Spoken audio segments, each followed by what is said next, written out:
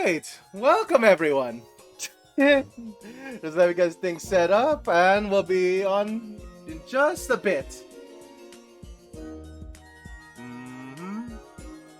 Alright.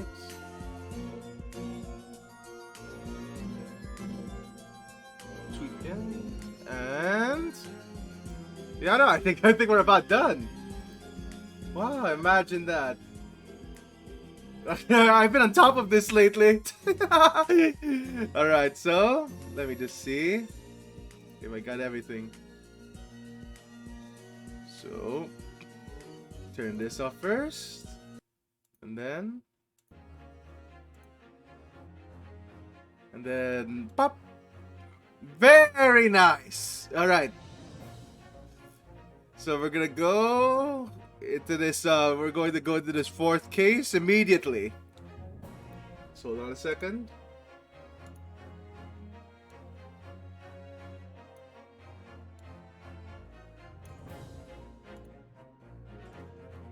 There we go, there we go. Okay. Whew. Press any key.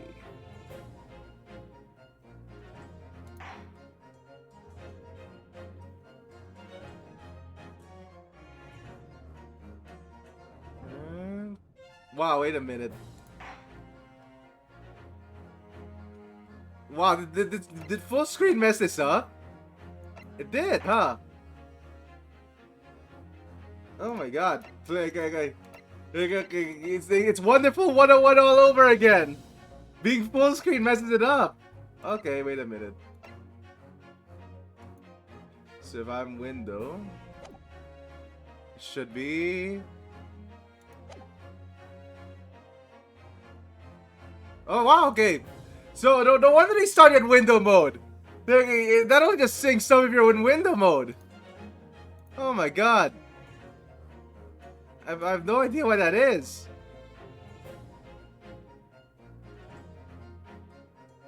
Yeah, no, that only syncs up in window. Oh wow. Alright, sure. Window mode it is then. Oh damn it. Damn you, great. I'm not sure what's up with these ports. It's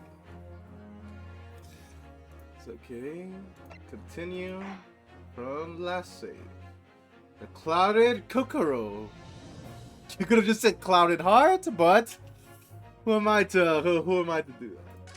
Boop.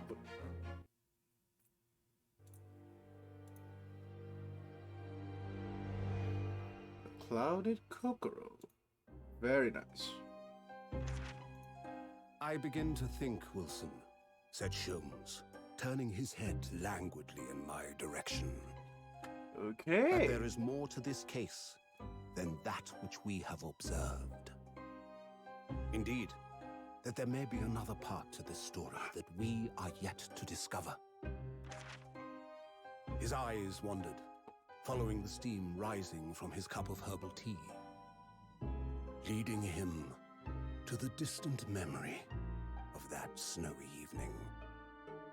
To the young lady collapsed on the pavement along Briar Road, and to the knife in her back. Lit in the soft glow of gas lamps, a most extraordinary scene had been set. Oh, wait a minute. And under the cover of a light fog, the curtain had Pardon me risen for a bit? silently on the insoluble I might have to fix something a bit. Just hold on.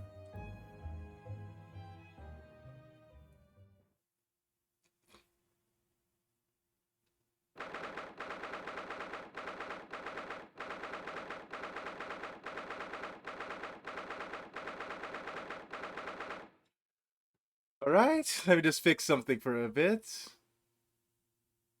Boop, boop.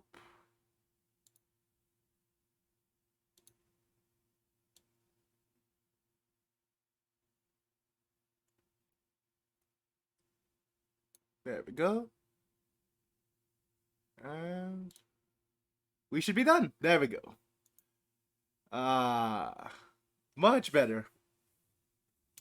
19th February, 9:47 a.m., British Supreme Court, Lord Chief's Justice Office. Did you sleep last night, Mr. Naruhodo? No, not at all. It was an enormous hotel, wasn't it? The rooms were so luxurious, I felt like we were staying in a palace. And with all the gas lights twinkling, it was brighter than the day, even in the middle of the night. What about the enormous beds after my time on the SS Borea? I was going to waste a single inch of that space. I spent the entire night rolling from one side of the mattress to the other. Oh yes, it really was the sort of night you can only dream of normally. Yeah, I don't know. We just defended a criminal last time. Like fucking crap. Except when I learned that we owed £3 for the rooms, that dream quickly turned into a nightmare. Oops. So sorry about that. The building was so impressive and the entrance so inviting, I just wandered in without thinking. In all the lodging house in Japan, that sum of money would put a roof over my head for a whole year. I did try, but I'm afraid I couldn't help my tears when we were presented with the bill. Holy fucking! I really am sorry. Well, never mind. We must find some more affordable lodging straight away, though. If we're not careful, our entire stipend will stipend? That's stipend, right? So our entire stipend will be used up in 10 days or less. London's a scary place. Good morning to you. Good morning to you at this early hour. Oh yes, well. Good morning to you, Lord Chief Justice. We have come to report on the outcome of the trial of the Old Bailey. Yes. Oh my God, though. Oh my God. Yeah, I'm still not feeling good about that. That's the third case, though. Like, this doesn't really feel like it's good. It's anywhere close to a climax yet. It feels like we're starting the game still. But you know, like there's still another game, so you know, maybe that's they intended it that way. Like to have the complete story. You need both games. Sado-san is amazing. She doesn't bat an eyelid, and even in the presence of the opposing Lord Strongheart. Yes, I believe you had a very comprehensive initiation to the British courtroom practices. Oh yes, it was very eye-opening. Thank you. And in accordance with your instructions, Lord Strongheart, Mr. Nahoru, before this duty to the end. Yes, I've been apprised of the events. You conducted a remarkable defense. You may consider the test passed. Oh, no longer are you a student of the Empire of Japan. You may henceforth claim to be a fully fledged lawyer. My country is delighted to welcome a young talent from such a remote eastern land. Thank you very much. So I'm a lawyer now. Oh no, Miss. You know what? Oh, wow, Ryanosuke, you have your work cut out for you. God damn. I really don't like it being rigged. Like our shit being rigged? Oh my God. I really hope that doesn't happen again. Imagine going through with fake evidence. Couldn't be me.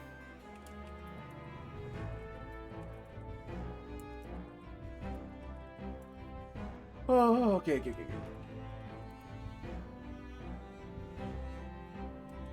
God damn, though. Now, in view of your new appointment, I have a fresh case in mind for you. I'd like you to take it on at once. I trust that won't be a problem. Another case already? Nothing trains a lawyer better than practical experience. I'm sure I don't sense dissatisfaction, do I? I really wonder if this is his way of training students. Like, yes, you shall go for my client immediately, student. You better not fail. Unless he knows these are rigged, right? Like, maybe Strongheart knows these are already rigged in our favor. It's just yesterday's trial ended unusually. I haven't been quite come to terms with it. What's to come to terms with? That man was cleared. What more were you hoping for? Oh my fucking god! Did he know? The Strongheart know? No fucking way, right? No way he knows. Okay. Okay, I'm starting to see now.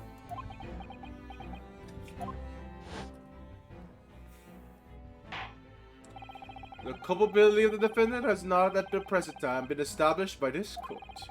Consequently, the jury will not be required to prefer judgment.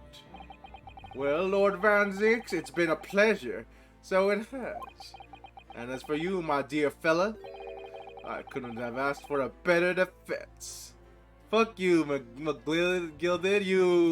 You've soiled me. You soiled me with fake evidence. Okay. I think he's dead already, right? Ah! Oh my god. Here he comes again. I just can't help wondering if Mr. McGilded really was innocent. Mr. Naruhodo! It's just that I never managed to ascertain the truth. And then the trial ended. Well, you need to let it trouble you for a second longer. Sorry? What do you mean, Lord Strongheart? Is he dead already? Oh my god! Alright, yeah, no, that really was him in the burning carriage! Oh, fuck. Alright. If you say so, Mr. McGilded. Okay. No! What? Mr. McGilded is dead? I have 19 minutes and 41 seconds until my next engagement. Time enough to talk? Oh my god. Well then, yeah, no, Mr. McGilded died in the burning carriage. Let's say there's no revenge. There's no revenge this time, everyone. Oh my god. Justice for fake evidence has been given. By complete accident, I guess. Alright, here we go. I don't understand. What happened? How could he be dead? After the trial concluded yesterday, there was a great commotion in the Old Bailey. As you presumably recall, an omnibus had been wheeled into the courtroom. Yes, of course. That was the scene of the crime which Mr. McGilded had been accused of. Precisely. Well, while the bailiff's attention was diverted by some other matter, the omnibus went up in flames. No. How could such a thing have happened? That is being investigated as we speak, but already. Hold on for a moment.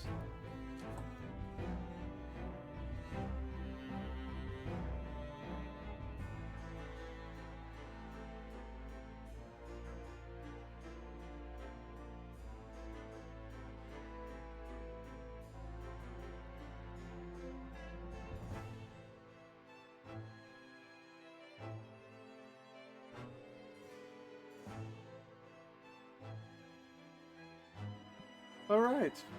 Well, sorry about that. But already, the police have identified a corpse found inside the charred shell of the carriage as that of my... Oh my god, wait, so are we gonna investigate this?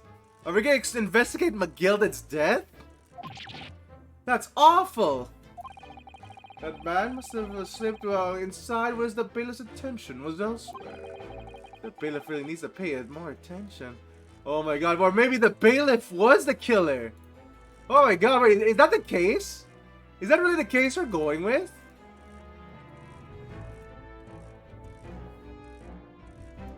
Like, it's possible, right?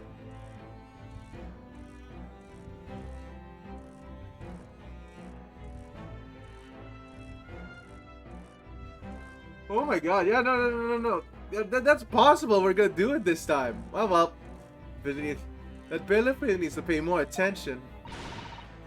And how could that have happened? Alright. And it's also being investigated as we speak. Thinking back now, immediately after the trial, Mr. McGill did mention going back to the court with the... Oh, yeah, he did. Oh, holy... Well then, that's about it for us then. Well, I must be making tracks. Tis the time for inspection. Sorry, what inspection? They're going to examine the omnibus again, so I'm told. I asked if I could present for myself. You see, I'm the one that fixed the evidence. I need to cover my tracks. An inspection of the omnibus? Not to my knowledge. I don't believe Scotland Yard had any intention of re-examining the carriage. But then who is Mr. McGill talking about? Never mind that now. The Yard is making a thorough investigation. This matter is no longer concern of yours. Leave it to the police. Poor Mr. McGilded.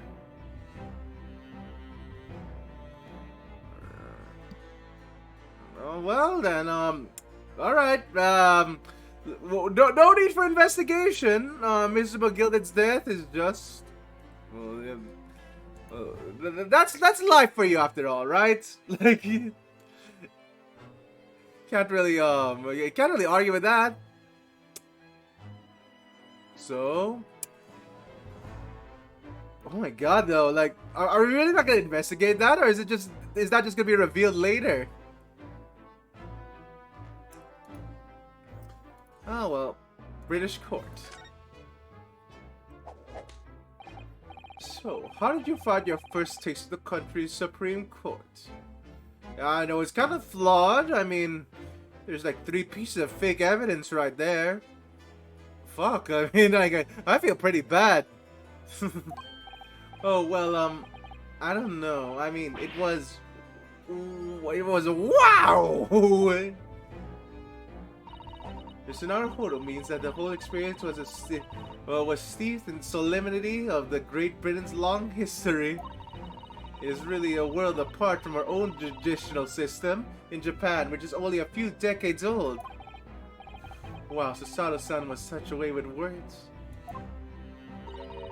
And you seem to have a way of failing to find the right ones. Alright, is that really the... Is it really gonna be the case that she's a mind reader? Like, it has to be, right? Like, I don't know. I don't know. Yeah, you do that way too much. Actually reminds me a bit of, what is that? Reminds me a bit of... Danganronpa? Oh, well. Let's continue. I mean, shit. The judicial system here is the most advanced in the world. Learn all you can. The most advanced in the world, is it? Oh my god. Alright. It was fortunate. It was fortunate. The very first trial was a simple affair. Simple? That was simple? Oh my god, wait, really? That was simple? Did they have that? Did they have those cases often? As I believe I mentioned yesterday morning, it was a trial you couldn't lose. I don't mean to be contrary, Lord Strongheart, but the case was anything but simple. Then circumstances of the case were so incriminating, I was stunned when I first heard them. In fact, I'm still finding it hard to believe that we've managed to get a favorable verdict. Is something funny? No, my apologies. Oh my fucking god! He rigged it! This fucker rigged the case. However, the fact is that you did receive the not guilty verdict you set to achieve. Oh my god. Oh my god, we are. Oh god. Oh no! Oh no! Oh no! I have a feeling this might be evil. Only the rich get lawyers after all. Oh god, alright. That can only be attributed to exceptional talent. Wouldn't you agree? Oh no, no. Strongheart, you fucker, you know, you knew all along, didn't you? You put in the fake evidence! Well, I don't know. I don't know about that. Well, never mind. You exceed my expectations. I freely admit that much at least is the undeniable truth.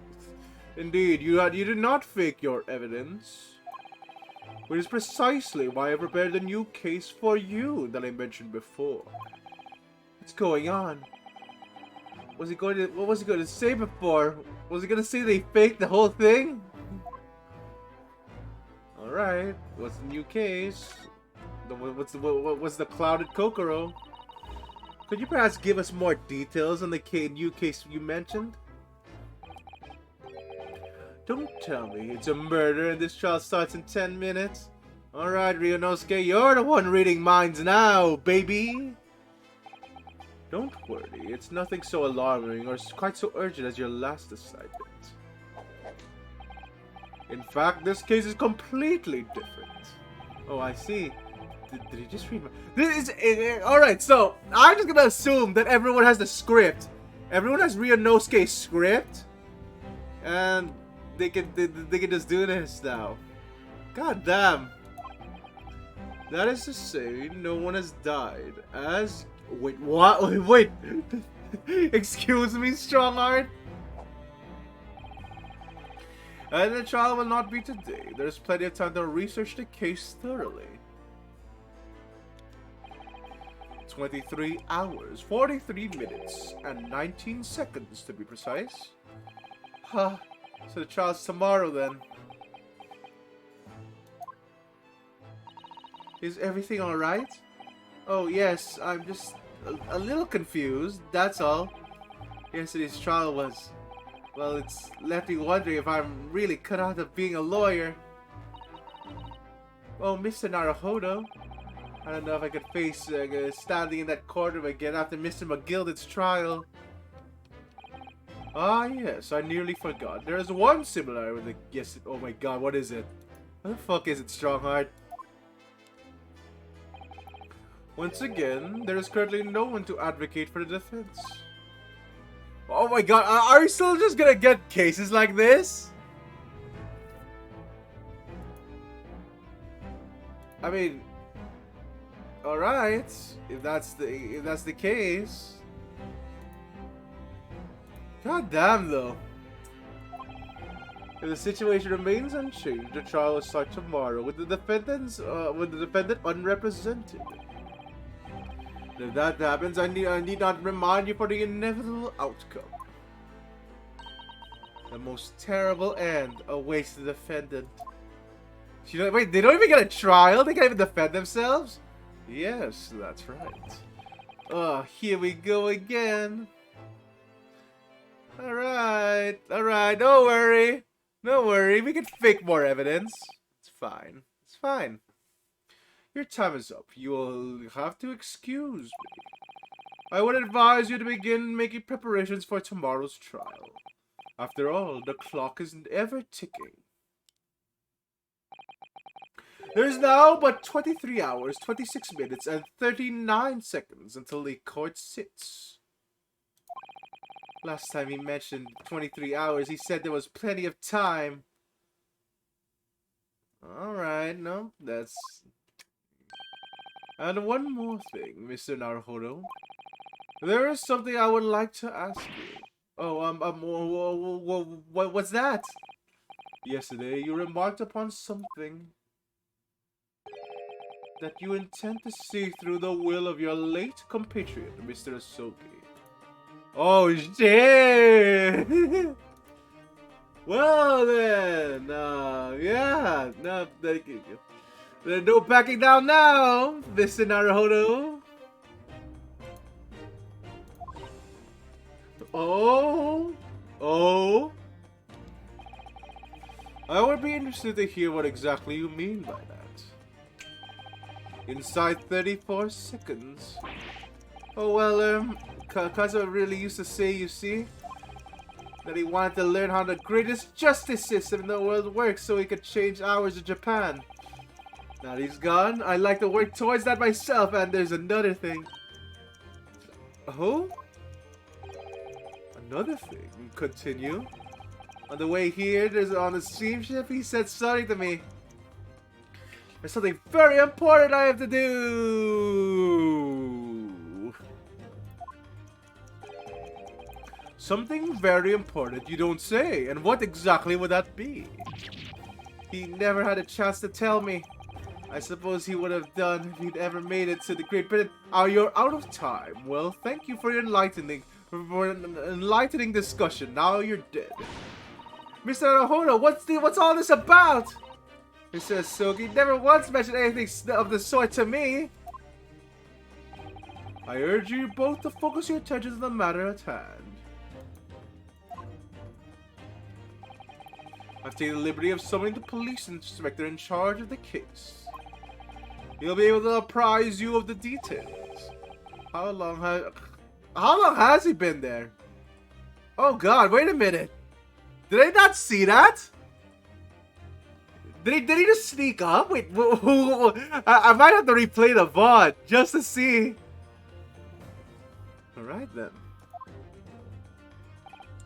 So I wish you the best of luck. Could I bid you farewell?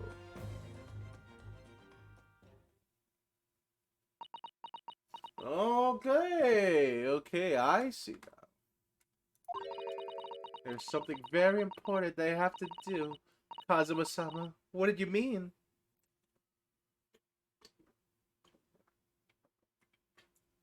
Sorry, but I'm going to take a zip. So he didn't even give Susanoo a clue about that. Interesting. I wish I knew, but honestly, he never told me. Anyway, we had better talk to the detective, don't you think? Yes, you're right. Get in there. I'm not sure how long. Fucking crap. Has he been in the background this whole time? I'm fucking paranoid now. Also, wait a minute. He's eating fries! The monster. He's the killer. Look at this guy. He's the killer already. Is that fries?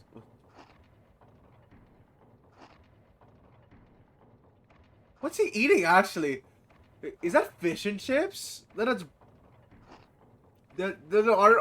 that full of potatoes, or is that just? Yeah, that looks like potatoes. And he seems to have an infinite amount. He just needs to shake them a bit. That they all regenerate, I guess. Okay. Could we trouble you? What do you think? Ah! Lovely weather, isn't it? What's the weather got to do with anything? Ah! Listen to me, you young Japanese upstart. Oh, shit. Oh, fuck, here we go again. Some frippery about weather doesn't get every English jet eating out of your hand, you know? Fucking crap. He's trying to be nice. You don't need to be this hostile, fucker. Oh, my God. Oh, but Susanoo told me it was foolproof. I'm a very busy man. Oh my god. Just stop. Spreading crumbs everywhere. Is that really fish and chips? Alright, I'm just questioning that now. That doesn't look like that doesn't look like it's battered properly if it's fish and chips. Like, that looks way too smooth. There's a crime scene to investigate, but I'm here having to give the likes of you a talking to. Oh, I'm ever so sorry. Can you imagine what those other officers there will be saying, hmm? Haven't seen Gregson anywhere, have you? No, he's too busy with the bigwigs these days. And all these bumpkin who's here on a job from a country I've never heard of. Hear that ripping sound? That's our reputation of the yard. Go to tatters! There's no need to rip us apart as well. I don't believe we've been introduced. Here's Mr. Inosuke Naruhodo, a defense attorney. Eh? It's a pleasure to make your acquaintance. I'm Mr. Naruhodo's judicial assistant, so... Yeah? It's lovely weather we're having today, isn't it?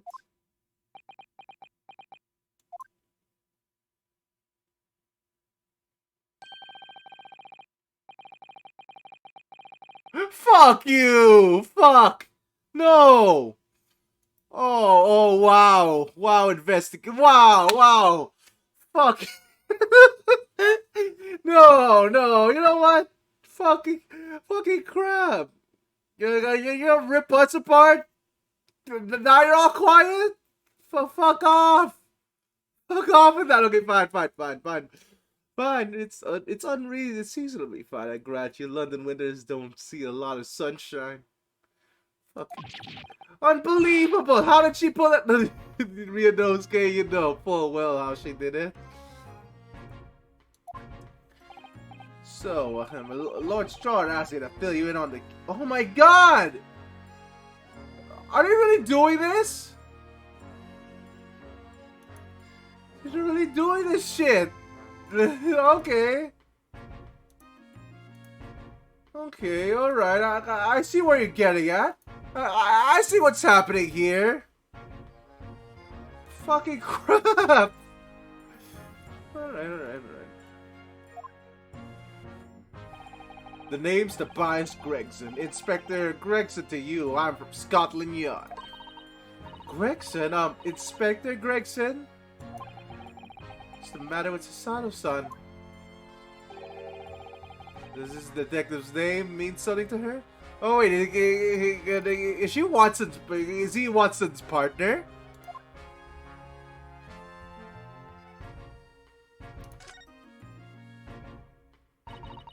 Inspector, are you perhaps the Inspector Gregson?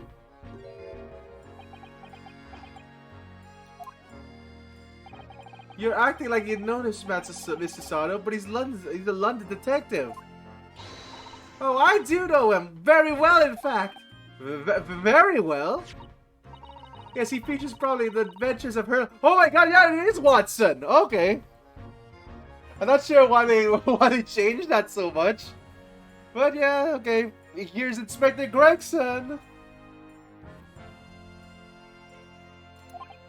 Oh, in that publication, what's it called again?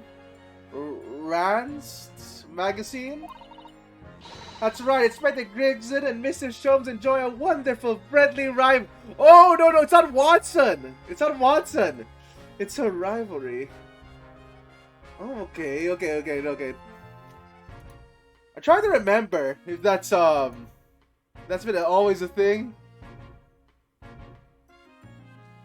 No, I'm drawing blanks on rival detectives. Oh well. Really? You rival to the great Sholmes? That's incredible! Oh, well, I don't know about that. Mr. Sholmes isn't a professional like myself, of course, but he does come up with the goods from time to time. Mr. Sholmes is equally complimentary about you, Inspector, isn't he? You earned his highest praise! Gregson is the pick of a bad lot of all Scotland Yarders. Those were his own words. Oh my god.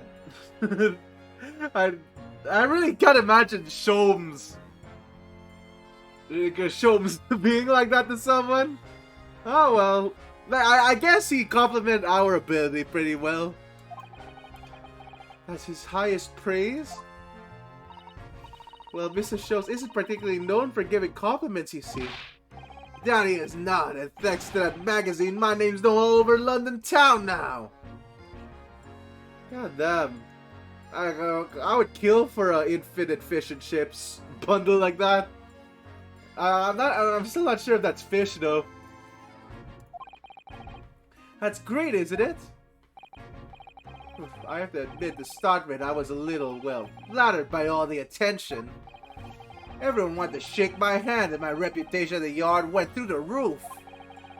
Well, that's wonderful. No, it's not. There's nothing more sinister than the man on the street. People are always looking at me now. They're whispering rumors about me under their breath, I'm sure. Rumors? Like, wait, is it on you? Oh no, I forgot how to spell! Are you quite sure? He's changed since he started appearing in those stories. The fame's got to his head, stuff like that. But gosh, do you really think people are saying such mean-spirited things about you? Like I said, they're whispers, so I can't exactly I can't catch exactly what they're saying, but I know what the folk are like. I'm sure that's what they're saying, as sure as eggs is eggs. I get the feeling this detective could be very hard work. Oh dear, perhaps the sudden rise of the fame does change people. Oh, well, yeah. They're like, you're a clout chaser, Inspector Gregson. You're taking advantage of Sholmes' popularity, fucker. Oh, here comes the case. So, about the case about the Lord Chief Justice mentioned before. Nothing to tell, really. As far as we're concerned, the yard, it couldn't be simpler. Oh dear, I'm so surprised this isn't a murder. At least not yet, right? Like, like they said it's not a murder. I'm thinking of other Ace Attorney cases where it's not a murder, but I'm drawing blanks. Most of them are murders. As far as we're concerned as lawyers, it couldn't be more complicated. I wish you were wrong about that, but I had a nasty feeling you're right. A young woman was walking along the pavement on Briar Road when she was Wait, what the fuck? It is a murder! Why is Lord Justice saying it's not? Alright, sure. Along the pavement on Briar Road when she was stabbed from behind. Fortunately, it wasn't fatal, but she's still laid up in the hospital, unconscious. That's despicable. What sort of coward would attack a poor woman from behind? I suppose you have finished whatever it was. I suppose you would have finished whoever it was off with a Sasalo takedown, would you? That's neither here nor there, Mr. Naruhodo. I'm gonna take you down right now. Pace yourself, Ryunosuke. You've angered her now. Anyway, after something of a whirlwind investigation, the criminal was arrested. He barely had the time for a cup of tea after the incident took place, to be honest. Well, I just ate dinner. I'm getting hungry from this. So there must have been a culprit left of the scene that led you directly to the culprit? Sorry, there must have been something left of the scene that led you directly to the culprit? Or perhaps a reliable witness who recognized the person in question. Let me stop you right there. You're wasting your time on this one. Sorry? There's nothing you can do. There's no way to help the bloke now. Why ever not? Simple. The prosecutor's going to decide the trial tomorrow is Lord Baroque Van Sykes. Okay. Alright, we get to go against the vampire again. Lovely. Very lovely.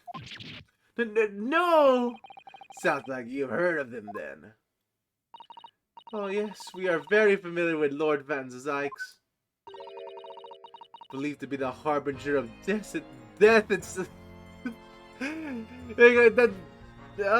yeah, no, I guess there's only death penalties in this court system. Yeah, okay, no, that is a title. The Reaper of the Bailey. Okay, Gregson. Give us the information now.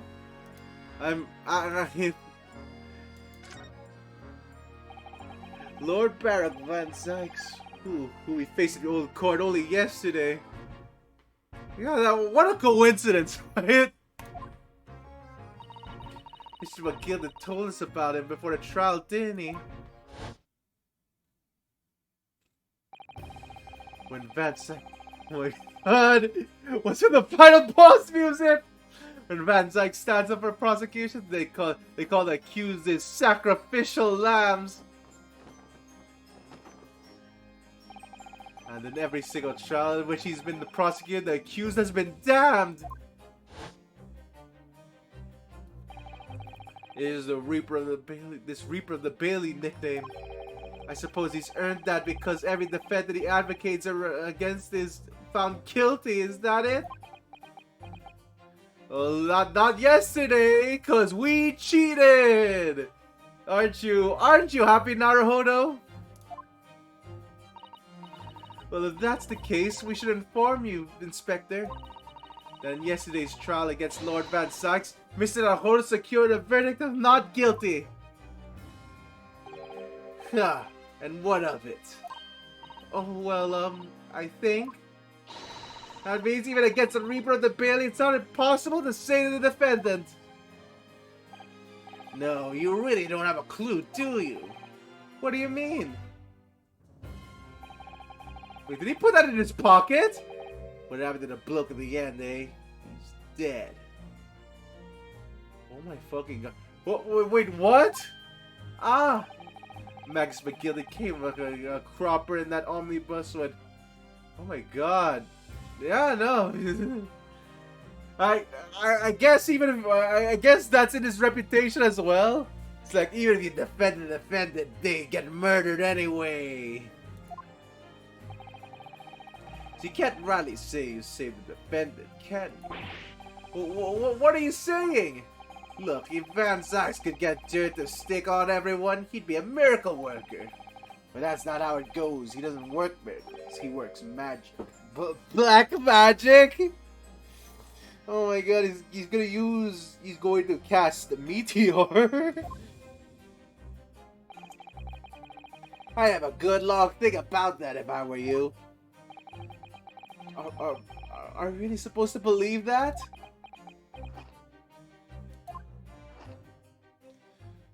Well, well, we're fighting against we're fighting against a sorcerer apparently. Then again, we were accused of being a sorcerer in the first case. No, not the first. Yeah, the first. Wait, is it first? No, second case. Second case. Right. Well, I filled you up. I filled you in as requested. I'm very nearly out of chips.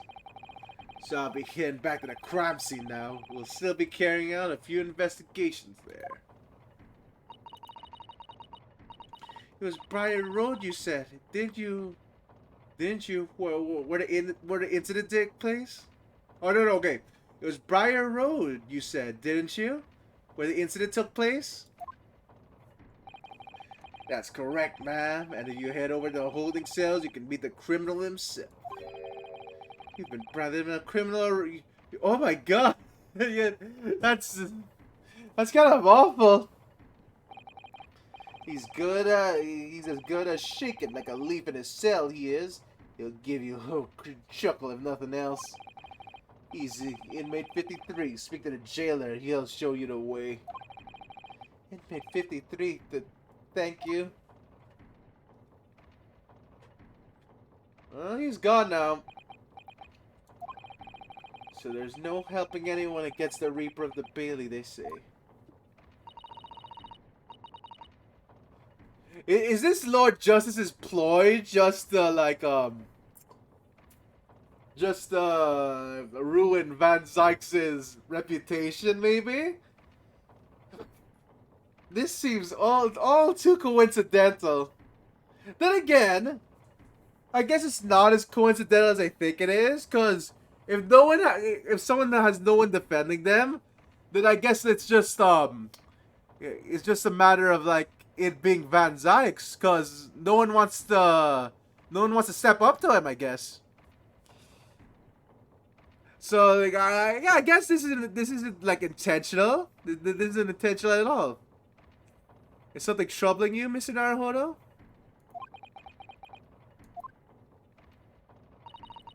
To tell the truth, when I recall the trial yesterday, I can't stop myself from shaking. The idea of facing the Reaper in court again is...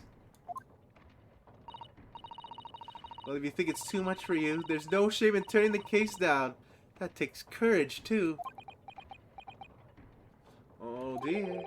But if the man they arrested is innocent, you could well imagine he would be shaking like a leaf in a cell. And I, for one, wouldn't mind the sight. I wouldn't find the sight of that funny. So, if I'm honest, I'm still reeling from the shock of yesterday's events myself. And I'm really not sure if I'll be able to help this man, whoever he is. But I'd like to try, so I'm gonna make some inquiries. Will you help? Did you really think you had to ask? After all, I'm your judicial assistant. Thank you. So then, shall we? Yes! Let's go! Okay, who are we defending this time? Who are we defending this time? Do I just move? I guess I have nothing to examine here. Oh no, looks like Strongheart was the killer the whole time. Oh wow, we have two choices. I guess we go to the prison first, right? Like okay, yeah, I want to see the defendant before the crime scene. So prison.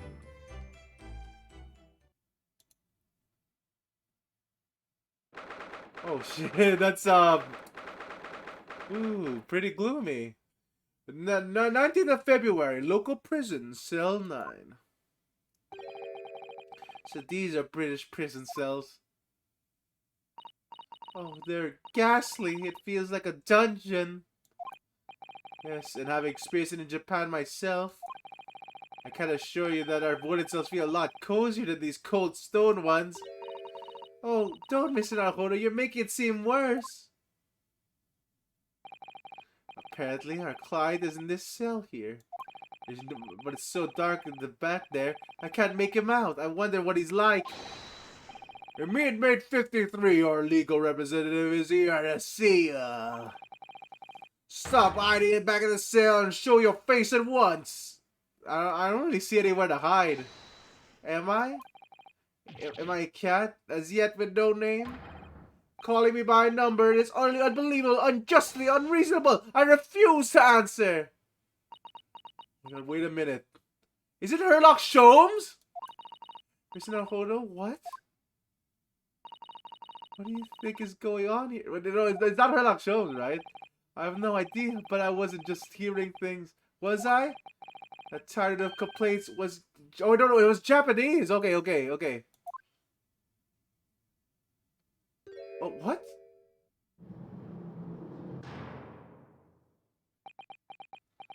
Do I... Wait, what the fuck? Wait, do I recognize him? Was he in the court record of the first case? No way, right? No, wait. Yeah, there's no way he's in the first case. Whoa. Do I even recognize this guy? He was nowhere, right? Yeah. Okay, no. Well, no, I don't think we've seen him before. Okay. Excuse me, but who? Shh, quiet.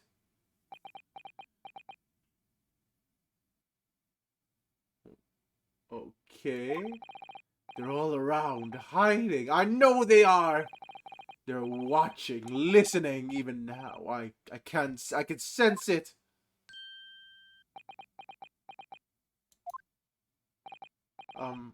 Right. So, could I ask you who exactly...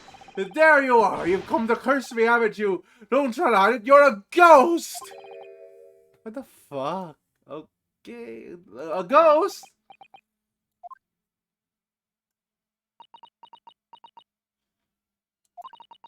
We mean you no harm, prisoner son. Are you Japanese by any chance?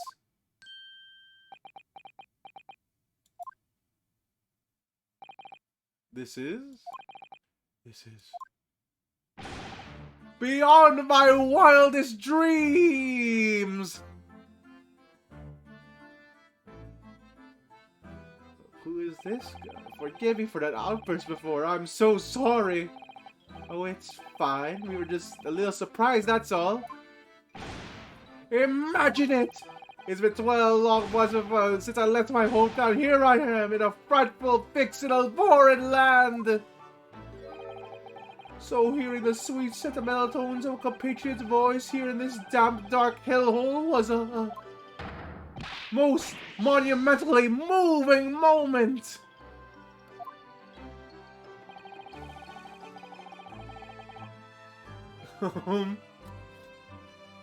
Okay, is he also a student by any chance? Like he has to be, right? Then again, he might be a student like us. He seems way older than Naruhodo though. Who could have guessed this new Clyde Lord Strahd assigned to us would turn out to be a fellow Japanese? Ah, what compassion my fellow countrymen show. They dispatched a first-class lawyer all the way from Japan to defend a mere foreign student. Oh my god, he isn't oh wow, he is a student just like us. That is wild. Noble, nurturing, never failing Nippon. A first-class lawyer? Oh dear, I think there's been something of a misunderstanding here. I wonder, would you be so kind to tell us what's happened? Why would you have been detained as a suspect, for example? Yes, I can, I will. Shatsei, sullen and silent.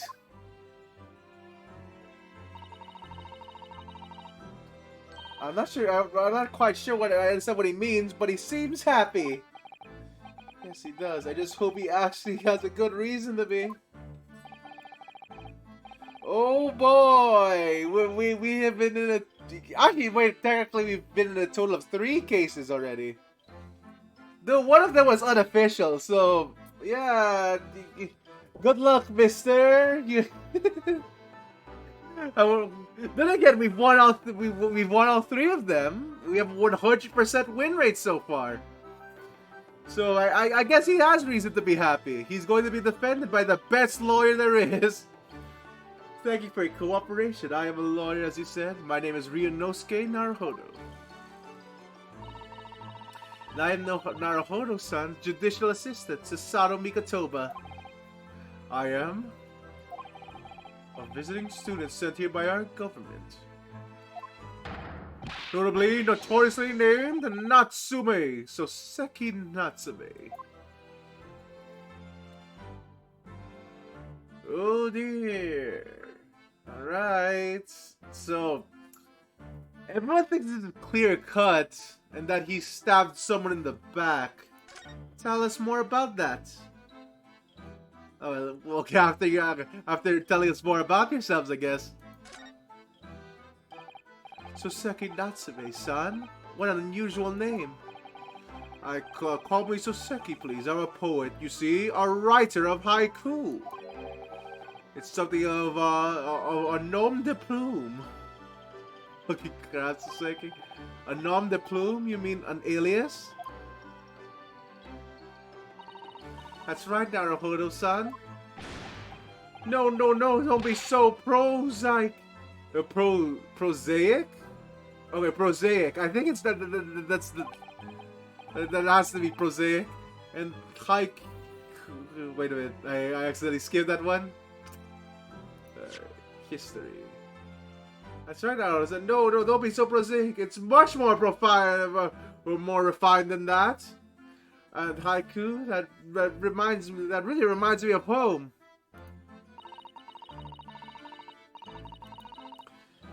Did I hear you say that you were a visiting student sent over here by the government? Yes, that's right. A year ago, I was told to go and study English. First, I had to suffer that misery, and now this! It's beyond the pale! Suffer that misery? Did you not want to study here? No, I mean, I had an interest in Great Britain for some years, of course. Oh. But just because the government tells you to do something doesn't mean you can do it, no. What do you mean? If they told me to study English literature, that I could have understood. That's my field.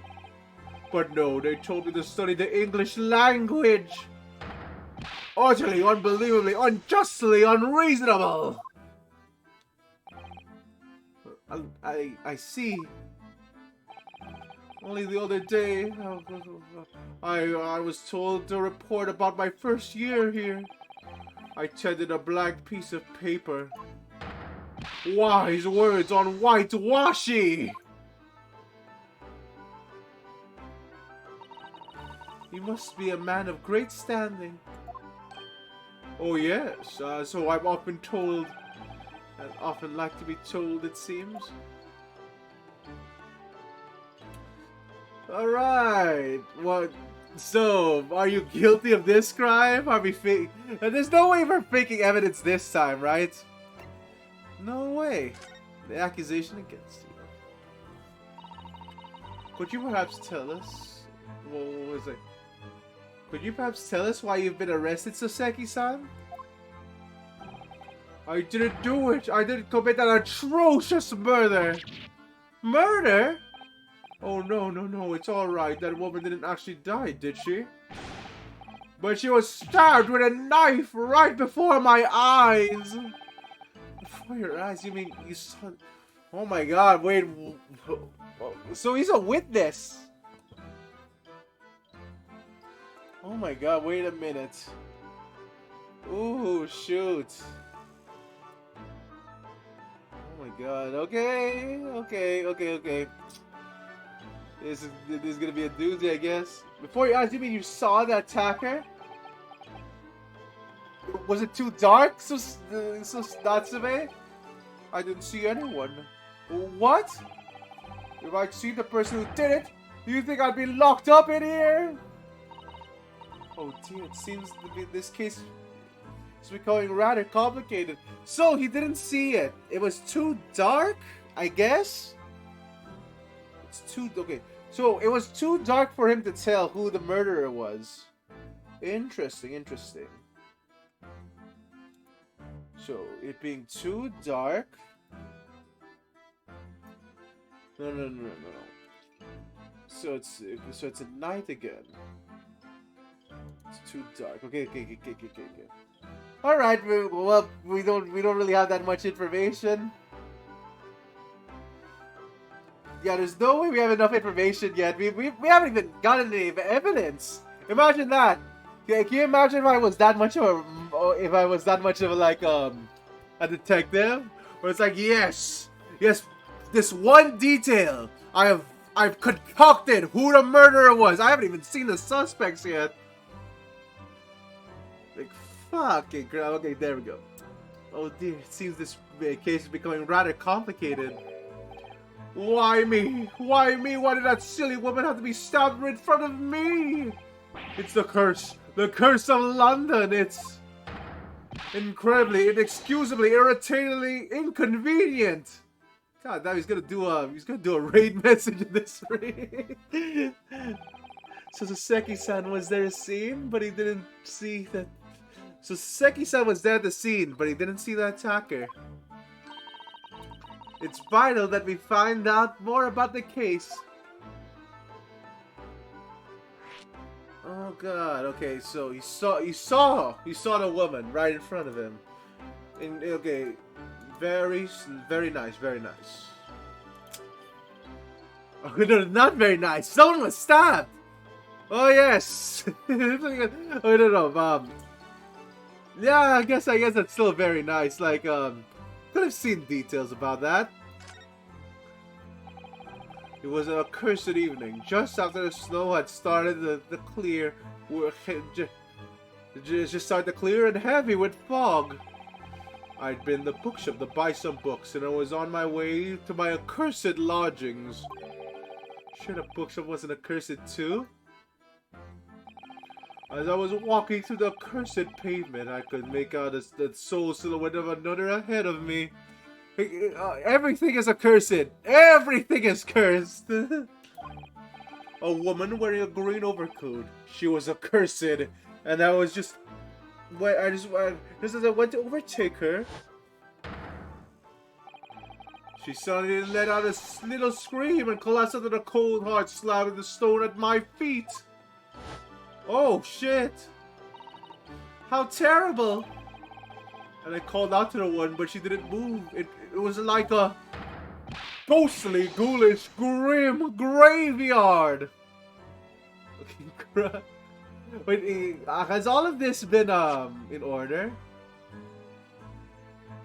No. Last letter was I. It's not. It wasn't F. Okay. Slight exaggeration there, perhaps.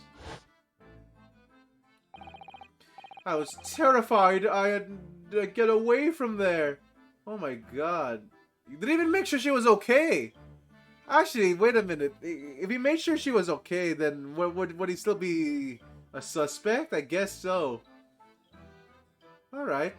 I was terrified. I had to get away from there.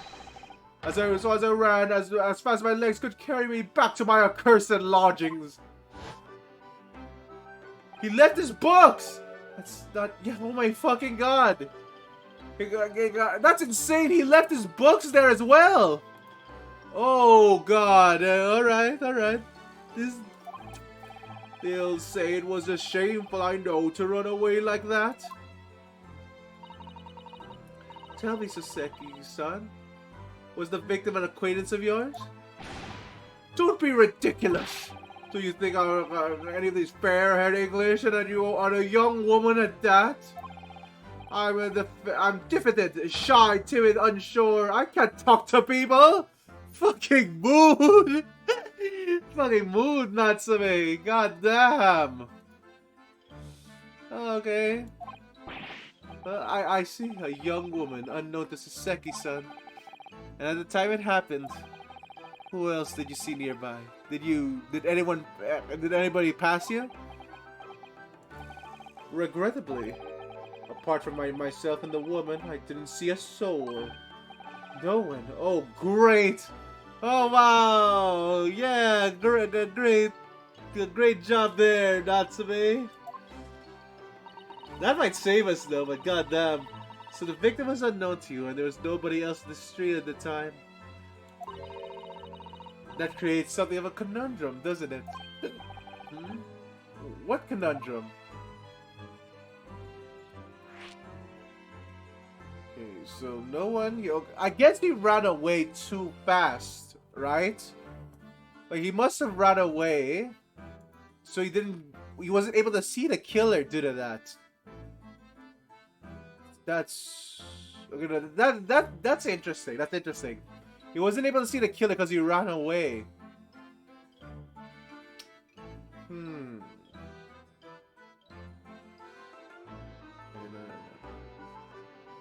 Okay. So, conundrum. Interesting. What do you mean, Susato-san? Well, what's the conundrum? Alright. So this is it.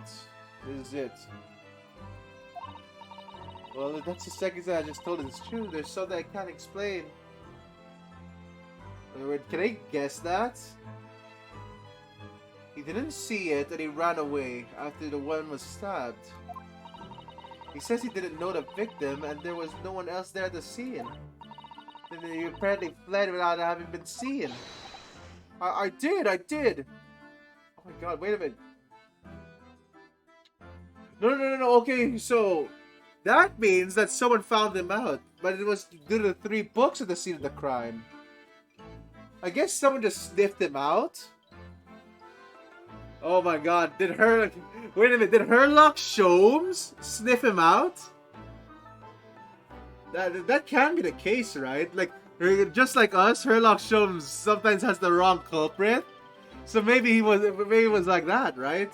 I did.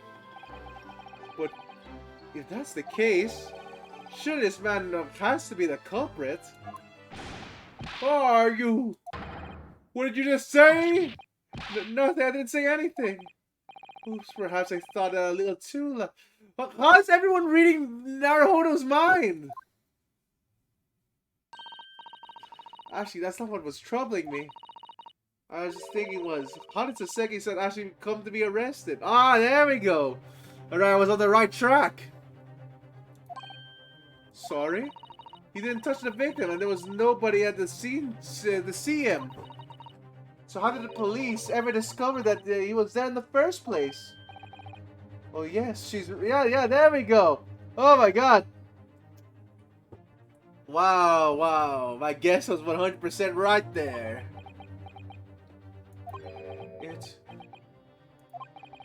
It was him. Okay, was it Herlock Sholmes? It has to be Herlock Sholmes, right? That accursed great detective. He led the police to me! Oh, there we go. Fucking crap. Oh, well. Yep, it was just revealed a little early. Of all the bad luck. Accursed great detective. Could it... Yeah, it is Herlock Sholmes. I shall never forget that man's name as long as I live. With his haughty laugh and his self-proclaimed greatness. Brash, big-headed busybody, be gone! May you be cursed until the end of your days, Herlock Sholmes! Oh god. Oh my god, that's just hilarious. I knew it! Yeah, don't worry, I'm way ahead of you there, Naruhodo. Mr. Sholmes? Oh my god. Woo! I fucking knew it. I fucking knew. Damn. Oh well.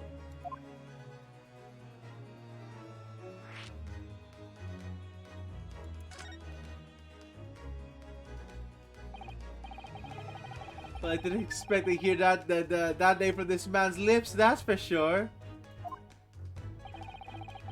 It was the morning after the nightmare had unfolded on the pavement before me.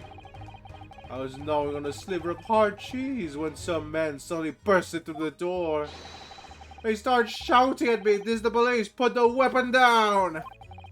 Yes, it was a thin sliver, and yes, it was hard. But I wasn't eating a weapon! Disgusting dietary discrimination devils! You clearly had a trying morning yesterday. And there he was, in the middle of all the policemen, grinning like a Cheshire cat. That Herlock Sholmes! Alright. It's actually just Herlock Sholmes. It's actually just Herlock Sholmes. He's English. I've since found out that he's a famous name in detention here in London. Yes, the great detective is really very well known. And his overly sharp mind managed to deduce my whereabouts, apparently. You think I'm a knife-wielding madman, me, this weak, stooped kitten of a man? I wonder what great deduction process led to his conclusion this time. Well, yeah, no, he left his books there. Meaning that he just has to use his goggles. So, Natsume probably left traces due to dropping his books near the victim. Do you mean to say that Mr. Sholmes' deduction was the only reason the police arrested you? That would be really most unreasonable. Well, the thing is, I was thrown into a panic when they barged in their way in. Of course you were, that's only natural. I was terrified and trembling, and they kept throwing me question after question me. It's in impossible English. Oh shit! Was this a false confession? Fiendish, foreign, flammery! Well, we are in England. Can you really blame them and question you in English? Good point, but my mind went blank. I knew I had an answer, but I didn't know what to say. So I just kept repeating things like, yes, I do, I'm... Oh my god! Oh my god, oh no! Natsume? Natsume, please! Please, god. Alright. The next thing I knew, I was in manacles, and before I knew it, I was thrown in here. Holy fuck! No, no. You did. Okay. Oh dear, I'm afraid that's hardly surprising. I'm fine. He's not fine now.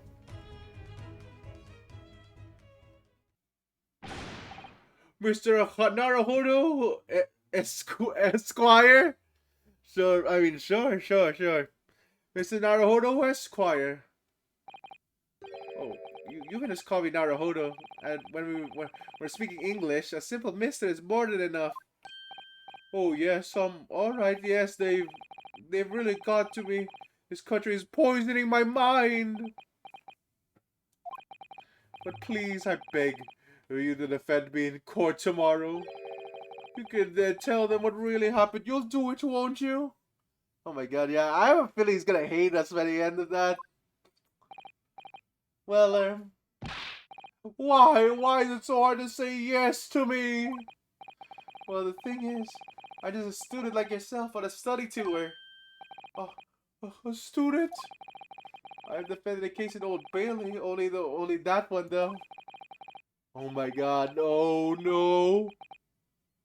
Oh, is that it? Is that okay? I see. I see. Ooh, I can't even imagine what his reaction is gonna be to all that information. I'm confused about what the justice in this country even means. Oh, Naruhodo-san? I'm not even a foreign student who was supposed to be here. I'm sort of locum lawyer, I suppose. Holy shit! He crushes the armband, the mark of defense layer from a great empire. Oh my god, he's gonna. This reaction thing is fucking getting to me. God damn. It's a keepsake from the man who should have been there. He was my best friend. Holy shit! A keepsake?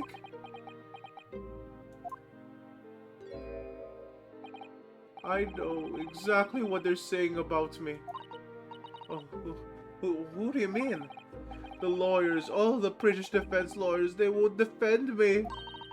Goodness, why do you say that? For the same reason you noted before, when it happened. There was only the victim and myself around, and I ran away from the scene of the crime. I'm not a fool. I know it looks as though I must be the culprit. It must be very hard for you, Soseki-san.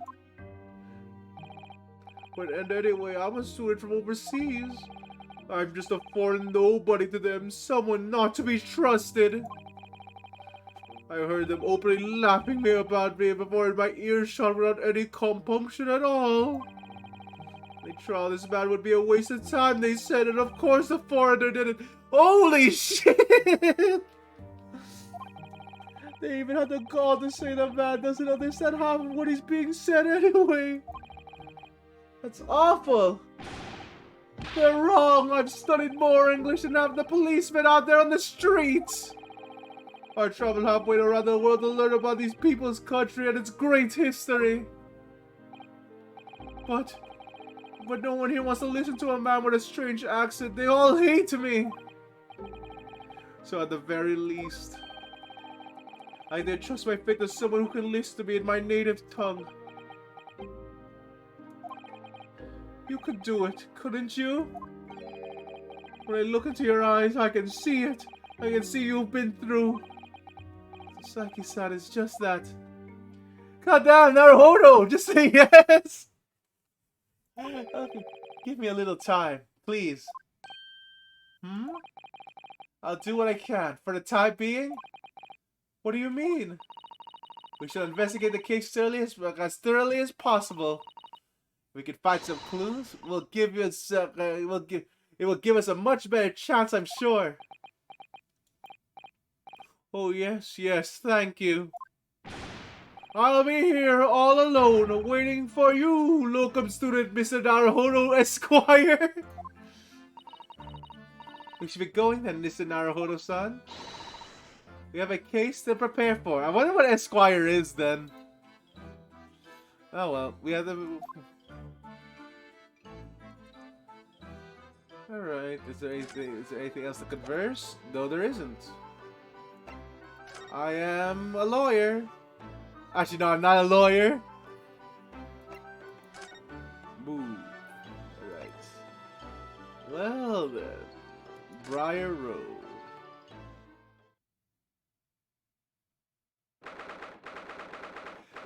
19th of February, Briar Road.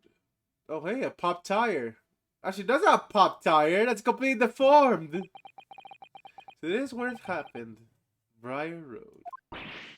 Ah, look, Mr. Naruhodo.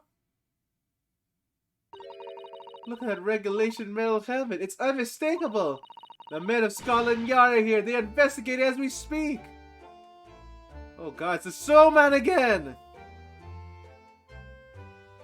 Are we gonna realize that? Oh wow, the snowman was melted all along. It's fucking Edward's case again. The men of Scotland Yard are here. They're investigating as we speak. That is their job, you know. But Mr. Naruhodo, to see one with my own eyes. They're often depicted in the aged adventures of Herlock shows, but I never dreamt they'd ever come this close. To a real Bobby's helmet. What? The helmet? Of course. I have to try one on one day. Well, I hope your happy dreams come true. Alright, we're here again. Gregson, what's the Japanese delegation doing here? Oh no, it's Inspector Gregson. He's still eating. Still eating? You're still eating right now, Gregson? God damn. Oh, Inspector Gregson. This is another tourist trail, as I'm fairly sure. I'm fairly sure you're well aware. Yes, of course. We're here to investigate. So you've been holding cells then? What'd you make of the criminal? Oh God. Alright. He's not a criminal as you put it, Inspector. He's a suspect. We'll see about that. You Japanese like to stick together, I suppose. Fucking crap. Well, do what you will. That doesn't bother me. The blokes in court now. The blokes in court tomorrow. Whatever happens, the verdict's a foregone conclusion. Oh, the stone cold air of rejection. Take heart, London at this time of year is full of stone cold air. So how is everyone reading our minds? That makes it worse somehow. Okay. Okay. Alright. More dialogue. Let's do this. Tell me about Scotland Yard, Inspector. Ever since I read about the adventures of Herlock Sholmes, I've been fascinated by the place. The yard. Hello there, Auxiliador. You're just in time. Well, we're only just starting the investigation bit. How do you do?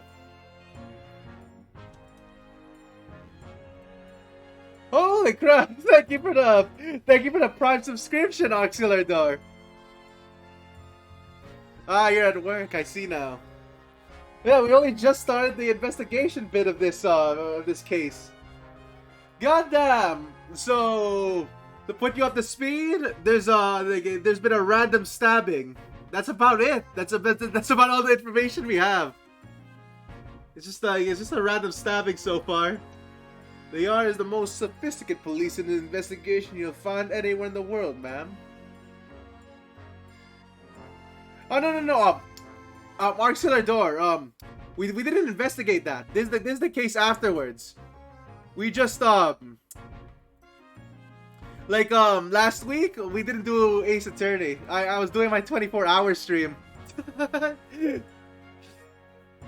Oh my god, though. I'm still shocked it's still been a year since I started VTubing.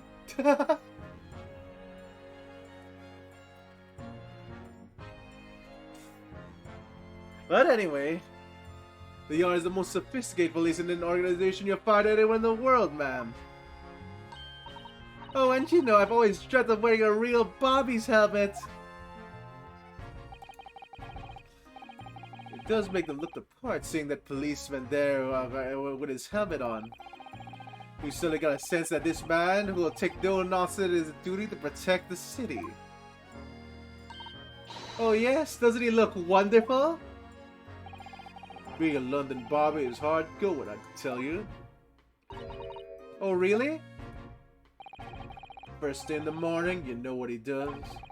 Goes round and rouses all the laborers on his beat so that they can get off the work. Well, what? He wakes people up? Yup, raps on the windows with a long pole. Did myself going back a bit.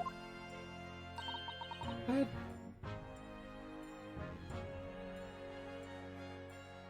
Ah, what kind of sandwich seller door? Like, what's your favorite toppings for sandwiches? I honestly just mostly go for salami and cheese, to be honest. I had no idea. The Bobby works for people of the town. Ah, very nice, Auxiliary door. Bobby work. Yeah, like it's always nice going to what's that? Going to new places like that. Like, it's usually the small stores that have that have some like quality to them.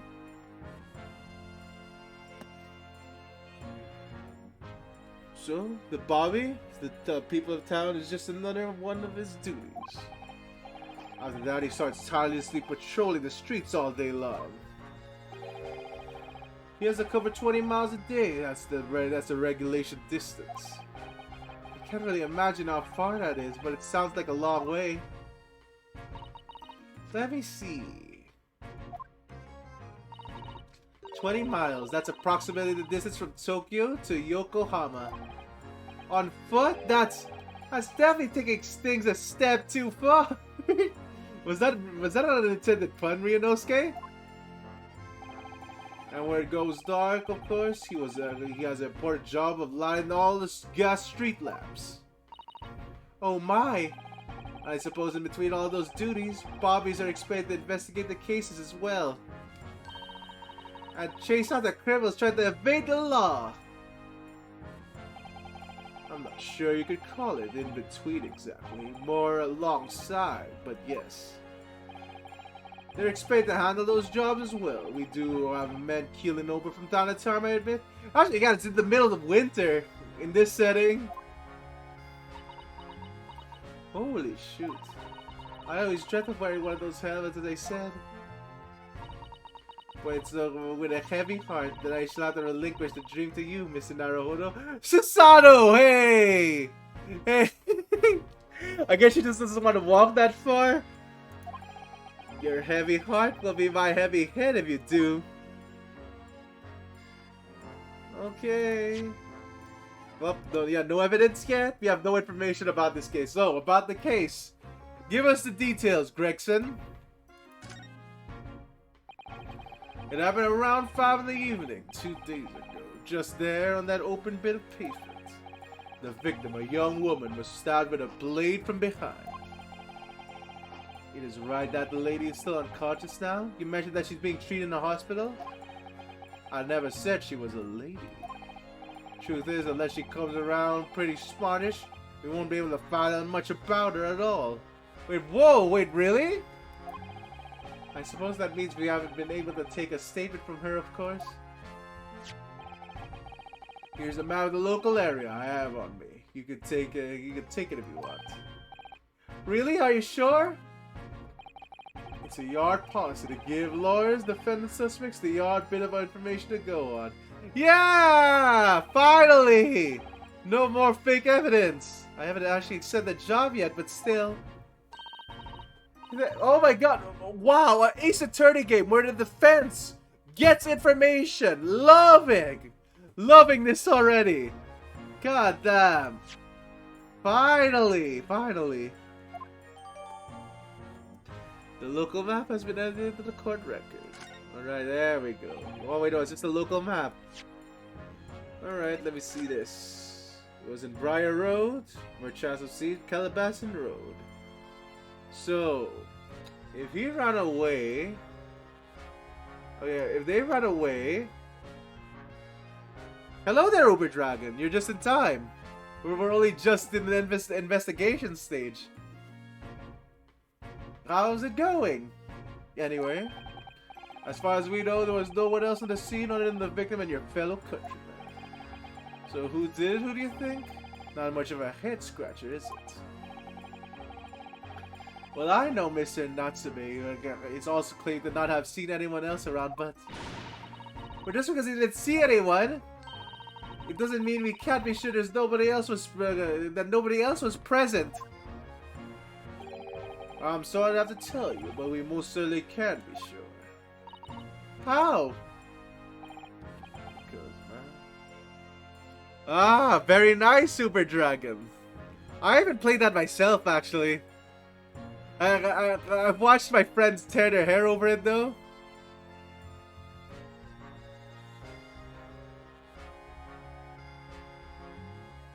Yeah, Axelardor. I've been told that before.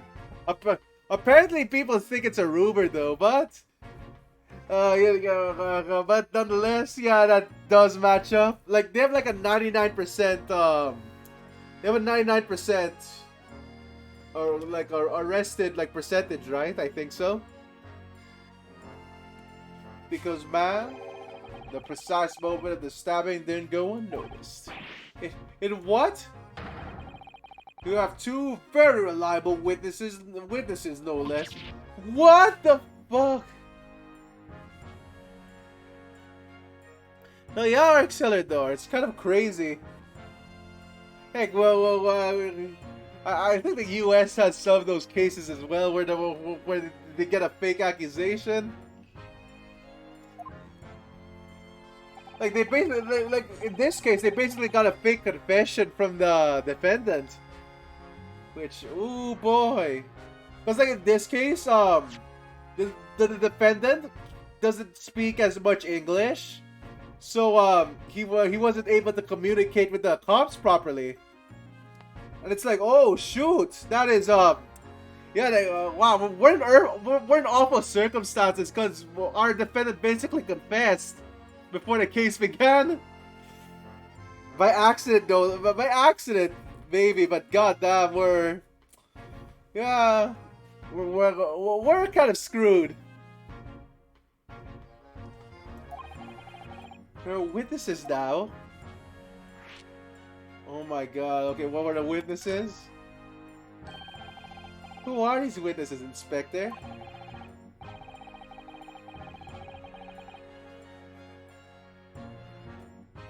Yeah, it's not 90%. Oh god, it's not 90%. I said, hope not. I found his wife, and the man's one of the most reliable and respected citizens in all of London. He's a copper from Scotland Yard. Ah, a policeman. That night changed things. And this policeman just happened to be there the exact moment the one was attacked? Nothing peculiar about that, man. Part of the parcel of being a Bobby, catching them banging the act and all that. Do you think it might be possible for us to ask that policeman a few questions? Be my guest, you could ask him what you like.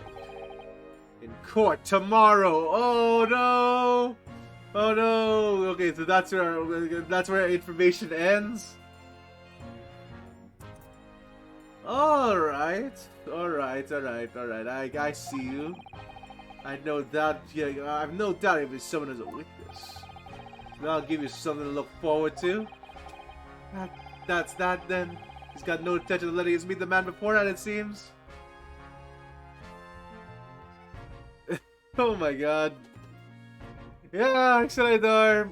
That'll do it. That'll do it. Like, yeah, like, that same thing is kind of happening here right now. A policeman witnessed the incident. As your judicial assistant, I must warn you that this could make a job very difficult indeed. Yes, as a non-judicial assistant, I could have warned of that too. Oh my god, though. How do I do that? Like, goddamn. Something tells me this case is going to be a doozy.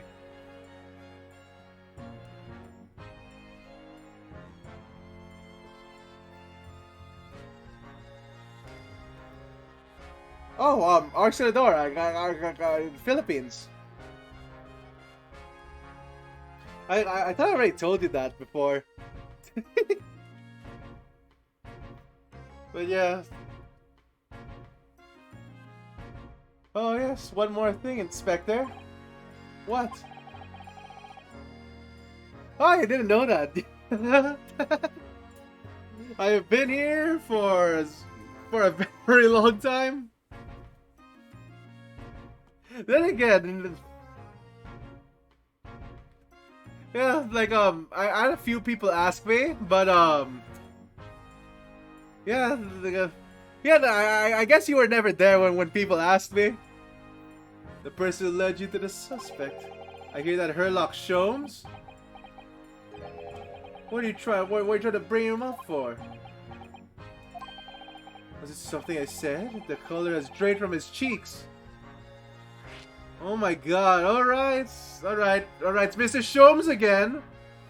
Oh my god, you know Mr. Sholmes' deductions? They're 100% correct. So yeah, we're gonna have to argue with that again. God damn. The twitchy Japanese bloke goes on trial tomorrow. Are you going to defend him or not?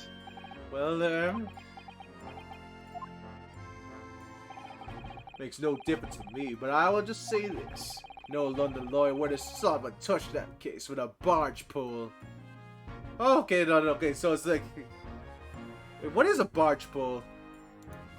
Oh my god, alright. I think it's those... Ah, there, okay, there. It's just a really long pole.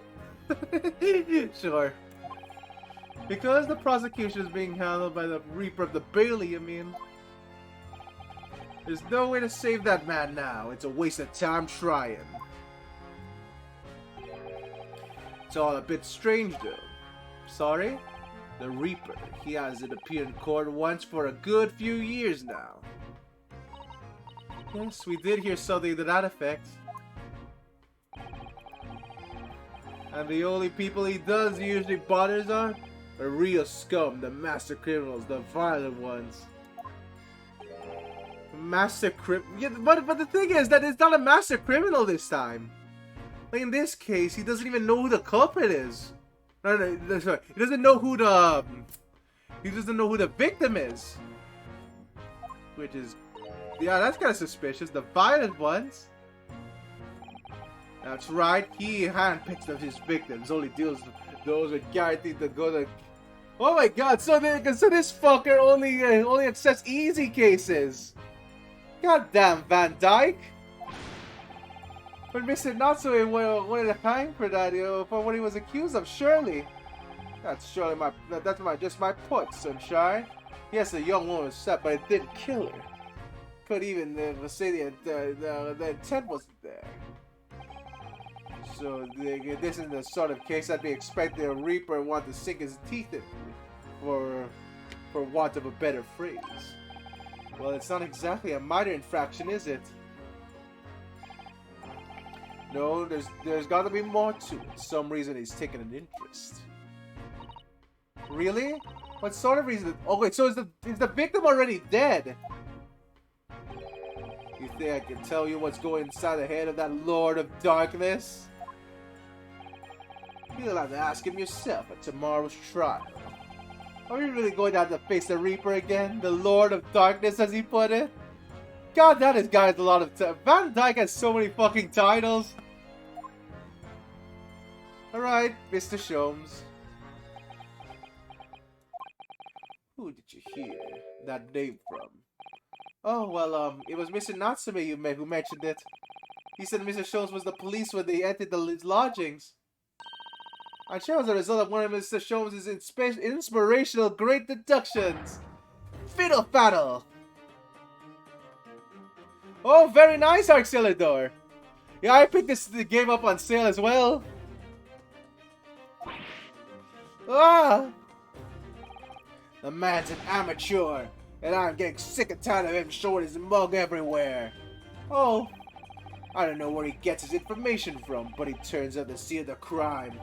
Wanders around, spout incomprehensible rubbish, and before you know it. Oh my god, alright. Yeah, no, Arxillador. He's been eating that since this morning. I think it's self-regenerating too. And it's quite astounding, isn't he?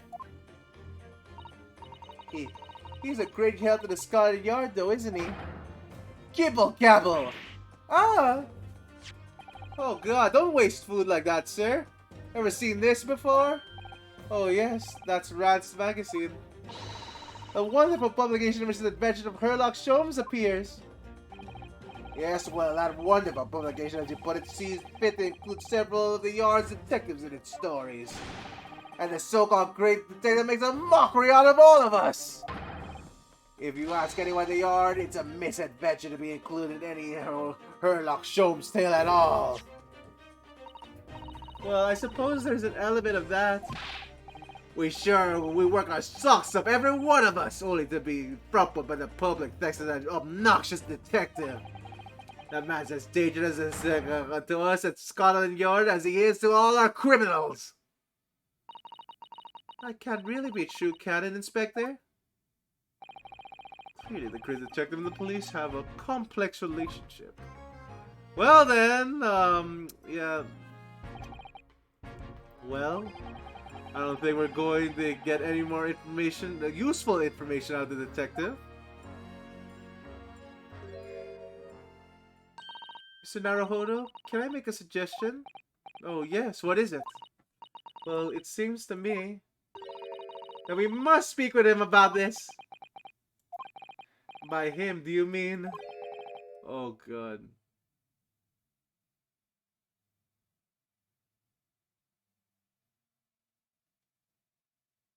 Yeah, like Arxillador is sometimes competent, but wow, you really need to help him a lot to even have Mr. Sholmes. Then again, God, Sholmes, like he has some he has some moments where he's competent, but goddamn, I don't know though. Like I guess it's mostly his gadget doing the work.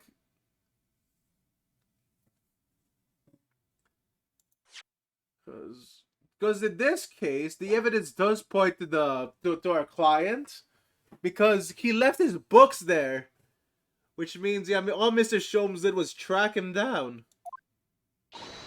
Yes, Mr. Sherlock Sholmes, exactly. Look at those shining eyes. You can't wait, can you? Well, Mr. Natsume did blame Mr. Sholmes for all this, didn't he? Yes, he did. He really did. Which makes him an involved party in this case. Are you just going to ignore that? I hope not. I assure you, it's not just simply my selfish desire to meet straight Mr. Sholmes again. The trouble is, we have no idea where the man's address, even so. It's Baker Street. Wait, what? Wait, did Mr. Sholmes? McGill did auxiliary door. Yeah, McGill did just burned in a fire. That's about it. Yeah, alright, but did Herlock Sholmes just dox himself in his story? Alright, that wouldn't be the first thing I would do. Can you imagine doxing yourself? How do you know that? It's in the stories, of course. Oh my god, wait, if this works, Herlock Sholmes is just telling everyone where he lives. Oh no. 221B Baker Street, the most famous address. Oh my god. Herlock Sholmes, you really don't want to do this. Oh, I see. Well, there's nothing to stop us from going, I suppose. Better find a way to there before Sasato-san gets any more excited and unpredictable. Hurrah! I summon a carriage! So we're to have a reunion already. With the great detective, Mr. Herlock Sholmes. Okay, Baker Street. So wait a minute. So examine. Wait, can I get any evidence from here? Because it seems the police is in the way, right? Yeah, like the police is in the way. But I can't wait till that snowman is evidence again. Like in like what is that? Like in Edgeworth's games. God, that final presidential case was fucking something. You know what? Yeah, that's true, auxiliary door. Still though, like, I wouldn't really dox myself through my stories.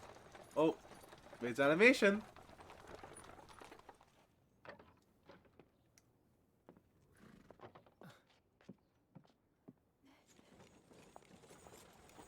Thank you very much. It's just up there overlooking the street. Good day. Thanks again.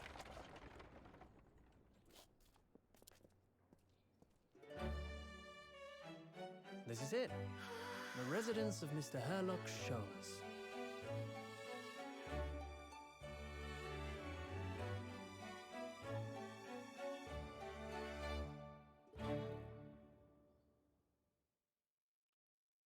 Yeah, that much is true, auxiliary door. That much is true. Oh my god, what is this room? Holy crap, it's a mess. Okay. I'm not sure what's with that letter over there with the knife. Playing cards, statue. Okay, sure. So this is where the great detective makes his living. It feels surreal to be here somehow.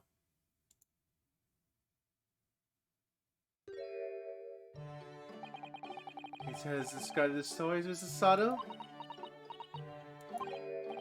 Sasato-san?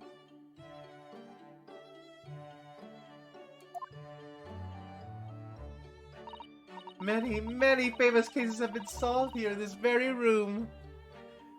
What was it? Cocaine, auxiliary door? I keep forgetting what the actual drug was.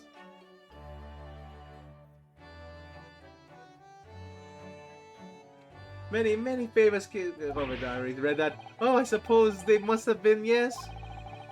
I've never read the story, so it's hard to get quite as excited as she seems to be. Detective chases the villain relentlessly as he disappears into the fog down an unlit London street. Oh, the thrill of it, the romanticism. Can't you feel the heart thumping in your chest? Can't you, Mr. Naruhodo? Oh, I suppose I can, yes. Oh god, don't lie about it, Mr. Naruhodo, if you haven't read the Sherlock Holmes series. Don't need to lie about this. So if you don't mind, I'll just stand here and soak up the atmosphere for a while longer. Please don't mind me. She's obsessed.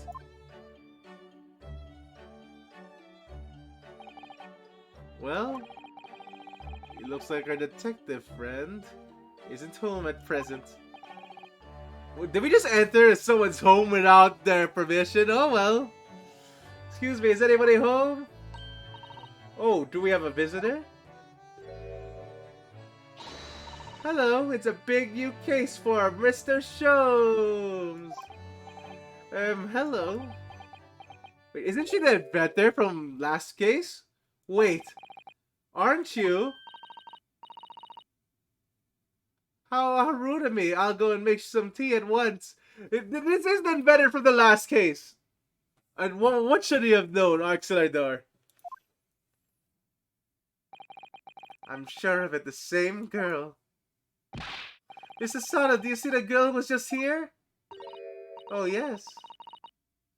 Yeah, we guessed it, though. I think we guessed it last time. Isn't it truly extraordinary? The king of Bohemia came to this very room to ask Mr. Sholmes to take his case. Oh, wait a minute. No, didn't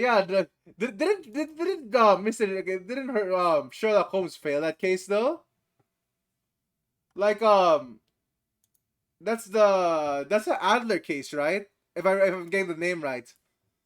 That's the Adler case where like Sherlock Holmes gets gets outsmarted.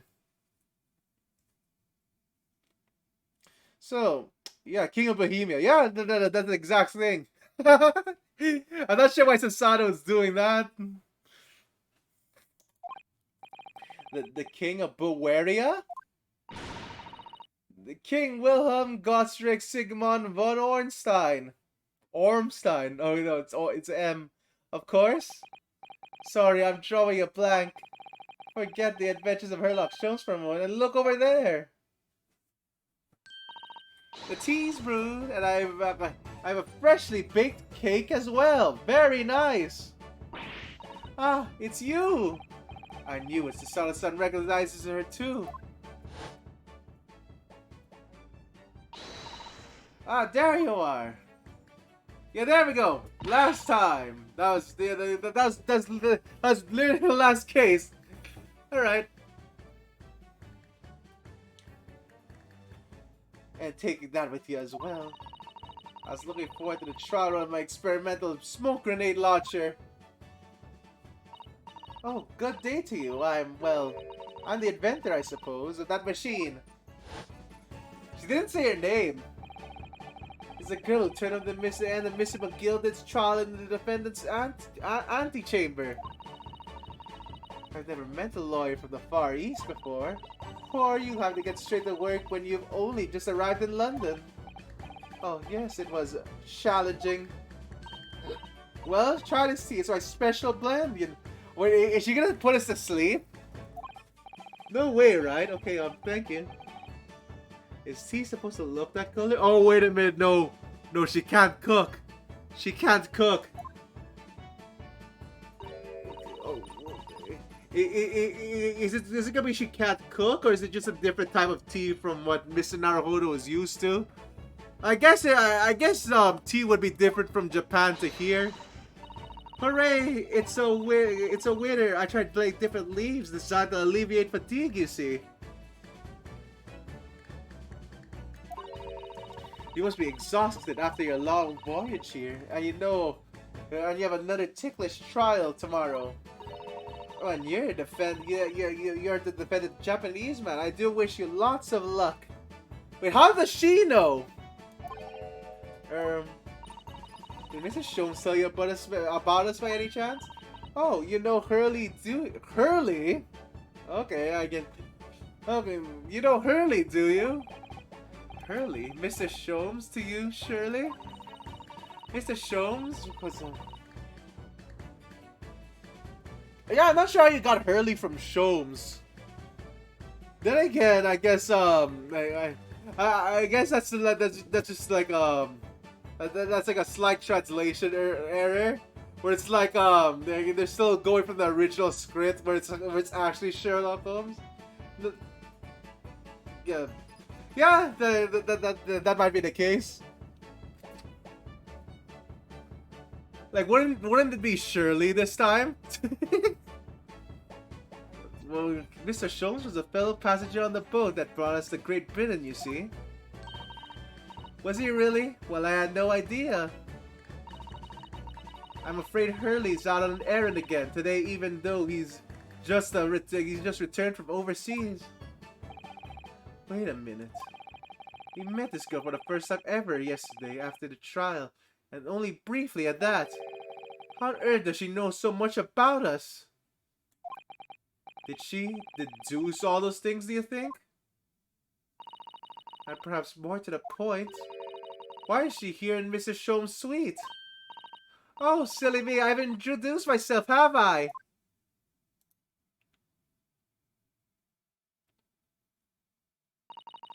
It was a great pleasure to meet you both. My name is Iris Wilson. I live here together with Hurley. Ah, Iris, is it? What a lovely name. What? What's the matter? No, wait, this can't be. Did you say that your name is Wilson? Oh, okay, so it's supposed to be, it was Watson, I guess. What's the matter with Sasato-san? Why is she so flustered all of a sudden? Yes, that's right. And what are your names? Oh, Ryunosuke Naruhodo, a lawyer from Japan. Oh, sorry. I'm Mr. Naruhodo's judicial assistant, Susato Mikotoba. It's wonderful to meet you. Lovely, Susie and Rono. Got it. Okay, I'm not sure. Susie? And Runo? I guess, yeah, okay, Ryunosuke. Got it. There's more to this girl than meets the eye. I have so many questions for her, I don't know where to start. Yes, and so do I. Alright. Well then, we're in Sholmes' suite.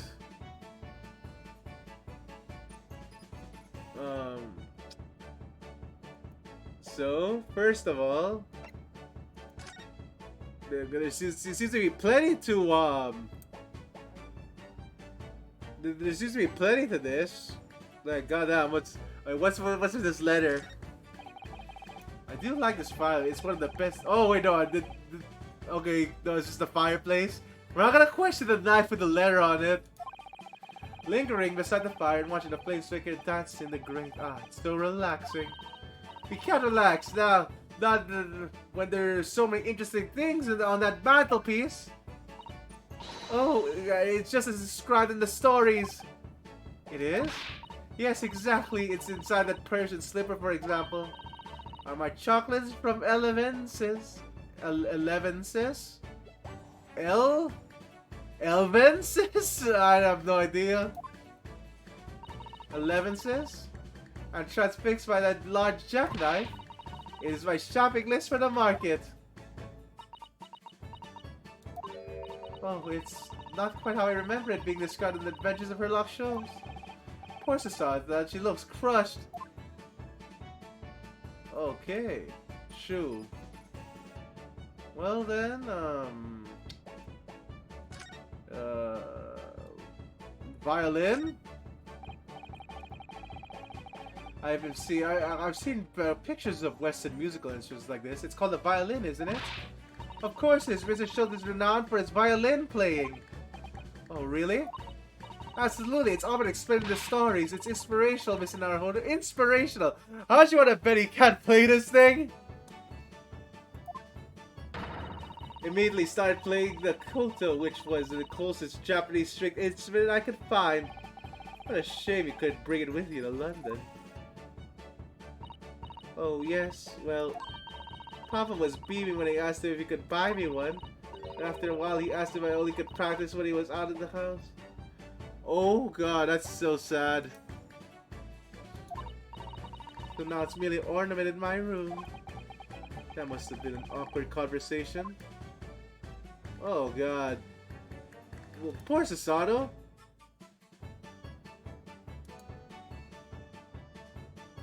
Well, alright. So, is there anything else that... Oh yeah, okay, what is this? What is this formula? Ah, that's my blackboard where I note down all the ideas. Oh, interesting, let's see. Black Peter. What is that? Black Peter. Okay, so it's black powder. Don't you want to hear what Iris has to say, Mr. Naruhodo? I'll come out of that blackboard later. Wait, what?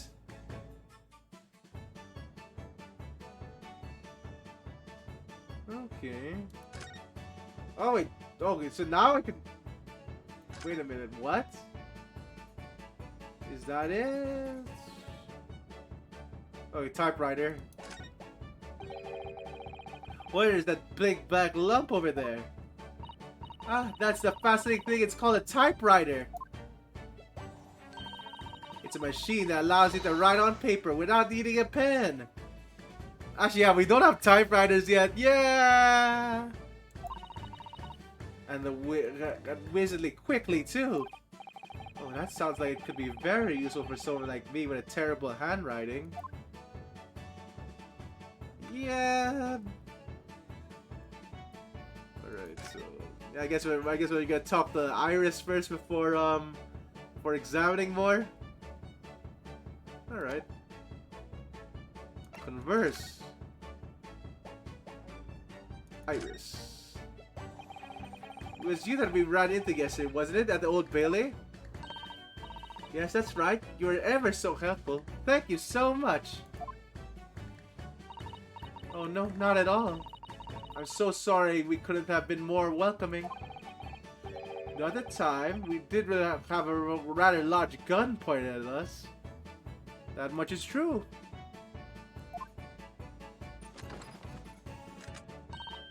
Like this? Oh my god! Is that an actual bazooka that she's pointing at us? Gulp? Thinking back now, you left with Miss Lestrade in the tow, didn't you? Oh yes, that awkward witness, Gina Lestrade. Oh, Guinea? Yes, she is a professional pickpocket. So we found out. It was a very naughty of her to pitch my invention like that. Are you referring to the trial-disrupting gun like contraption? Exactly, so I followed her, you see, to get it back. Perhaps I should think about fitting a self-destruct mechanism in my inventions. Oh god, the girl is dangerous. Anyway, I brought Giddy back here after that, so she could apologize to my trusty technician. Sorry, your technician? Hurley, of course, silly. Hurley? Wait a minute. Yes, Herlock Sholmes. Well, we live here together. I have no idea the Grid Detective had such an interesting young daughter. Daughter? Not likely. What? Hello there, Mookie. Well, welcome to the stream. How was your stream? Also very well. With your 50 breads, I summoned a Hungry Loaf, level 1. How was your stream, Mookie? I think you were streaming earlier.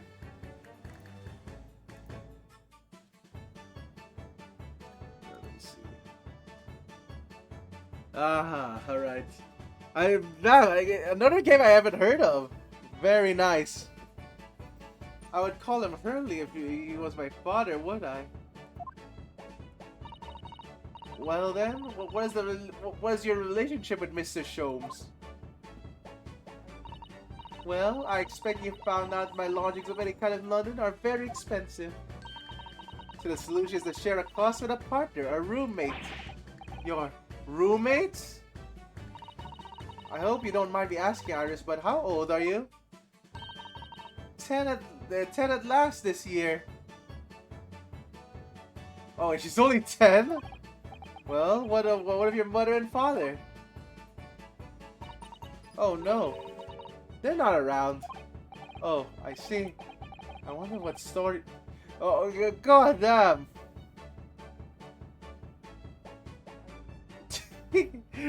I see now, Mookie. Okay, that sounds very promising then.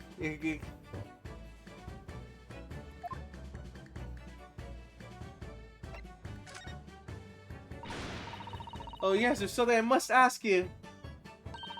Of course, go ahead, Susie. I'm a great fan of the Adventures of Sherlock Holmes, and oh, you have a copy of Rand's magazine? Yes, I read every issue. It's delivered all the way to Japan on a ship. Oh, this is so exciting. My stories are being read on the other side of the world. My stories? That's right, Hurley is always solving such amazing cases, you see, and he tells them, he tells me all about them. Oh, okay, so she's the writer. They really are quite fascinating. It's such a shame that I was the only one who never heard them, don't you think? Goodness! Last night, he was telling me all about a new case he was solving on the steamship traveling the faraway land. Oh my god! She's the writer! Okay! Well, Alright, this got interesting. Also, why are you laughing at, Auxiliador?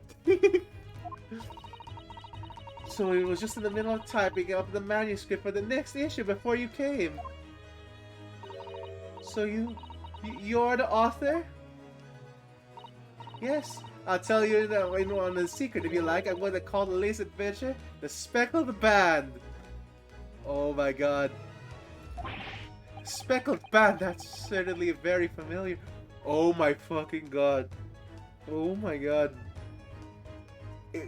Okay. How much you want to bet this story is going to be wrongly told? Like, he's not going to do the... he's not going to be... It's a cat.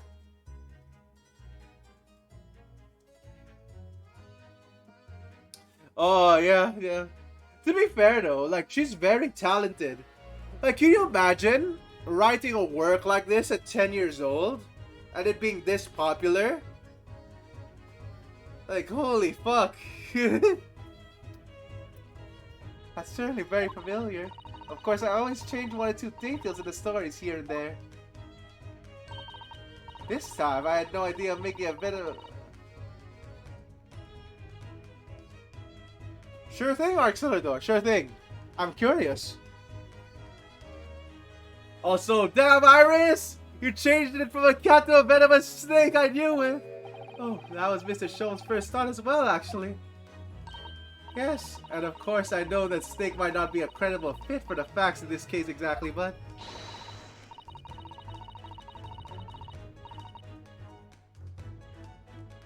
Oh, no, that's right, That's right, Auxiliador. So, Arthur Conan Doyle, like, I remember that he tried making, I think it was historical novels, but he didn't catch on. And he was, he basically just made more Sherlock Holmes. Did that? Yeah, I know that story well.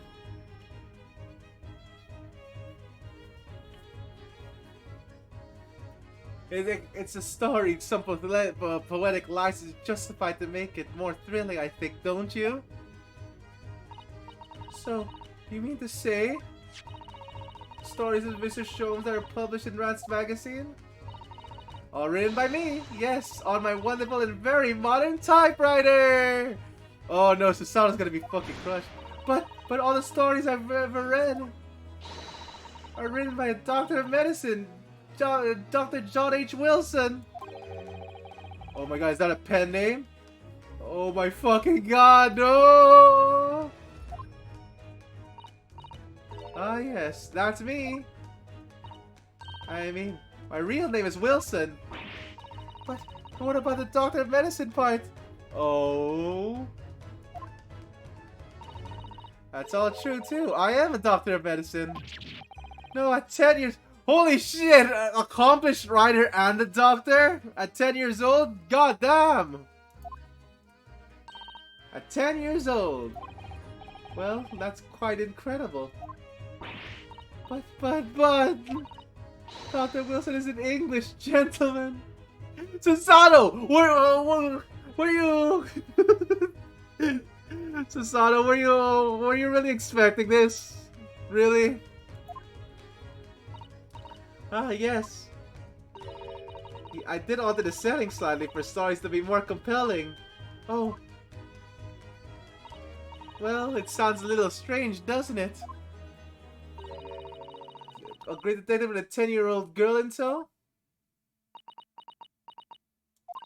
I suppose it does, yes. Poor, poor Sasada-san, she looks like her whole world has just fallen apart. Well, damn it. Your deductions just now.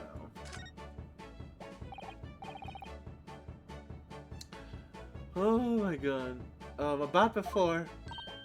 Yes, yes, what's on your mind, Bruno? Do tell me. How'd you know that I was a lawyer and we just arrived in London, I mean? Yes. Oh, and that we have a difficult trial tomorrow. How did you know all of that? She read our minds. Oh, that's what you mean. Please tell us how you did it. Explain every detail. Of course, I'd be delighted, although there's really no mystery. Now, let's begin.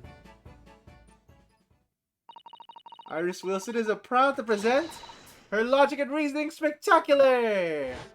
Oh, wait, what? Wait, what? Whoa, whoa! Oh, what is all this? Why are we in like a mall network? What is... Alright. Okay, sure.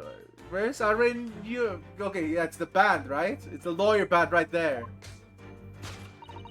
After all, I met you yesterday in the Old Bailey in the defendant's antechamber.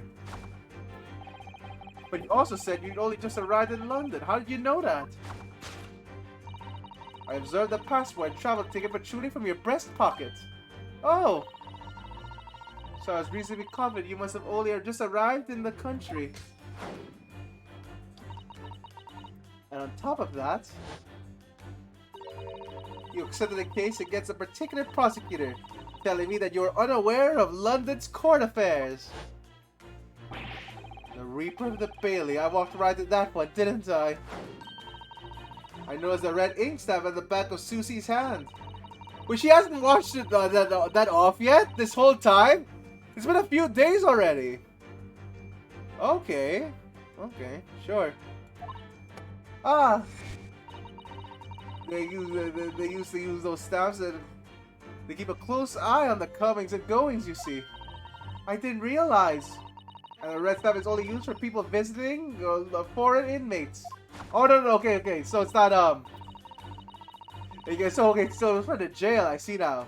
So, that told me, even though you had only yesterday concluded the trial of Magnus McGilden, the two of you had already had cause to visit a foreign inmate at a local prison.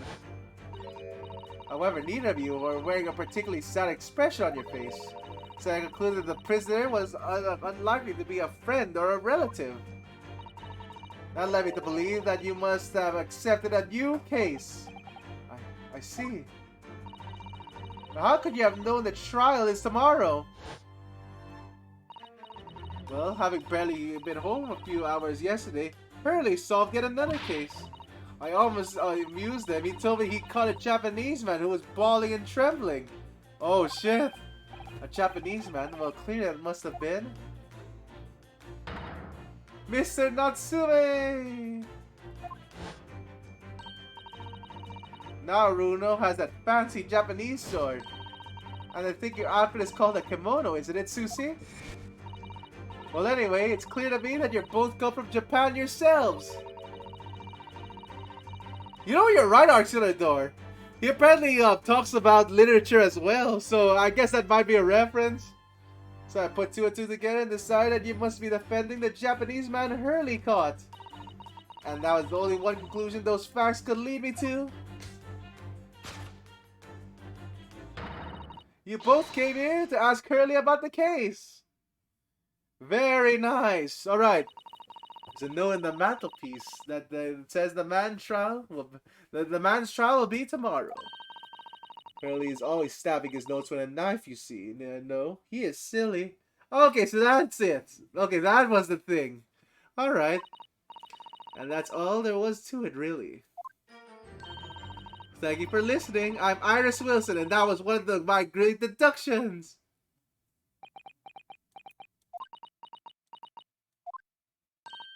Well, was it a winner? Were my deductions correct? They were spot on. Holy shit, wait, was she the real detective all along? No way, right? That was amazing, Iris. Truly a great deduction. Even matches certain something of Mr. Sholmes' delivery. Oh well, I was just copying Hurley's style for that. This is really good news. You could tell us about the case involving the Japanese man. You will, won't you, Iris? Alright. Well.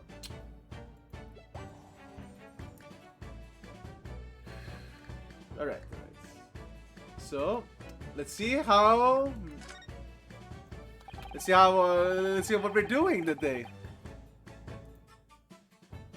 So yesterday, Mr. Sholmes apprehended a Japanese man, you were saying?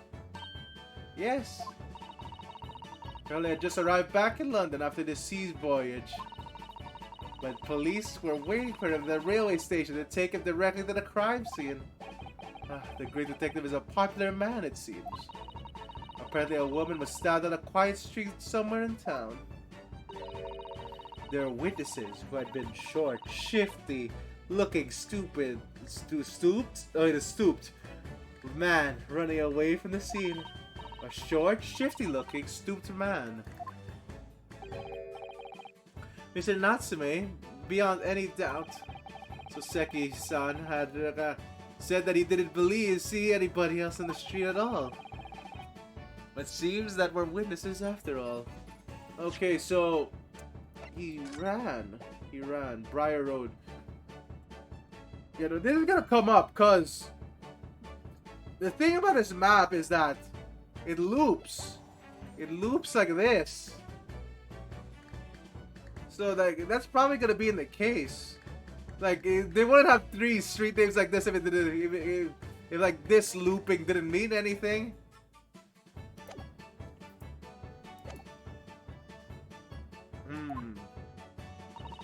Hurley used his great deductive power to determine the man's address. It was a lodging room very nearby. He went directly to it. He went directly there with the police. And what did they find? A short, shifty-looking, stooped man shivering in fear. Mr. Sholmes' great deduction certainly has hit the mark that time. Of course it did. It did. He's a great detective. So that means the incident occurred only 2 days ago. Surely tomorrow is too soon for a trial, isn't it? Definitely. You have no time to investigate properly. Hurley says that London is rife with crime. Oh, Scotland Yard is doing its best, but they can't stay on top of it apparently. Oh dear, I hadn't realized the situation was so dire. That's why they can't afford to spend much time investigating cases and trying criminals in court. Staff and money are both short. Crimes are usually pinned on the first suspicious person. Oh shit! That's terrible! Okay, so that's why she has so much anti-Scotland Yard sentiment on her books. Okay. Okay, I know what you're putting down. I suppose it's the harsh reality of working as the world's greatest justice system. I suppose it is. But in that case, I don't hold on much hope for Soseki-san. Oh God. Thank you for answering so many of our questions, Iris. This has been very informative. Oh, you're most welcome. I've had so much fun. Do you happen to know where Mr. Sholmes is at the moment? As you guessed, we'd like to ask him some questions about this case as well. Ah, well, I expect Hurley is still investigating the scene. Of the case involving Mr. Natsume, you mean? Yes, Mr. Natsume.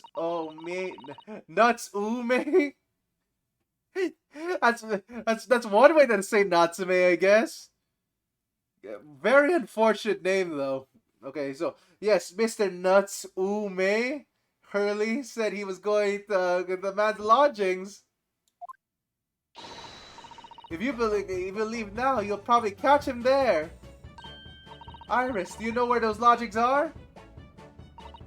Well, I imagine the police are still investigating the scene of the crime themselves, aren't they? Did you happen to come across a detective by the name of Gregson when you were there? Yes, we know Inspector Gregson. Ah, goody, in that case. Give Gregsy this for me, would you? If you do that, I'm sure he'll tell you what you want to know. What is this? A 5-shilling piece and a postcard, it seems.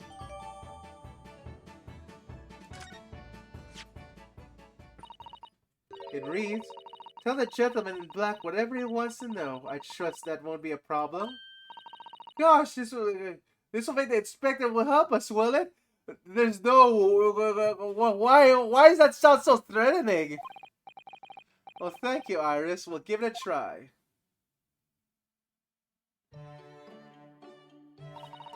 Good luck, then. I'm going to return to writing my manuscript, The Speckled Band. And I'll be making more special blends of tea, so come back soon. We'd be delighted. Thank you so much, Iris. Well, Mr. Naruhodo, it's back to the scene of the crime. So somewhat dubious that it would exert any influence over the men of Scotland Yard at all. We head back to the scene of... Iris is curious though and one of the world's heaviest silver coins in hand.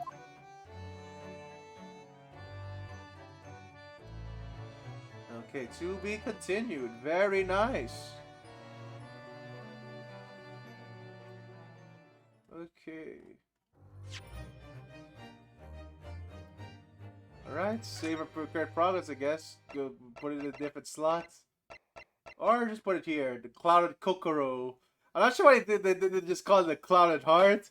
But you know, Cloud Kokoro rolls off the tongue better, I guess. The Adventure of the Clouded Kokoro.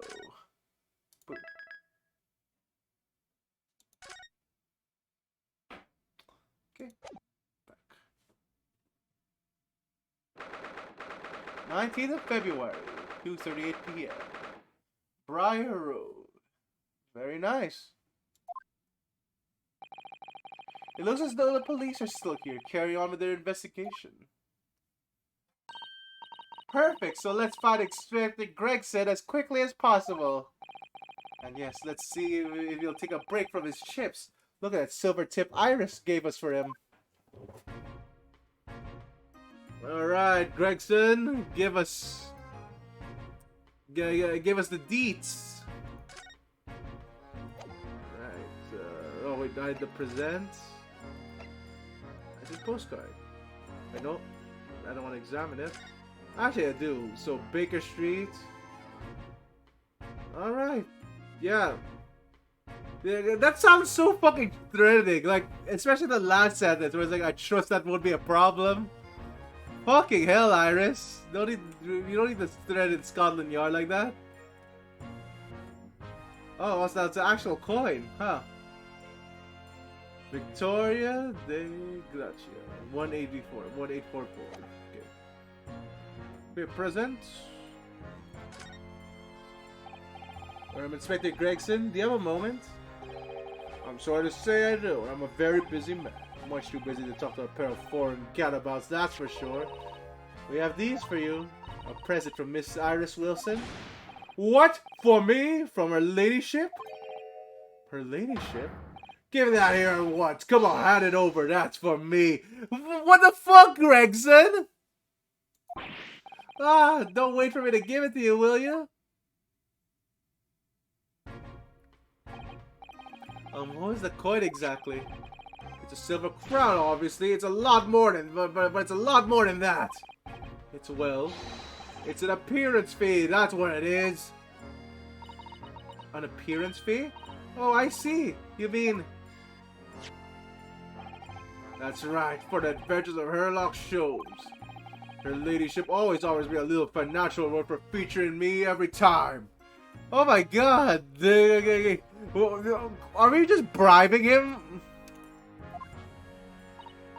Yes, of course. I know all about your exploits, Inspector. I read them avidly. Of course, her using my name without my say-so does make me a butt of a lot of unpleasant jokes, but still. I'm sorry, Inspector. That must be difficult for you. Never you mind that. So, what do you want to know then, eh? Sorry? Tell the gentleman in black whatever he wants to know. I trust that won't be a problem, it says. Well, obviously it's not a problem. Go on, fire away. What do you want to know? Well, if you wouldn't mind, Inspector. We'd very much like to know the address of Mr. Natsume's lodgings. Ah, that little knife-wielding mustache Japanese fellow. He lives in the right hovel. It's just over there. Look. Wait, so it's just there? Oh god. Also, this bike is malformed. That is interesting. That is interesting. So, what do we even do with that information? With a malformed bike?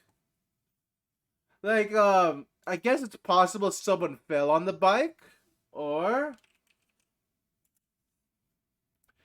No, there's gotta be something. You know what I mean? Well, let's examine the bike first. You know, before we come to any conclusions.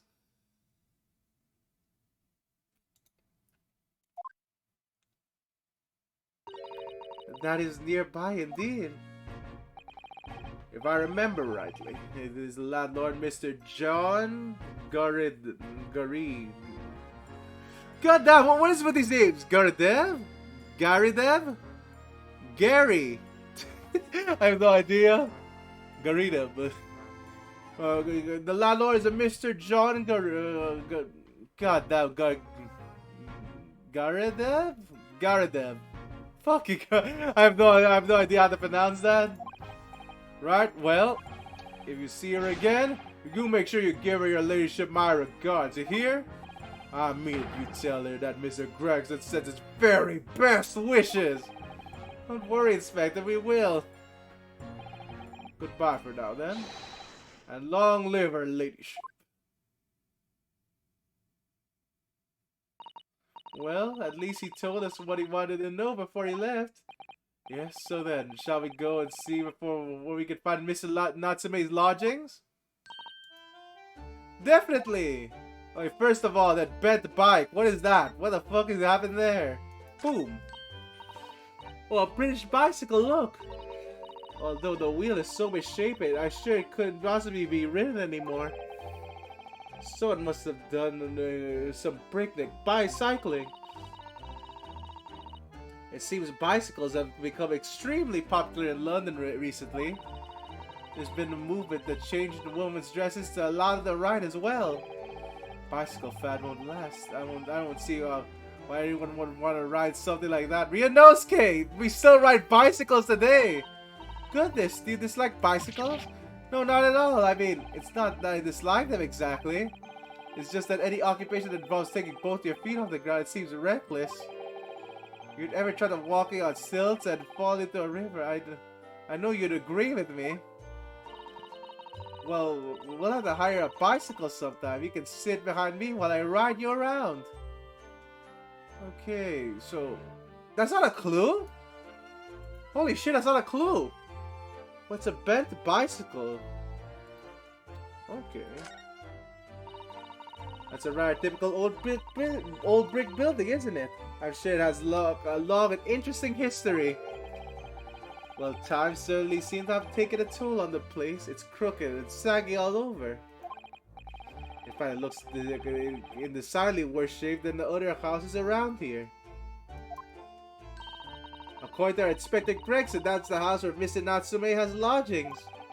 It's across the road from where the incident took place, I see. It must have been awful for Soseki to getting caught up in something like this in a foreign land.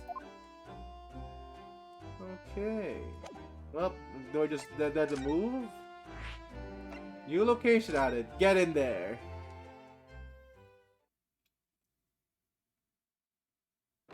What the heck? This is his place? He said that it was... What is up with all this? He said his logics were horrid. This doesn't look horrid at all. What kind of... Alright. May I help you? Yes, would this be the residence of Mr. John Gareth? Oh, no, it is the landlord's place, right? Indeed it would, sir. Who may I say is calling? My name is Ryunosuke Naruhodo. I am... Mr. Naruhodo is representing Mr. Soseki Natsume. I believe he takes lodgings here.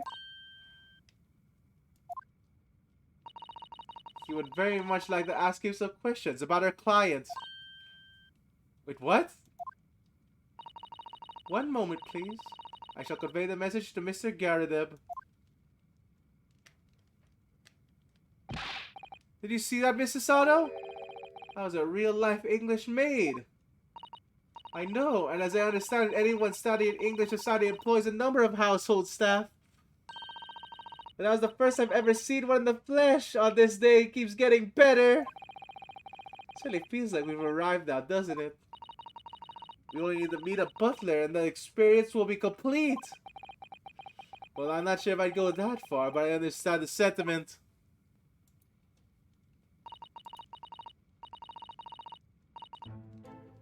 Okay. Thank you for waiting. Mr. Garden will see you now this way. Alright, who's... Oh, wow. Mr. Garden is right there all along. There's a cannon with an apron on it. Sure thing. Okay.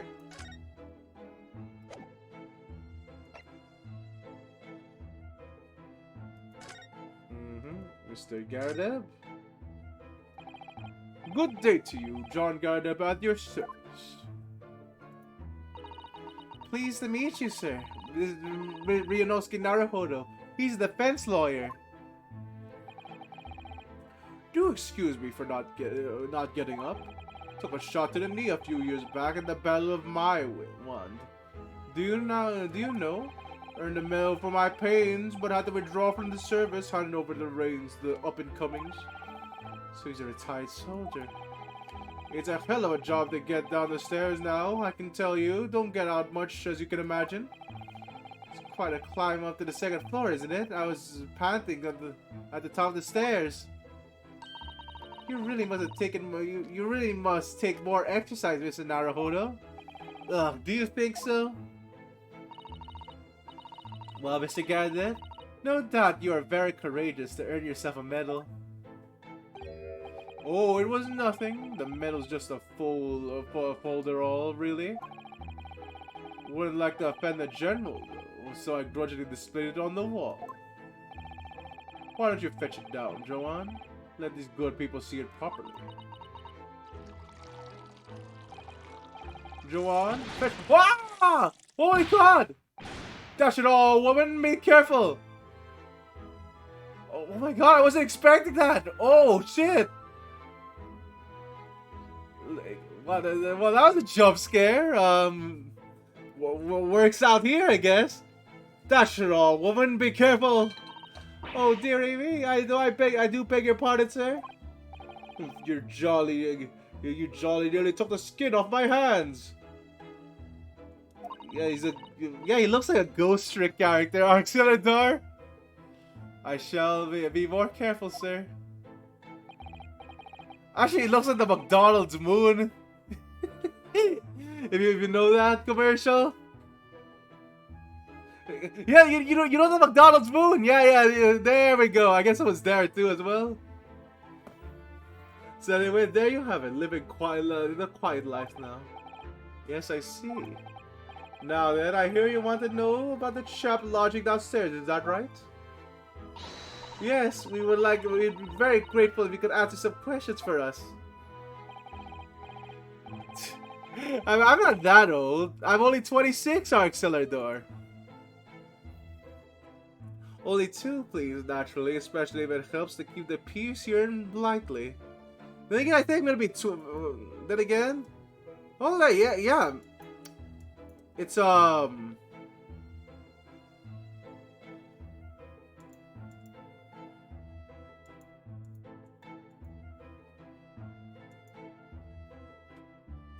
Very nice, actually, though. God damn, though. I think there's a story for why those were canceled, but I can't put my I can't figure it out right now. We have forged alliance with the Empire of Japan recently, as I'm sure you're aware. So, this case is very much a public eye, as it were. Oh, is it? Even had some famous detective poking around, you know, in this whole house, would you believe? Yes, Mr. Herlock Sholmes. Could have been. Didn't catch the chap's name, not my cup of tea, all that detective business. Oh, but you have a copy of Rat's magazine here, so... Eh? No, Anyway, the chap's investigation... The chap's investigating the foreigner's room as we speak. So it's Saseki-san's room. It's a bally nuisance, it is what it is. The whole neighborhood's twitching its curtains now. I don't like it, I don't like all the fuss, it's jolly unsettling. Oh my god. About Mr. Natsume incident 2 days ago. Oh, wow. We don't even have any clues yet. All we have is a map so far. Like, wow, we're in part 2 with no clues. That's surprising. About Mr. Natsume then, Mr. Gardev. Please do tell us. Ah yes, the Japanese chap. Only been lodging here for a week. Oh, it's just 1 week? So you moved here recently then? I have 2 lodgers most of the time. One on the ground floor and the one just below us. The first floor room became available. And then Dash it all, Joanne. Do be careful. Oh my goodness, I'm terribly sorry, sir. If you want to know my opinion, I thought he was a shady sort from the moment I set eyes on him. Oh, why? He seemed to have the most nervous disposition, always shaking, looking over his shoulder. The man had shady written all over his sweat-soaked brow, if you ask me. Oh, damn. I said to myself, Joanne, that man is trouble. Sooner or later he's going to do something untoward. And I'm rarely wrong about anything. We won't be calling this maid as a witness, that's for sure. Was there anything else that struck you suspicious about the man at all? Yes, oh yes, indeed there was. Alright, why she died to tell us that.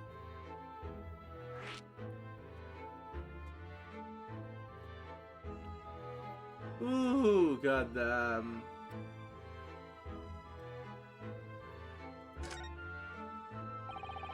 Did you notice anything else at all about your lodger, Mr. Natsume? I have no idea why she keeps doing that. She keeps doing that smile. Oh my word, yes, that man was shadier than an orchard. Could you elaborate?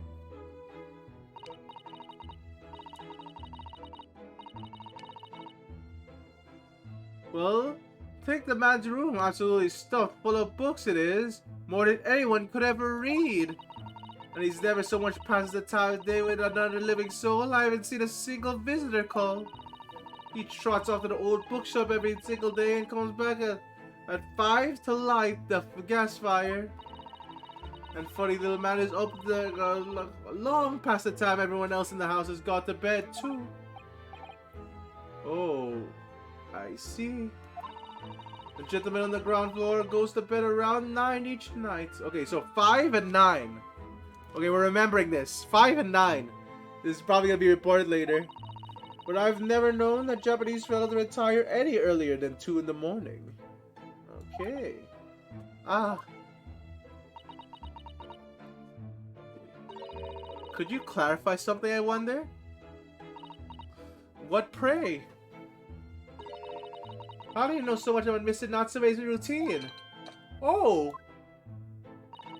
I understand that neither of the lodgers live on this floor of the house, is that correct? That's right, yes. They both belong to the first floor and street level. Then how is it that you know much about their lives, the lives of your lodgers?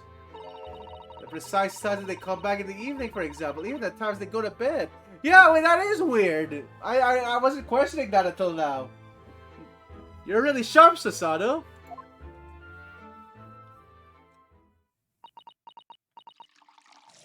Ah! Good grief, Joanne. Be more careful, woman. Oh my goodness, sir. I'm terribly sorry, sir. Something doesn't add up here. Okay, so they didn't explain it. Wow. They really just dodged that question. Well, holy fuck. Well, this is gonna be harder than usual, I guess. It seems that the incident took place at around 5 in the evening. Did you happen to look at the window at around that time? The window. Yes, we noticed the window over there looks out over Briar Road. The incident took place on the pavement just on the far side of the street. Was there anyone suspicious loitering around nearby?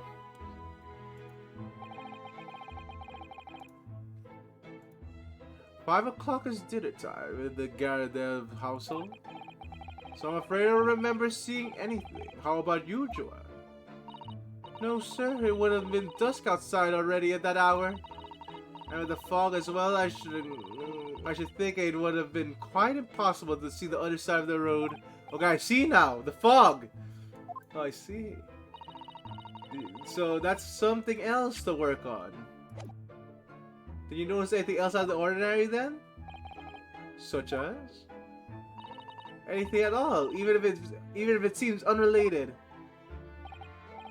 Well, yes. Was there something, huh? It's not particularly significant, but around the time I started that. For the love of God, Joanne, watch what you're doing! Oh dear me, what have I done? I'm awfully sorry, sir. Do be careful, woman. Of course, sir. If I may, Mr. Naruholo? Yes? I have an exceedingly good memory, but as far as I remember, nothing of any significance took place here at that hour. Nothing at all. Oh, really? Mr. Gardev?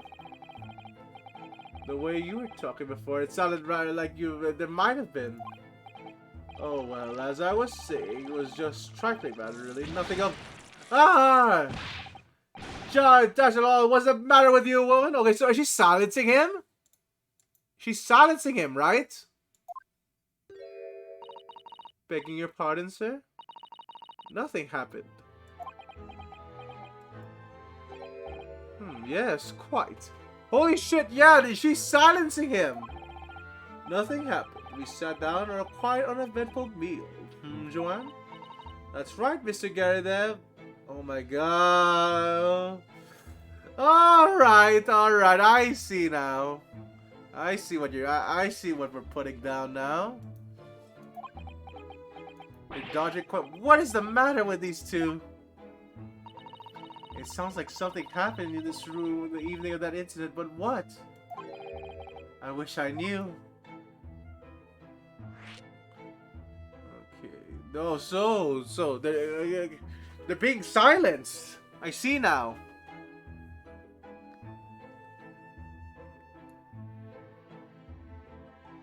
Okay, that is something. Could you tell us which floor Mr. Natsume is on?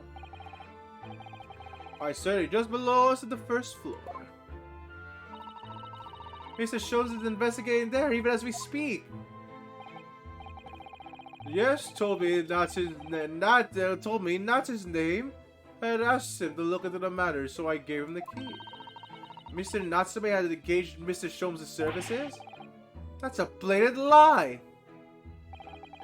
Would it be alright if we had to look around? If Mr. Natsume is, you know what I mean? Don't see why not. It's just down the flight of stairs. Who knows if we'll find anything. Could you help us with the case before we... Who knows if we'll find anything that can help us with the case before we have to try. We need all the clues we lay our hands on, shall we? Yes, and while we're there, we can speak to Mr. Sholmes again. Perhaps he'll be able to tell us more. Okay, okay.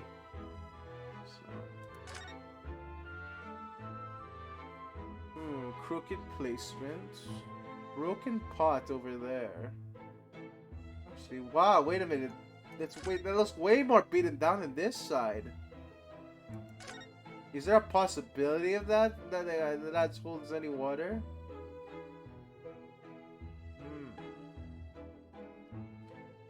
Shadow. There's a window over there. And hanging clothes everywhere. Okay, okay. Alright, so they couldn't see through the fog. Alright, let's go for Herlock Sholmes first then.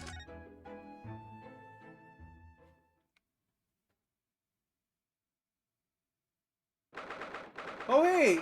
He has a cat! What? Just look at this place!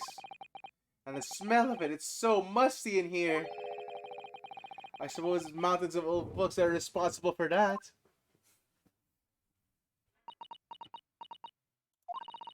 I don't think I've ever seen so many books in all my life. Not me either. It's so dark in here too.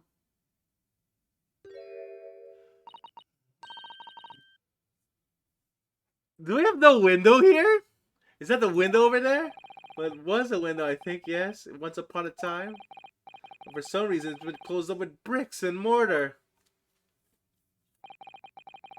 So this is where Mr. Natsume lives. By the way,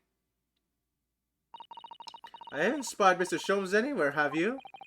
So that's true, but according to what Mr. Garrett told us, the great detective should be around here somewhere investigating. He's under the cat! I knew it! He's under the cat. Yeah!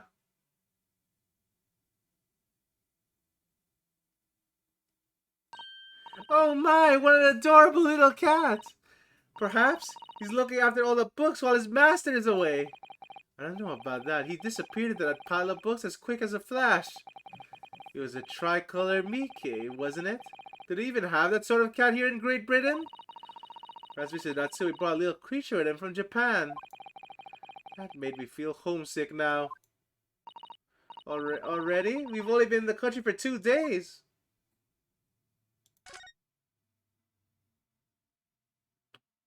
Alright, can you spot the Holmes? Wait a minute, the bag. Oh, the bag is not there? The oil lamp. Okay, cats. Okay, it's a cat statue. Oh look, it's a beckoning cat from home. It's a bit big and bulky, isn't it? Surely Mr. Natsumi didn't bring the Maneki Neko all the way from Japan with him. I hardly think you're in position to comment, Mr. Naruhodo. Are you forgetting this enormous Daruma doll that you brought with your luggage? Well, it can be dangerous traveling abroad. I want a lucky charm. Well, I imagine Mr. Natsume wanted the same thing.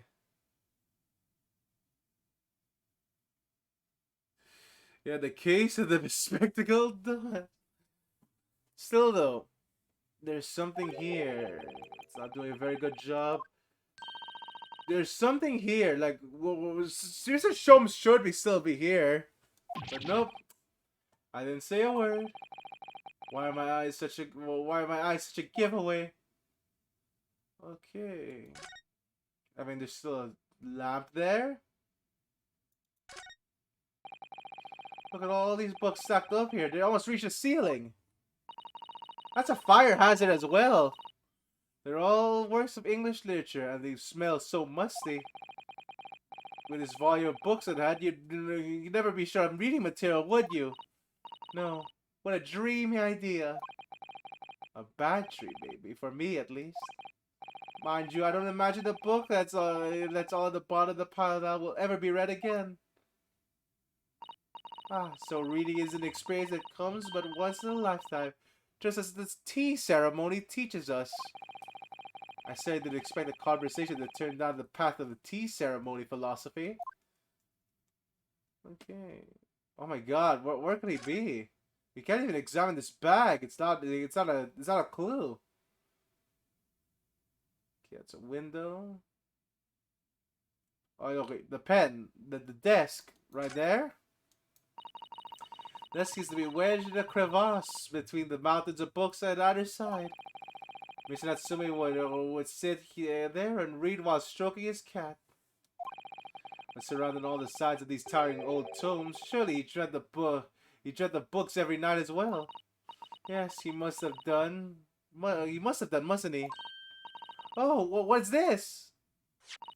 It's a receipt from the second-hand bookshop. Your books. Oh yes, Mr. Natsumi's name is on it. Look at the date of the purchase. 2 days ago, 4:45 p.m. Okay, so 4:45 p.m. Okay, that's curious. That's curious. 4:45 p.m. So he bought his books and then he went home. So he went home at least 5 p.m. Is the thing here. That's just a short while he was embroiled in a terrible attack. He must have been on his way from buying some old books. Okay. Hey, where'd you come from? Okay, you know what? No. I won't be tricked this time. He wasn't there. I'm not fucking blind from that. Oh my god, I'm not blind for that. He just showed up after we examined the desk. Okay, sure. At this rate, I need to get my eyes checked. Oh, look, Mr. Naruhodo. Aha, there he is. Where did he appear from? He seems to be engrossed in the pages of an old book. I hope he won't mind if we disturb him. Hello, Mr. Sholmes. Ah, you two. Good day. Now, let me see. Where was this? Where was it that we have met? Oh, Mr. Sholmes, we were together at the SS Borea. Yes, of course, the Borea. And let me see. What happened on that voyage? It was Kazuma Soki. He died tragically. But you were a great help to us. Was he, Naruhodo? I guess he was. Ah, yes, but of course. The case of Mr. Asogi. It was one with the snake, wasn't it? Sholmes, Sholmes, you have already forgotten. Oh, well, you seem to remember something of it at least. You're fucking Sholmes. Okay, you know what? Okay, so that's fine. Okay. What honor do I get to be remembered vaguely by the great Herlock Sholmes? This is Mr. Oh no, my dear madam, hold your tongue. I pride myself in my superior powers of recollection. Your names are safely recorded in my brain attic. Miss Naruhodo and Mr. Sasato! Yeah, well done, Sholmes! Try the other way around, Mr. Sholmes. Ah, I lose the first round. Well, at least he remembered us. In truth, I had hoped to invite you both to my Baker Street suite the day we arrived in London. But some Scotland Yarders ambushed me at a railway station and whisked me away into a crime scene. It was an entirely trivial case, of course. Hello there, Carmine. Welcome. Also, with your 50 bread, there's someone hungry loaf, level 1! Boop.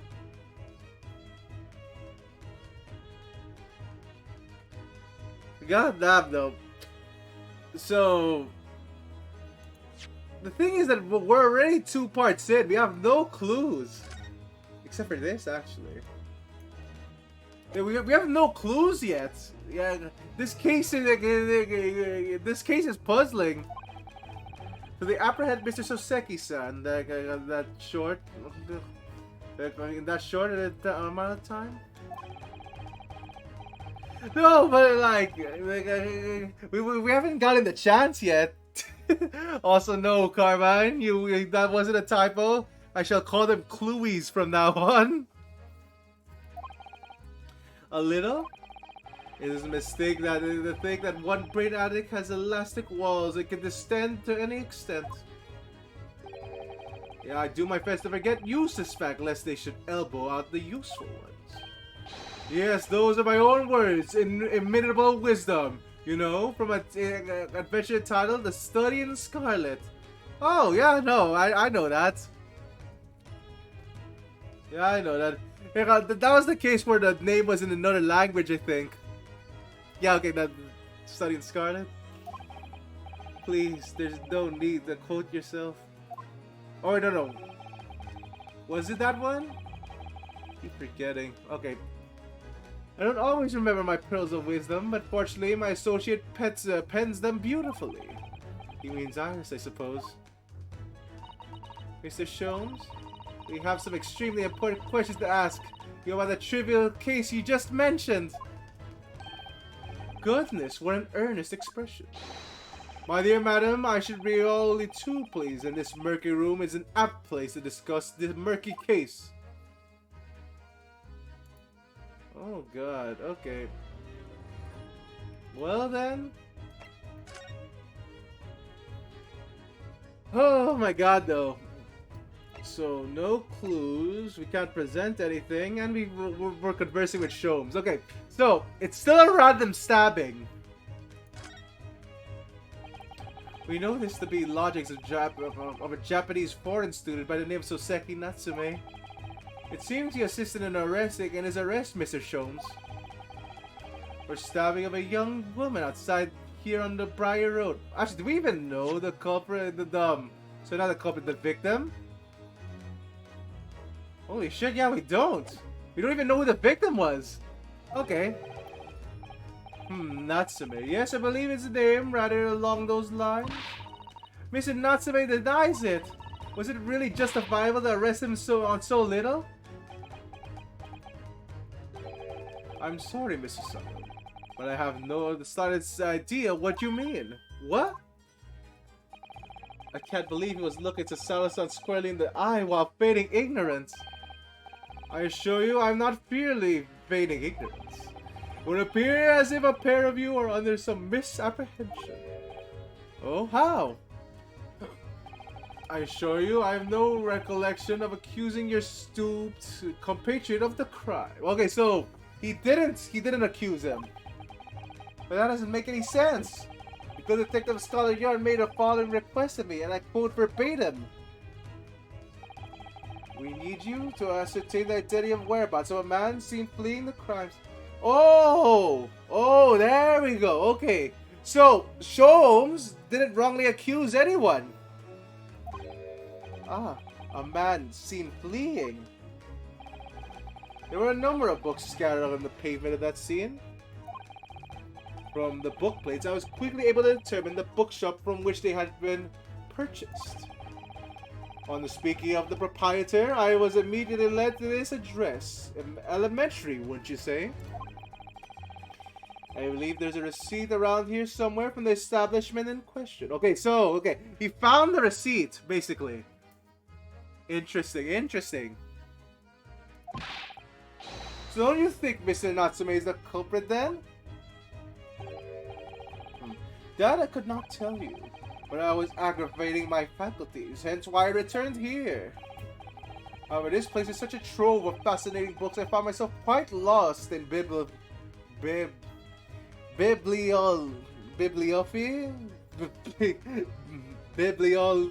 Damn it! There's so many words I can't pronounce. Bibliophily. Fucking crap, okay, fuck it. Do I just Google how to pronounce that? Sure thing.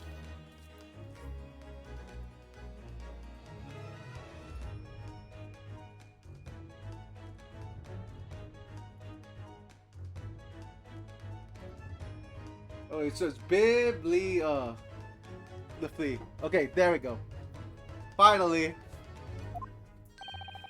Do not be deceived into believing that I am a man of leisure. No, no, no. Oh dear. Okay, sure. So Mr. Garrett, the landlord?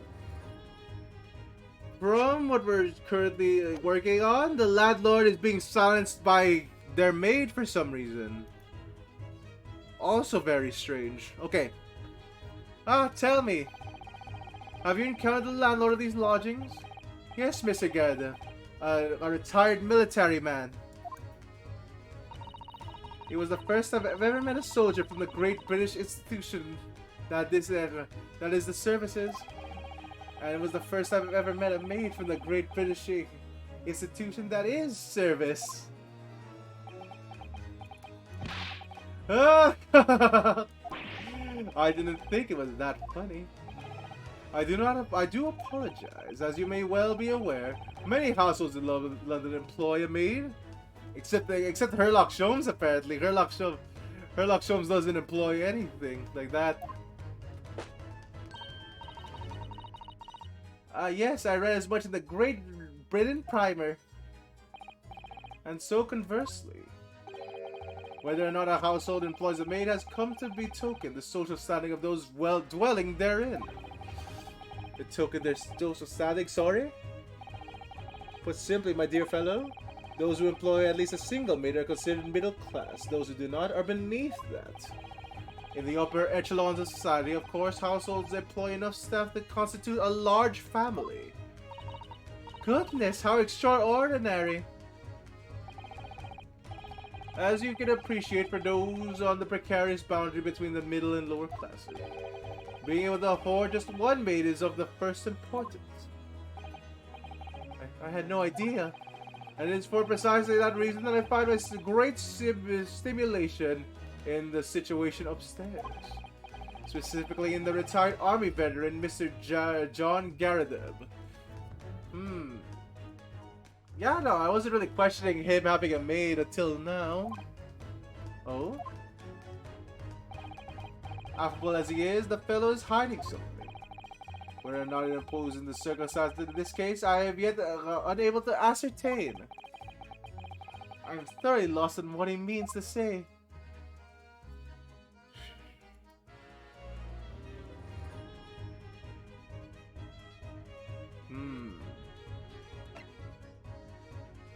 Oh my god, okay. One thing is for sure, he's hiding, okay, see, yeah, he is hiding something.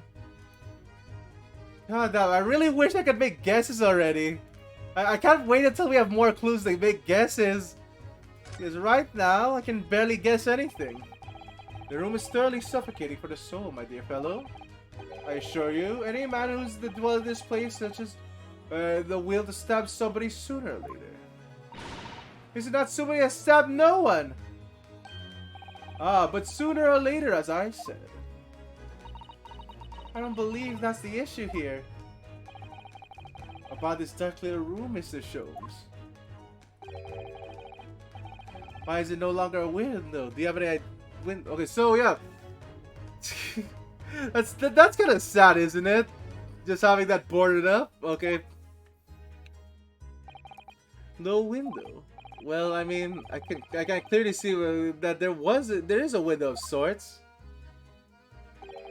But it's been completely blocked with bricks. I see. The answer to that question is quite simple. The window tax. Wait, what? Window tax? What is that? Surely, not a tax on windows. Precise? Does that exist? Hold the fucking phone. Does that exist? There's no way, right? Oh my goodness. Until relatively recently, a tax was levied on households in this country by number of their windows. Wait, really? Holy fuck, you know what? I'm googling that. I'm googling that instantly. Because I'm curious if that was actually a thing. Oh god.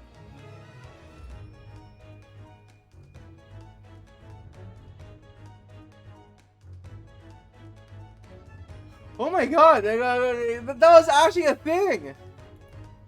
God damn, the window. Wow, window tax. Okay. Well, that's we'll learn something new every day, I guess. Those of lesser means that inherited sizable and costly family homes perhaps rapidly closed windows up. While the rich opened windows here, there, and everywhere. In an effort to curry favor with those in power by furnishing them with large sums of tax money. How awful and unjust, forcing people to live in rooms devoid of light. Indeed, disease was rife as a result. So 40 years ago or thereabouts, the window tax was abolished. But its legacy remains, as you can see in squalid logic such as these, for example. I suppose Mr. Natsume's stipend for living here in London isn't very generous, perhaps. Though it appears so, I've done a little digging.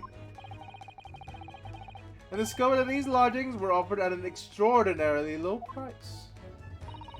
Because the room is so awful, I should think.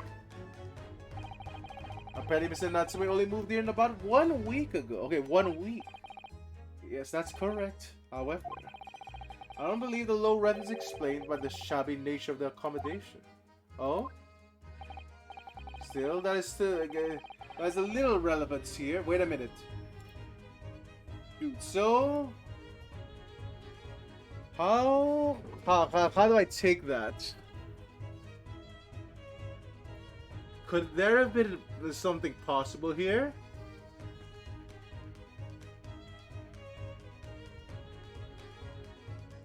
Wait a minute.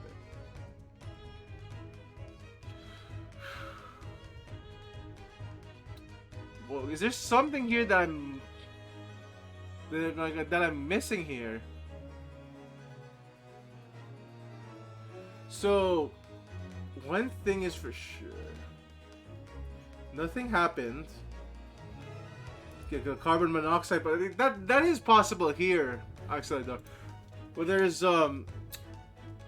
is this low price? What is Herlock Sholmes implying here?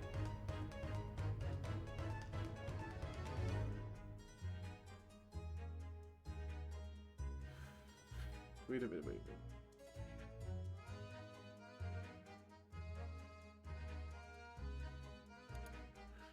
Okay, wait a minute. We're trying here. Something here.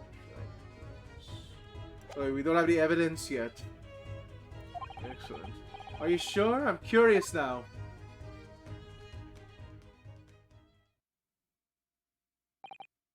Well, I believe I've told you all I can now. Thank you, Mr. Sholmes. Ah, yes, Mr. Naruhodo. Wasn't that your intention to become a practitioner of the law? You remember that, did you? Will you perhaps be offering your service in this very matter, I wonder? Also, you're right about that arc sealer door, because, like, you need ventilation for gas lamps, otherwise they just suffocate you. Yeah, it is pretty dangerous having gas lamps in a closed room like this. The occupant of this room is Natsume, was it? I'm not sure. Not sure on what grounds. Well, I actually defended someone in court there only yesterday. Really well then, I congratulate you, sir, on an ambition realized. That's so promptly too. The thing is, it's really made me question things. Am I right to believe in my clients? To trust in their innocence? Yes, trust. Mr. Sholmes? Mr. Natsume didn't do it, did he? Ah! My dear fellow, I haven't the first idea. Oh, but I thought that's why you were here. Didn't you come and investigate? Yes, that's why indeed, my initial intention. But there was simply too many fascinating books here. I couldn't possibly ignore them. Oh, I see. Nevertheless, there are two facts that I can state quite unequivocally. The man who fled the scene of the crime 2 days ago was a Japanese occupant in this room, and There are witnesses who swear to having seen the same man commit the crime. That is all I can say.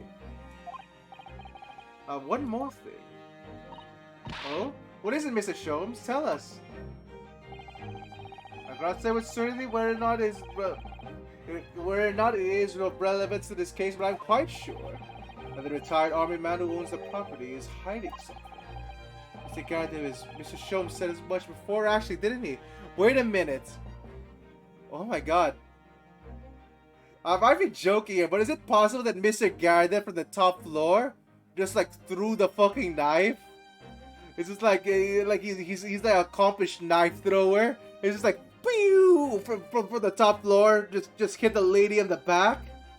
I have no idea what his motive would be though.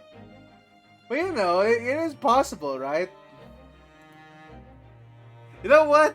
Before any evidence like comes to light, that's going to be my main that's going to be like my main guess right here. Like Mr. Gardner just like fucking threw the knife from the top floor. Let's go with that. I'm sure it won't be wrong by the end of this. Anyway, at present, what is really all that plays on my mind in relation to this case? Mr. Naruhodo, as yet our investigations have uncovered nothing that could help establish Mr. Natsume's innocence. Oh, you're right. Actually, that him, if it really was him that threw the knife from that far, that would explain some things. Like, you know, no one else was there, right?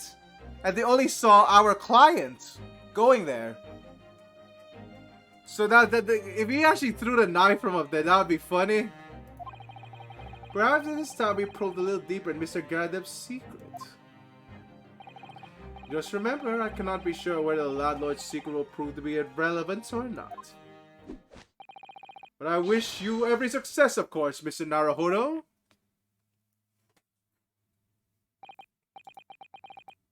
He's a busy man indeed. He's gone back to his book in the corner of the room. Okay. Well, now we're going with that. Where's the cat? Cat is gone from there. Okay, he's gone. And here he is again. Alright.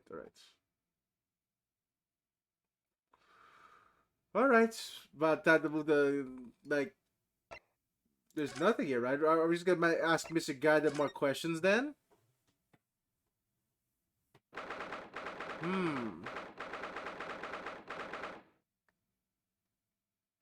Did he use the fucking cannon, you think?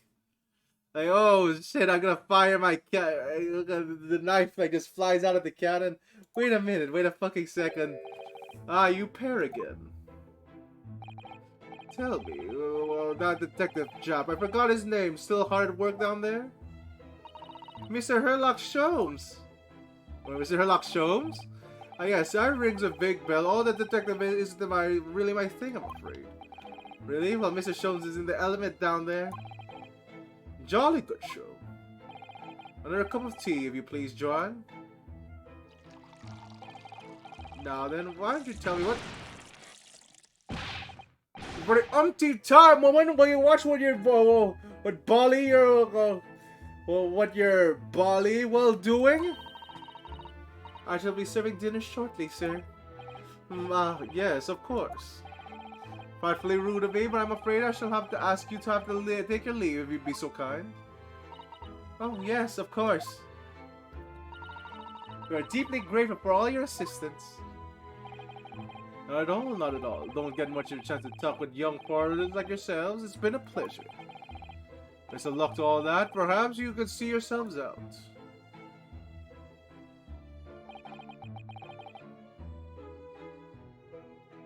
Wait a minute.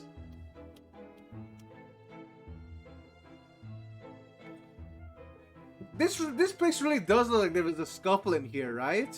Like all of these pictures are crooked and stuff.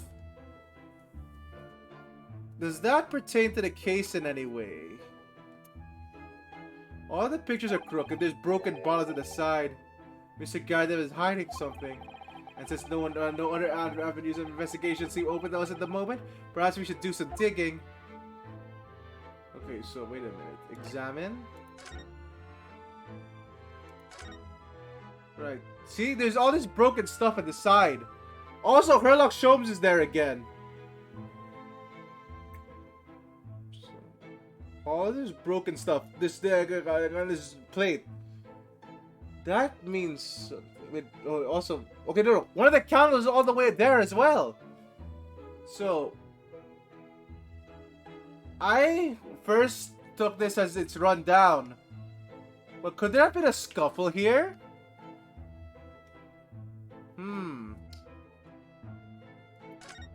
Then again, his room wasn't investigated enough. And we can't investigate any of this stuff. The window is pristine, though.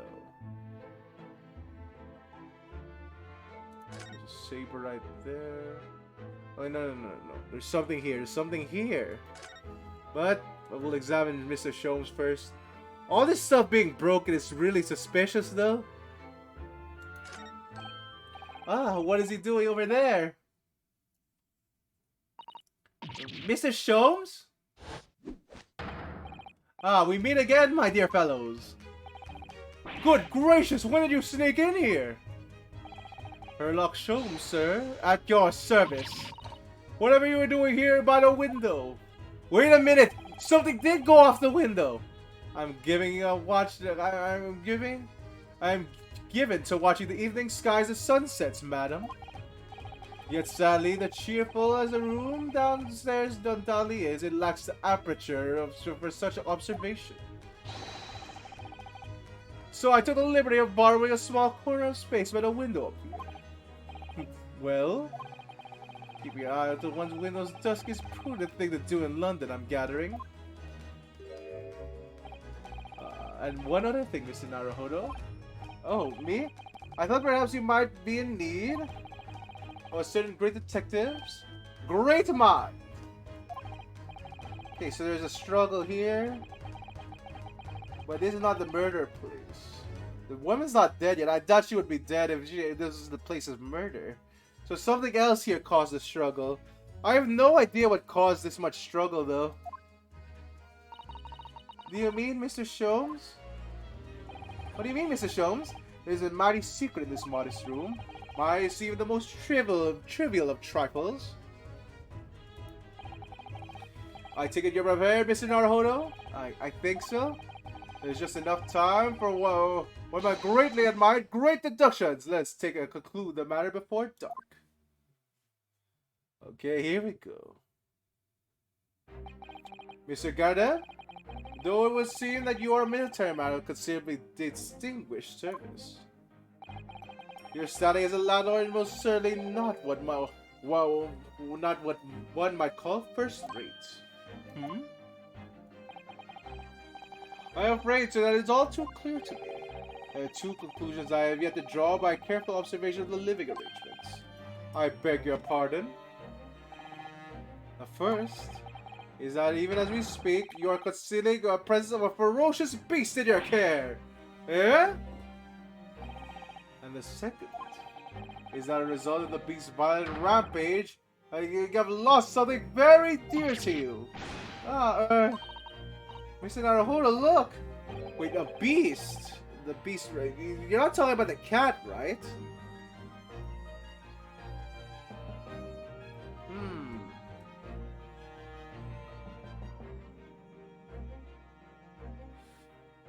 Ooh, okay.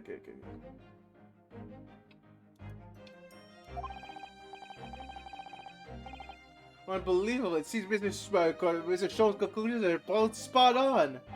How could you possibly? Everything's broken. How could I possibly know? You mean inquire? The answer couldn't be simpler, sir. For in the dense jungle of logic and reasoning, I am the king of beasts. And I know only too well that wild beasts are not easily tamed. So, shall we begin? Once again, Sherlock Holmes is proud to present Logic and reasoning spectacular! Alright, here we go! It's Mr. Sholmes again. We have no evidence this time. So this is gonna be interesting. The game is afoot. That nature of the beast.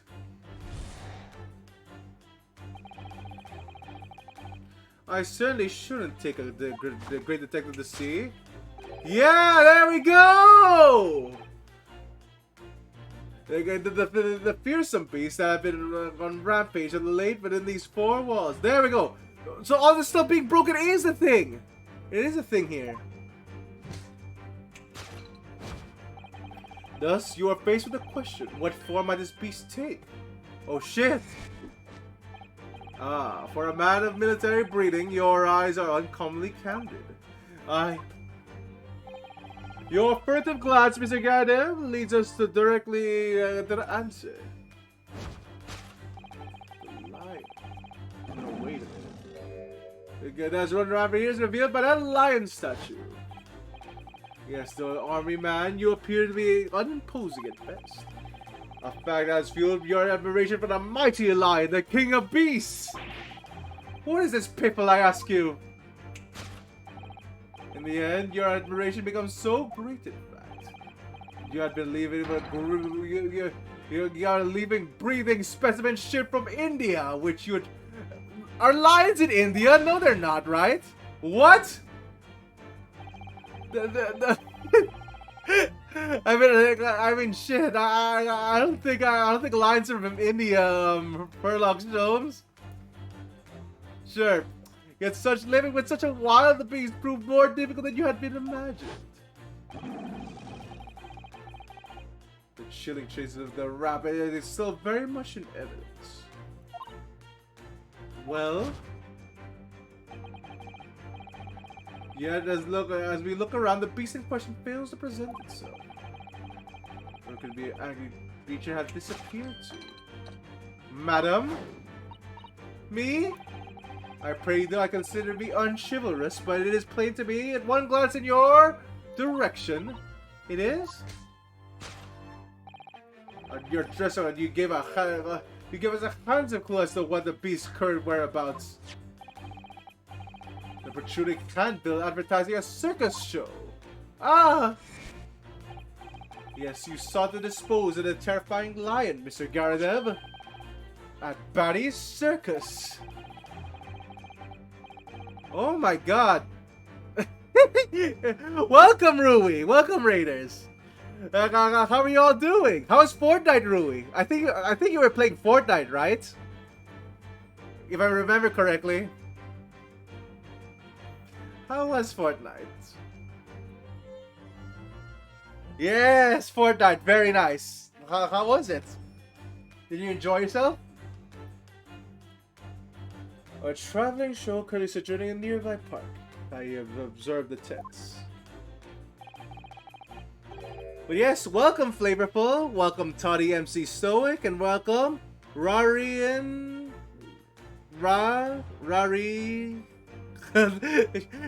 Sorry, if you don't mind, how do I pronounce your name? Rarian Hall? Rarilan? Wait, no, that's an I in the end. I am messing up! Okay, Rari is enough. Thank you very much, Rari. But yes, tell me about your Fortnite adventures, Rui. What are your adventures there? You sold me on the salvage line, sir? The circus troop. I most certainly did not. I believe I have made my point. The fearsome beast which ran amok in this room was an Indian lion. Lions don't come from India. You know what? I'm gonna fucking Google that. There's no way, right? Okay, yeah, no. Oh my god, wow, they do. Well, I've been humbled. Yeah, that's Africa and India. Well, shit.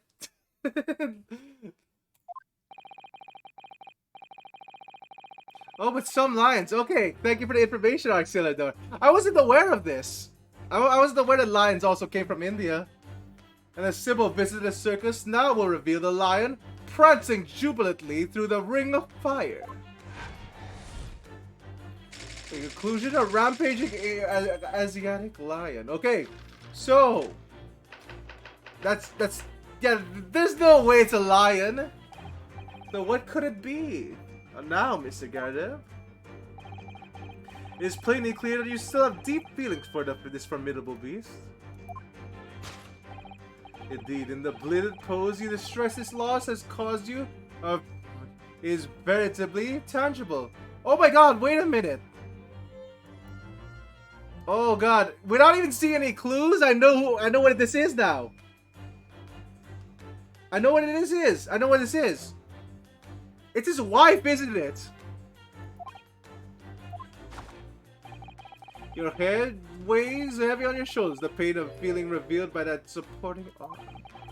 Amid fits tears to let your beloved beast go. No, it's his wife. It's gonna be his wife. I'm calling it right now. It's gonna be his wife. Also, thank you for the follow, Rari, and thank you for the follow, Toddy McStoic. Yeah, I'm gonna guess wife though. I'm gonna guess it's his wife. Cause he says that he feels pain for losing it. The strain of losing something so dear to you is clearly visible in your visage. Nonsense, man! I simply. Hello there, Yomi Juice. Welcome to this. Thank you for the follow. But what we must ask yourself is the true cause of this pain. We only need to follow the direction of your gaze to the answer. Yes, it is the pile of bills that has given rise to the pain. No, wait a minute. Every envelope contains another demand for payment. For the cartloads of meat, potatoes, wheat, and tea. Indeed, feeding your beloved has had devastating impact on your financial circumstances, on your household. Can you imagine feeding a lion with this house? Like, I don't think like you're gonna be able to buy enough food for a lion. They eat like about hundreds of pounds of food per day, right? At least I think. At least that's what I've read before. And so you had no choice but to let it go. Yes, well, Now, in a final fit of rage, the ferocious beast carried out one last unimaginable attack. Unimaginable? There we go. It burned. The other average is clearly seen by observing the carpet over it. Okay, the candle fell and burned the carpet. Very nice. A very expensive woolen carpet, if I'm not mistaken. Oh, dearie me. What could have caused such a destructive outburst? Candle. Ah. This is the time, madam. I'm afraid it's you who has inadvertently revealed the truth to me. Your wandering eye has settled upon the answer very neatly indeed. Yes, they expect the Tower of Gate. Oh yeah, so those are knocked over as well. Interesting. Ah. Yeah, she was looking at the candle stall, Sholmes. There's no creature more dangerous than the beast with an unsatiated appetite. Yes, the beast ate the cakes! That's why they're still on the table. Was it, or was it not once you said, by a certain noblewoman, if they have no bread, let them eat cake? Food is at the heart of all tragedy, in fact. Whatever do you mean? Having tired of the taste of cake, the beast began to stalk its next prey. Man! I'm sure I need not to spell out the nature of this final act of destruction carried out by the beast. There's only one logical conclusion. Worked up in a frenzy by hunger, the lion attacked and ate the... Holmes, please! Please, Holmes! The teeth marks of the carpet are a perfect match with those of a lion I once saw in India. Oh my god, okay. You know what? You gotta admit, Sholmes has like the skill to get this mostly right. Like he knows all the stuff is there, but he's getting the wrong conclusions. Which, you know, I understand just a bit. Holy fuck, though. Okay. Okay, okay. Very nice. Ah! What is the matter with you, Joanne? You're pouring scalding hot tea all over me. Oh, I'm sorry, Mr. Gardev. I'm afraid I didn't notice. My deductions are startlingly sharp. It stands to reason that your cup runneth over. Indeed, my revelations can make people spill tears at times, too. Oh. Wait a minute. Wait a minute. Wait a minute. Wait a minute. Oh my god. I think I might be I might be able to guess some things from this. Wait, holy shit.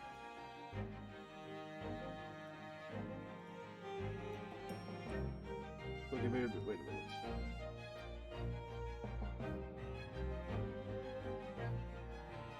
Okay, wait. I think we're onto something here. But we're gonna do this observation first. There's something here that we're missing. Why it's certainly missing Naruhodo. What is it again? Well, your deductions just now. Do you really think a lion could have fit inside a room this size? Indeed, it is only an explanation for the facts. The terrifying truth all too often lies beyond the realm of common sense. You know, I'm just gonna say that I guess he's a really good detective, but he's not using Occam's razor enough. Like, goddamn, dude, all the clues are right in front of you. But if it's an uncaged lion had run amok in this very room, surely Mr. Gardev and his mate would have been hurt or worse. Ah, that is where you are stuck. No doubt the foreign military man held his own against the beast using that large cannon. Okay, wow, it's getting more ridiculous. I thought you said they sold the lion to the circus. You see, the lion just and what about the food? Meat and potatoes are one thing. But I don't believe I have ever heard of a lion that drinks tea. My dear Mrs. Sato, it occurs to me with some regularity that irrespective of race and breeding, whenever anyone lands on the great British soil, you're infused with a highly appropriate taste for afternoon tea. Absolutely not!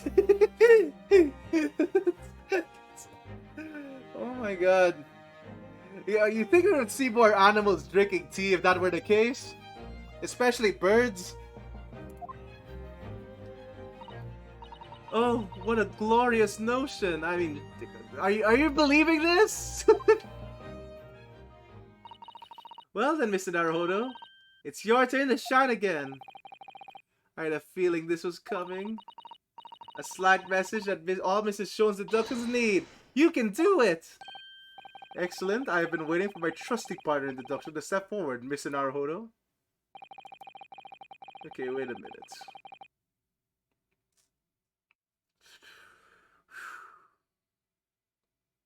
Okay.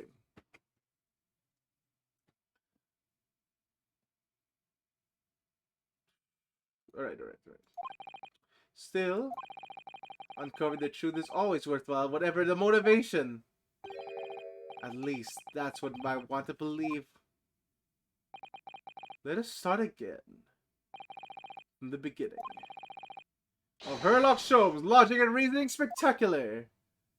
Alright, once again. Here we go. Now we have to correct everything.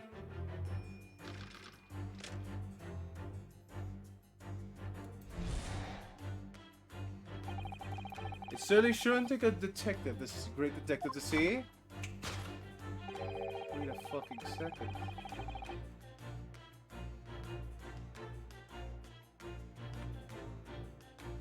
Is it possible? Is it possible that my first guess is right? That they actually... Wait a minute. Thus, we are faced with the question, what far might the beast take? For a man of military breeding, your eyes are uncommonly candid. Yeah, his wife is gonna be in the picture, right? Your further glance, Mr. Gardev, leads us directly to the answer. The lion! The true nature of the beast that's run rapid here, it is revealed that by that lion. Okay, not this one, not this one. I really didn't see the lion thing coming. No, but if you observe Mr. Gardev's reaction, it rather seems as though there is some beast did run amok in this room. Yes, something with a very fierce nature. I couldn't have been a lion that transported. It could have been a lion transported from India. So what was it then? We must follow Mr. Gardev's gaze. It'll lead us to the true answer. Okay, no. What is this? Oh my god, wait a minute. Wait, it's behind? Oh my god! Wait, how do I... Oh my god! This is janky. Okay, wait a minute. There you go.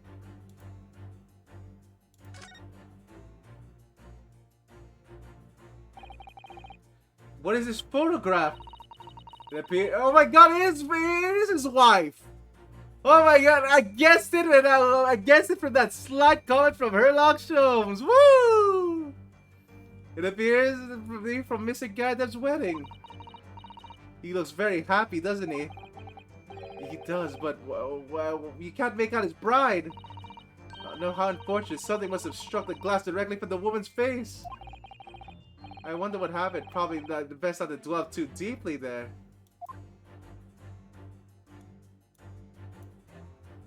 Yeah, newlywed bride. The glass is broken, so you can't see the bride's face at all. But no amount of cracks can hide that woman's plump form. I think powerful would be kinder than plump, Mr. Naruhodo. Yeah, she certainly looks like that. There's a lot of horsepower there. Not someone who you would want to upset, that's for sure. Oh look, have you noticed her wedding ring? It's very large, isn't it?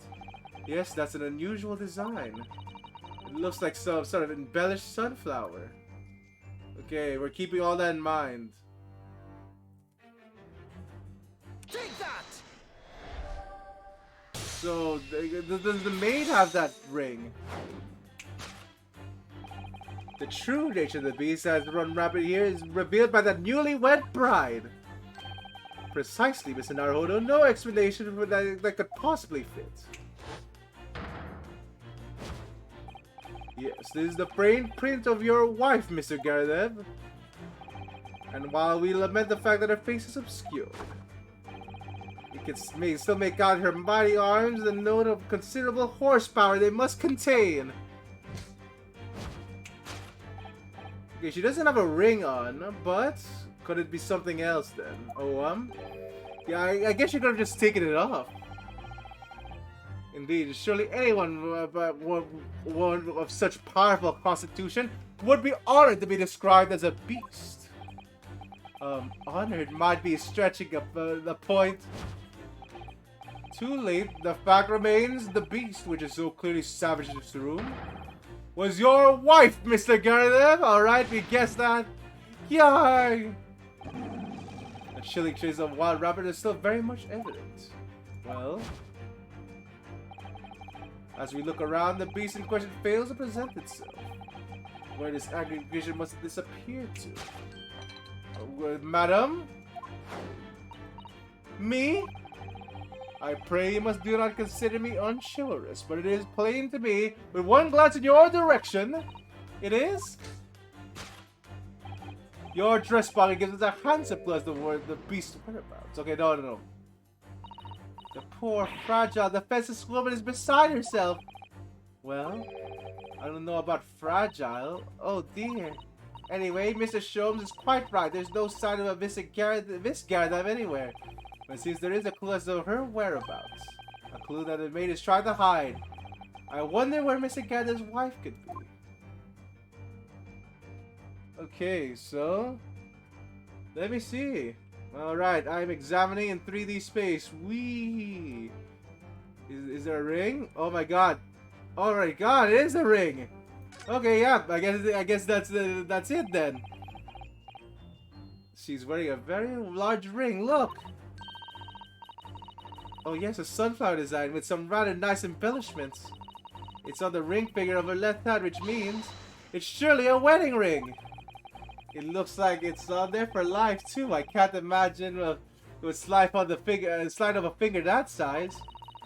That's something to think of, Mr. Naruhodo, not to say. You know, Mr. Gadda's wife in the photograph had a ring like this one. It was a large sunflower design as well. Really? You have a great memory of these things. A large sunflower wedding ring. It's quite the coincidence that's the same ring, isn't it? Alright, there we go! Take that! Take that!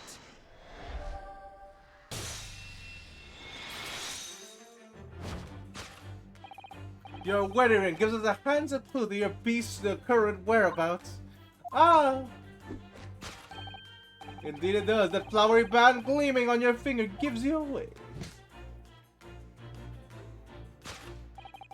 For it is identical to the one shown in the hand of Mr. Gadda's wife in this photographic print.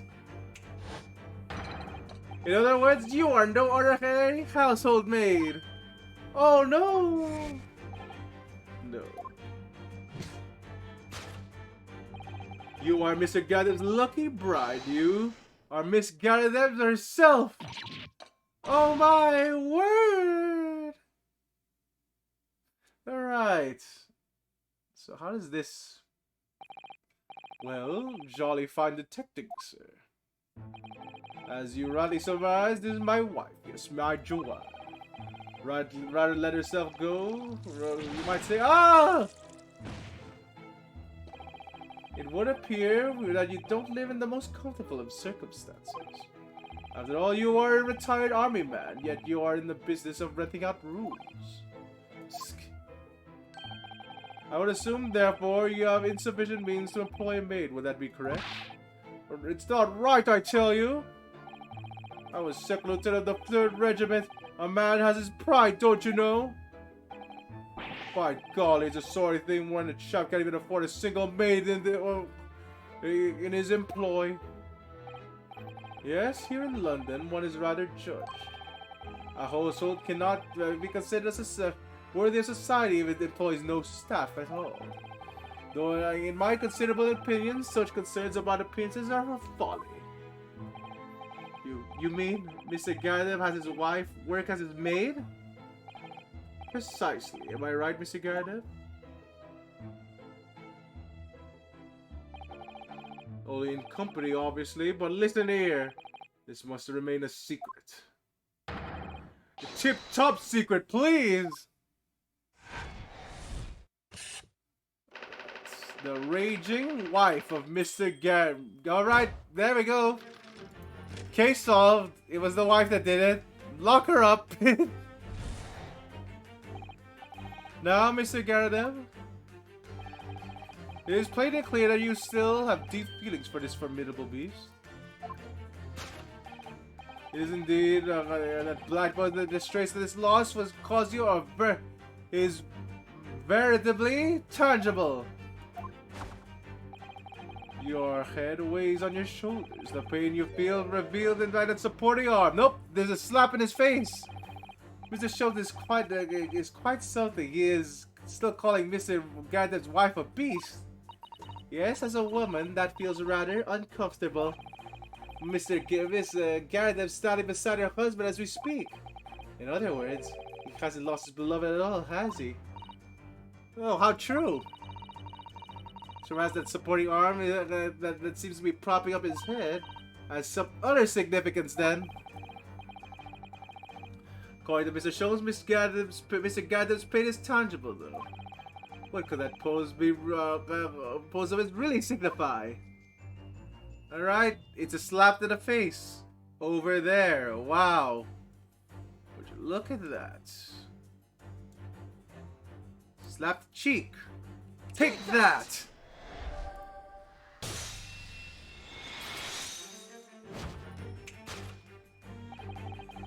Your head weighs heavily on your shoulders, the pain you feel being revealed by that slapped cheek.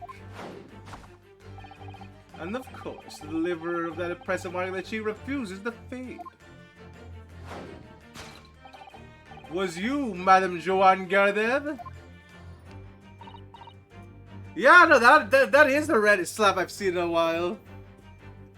Like, that happened yesterday too, right? Well, yes.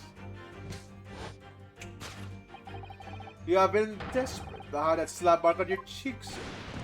Oh!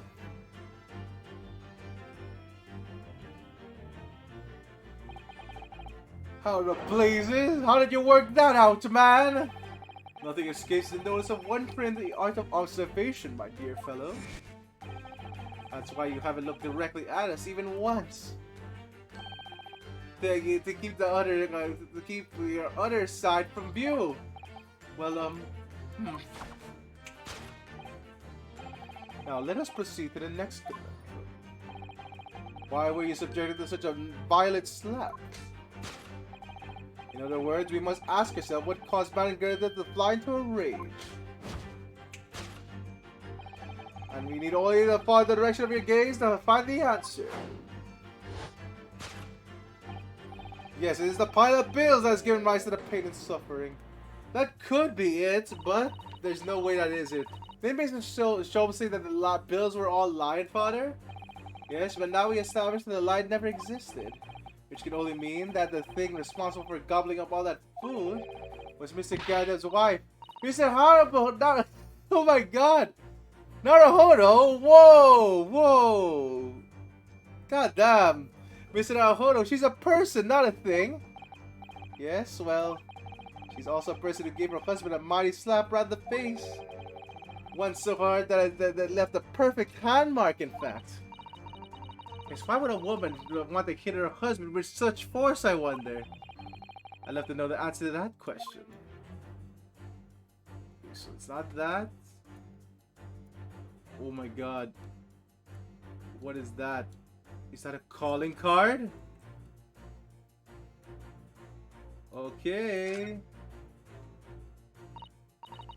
As someone must be reading this book at the moment, there is a bookmark here, look! Mr. Gandalf is an avid reader. Oh, wait a minute. I don't think this is a bookmark. Oh no, so it isn't. It's a note written by a woman, written in a woman's hand. Oh, James, I love you. Yours, Mary. And look at the signature here. Lip marks would have made with a lipstick. Oh, what a passionate, romantic gesture. Don't get any ideas, Susato-san? Oh dear, I'm sorry. So this bookmark is actually a love note then. So. Thing is, it's James and Mary. Which is something. Yeah, it's James and Mary, but we don't have anyone there. We don't know any James and Mary. I guess there's nothing to guess there yet. So let's present that. Take that! Take that! Oh my god, there we go! Yes, this is a love note that has given rise to the pain you suffer.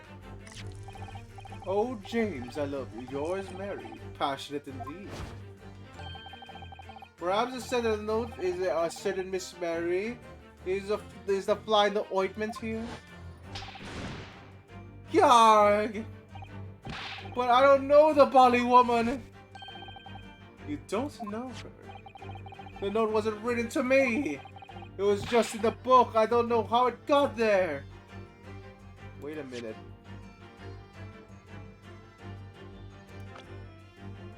You don't know how it got there. No, that's just... Yeah, that's John. Yeah, no, it's...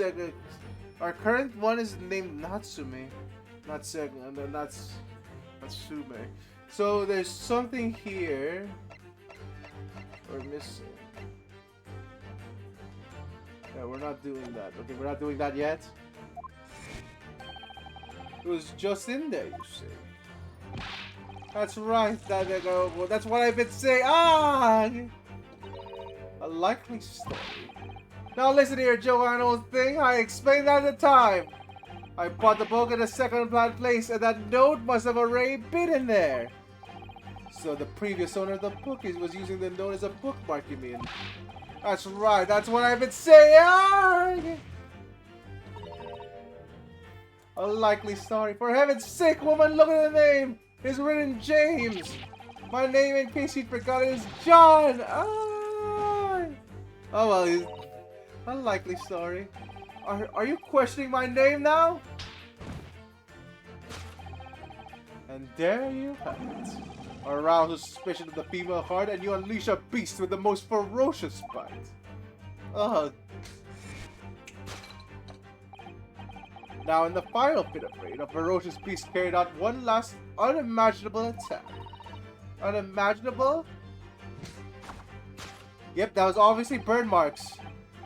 The aftermath of which can be clearly seen by observing the carpet over there. A very expensive woolen carpet, if I'm not mistaken.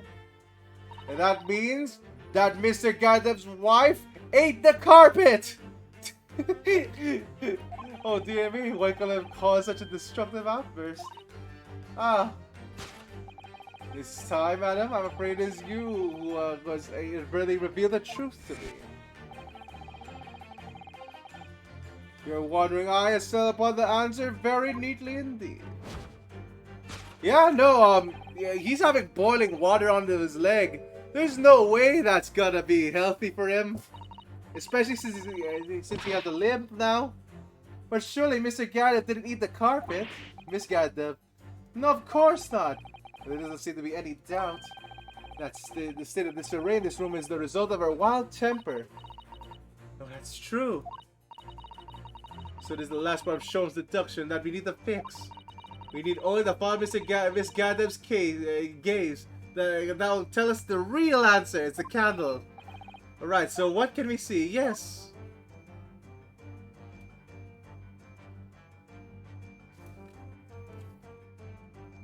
Alright, candle, right? Candlestick.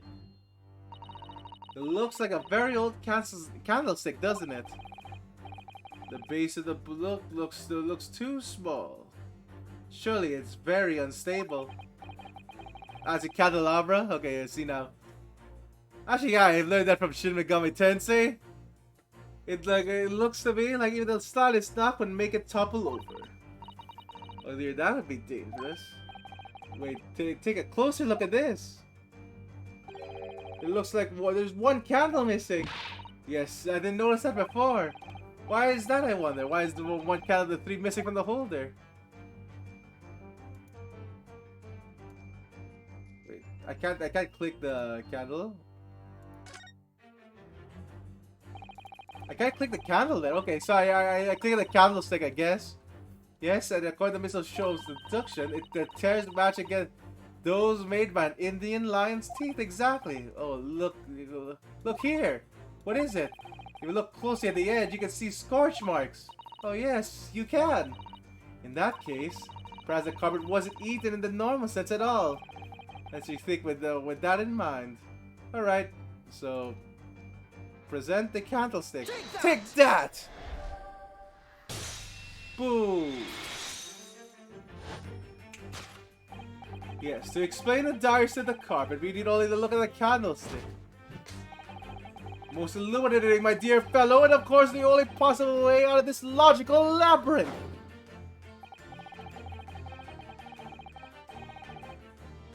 Yes, the remnants of the ferocious attack in which his carpet was devoured are clearly visible. Indeed they are. Scorch marks at the edge clearly give the truth away.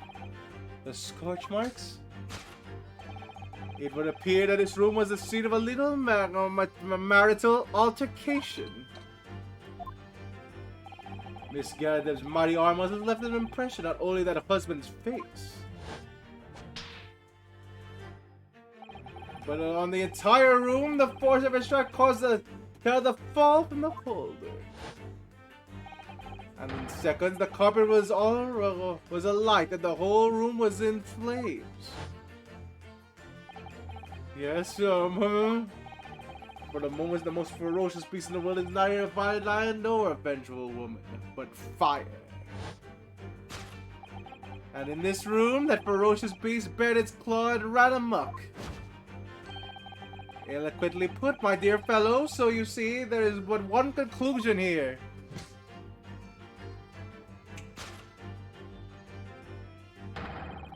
After the sparks of metal discord flew, this room was the scene of a fire.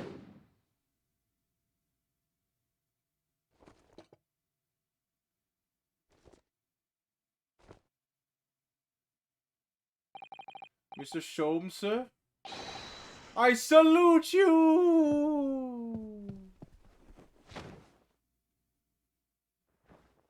Oh shit, she's strong. Then again, we already knew that. Carpet scorched by a small fire. So.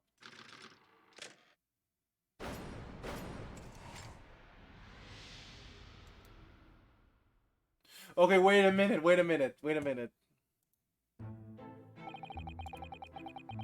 So.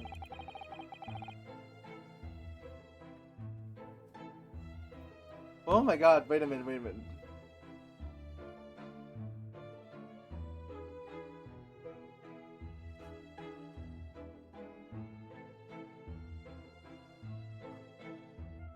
Alright.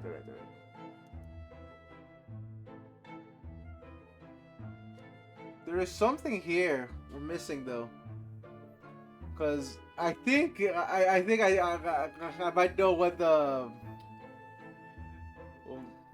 we might be able to make a few guesses here after seeing this full thing. Luckily, there's a jolly good second-hand bookshop just around the corner. Buy all my old novels there. And in the pages of one particular novel, you discovered some rather illicit material, for which your wife admonished you harshly, it seems. Don't you know that admonished, demolished might be closer to the mark? And the beast is most certainly at this. Here we go again. And the carpet, was that destroyed by the fire when the candle fell on the floor? Afraid to say it was. Maybe it was in the blink of an eye, you know. The whole place was filled with smoke. Couldn't see a bally thing. And I was caught between the old Styx rage and the raging flames. You paid a torrid picture, sir. And one that would have been most entertaining. That's my sympathy for you. It didn't take long for the fire to spread, of course. The bally furniture started going up as well. We've had to hide the mess across behind the screen for the time being. Over here, Miss Akira? Oh no, so the window was clear. Well, you have nothing more to hide now, if you'll allow me.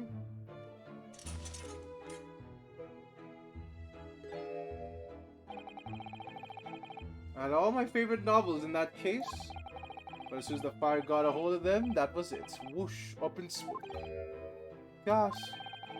And the wife started hurling things at me. What a terrible sight. Wait a minute. Oh my fuck. We might be right, guys! Our first guess might be right! So, this case might be an accident! My wife started hurling things at me, right? This whole case might be an accident. If this relates to the case at hand, did her wife throw something so hard? Like, did she throw a knife so hard that it accidentally hit the victim? That's actually curious. There was I, backed up against sword under heavy enemy fire, incendiary books upon love, including 10 to dozen. The Wizard is my favorite, the book called The Lion's Pride. The Lion's Pride, ah yes, your notorious love of big cats coming through again. I assure you that title didn't influence my choice in the slightest. The poor man really did lose something dear to him as a result of the ferocious beast's rampage. My Mr. Shome's deductions turned out to be correct once again! Yes, Asano! Woo! It can only be described as a great British wonder. I tell you, it was my total cottage of the flames everywhere and the old stick in full pedal. Out of interest, what time of day was it? If I can write it 2 days ago now, let's see, around 5 o'clock I think. Wait a fucking second! That aligns way too perfectly. This whole case might be an accident. So at exactly the same time as the terrifying incident that was unfolding outside. Oh my god! If this whole case is an accident, I'm gonna flip a shit.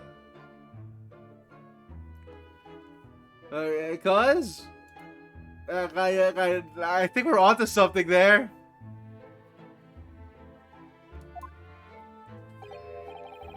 Oh my god, wow, that was a joke answer before, but I think that might be it. Even more terrifying on the inside, I can assure you. The whole blindly could have flooded outside my window at the moment. And I wouldn't have noticed the dash thing. So we could say there's no damage to the window, but they probably opened it so the smoke would be vented out. And then she threw things. Oh, really?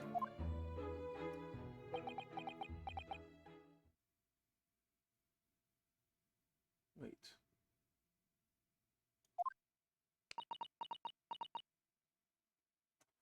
Oh my god, wait, no, there's even credence here.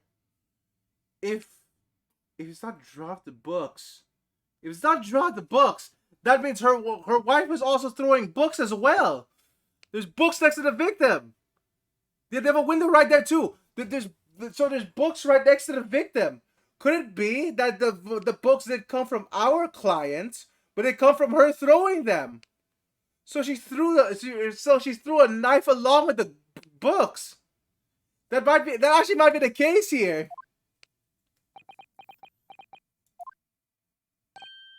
Mr. Sholmes? Yes, Mr. Naruhodo, what can I do for you? Well, I think we got the bottom of Mr. Garadev's situation now. But what does it have to do with Mr. Natsume's circumstances? I can't help you there, I'm afraid. What? My dear fellow, if you recall, I did say as much from the outset. I warned you that although I knew the retired army man to be hiding something, that I could not be sure whether his secret would prove to be of relevance or not. I just knew you were going to say that. No, but like...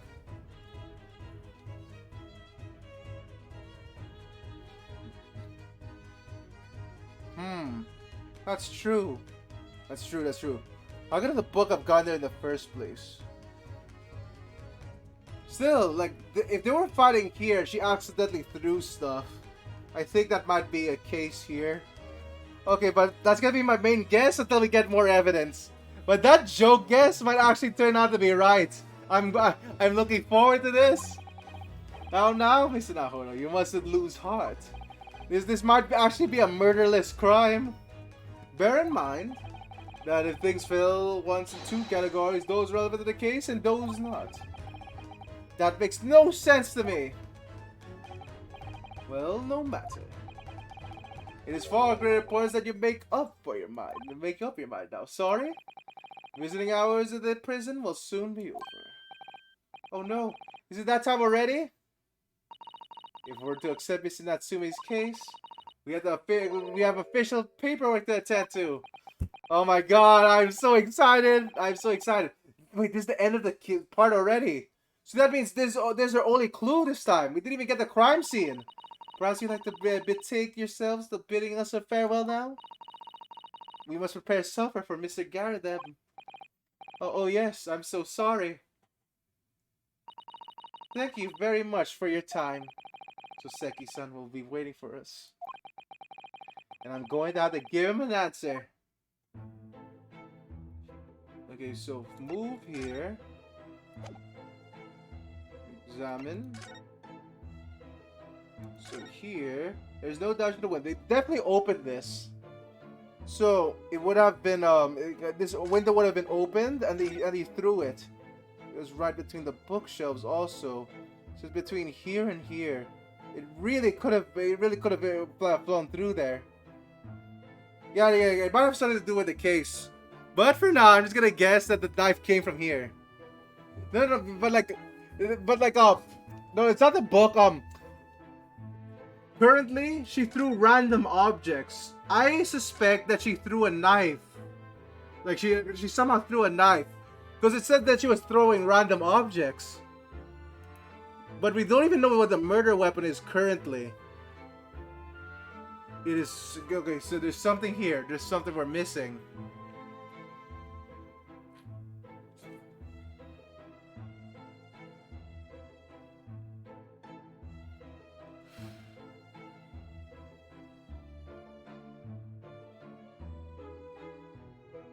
I don't know, it didn't land in the room with no windows. So, here, I'll show you the full case. I'll show you the full case. The crime scene wasn't the room. The crime scene wasn't the room you saw. Here, I'll show you the thing here. So... Briar Road.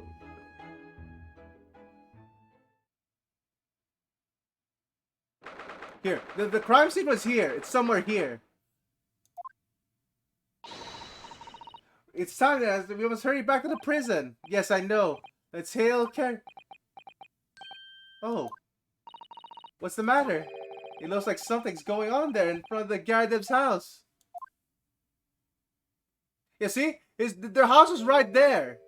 And it came all the way down here. And you thee not, old man, fall to thy prayers. Oh, yeah, no. That was the murder scene. The murder scene is right outside. So what I'm suspecting happened was it was accidental. They threw it all the way there. And she accidentally threw the knife at the woman. Who are you calling old man, you Roman-looking Pimini?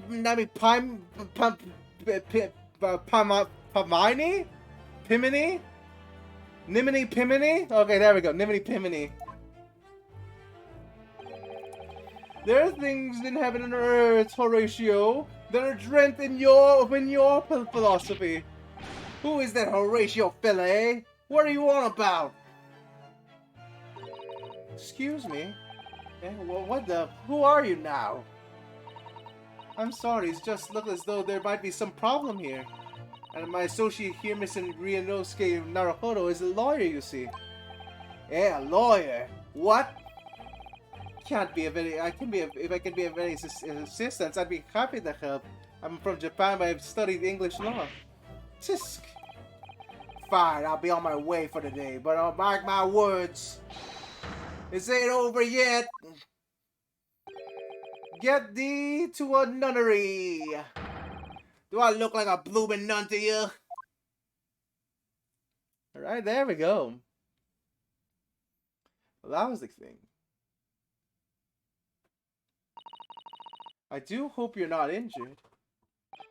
Oh, fair Eastern maiden, thou art so gentle, thank you.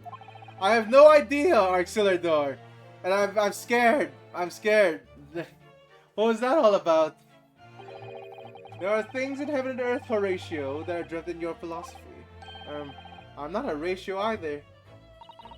Forgive the inquiry, sir, but... Are you a lodger here in the Garadeb residence? Oh, fair Eastern maiden, thou art right. Yes, I do dwell in my humble abode. There's no way this is a lawyer. There's no way this dude's a lawyer. I refuse, Auxiliador. I refuse to acknowledge that. No fucking way. No fucking way. No dice there. But must be a man. You happen to know the other lodger lives in the first floor? Ah yes, a gentleman named Natsume. Oh, more worthy of a polemist in my battle of words near the could there be? Sorry, pal, did you say? Who is stronger, Hamlet or Macbeth? Mr. Natsume and I are sparring long into the night. I see. Yeah, see, in a power level test, who is stronger, Hamlet or Macbeth? See, people back then just got their power level numbers. It's like, oh my god, Macbeth's battle skill. I don't fully understand, but it seems Mr. Natsume and this gentleman are acquaintances at least. So, fair maiden, so good gentlemen, I can tarry here no longer. Fare thee well. There's no way he's a new mode though. I didn't really understand him. I think he's returned to his room. Seems he's unaware of what's happened to Mr. Natsume. So can he really help us?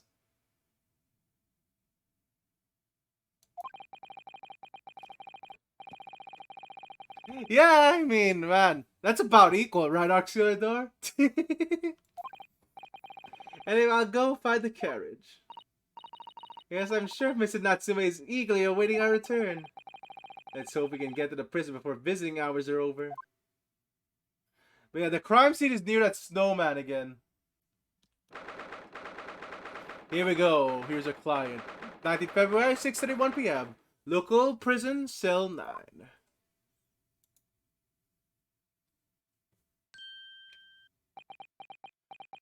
Alright.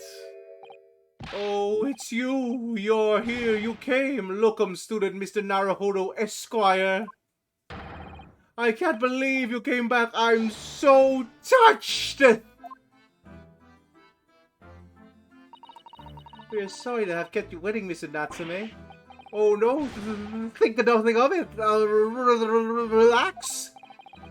If I were a cat, I would purr with pleasure at the company of such fine compatriots. Noble, nurturing, never-failing Nipponese. Oh, now let's not get carried away. Oh, I quite agree. There's nothing more reassuring than the familiarity of one's native land. On the other hand, is this through friendship transcending international borders that truly appreciates the fact? Such is my belief, at least. It's you! The miserable, rotten spy, Herlock Sholmes! Mr. Sholmes, what are you doing here? I have no intention of doing anything per se. Observing, of course. Whatever do you mean? Holy crap, this guy's having a panic attack. Whatever do you mean, Mr. Sholmes? Well, having encountered some curious reading material in that gloomful room, and having unmasked the secret identity of that eccentric pair, I decided I should drop it in on my way home to see how our divested friend is faring. Gloomful room? At least your accommodation here offers a window, my dear fellow. In that sense, it is a superior option. Anyway, I must commend you for your taste in books. My day is a bit of delight and could cost me not a penny. Ah, you! How dare you, Herlock Sholmes! Well, I've had it. I'm through. I'm at the end of my rope. I should never have come to Great Britain. It was a terrible mistake. Haunted by spirits by those accursed lodgings. No doubt my luck will be cursed in tomorrow's trial as well. My whole life is bedamned! What are you waiting for? What are you thinking, Mr. Naruhodo? He mentioned that once before, didn't he? That his logics were cursed, I mean? And there's much truth in Mr. Mustache's words. What? Curse is a wholly appropriate description, I would say. For the man's lodgings, and indeed, for tomorrow's trial. What's that supposed to mean?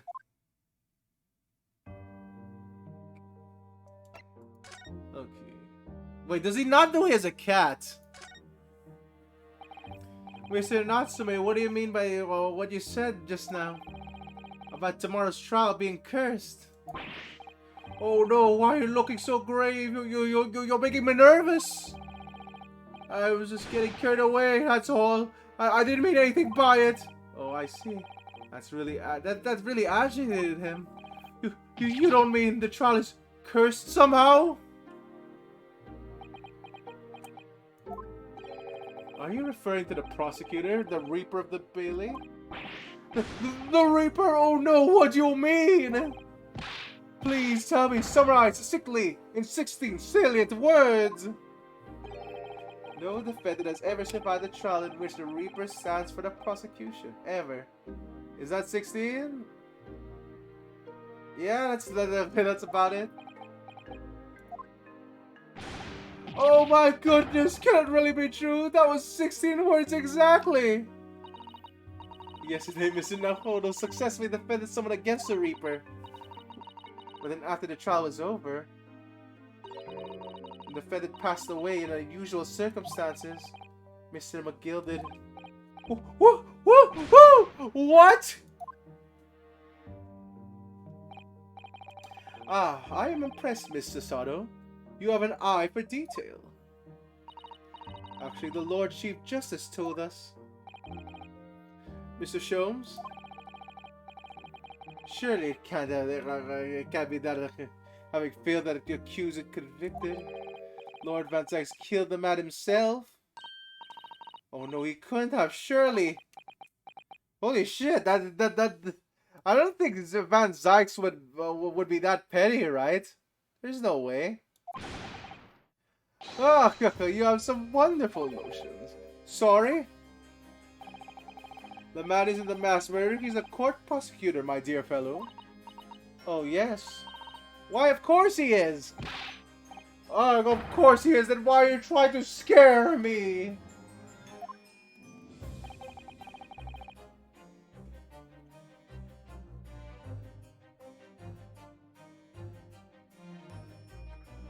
Sorry about that. It could be said, however, that a real truth about the matter is even more terrifying than your hypothesis. Oh. Oh, shoot. What earth do you mean by that? Alright, let me see. Let me see. The Reaper.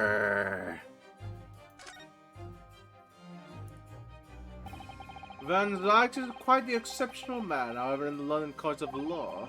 Exceptional does not equate to winning every case without exception. That's good. Oh dear. Gets worse, doesn't it? Mr. Second Son looks like he's going to cry tears of joy.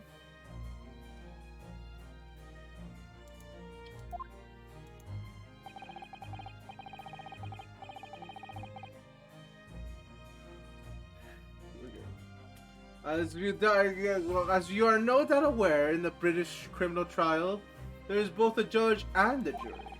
The judge officiates based on the letter of law, whereas the jury offers public opinion and common sense. It is an excellent system whereby the defendant's guilt is considered from several points of view. However, public opinion in particular is somewhat easily manipulated. Right. Criminals and corrupt lawyers, for that matter, can use it to their advantage. By any means at their disposal, contriving evidence, calling imposters as witnesses, and so on. By such underhand means, those who would not want to are able to sway the jury. Which means, even in the light of irrefutable evidence, the prosecution can fail. But it means the wrong verdict can be passed. And sadly, it is from time to time, my dear madam, it's simply the reality of the situation. And that's alright. However, those indicted by Lord Van Zykes cannot escape justice. Their fate is sealed. Oh my! Though the education may seem to leave the courtroom with their freedom, within months they all disappear. It is most striking. Disappear? But how? By all manner of misfortunes, sir. Perhaps they are trampled under a passing carriage. Perhaps they fall into the Thames and drown. Perhaps they are suddenly overcome by raging fever, or perhaps they are attacked by highwaymen. Shit. No, no, no! All examples of the reality of events here in London, I'm afraid, Mr. Naruto.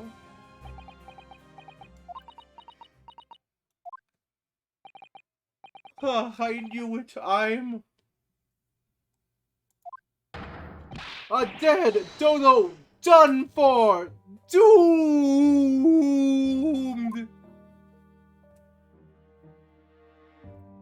Cursed lodgings.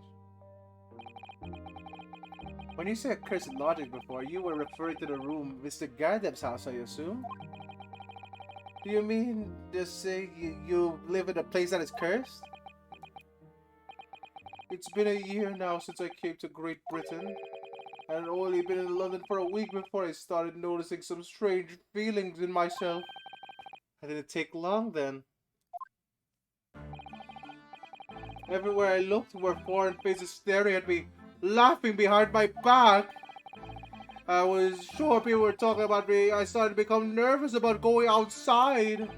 They were always staring at me all the time from dawn till dusk. So I shut myself away in my room, but even that didn't help. The fear wouldn't go away. You must have been very lonely. Have you been away from your homeland for such a long time? I've been out a number of times, most recently too, that room in the Briar Road a week ago now. So why'd you choose there? It seems a little inconvenient. The rent is cheap, I have so little money, it appealed to me straight away. Of course, I asked why it was so affordable. The latter just simpered and said, "The room is cursed." Oops. He quickly tried to cover his mistake, but it was too late, so I told him. If you have something to say, then say it, but if not, don't mention it in the first place. Yes, well said.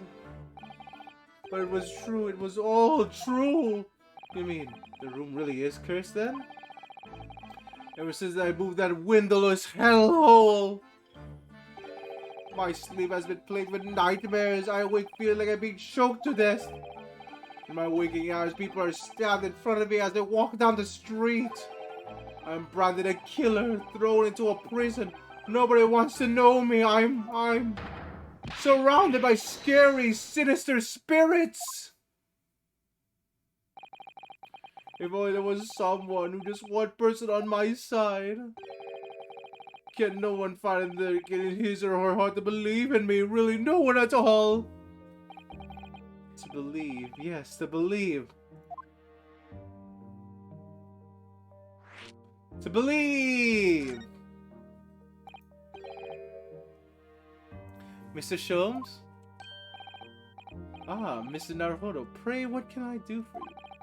It's about the case of the SS Borea, if you recall. The Borea, the Borea. Ah, that case. The one with the snake. Well, yes. At that time, I was a suspect, but you believed in me and listened to my side of the story. And you helped us to investigate. I did I? Interesting. What I want to know is why. Why'd you believe in me? I see, yes, you mean. Because you were a grimly dressed, shady Eastern fellow found with the victim in a locked room? Well, if you like, yes. Thank you, Rari. And I don't describe my voice as great usually, but thank you. I'm a little surprised the answer requires explanation, my dear fellow. It is quite simple, really. You said I didn't do it. But I could have been lying. Surely you must have had your doubts. You would have suspected me a little. I think perhaps you have misunderstood. I neither recall believing you, nor in that which you were telling me. What? Wait, what are you talking about, Sholmes? You see, the only thing I did believe in are those that I choose to believe in. What? What do you mean, what does that mean? Doesn't that mean the same thing? Yeah, it must mean the same thing. Okay then. I make up my own mind to what is believed and what is not. If I could like to believe something, I do. The circumstances can hang as far as I'm concerned. But I could have betrayed your trust. In that case, I should have made an elementary error of judgment, nothing more. Betrayal of trust is an overused excuse, in my opinion. Meaning? Whether or not you should trust one another is in the final analysis, down to oneself. It is a matter of whether or not you can trust oneself. Yes, he's right. He's right, locum student Mr. Naruhodo Esquire. Actually, what does Esquire mean? Is that just like,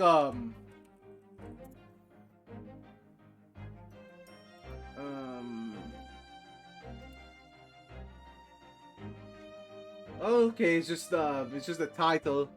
Okay, it's just the title. I see now.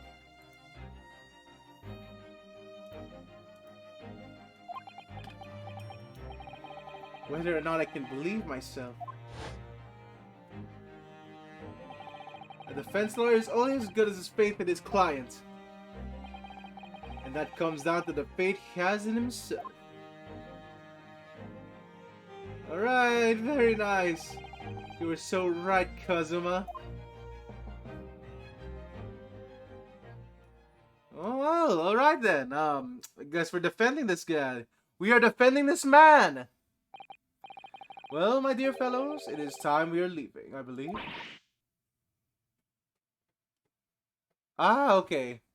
What would it mean in this context, though, Arxelador? I guess he's just overusing it. Already, visiting hours are over. The guard will be here shortly to escort us out.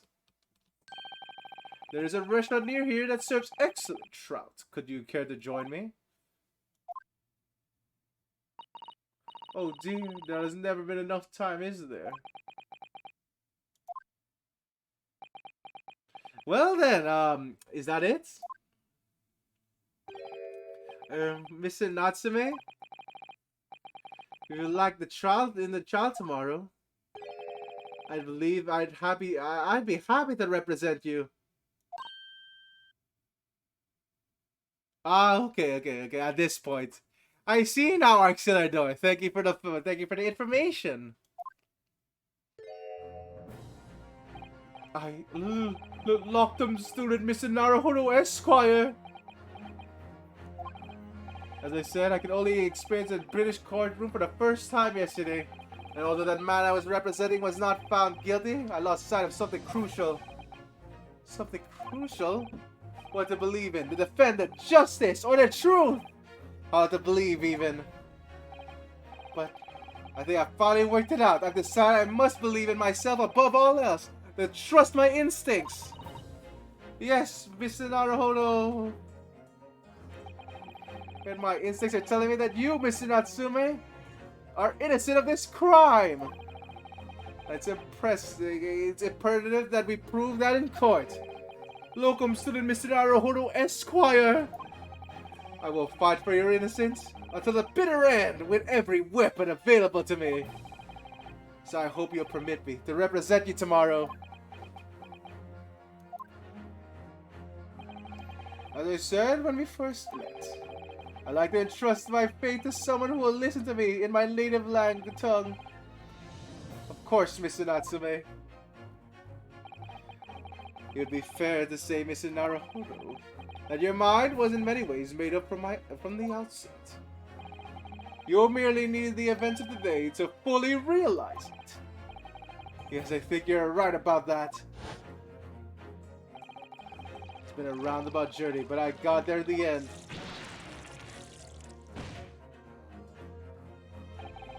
Mr. Sato? Yes? Would you be willing to stand by my side tomorrow and help me in court? Absolutely! As I said this morning, you may consider me your personal judicial assistant. Well then, okay, this is gonna be an interesting case. Let's see if our guess is right, shall we? The shocking events of yesterday's trial still weigh heavily on my mind. But it's time to stop looking backwards. Kazuma believed in me, and Mr. Shones believes in me now too. So it is time. Time that I learned to believe in myself! In a passive-aggressive manner, Soseki-san has no one. He's all alone. It's my job to help him, to fight his corner. Tomorrow in the courtroom, with all strength that I can muster. Okay, this is getting... Oh my god, yes! Alright, we're definitely finishing this case tonight. It's that tonight I want to finish this case. Ooh, I'm so fired up. Okay, so our current guess is that the knife was thrown accidentally. And it went into the victim. Right, let's do this. 20th February, 9:23 a.m. The Old Bailey Defendant's Antechamber. Well, I never expected this. Who would have thought we'd be back here again so soon? We are certainly a study tour of Great Britain with the intention of learning the country's legal practices. In order to research the latest court procedures here, we need as much court experience as possible. Well, yes, I suppose that is true, but for a person in the dock, it might as well be his or her one and only time in court, and it could be life-changing. In which case, treating it as research may seem a little crass. Oh, when you put it like that, you're quite right. Good morning! Who's this? Oh, he's more chipper. His eyes are red! Holy shit! Ah, Mr. Natsume, good morning. Oh dear, are you all... Yeah, his eyes are red. Oh my god, that was intended! Your eyes are terribly bloodshot. The early bird catches the worm, as they say here in Britain. Yes, I've heard that expression. But I really don't want to catch a worm. So I tried desperately not to wake up early, but I was worried, so I couldn't catch a wink. And now I'm absolutely exhausted as a result. Do all literary people take things so literally? God damn, I can't pronounce some words. Literally. Okay, there we go.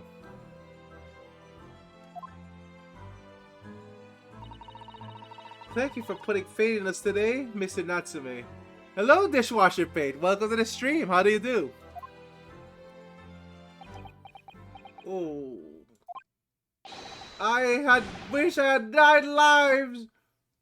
Very nice, actually. My current game. Have you played this game already, Dishwasher Paint, or you haven't yet? I keep forgetting. But yeah, my current guess is that the card of the day. Sure thing, Rari. Sure thing. Okay then, Dishwasher Paint. They're gonna figure out this case with me then. So, what to do for card of the day? You don't know what I clicked? It's okay. So, Rari, I usually play card games. And for card of the day, it's basically just me reviewing a random Yu-Gi-Oh card. Since I know a lot of people don't like don't play card games. Also, sure, Dishwasher Paint, with your 50 breads to summon Hungry Loaf, level 1! Boop. Oh wow, 2 more. Yep. Now, let me see. Okay, I have the perfect one for this one.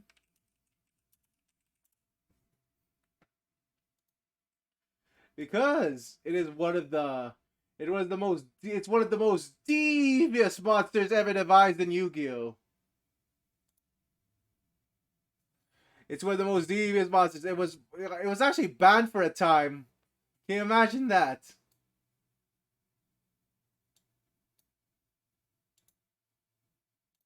So, before we get started, let me review a card first before we continue with the game.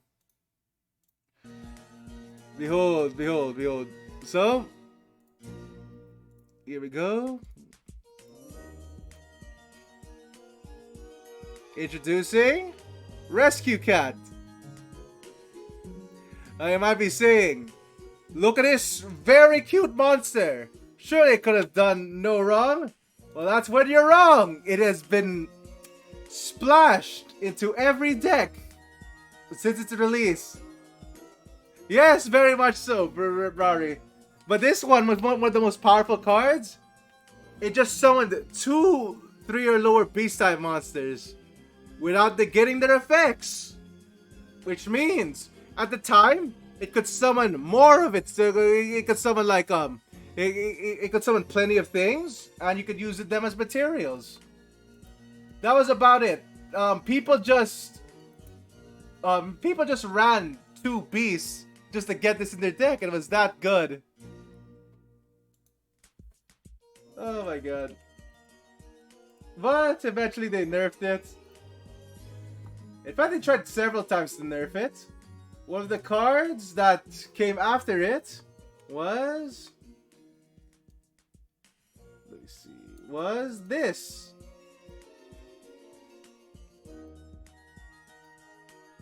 Next one is a rabbit. And this one came after it.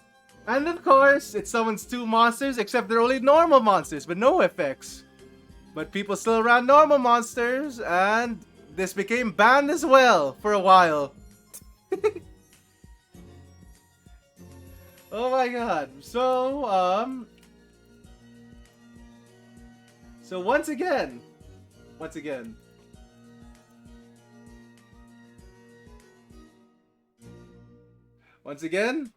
They made another version of this. Rescue Rabbit isn't ran anymore, by the way. But this next one is only seeing play in a few decks now. And it's Rescue Ferret. And it's too big. Kind of seems like every time they make a cute animal with with a hat on, it just becomes meta relevant for a while.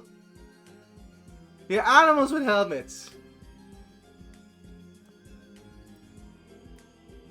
I think there's also art of them with all of them in one card actually.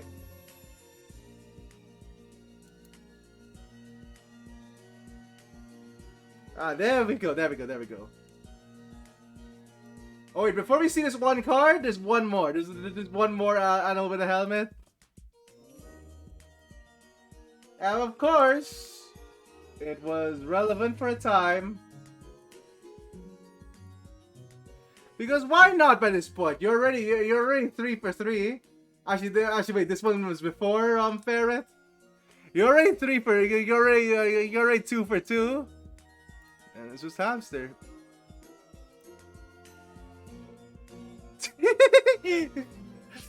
Oh my god, no. I still can't believe they keep making stuff like this. But yeah, like all of them were just played with varying levels. Rescue Cat and Rescue Rabbit were definitely the most popular ones before.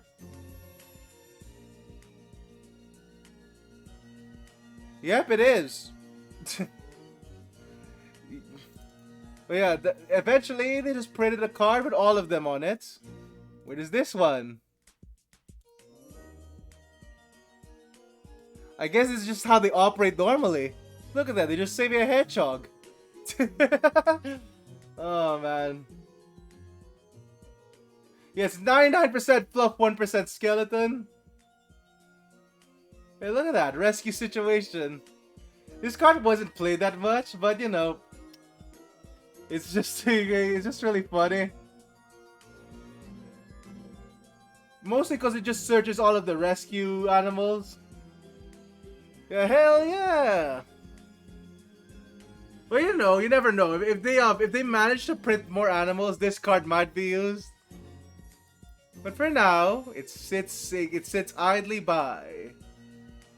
Well, yeah, that's it for the card of the day. Technically, that was 5 cards. I shouldn't make a habit of that. But we should get back to the game now. Yeah, they probably will. Animals with helmets are always going to be relevant. But then, there we go. Boot up. Also, what do you mean? What are you asking, Dishwasher Paint? Do you? Too terrified to tremble? Oh no, I play more in real life Dishwasher Paint. The thing is that I don't really play that many. I don't really stream that many actual TCGs because I already played them so much. Yeah, okay, it's okay. But yeah, I play TCGs. Like they already take about, I would say maybe 6 hours of my everyday already. Like I already played TCGs that many times, and I played 3 of them, and they take like 6 hours of my day per. Sometimes the whole day actually. Huh, very nice dishwasher paint. What are your colors? I also play MTG dishwasher paint. If you need a card review, you might not know that. I play MTG, Pokemon, Yu-Gi-Oh, Shadowverse. Let me see. I used to play Hearthstone. You like red mostly? Oh man, you're playing red deck wins? I see now. I can't do this. I can't take this.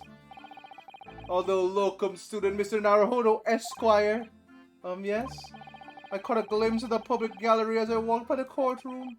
I looked to be opening the night of the opera. There were so many people.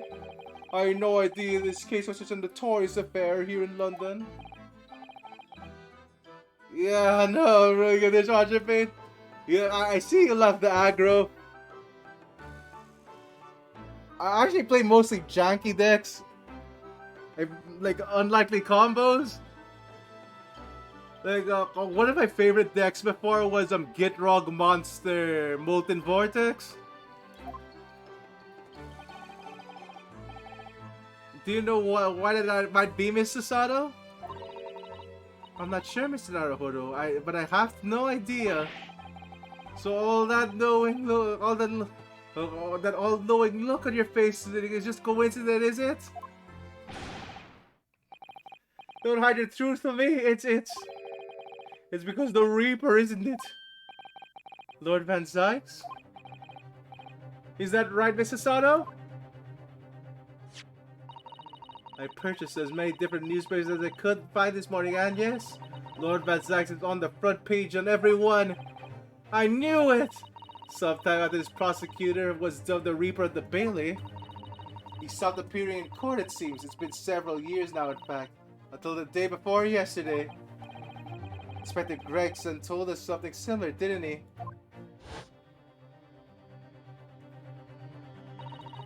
A trial 2 days ago marked Lord Van Zykes' return to the courtroom after a very long hiatus. This might be similar to Von Karma, actually. Maybe he got shot on the elbow, you never know. The trial of Magnus McGill. What a harrowing experience that was.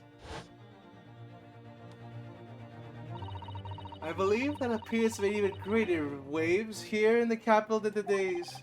But we wouldn't have realized, of course, having only just arrived in the country. Why is the Reaper back in Bailey so soon for what appears to be a mundane murder? That's the question the papers are asking. And they're all speculating various answers. Mundane? Mundane is the most significant saga of the century to some of us. Oh dear, I mean no offense, Mr. Natsume. But that's how the papers are describing it. Well, lest we forget the fact that it could spark an international incident. Obviously, the reappearance of this infamous prosecutor has caught people's attention. There is no blatant similarity with the trial of the 2 days ago. Yes, I agree. Locum student Mr. Naruhodo Esquire, it's you! Me? Well, I suppose that's true. Both times it is you who stands against this legendary prosecutor. Well, shit, so I'm glad he trusts us. It can only mean that you're friends with the Reaper. Please, I don't rub shoulders with Deathbringers. I'm afraid that there's really only one other explanation. It can only be another example, Mr. Naruhodo, of the uncommon bad luck. Thanks for that. Oh, this is just my luck. Why was I represented by a man with such frail fortune? By the least lucky. Oh, fucking nice. Nice dishwasher paint. 1,000-Year Storm just gives everything storm, right? Then you just cast bounty multiple times. Oh god, that's sick. That's sick. Well, let's not forget. I think it was you, Mr. Natsume, who asked me to represent you. Yes, it is just that I'm a student. And then slapped it. Yeah, there we go. Oh, man. Yeah, I love the jank. It's true that I'm just a student new to London with little in the way of experience or skills or luck. But I promise you this. I will fight for your corner till the bitter end. And I'll believe in you, Mr. Natsume. Oh, beloved locum student, Mr. Naruhodo Esquire. Oh, shit, okay. You're not alone. You're here with us, Mr. Natsume. Whatever happens, we will always be on your side. Oh, benevolent non-locum assistant, Miss Nikotova Esquires. I'm in your debt forever. I shall never forget this great kindness for as long as I live. Mr. Natsume, counsel for the defense. The court in session is about to begin. Kindly make your way to the courtroom at once. Alright, here we go. Here we go.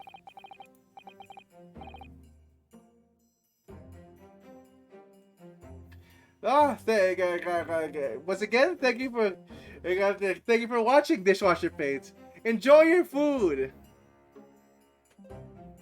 Alright, Mr. and Mr. Matsue, it's time. Let's go! Alright, fucking crap, okay. Woo! Alright, let's see if our guesses are right this time, shall we? Yes!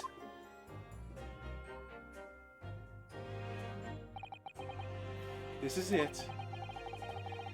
My second appearance in the British courtroom. And my second trial against the Reaper. I hope you're watching over me, Kazuma. Hear you. Alright. But this time, I won't let my fate waver. I'll believe in my client to the last. Just like he believed in me. I believe I can do this now. I'm ready for this fight.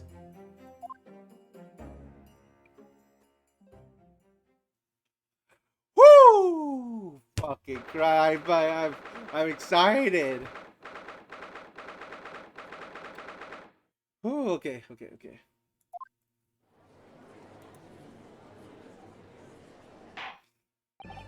In the name of Her Majesty the Queen, I hereby declare that this courtroom to be in session. I now call upon the counsels of the prosecution defense to declare their willingness to proceed. The prosecution is fully prepared, my lord. The defense is ready, my lord. Oh my god. The Nipponese are truly a fascinating breed. Sorry, what? Lord Stronghart has told me all about you. That you are a student who arrived in London but 2 days ago. A mere amateur. Do you have a point? Being a compatriot, you feel compelled to try to help the accused, I suppose? Typical Nipponese arrogance. Oh shit. Alright then. Forgive me, but I do not believe arrogance is an appropriate description. Usano-san. After all, at our previous encounter, the defendant was found to be innocent.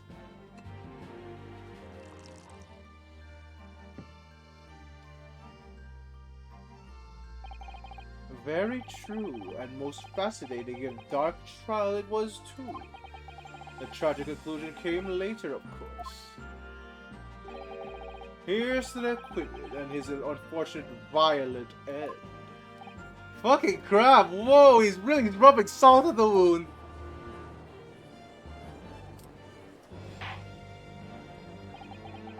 Thank you, counsels. I see both of you are in fine.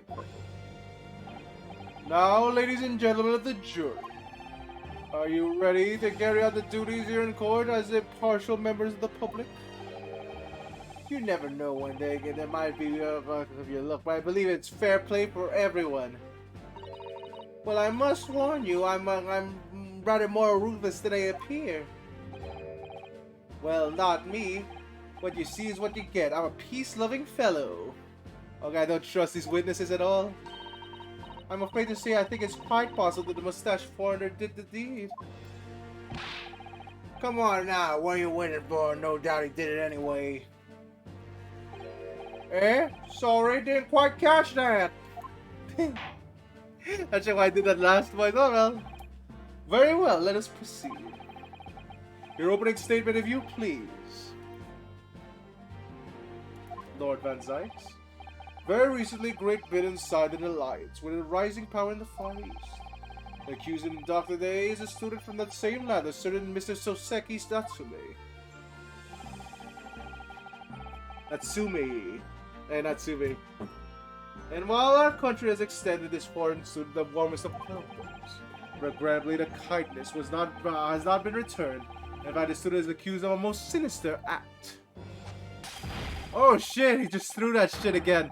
Or pointing a knife into the back of an innocent woman who was doing nothing but walking down the street. A knife crime, I tell you, from bitter experience, those are the worst. Bloody oath they are. Why is he a witness? Why is he in front of the jury now? What is going on?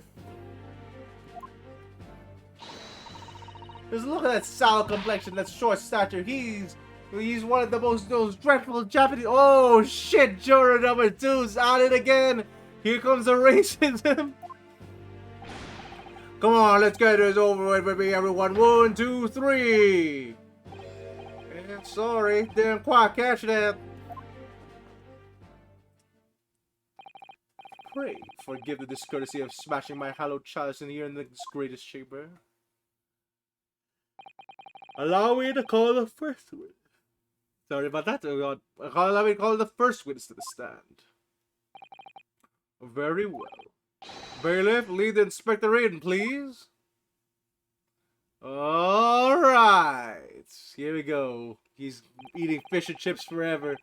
Your name and occupation, please. Yes, sir. Tobias Gregson, detective and inspector in Scotland Yard. Will you please summarize the events of the case for the court inspector? Okay. Okay, olive green. Very nice. Okay. So we finally see it now. We finally see it. Let's do this. Let's do this. Let's do this.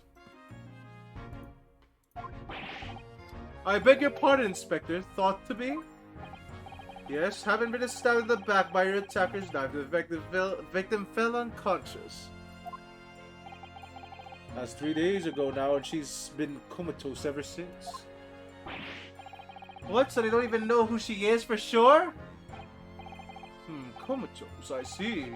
But her life is not in danger? Fortunately for the Eastern student, the charge will not be murder. Pray elaborate on the details, Inspector. Sir, if I could ask everyone to look at this street map. Okay, so here, it loops right there. As I mentioned, the incident took place 3 days ago at around 5 in the afternoon. It happened on the pavement running alongside the Briar Road at a wide thoroughfare for horse-drawn vehicles. Got it. It had not been long since the stoop snow of the victim, Miss Green, has been walking down the street. While at the blue, she was approached behind by the accused, stabbed in the back.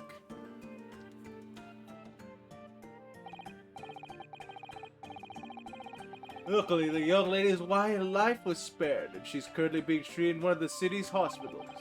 But being unconscious as she is, we've been unable to take a statement from her, of course.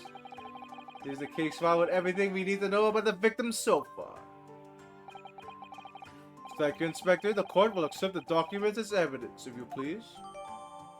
Alright! Finally, our first course of action here. So, here we go. Ooh! Alright, this is our first evidence now. What of the weapon that was used? Sir, I see it here. It was removed from the victim's back. Ouch, that big thing is starting to make me scared to walk down the street now. With a heavy blade like that, almost anybody would have been able to stab that poor woman. Even the scraggly looking Soseki side, I suppose. A common or garden jackknife, I would say, rather nondescript. I thank you, Inspector. The court accepts the blade as evidence. Jackknife has been entered into the court record. Okay, there we go, there we go. Now then, what do we know of the motive? Money or valuables, I presume?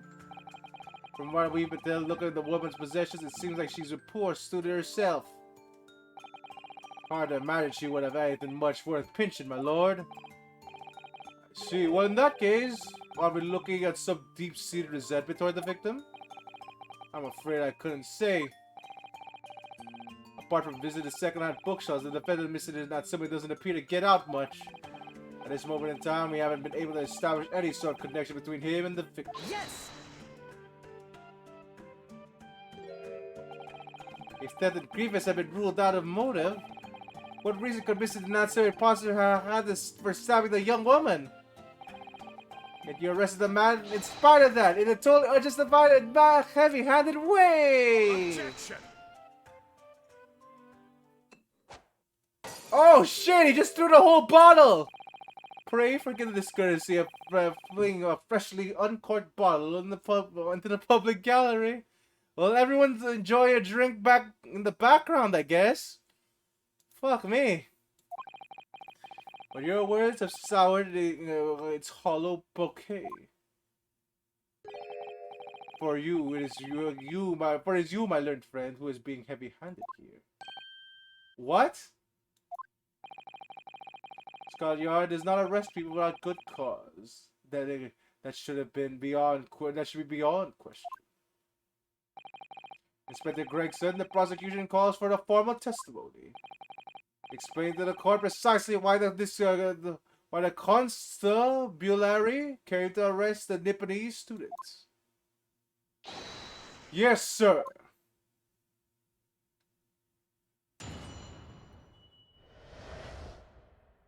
Okay, very nice then.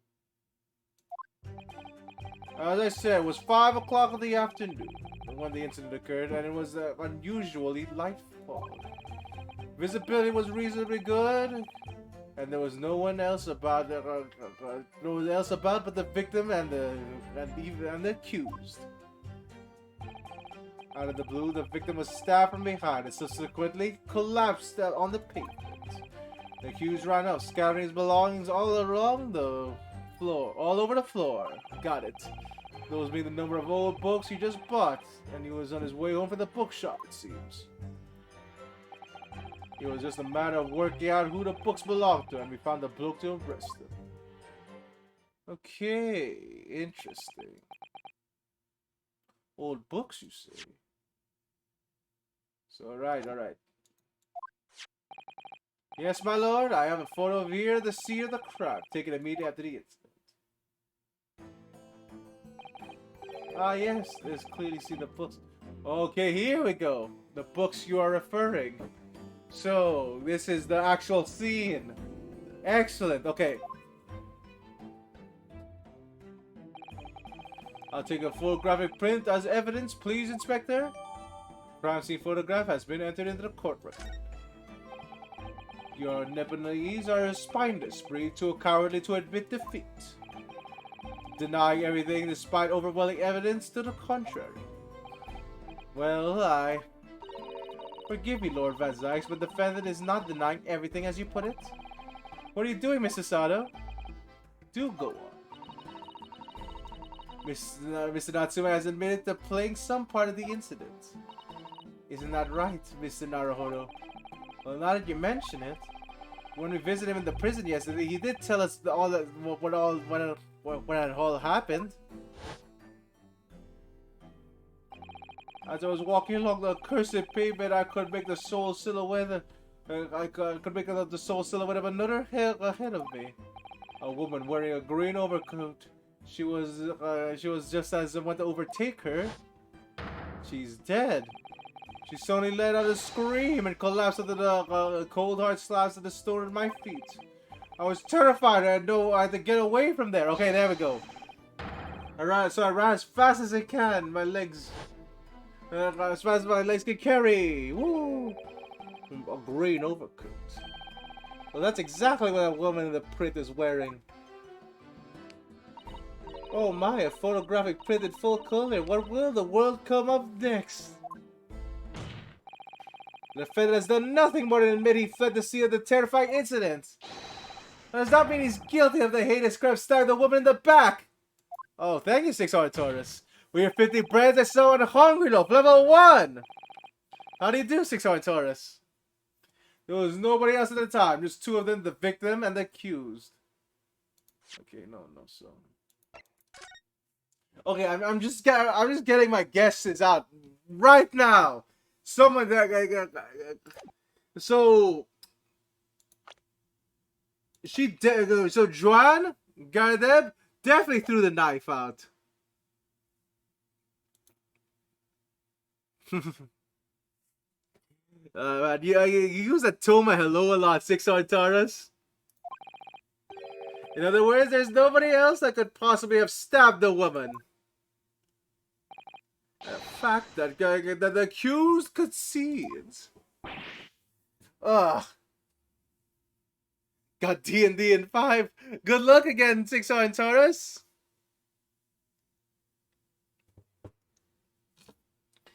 Oh my god. I haven't played a tabletop system in a while.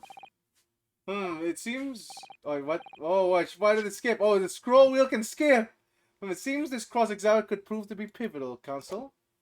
Proceed, please. Yes, my lord. Nothing for it. I have to use my cross-examination to turn the tables here. It's our only chance.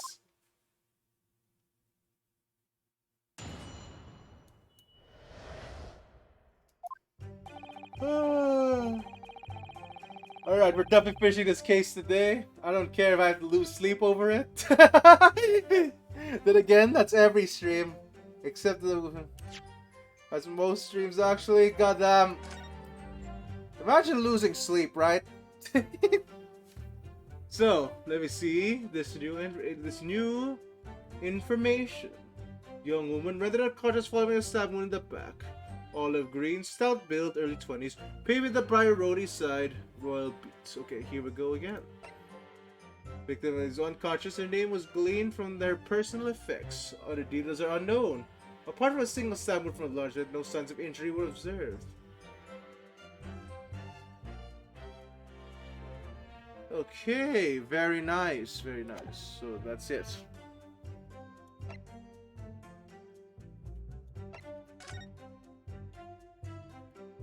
Let me examine you. Switchblade. Well, wait a minute. You know, imagine losing sleep. It couldn't be me. Couldn't be me.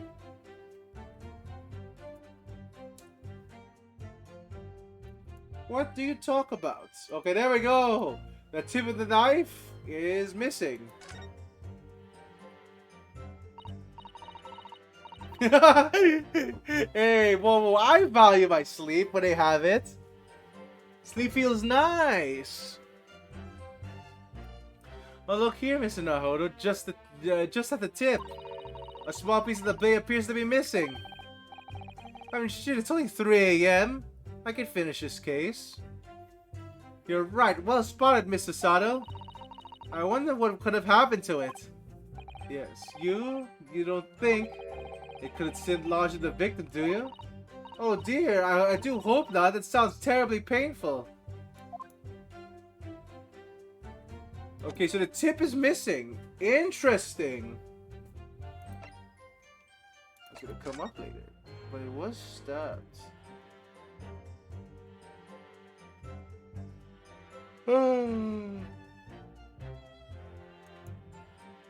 Alright, that sure is a knife. So the tip is missing. Okay, here we go. Visibility was reasonably good. There was no one else to accuse. Okay. So you're right in that statement. Out of the blue, the victim was stabbed from behind, subsequently collapsed on the pavement. Okay. Do I want to question that? The accused ran off, scattering his belongings all over the floor.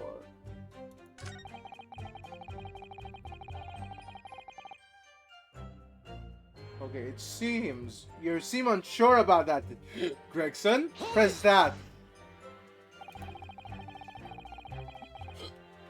The defendant apparently visits a second-hand bookshop on a daily basis. Yes, so I understand. At a shop full of old English literature. I commend the accused of the lofty matter of his scholarly attention. Mando, oh yeah, I forgot. So,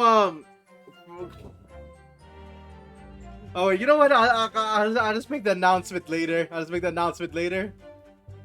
Because I'm very excited for something that's coming up in about 3 months. The bloke's room was stacked floor to the ceiling with those musty old books. Can you tell us more about the bookshop in question, please, Inspector? Well, if I must, I have to ask you to look at the street map again, I'm afraid. So it's right here. The closest second-hand bookshop to the accused lodging is this place here, Bourbon Books. A little place in the corner of Briar Road and Mirchazam Street. Mersacham Street. It happens the accused is currently living in the lodging on the other side of Briar Road at the opposite end. What it means, it doesn't take a genius to work out the route he would have taken home.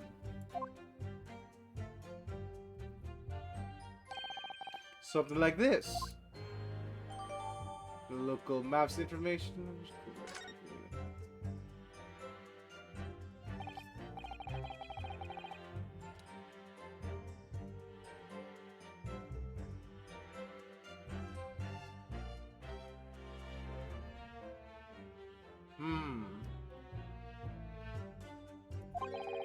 The defendant would certainly have passed the scene of the crime this way home from that particular shop.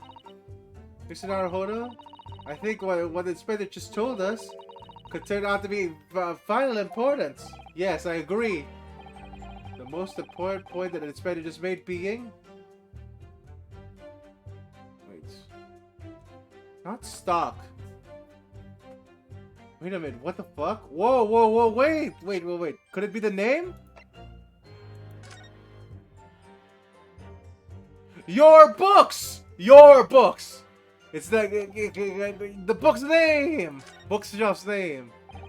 Inspector Gregson, may I ask you for a favor? What? Will you kindly add the name of the bookshop to your formal testimony, please? I believe it may be vital importance. Maybe. Oh, well, you know. I mean, yes! It could be very important clue. Very well. Not that I can see it being of any great significance. But please revise your testimony accordingly, Inspector. Yes, sir, my lord. Whatever you say. Could I be any more sardonic? Alright, fuck you! What is that? Bourbon Books? Bourbon Books? That's not Bourbon Books, you fucking Inspector. It's fucking your books! Get out of here with that shit! Boom! If I could just stop you there, Inspector Gregson. What is it, Sunshine? I'm a busy man, you know. Here's a receipt for what we found missing at Natsume's room. It was issued on the day of the incident and the details of the purchase of these 3 second-hand books. And you found that in the accused's room, did you?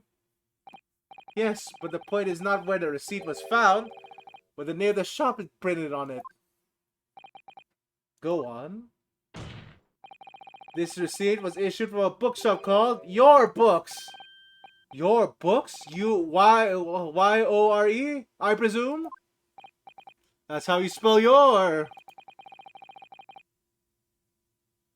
My lord, so yes, my lord. So Mr. Natsume did indeed purchase a number of books at a second-hand shop that day. However, the bookshop in question, it was not Bourbon Books. What? Inspector, do you know this book of this other bookshop? Yes, sir. Your Books is another second-hand bookshop not far from Bourbon Books. It's just that Well, it's such a small place, I didn't think the accused would have known about it. Objection! But in fact, that is the bookshop which the defendant visited the day in question. And the receipt proves it. Objection! Yes, and for what difference it makes? Wherever the man purchases musty tomes, it makes no difference in the final analysis. Objection! I disagree! I mean, after all, I have the street rat, if that might help. Oh yes, thank you! I have a look at this, please. Where's your books? The feather had been returned from Bourbon Books. It would have been this way! Where's your books? Then yes, it would almost certainly have passed the place where Miss Green was attacked. However, if we take into account the fact that it was actually another bookshop, your books, it may very well turn out to be he wouldn't have passed the location at all. Could that be true? My, it really depends on where this other bookshop is. I do declare it may be a possibility. Is that right, Mr. Lawyer, sir? What you just said? Absolutely, it absolutely could be right. Alright, where's your books, fucker? Inspector Gregson! Where is this your books establishment? Well then, alright. Well, obviously we look into that. It turns out that your books was all the way there. It's just here, next corner of Murchison Street, going east. So you could have taken another shorter route like that.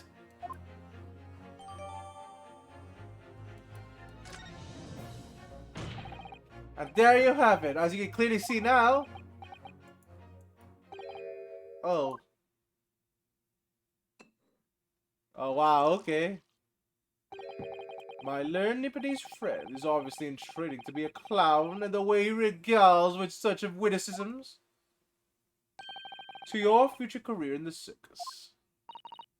Yeah, you put that glass down now, or I'll put it down for you. I didn't think I need to spell it out, but here we go. If the accused was coming home from your books instead of Bourbon Books, I mean, it could have been this other way though. There's no doubt he'd still have passed the place where the victim was stabbed. Yes, thank you, Inspector. Ugh.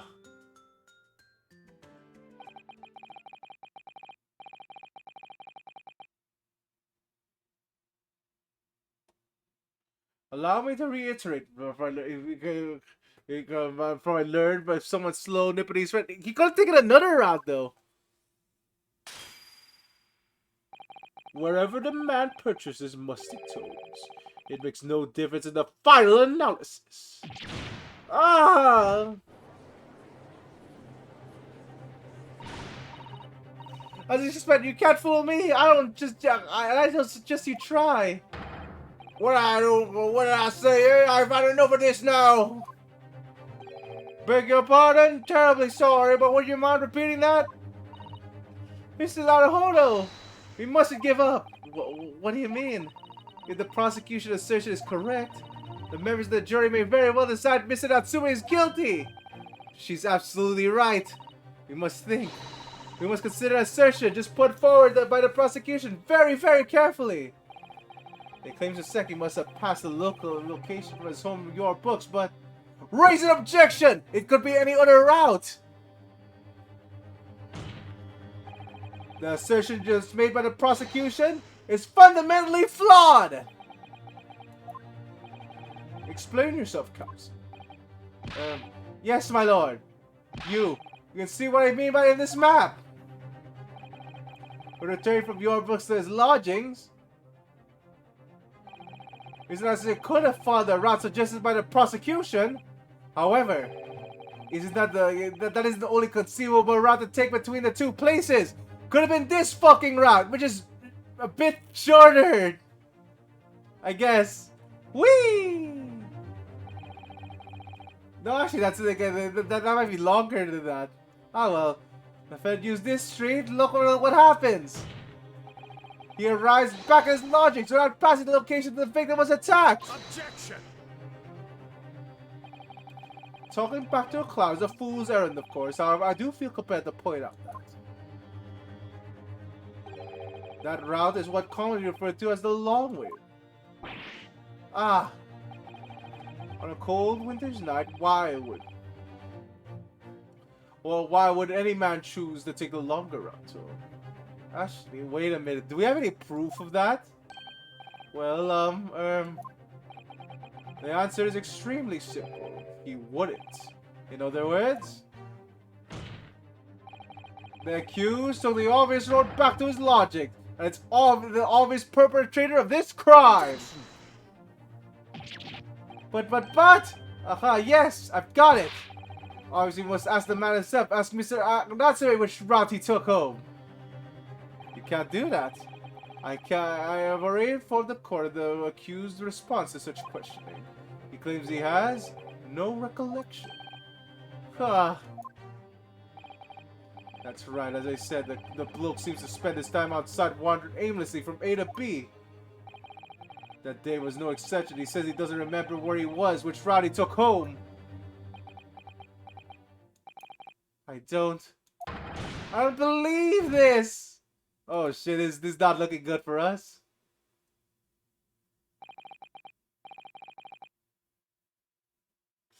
Yeah, it's not looking good for us. Well, okay. Well, I thank you, my learned friend. I suggest when we do not waste any more of the court's time by wandering aimlessly around this subject. I know this now. I know this. I know what we're doing now. I know what we're doing. So, there's a complete accident. Yeah, it doesn't matter what route. But I believe in my theory. I know this is gonna end up being accident now. Oh shit! I agree with Lord Van Zykes, even though you know yeah, I'm not on his side at all. I mean, I wasn't the last case, you know, but I agree with Lord Van Zykes instantly. Here you go, juror number 1. You know, from the last case where she was suspected of murder. I don't like this defense attorney. That's the reason why I'm making this guy guilty wholeheartedly and in every way. What? I don't believe it! Does this mean we members of the jury are completely convinced now?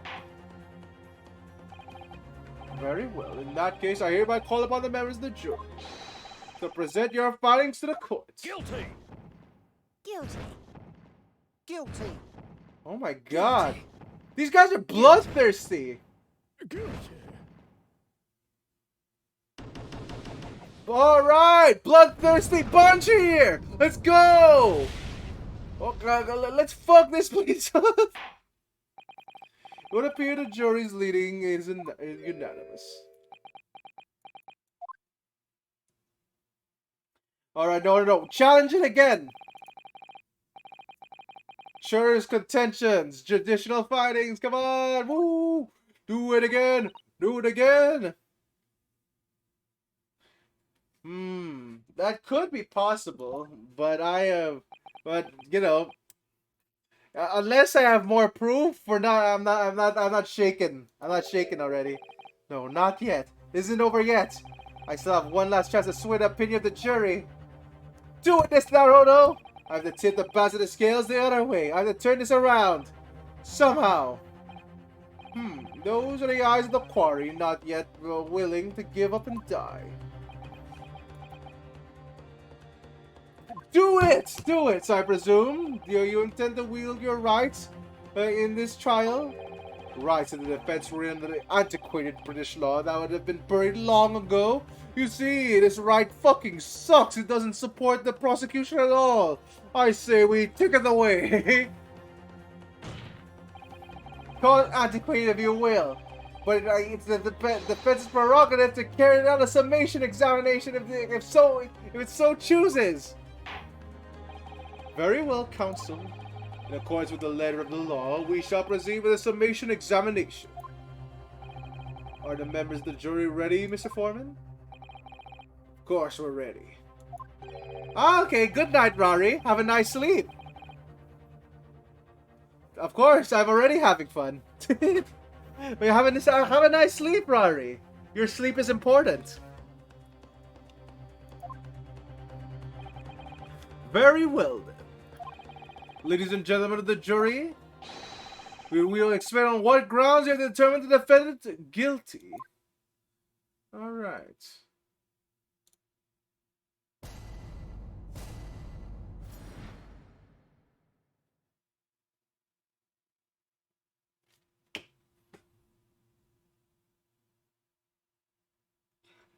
Alright, let me see here. Come on. Jurors' contentions. Yeah, let's do this.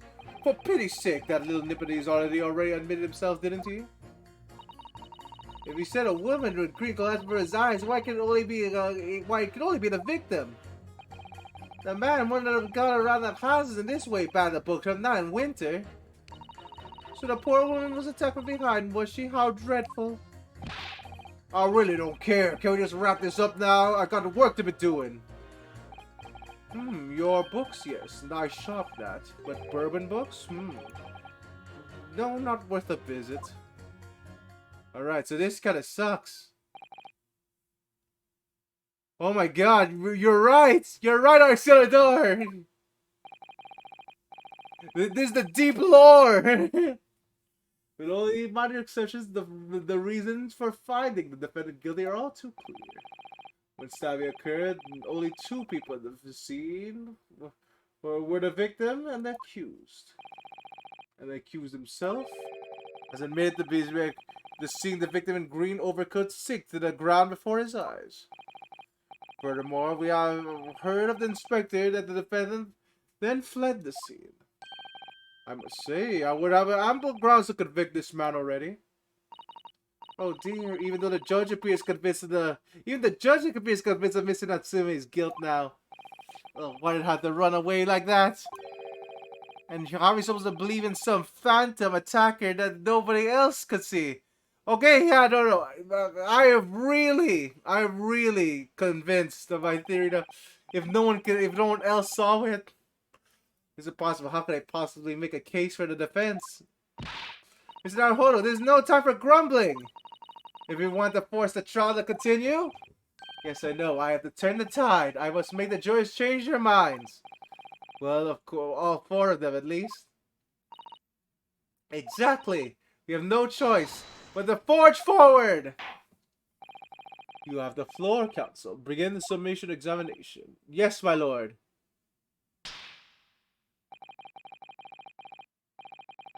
Want the trial going? Whatever it takes. Come on, Ryunosuke. You can do it. Alright, let's do this now. Jury examination. Okay. Not this. Yeah, okay, so they're just convinced of that. Go around horses. Okay. Might press that later. So poor woman was attacked from behind, was she? How dreadful. Okay. Alright, no. You're suspicious, cause that's not a reason now. That's not a reason. So press this first. That's not a reason at all. A man's life is on the line here, sir. This will take as long as it takes. Don't get clever with me now, son. My life's on the line too, and so is my family's. Ah. The likes of you wouldn't understand, but a laborer like me can't afford to take time off. If I don't work, I don't eat, and neither do my wife and kids. Oh, I see. That must be very hard. I go to the union every morning to find out what needs to be doing. If you're late, the work's ticking. It's tough. This time of year, there's a water and gas supply pipes bursting left and right in the center. Wait, could that be related? They left the cheap labor to get the roads dug up to fix it. It's hard slog from dawn till dusk, it is. So, you were digging up roads the day of the incident as well, were you?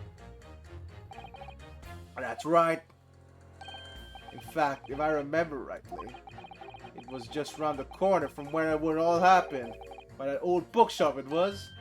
What? Another coincidence? That's right. Murchausen Street. What? Wait.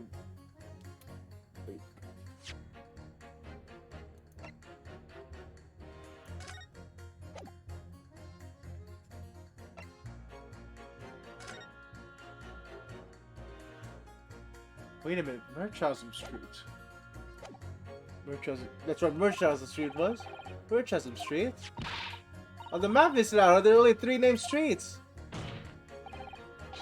Juror number 5, I need you to add that information to your formal statement, please. What's the point of that? Can we just get the business over with now? Please, sir, it's important. Fine, I'll do it then.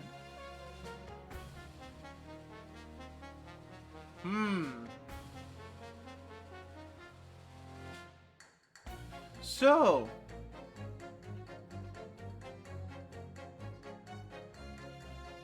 wait a minute.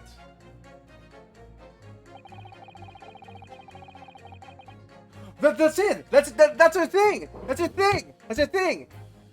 He took the other route. That's the reason. It's dug up. Okay, no. This place is being digged up. So he takes the other route instead. That explains why he took the long way around. Oh my god, okay, so then, that is it. But...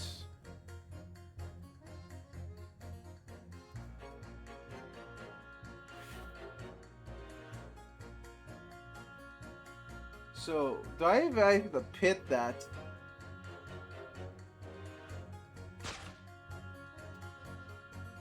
I think someone was talking about the route before.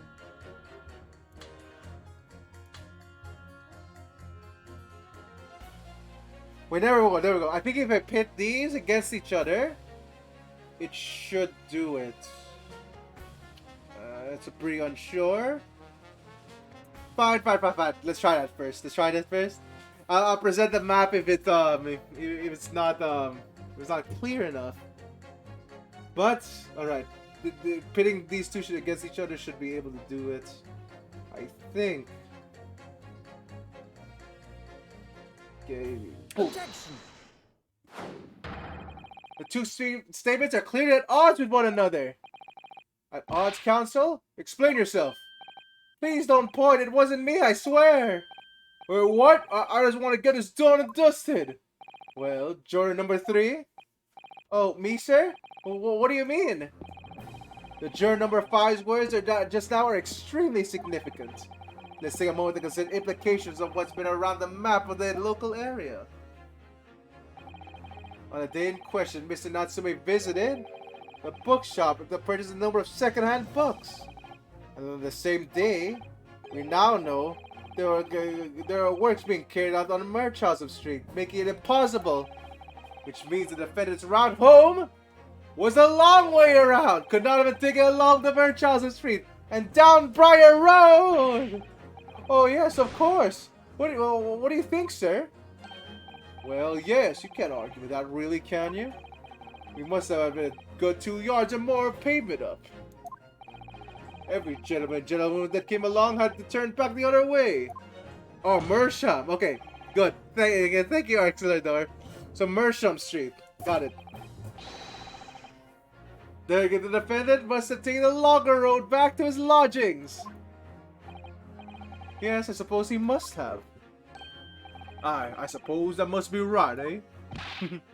Juror number 3, you said the following. The man wouldn't have gone around the house on his way back from the bookshop, but we see now that he had no choice. Yes! My lord, Mr. Judge, sir, if I may? Yes?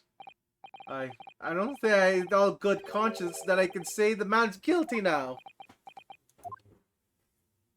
Yes, I'd like to see this trial continue so we can get to the bottom of what really happened. Boo! We're the fire.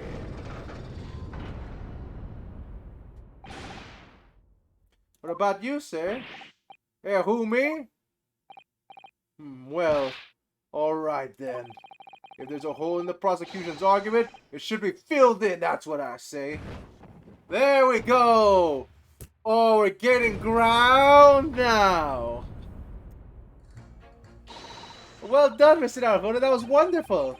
We actually changed multiple minds at least. It strengthened our position somewhat. Okay.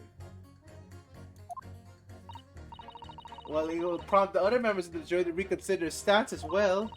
They'll be asking themselves if their current leadings are right or not. Now, if only we could just identify one more clue or discrepancy that could make them stop doubting Mr. Natsume. You might be able to tip the balance completely. Yes, that's exactly what you've got to do. Mr. Van Zek is bringing this trial to an early conclusion. That's what we have to prevent by whatever means that we have at our disposal. And he's not even worried. Thank you, Counsel. On with the summation examination, please. Yes, my lord. Alright, here we go.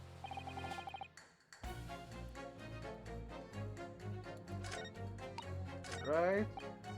So, here we go. This is interesting as well. Was he at your books? Oh, I can't even present anything, I think. Yeah, I can't even present any evidence in this one. But press. Hold it! Sorry? Fold it, you say? Fold what? No. What I said was hold it. What I wanted to ask was, do you visit all your books often? I like the old books they have in there, yes. I enjoy reading them over a nice cup of old tea. That's my daily routine, you see. Oh, wait! Wait, he went there! He went there! And at that time, you visited your books on the day in question? Well, I was picking out books in there after all afternoon. It would have been there just before 5 that I left. And my daily routine, you see, same thing every day, including the day you're all talking about. Just before 5, you see, exactly when the victim was attacked. Okay, there we go. The old man's the attacker! Nah, I doubt he's the attacker. Not yet, anyway. We don't have any evidence. Oh, yes, no mistake. I remember it well. Yeah, I'm not about to forget a day in a hurry. Not after the dreadful time I had. What do you mean? Well, I was walking down Calabash Road where I slipped on the ice and dunked my head. It's always worse when the snow stopped falling. That's when it's most slippery. Knocked myself clean out, I did. Really thought my number was up. Wait a minute. Let me get this straight. This happened on Calabash Road? Oh my god. That's right. I live in the... Oh my god. So... Calabash Road. Holy shit! He dropped his book somewhere else! This man is also in green! Oh god! Even down Calabash Road is the quickest way for me to get back from your books. Juror number 6, I must insist that your that information in your formal statement it may very well be extremely significant. Huh? Sorry? Extremely sick? No, I'm quite alright now. You've changed 2 of the jurors' minds, Mr. Naruhodo. Yes, 2 more to go. Deliver the finishing blow now! It's time to turn the tables here! Wish I knew how to do that Susanoo takedown. I suppose words will suffice for now. I know it! I know it! I know it in my bones! Alright, Pit. It's number 2. Green! Yes! Collapsed. Yeah, it's the number green, collapsed. Will he be the victim? Then. Okay, so. Okay, there we go. So, he got knocked out. Hold it! Wait, what? What happened there? Oh wow! Why did it go to the start? Oh fuck! That was an accidental click, I guess. I was looking for 2 and 6.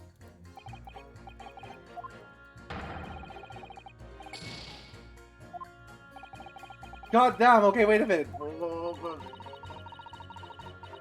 Okay, 2. Yeah, he's obviously the guy in green there that the lady's talking about. Okay, no. Okay, no, I'm here.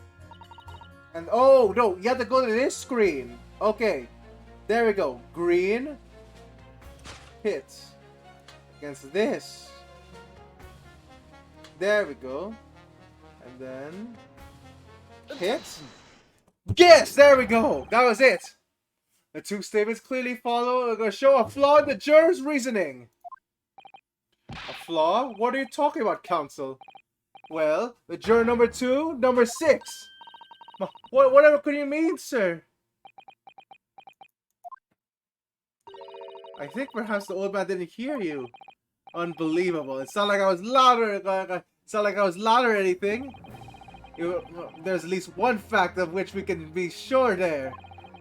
The bookshelf receipt found in the defendant's room clearly indicates that on the day of the attack, he had been in your books and purchased a number of second-hand towels. He then returned to home on foot. But the man said he had no recollection of his return journey. That's correct. But what he does remember is seeing someone appear in front of him in that way. Someone in a green overcoat who suddenly collapsed on the pavement before his eyes. Yes, we're all aware of this. The poor young woman who was stabbed, obviously. Can we really be sure of that, madam? Whatever do you mean? I'm sure you heard the juror number 6's account of what happened to him that day? That same afternoon, there was somebody else apart from the victim who was wearing a green overcoat and fell over the icy streets of the neighborhood. Oh my! My goodness, you mean? That's right. I'm referring to the course? The hard-hearing juror, number 6! There we go, baby! Are you really suggesting that the person in green overcoat to whom the defendant saw collapse in front of his eyes was a jolly old gentleman on the end of the bench here with me today? This is entirely possible, yes. After all, the old man has a somewhat similar build to the victim. Well, look at that. My goodness me! Sorry, you need to pee? Fucking crap. And crucially, we know precisely where the old man in the green overcoat fell! On Calabash Road. Therefore, the person missing on somebody collapsing in front of him was in fact the juror number 6. It means the defendant must have taken a long route back to his lodgings. And if that's true, then clearly the crime scene on Briar Road where the woman was stabbed was not on his way home! Oh my! You idiot old man, if you hadn't been so dumb as to be roaming around there, we'd boxed this off hours ago. And really, what were you thinking wearing such a befuddling coat? What did you say to me? Is it a crime for the elderly to walk the street these days? Is it a crime to slip over on the ice? Is it a crime to keep with the latest styles to wear a beautiful green overcoat, is it?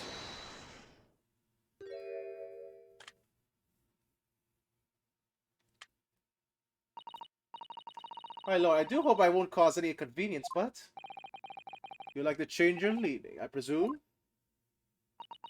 I do declare that I would like to call the verdict of not guilty. Thank you. I would too. What? Is it a crime to change your mind, is it? Well... Damn, he's angry now. This guy's pissed. There we go, alright. Alright, we're on the edge. We're on the edge now.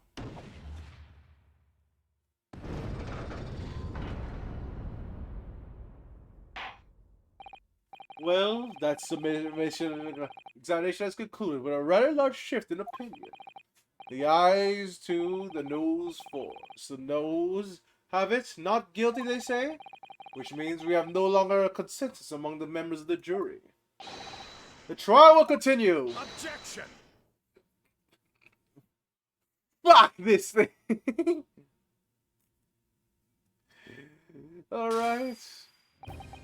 Could it seem churlish for me to drink of my hollow chalice for moments after raising an objection?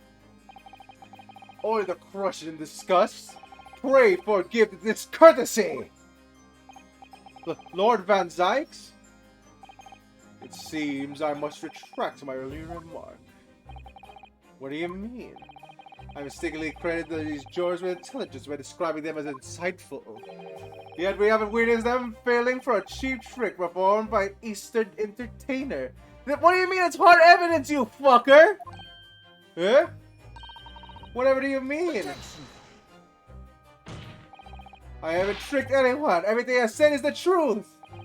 Indeed, stalwart German number 5 was undoubtedly repairing the road as he claims.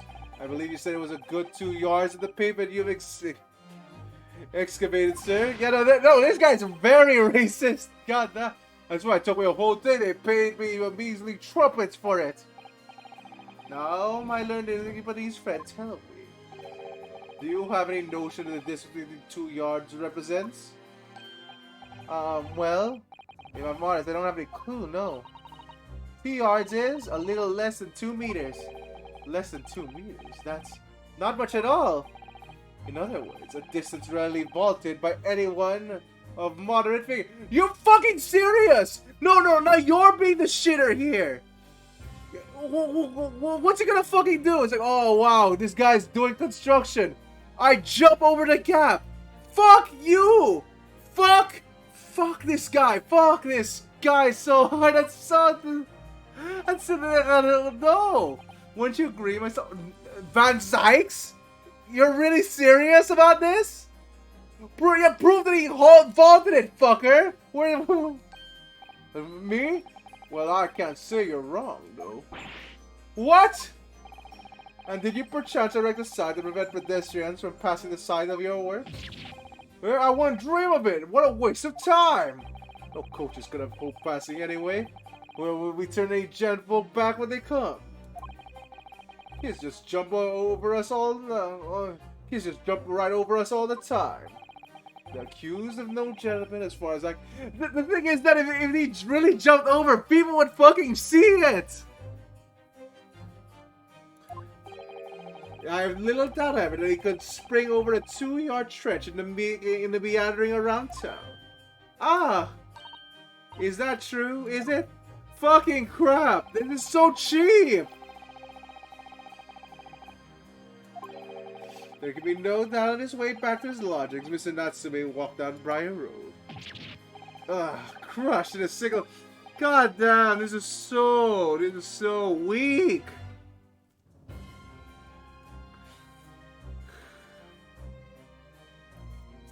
Okay, fuck it. Alright. Cold man, you can talk? You say that you have around 5 o'clock the day in question. You slipped and fell on the Calabash Road. Pray, was there a suspicious looking Nipponese man behind you? He's knocked out! He was fucking, this old man was knocked out! What do you fucking mean? Was there a suspicious looking Nipponese? What? This fucker can't remember for shit! I'm sorry! Oh, I can't say as a. Wow! You're fucking with me. This prosecutor barely has to do any shit to do anything. If I said, "Oh wow, he jumped over the fucking thing," people would be like, "Oh, prove it, defense attorney." Meanwhile, this guy, people fucking accept this shit. People are eating the shit from this guy's hand. You don't remember? How about a wager, my learned friend? You did say it was the old man that accused saw. But I lay 1,000 to 1 against you being able to prove it. Van Zykes, you can't prove for shit anyway. Like that's like goddamn. Oh wow, proof is only on us. Fuck this guy. Order, Van Zykes, explain yourself, my lord. If you have such a tragic argument up your sleeve, why in the world did you not pre-offer it during the submission examination? I wanted to give this young foreign student the sightseeing experience no doubt came for. I wanted to see for himself how the opinion of the jury is so readily swayed. Ugh.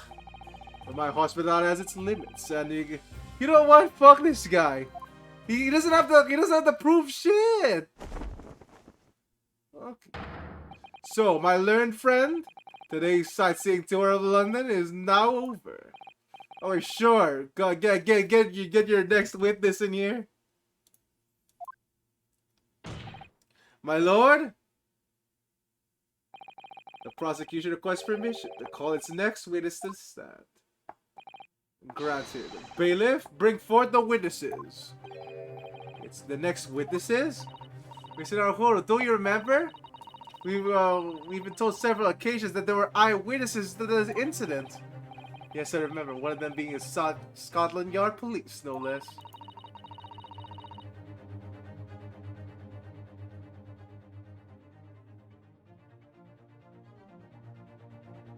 3 fucking minutes. I just remembered something. Hold on a minute.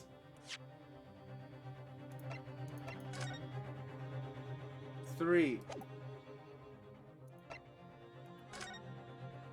There's 3.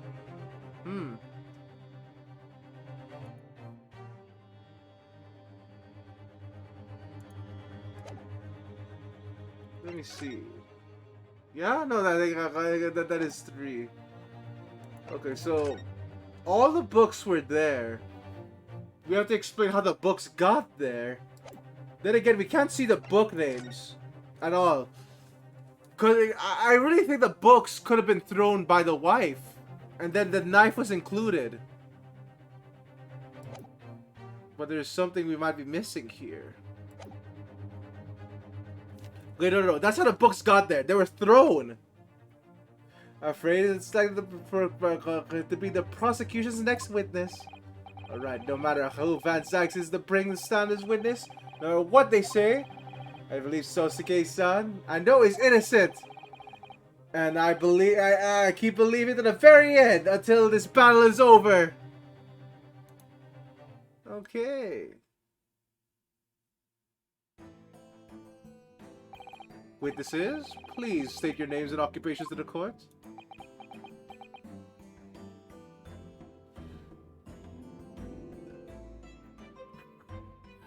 Okay.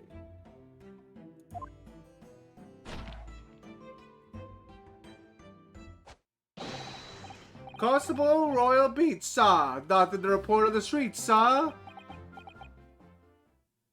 God, this guy's as sleepy as me. I'm Mrs. Beat. Patricia's my name. I'm proud to say I'm this young town hero's wife.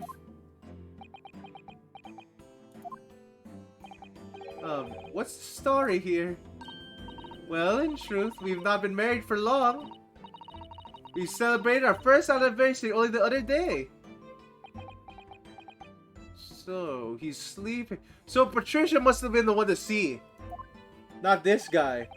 No, it was your husband I was asking about. He seems tired. Hardly surprising. With this being an honorable occupation, patrolling the beat is the most demanding work in the world. Oh, really? I'm sure I've heard that before, actually. Indeed, apart from the rare days off, our gallant officers trudge some 20 miles a day, you know?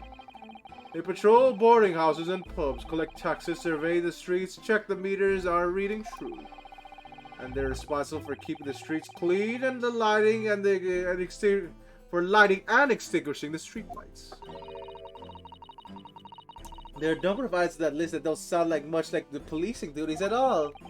I wouldn't be falling asleep on my feet. I wouldn't be just falling asleep on my feet. I'd have collapsed long ago.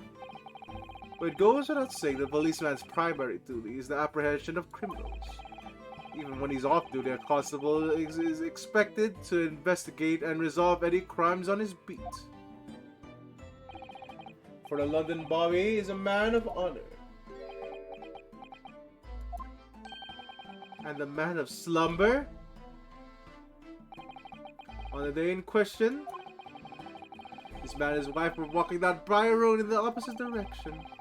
And they witnessed the incident as it occurred. Is that not correct, Mr. and Mrs. Beat?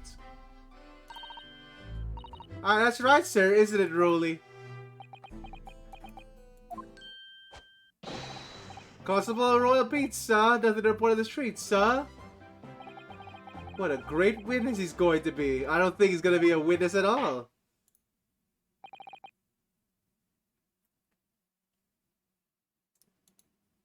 Very good. I'd like to hear your formal testimonies now, please. You'll now tell the court exactly what you saw in the afternoon of the incident. Yes, sir. All right. Well, there's gonna be a shit show. I already know.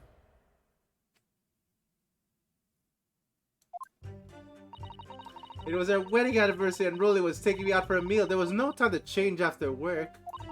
Interesting. Anyway, two silhouettes appeared out of the fog on the pavement in front of us. All of a sudden, one of them just collapsed to the floor and then the other scattered something before running off.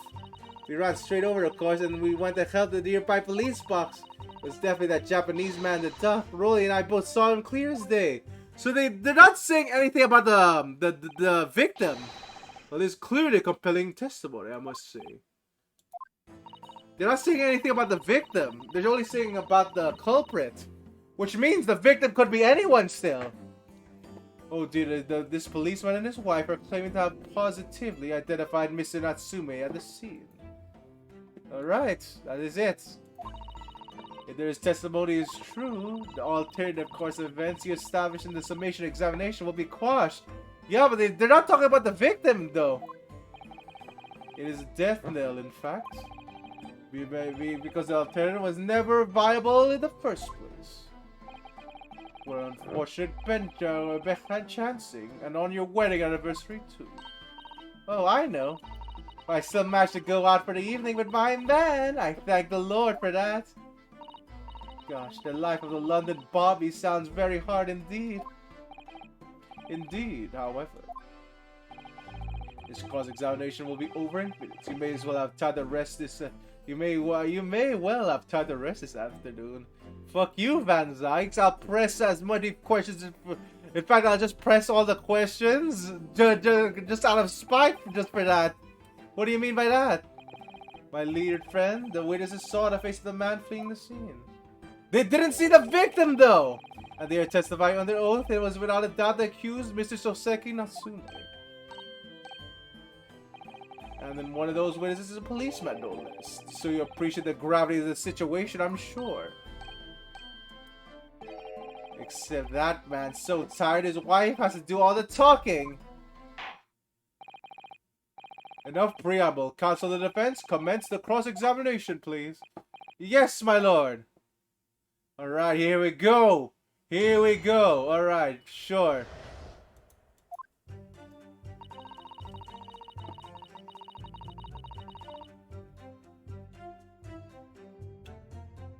Okay, so first, let's press. You know what? Hold it! Press that. I'm just gonna press everything out of spite. Fuck Van Zykes. No time to change out the work, you say. Are you also a member of the police, Mr. Bisbeat? Oh, sadly not. It's just a job of a strapping young man. Only women and children, elderly can't apply. Well, I think you can probably see why your children and the elderly can't do the job, can you? I think Rolly only ever looks ever so handsome in his uniform. It suits you down to the ground, doesn't it, darling?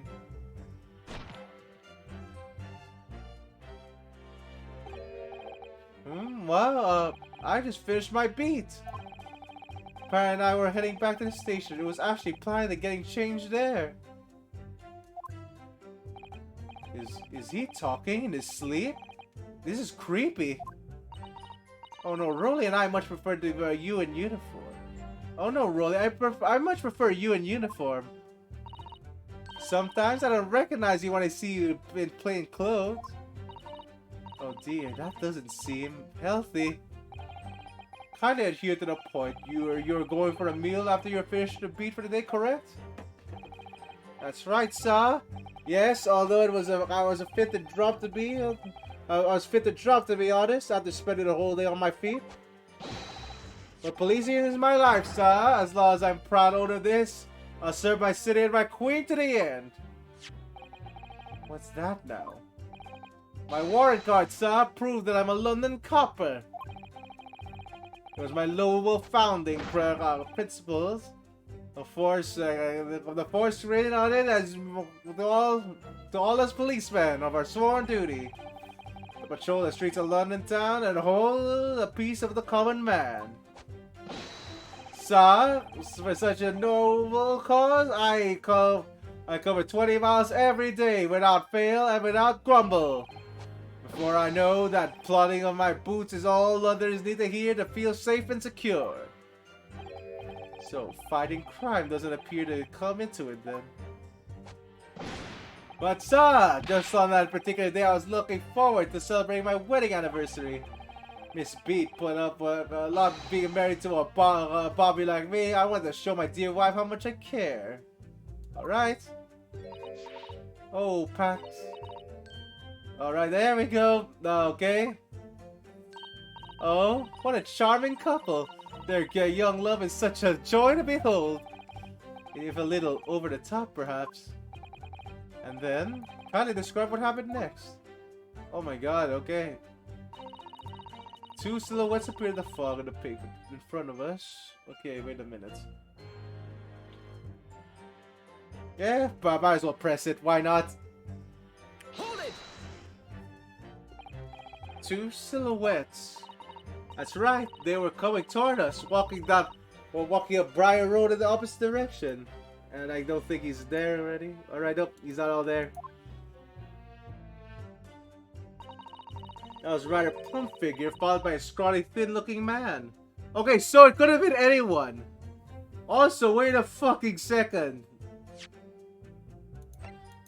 So, yeah, it could have been anyone. Huh.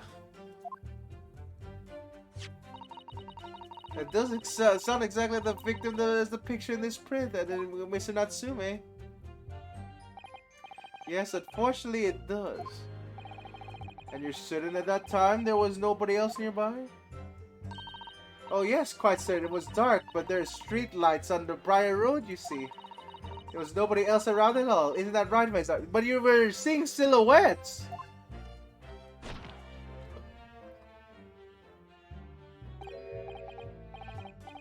Yes, that's right, of course. There was a light fog on the ground. But Briar Road is dead straight. You could see fairly long down the pavement. And there was street lighting as well. I didn't see any other pedestrians. Before sleep takes a firm hold, your answer please, Mr. Beat. Are you quite sure of that, what you just said? Yes, sir. As a copper who spends all day every day keeping watch at the streets, I swear to it, sir. I'm as sure as my love for Patricia is true. Well then, it is gonna be very long. Wow, I really should have been more selective with my pressing. This is the longest press yet. There's some indicating that there was no one else around the victim and the attacker. I'm starting to seem like it must be how it really happened. Okay, yes, so it couldn't be anyone else. It's beginning to seem like there's nowhere to run. Well, that didn't stop Mr. Natsume, did it? He fled the scene all too convincingly. Thank you. I believe we have a reasonably clear idea of the situation just before the incident now. What happened to the crucial moments that followed? All of a sudden, one of them collapsed on the floor. The other scattered something. Okay, press! Hold it! Scattered something. What do you mean by that? Oh well, I couldn't quite make out what it was. They didn't check the victim. They're not sure who the victim was. But when we got closer, we realized what it was. Did we, darling? They're really avoiding talking about the victim. What? Ah, yes, that's right. It was some old books. I see, old books. Yes, sir, the culprit had dropped a number of them. All around the victim lay on the pavement. Indeed. It was clearly pictured in this photograph print. That Ron Japanese man did that when he did the deed? Hold it! Let's not forget what remains to be established, that the defendant was indeed that attacker. It remains to be established that the defendant was indeed the attacker. But we saw him. It was a man in the dark, without question, sir. The mustache, the hunchback, the cat-like eyes, and the taut mouth, the snub nose. Everything. Any more insults you want to throw in? That's right, he looked down at the poor defenseless woman with those terrifying, intense eyes. And then suddenly threw his books onto the pavement and ran away. I see. This is tough. They seem to be... they seem as though they're telling the truth here. You're reminded the court is that this unambiguous testimony comes from a policeman and his wife. Van Zykes, you fucking shit! Stop it! How about you stop that? How about you stop that, huh? Let me press. Now please continue. Like you shouldn't put social standing like this, fucker. Alright, let me see. We ran straight over the course and went over the nearby police box, okay? Nearby police box, sure. Press that. Was it your husband who went to fetch help? No, I went. I may not be able to... I may not be a police officer myself, but I'm a proud wife of one after all. Isn't that right, my darling? It feels like she's snapping his neck every time he shakes, and she does that. Well, yeah, that's right. I asked Miss B to go. I was off duty by that point, but Bobby's never truly felt off duty, of course, so I felt obliged to stay guard. Oh, this guy guard the scene. This guy. Holy shit! No, there's no way. It could have easily been tampered with while he was guarding it. No dice that he didn't fall asleep. Very laudable, Mr. Beat. Preserving the scene of the crime is a task of considerable importance. That's why I said Patricia, you see. I told them where to find the right police box. Forgive my ignorance, but what do you mean exactly by the right police box? Depends on the crime's location, you see, and who deals with it. Where the woman was stabbed wasn't actually on my beat. So I told Patricia to wait the police box from my beat the incident fell under so she could go and report it. And I ran there as quickly as I could. I kept them on the Bobby on duty. There's nothing more important than a young couple in love working together, you know? And thanks to your swift response, the case was quickly resolved. The actions of two model citizens. Goddamn Van Zykes, you fucking suck. Like wow. As soon as we prove these guys wrong, you're probably going to fucking turn on them. Oh, please, you're making us blush, isn't he, darling? Boop! Here comes the darn neck snap. Yes, sir. What Patricia said, sir. Let's move on, shall we? Alright, so last one. Okay, yeah, so they keep saying who they saw. But they're not clear who the guy was. Who the victim was. But surely could have not been able to see his face by the lighted gas street lamps, would you? We absolutely could, as Londoners have exceptional eyesight, I'll have you know. Right. The light of the street lamps was more than enough. And my husband was told that the fog was only light, didn't he? Yes, and what of the fog? We're famous for it across the globe, I believe. But it was an absolute menace to those who have to live with it, of course. Of course, oh, it is. When it's thick, you can't see the hand at the end of your own arm. Yes, alright, I take your point. Now, could you stop shaking your husband about? The constant fog makes her eyes very sharp, you see. That's why we can tell for sure it's certain that it was a little Japanese man we saw. Can't be, darling. Alright. What? Yes. Yeah, we also have a knife. We also have the knife, but yeah. You see, it was sticking straight in. It's sticking straight in, and the tip of it is missing. The tip of it is actually missing, but we don't know where the tip went. So, yeah, there's plenty of questions.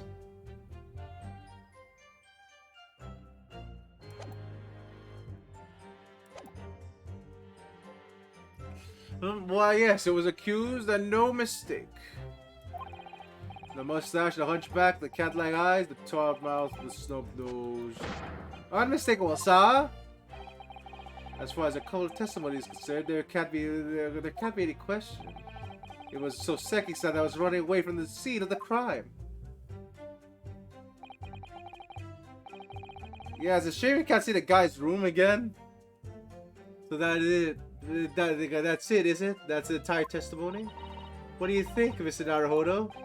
Well, I hate to admit it, but on hearing the testimony, it really does feel like Mr. and Mrs. B saw what they saw. Mr. Natsume was running away the scene of Briar Road that day.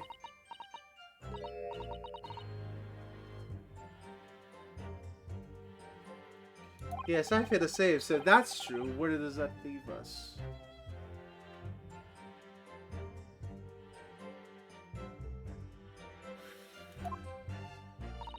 The members of the jury are sure to call guilty verdict after this testimony. Oh no! And what do we do?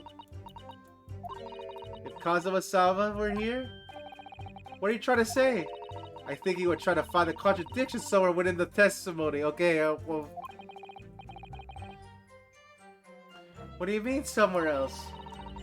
Their statement about being Mr. Natsume is unequivocal.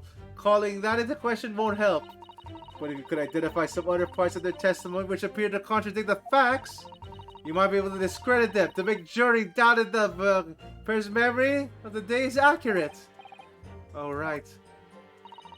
Put simply, we must focus on finding discrepancy in these statements somewhere. I'm afraid the trial may reach an early and... if we don't, I'm afraid the trial may reach an early and unfavorable conclusion. Okay, good. So let's do this now. What's your testimony? Oh, Mr. Lawyer, so can I ask you something? Oh, yes, of course. What is it? Well, you keep asking us all these questions about everything. We've told you so. It seems like you don't believe our testimony. Is that right, is it? Well, off with it. What? No. It's not really that at all. My husband's policeman, remember? And I know what I saw. I remember every last detail, everything, like... Oh, I know. What about the books the man dropped? I can tell the names of every single... Okay, what's the names? And then your question, how reliable my testimony is. Tell us. Put it in. He's asleep, Arxander. No, it won't do at all. A Japanese lawyer has no idea what I'm capable of. And if I decided to forgive him for insulting us, don't think for a minute that Rolly will. I really didn't mean to cause offense. Please put your husband's fist down. Perhaps you would make the opportunity to supplement your testimony, Mrs. Beat. Might that appease you? Alright, there we go. Oh, thank you, my lord. That would settle things. Wouldn't it, darling? Yeah, I would. I'm asleep.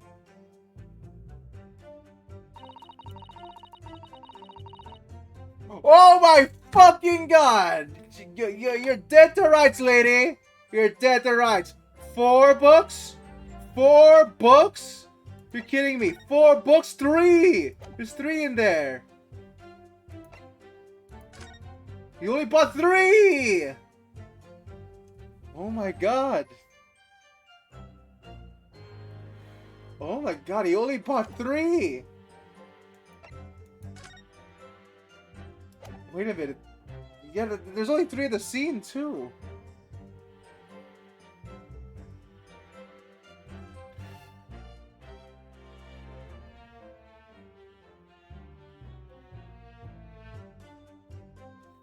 Okay, I think it's a crime scene photograph, right? Because it's like, there's only 3 books there.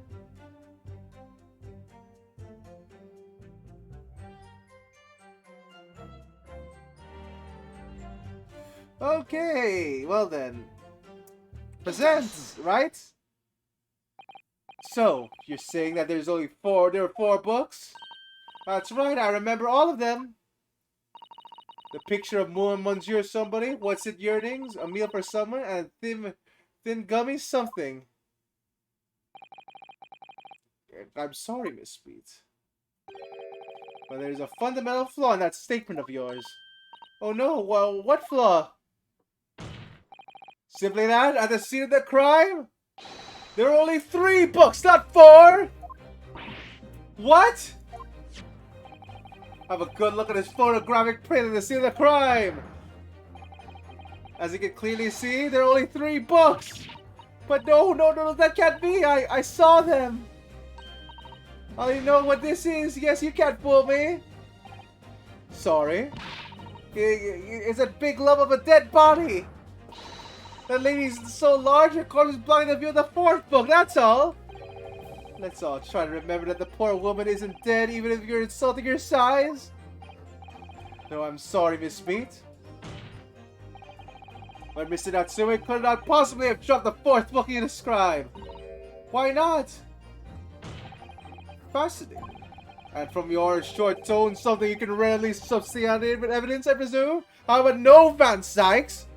How about you prove he jumped over the fucking road first? How about that? I'm still salty over that. Fuck. Evidence. Counsel, you'll present evidence to substantiate your claim to or withdraw it. To prove you have... Oh my god, here we go. Book receipt! Fuck you! Here we go! Boom! Take that! The evidence is right here, in the form of this bookshop receipt. From your books. Yes, this is the receipt details Mr. Natsume's purchase that day. Oh my fucking god, this is it! But as you can see, only 3 books are listed. No! Therefore, Mr. Natsume could have only dropped 3 books at the scene of the crime. Which means that your powers of observation, madam, cannot be relied upon. Killer! So it cannot be denied that though it was only the bed you saw, you could very well be mistaken. Oh no, no, no, no, no, no! Objection!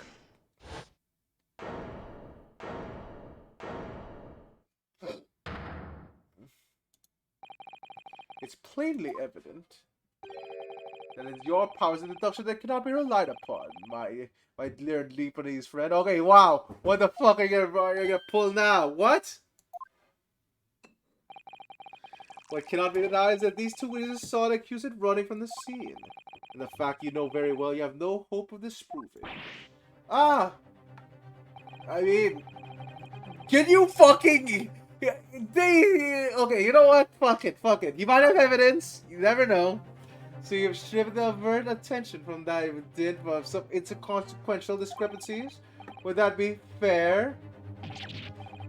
He's right. He sees right through me. What the fuck? But your plan is someone recoiled against you. What are you talking about? It is quite simple. Let me explain with a toast. To the policeman's wife and her entirely accurate testimony. The Harry Potter audacity. Yeah, you know what? You see, it is a matter of not up for debate. The Sea of the Briar Road, a total of 4 books were most definitely found. But what about the photographic print? It only shows 3 books. Quite right, only 3 can be seen in that print. Okay, sure. He's hiding evidence. Fuck you. Okay, good. Get it. Go on with it. Allow me to present another one that shows the victim's hand. Wait a fucking second. Holy shit! The Lion's Pride! Oh my god, I think I might be right! They threw that! Okay, no. They threw that. She saw that on the floor, examined it, and then the knife got thrown at her. Oh shit! Oh shit! No, I'm so confident now. I'm so confident that I'm right. It's the 4th book. As you will observe, the 4th book was hidden in the view of the original print by the victim's torso. No. No!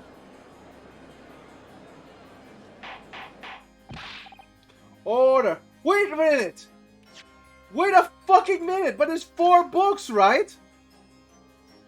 There's 4 books. He only bought 3. So where did the flying hell did that 4th book come from?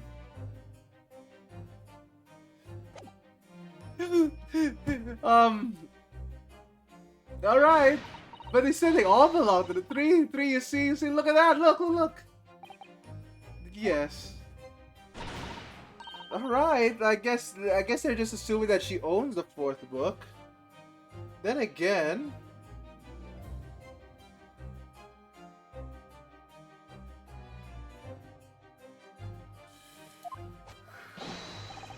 Yes, sir. Patricia is always right, sir. Let us study the receipt for the books purchased by the accused in the day of question. Miss B, the titles once again, if you please. Picture Monsieur somebody already? Picture Monsieur Lecoq. Well, what's it for the earnings? Canterbury earnings. A meal for someone? A meal for Gabriel. And in fact, so they do match. But there's a fourth book for some reason. Right? Remember the book tells us falsely, save for a few minor details. Miss B's part of recollection can only be described as exceptional. Did you hear that, Rolly? The gentleman paid me a compliment. Yes, sir. Flawless, sir. Patricia is flawless. But there are only 3 books in the receipt, and Miss Beats mentioned 4. There's nothing surprising about that. It's clear the 4th book which was showing the photographic print. I'm sorry, Counsel, but does that not seem odd? Why should the 4th book be omitted from the receipt? It's not odd at all, my lord. As the photograph clearly shows, the 4th book was found in the victim's clutches. In other words, it belongs to the victim. You don't know that, though. You really don't know that, but okay. Why does he get out with that? Like, oh wow, it's just there. Meaning, we can accept that as evidence already. We can just accept your word for that. Do you have fucking proof she owns it? I should be saying this shit to you. Alright. I wonder, what becomes of that 4th book? Obviously, it wasn't overlooked by investigating officers in Scotland Yard. However, there is evidence. You will submit that aforementioned photographic print to the court, please, counsel. My pleasure, my lord. Second crime scene photograph, okay. 4th book. Presented to the courtroom. The prosecution rests. Okay. I have nothing further to add. What?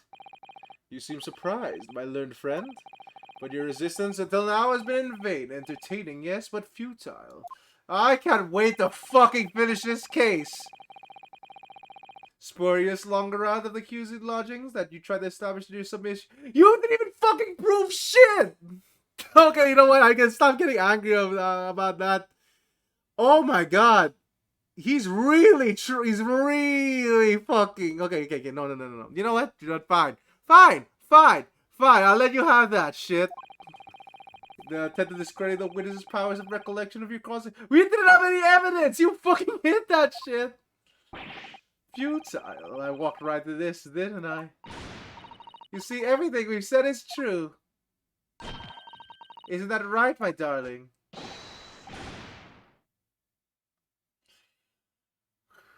Okay. So, perhaps the ladies and gentlemen of the jury would like to reconsider their positions? Should of course waste any more time on this Nipponese travesty? How about fuck you? Or is the decision you have to make all too apparent already? God damn, just please. You haven't even let us examine the fucking evidence yet. You haven't heard the witness seen all the evidence? The trial has run its course. You know what? Fuck you, man. How about you let us do our thing first? Mr. Arjona, I'm afraid we are in a terribly precarious position. I know, but if I fight back in the wrong way now, I could very well make matters worse. Think, Mianowski, think. What do you do now?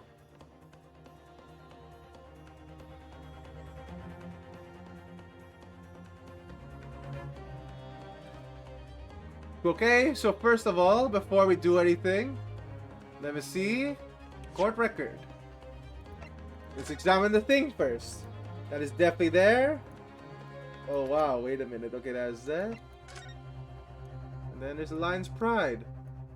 Oh my god. Yeah, this is the same book. It's burned.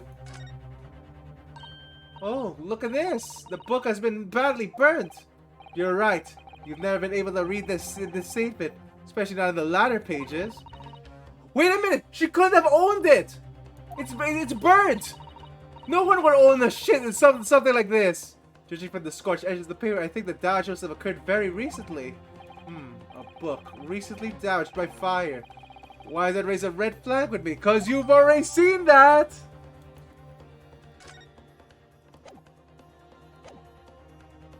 Raise an objection! Okay, we know what to do now. I'm not done yet! No, my learned friends, it's over. Fuck you! Get out of here! Get out of here! Look at that last cross exam. Thank you, Archidor. The book couldn't have been owned. It's been burnt. The die has been cast. There's no room for debate. Well, it might be over as far as you're concerned, but present evidence. I can't think of what to say. If I may, Lord Van Zykes, it seems that someone barged to close down the debate at this point. Get in there! Your insignificant Eastern Isle must be a lawless hole indeed. I would fuck you! Stop making comments like that, you little shit! For a lonely judicial assistant to have audacity to intervene at a moment like this. Oh. I am, to my shame, still very inexperienced lawyer. So you'll have to forgive me, but I consider my assistant's advice essential and their opinions invaluable. Mr. Naruhodo. One of this land's greatest guiding principles is tolerance. So, the court will hear you, madam? Go ahead, Mrs. Sato, please. Very well. Pray, what insight can you give us? What have you all overlooked in this matter? What you see fit to pursue further? Well, the courtroom was impressed with new evidence, but only after the cross-examination finished. I see. And you believe that this new evidence warrants further examination, do you? Yes! Yes, it definitely does! Mr. Naruhodo, what do you think? It's just possible that this new evidence might be decisive proof what we've been waiting for. The judge is sure to ask the members of the jury to announce their leanings in a moment. And of course, he's sure to ask them to explain what the crucial piece of evidence is and why. We know it's the book. We know it's the book. Yes, we already examined it. It's the book. Yes, I understand. Thank you, Mr. Sato. This is it. Mr. Sato has managed to win us one last chance here. I can't let it go to waste. The defense wishes to present evidence, my lord. Very well. The defense may present one further piece of evidence. Evidence that apparently offers profound insight into the case. The back cover is badly burnt. It couldn't possibly be owned.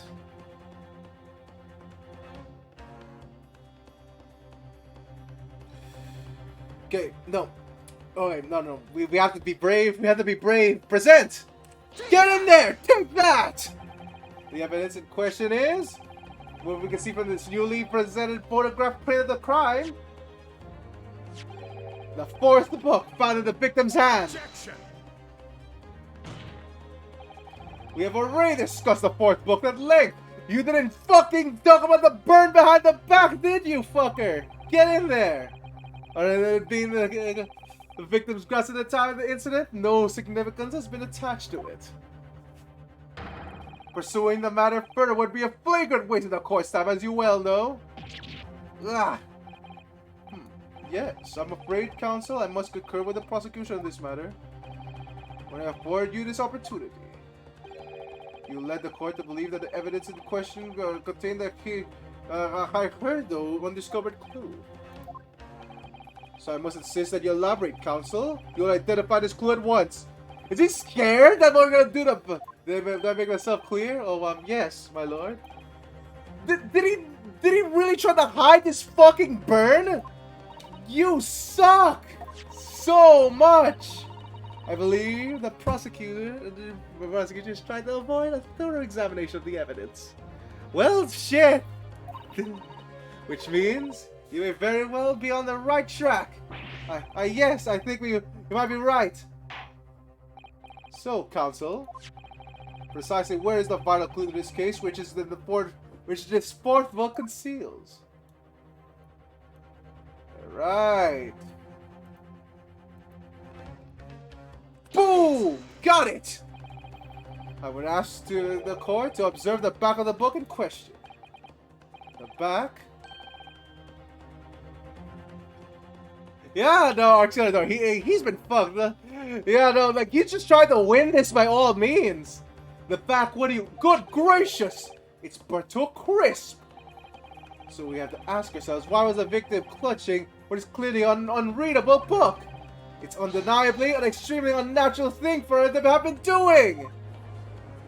Oh! Objection! Okay, what's your objection here? Unnatural, you say? And what of it right here? What of it? What of it? Oh wow, she bought the... What are you gonna say? She bought the burnt book that's unreadable? What the fuck, man, Zykes? Alright, go on. What's your thing now? Right, I think I can see this point. If it bears no relation to the case, there is no... You're fucking with me. That's your... Oh my god. Oh my god. Okay, fuck it. Okay, fuck it. What do you have, Van Zykes? So you wish to assert this fire damage is some veiled clue as to what happened that day. Pray, do you enlighten us all? What truth does the charred book hide?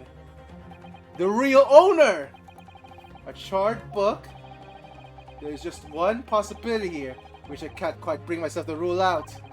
It's an outside chance, certainly, but worth a try. Alright, I'll explain my theory. Don't keep us waiting any longer, Counsel. Explain this theory of yours.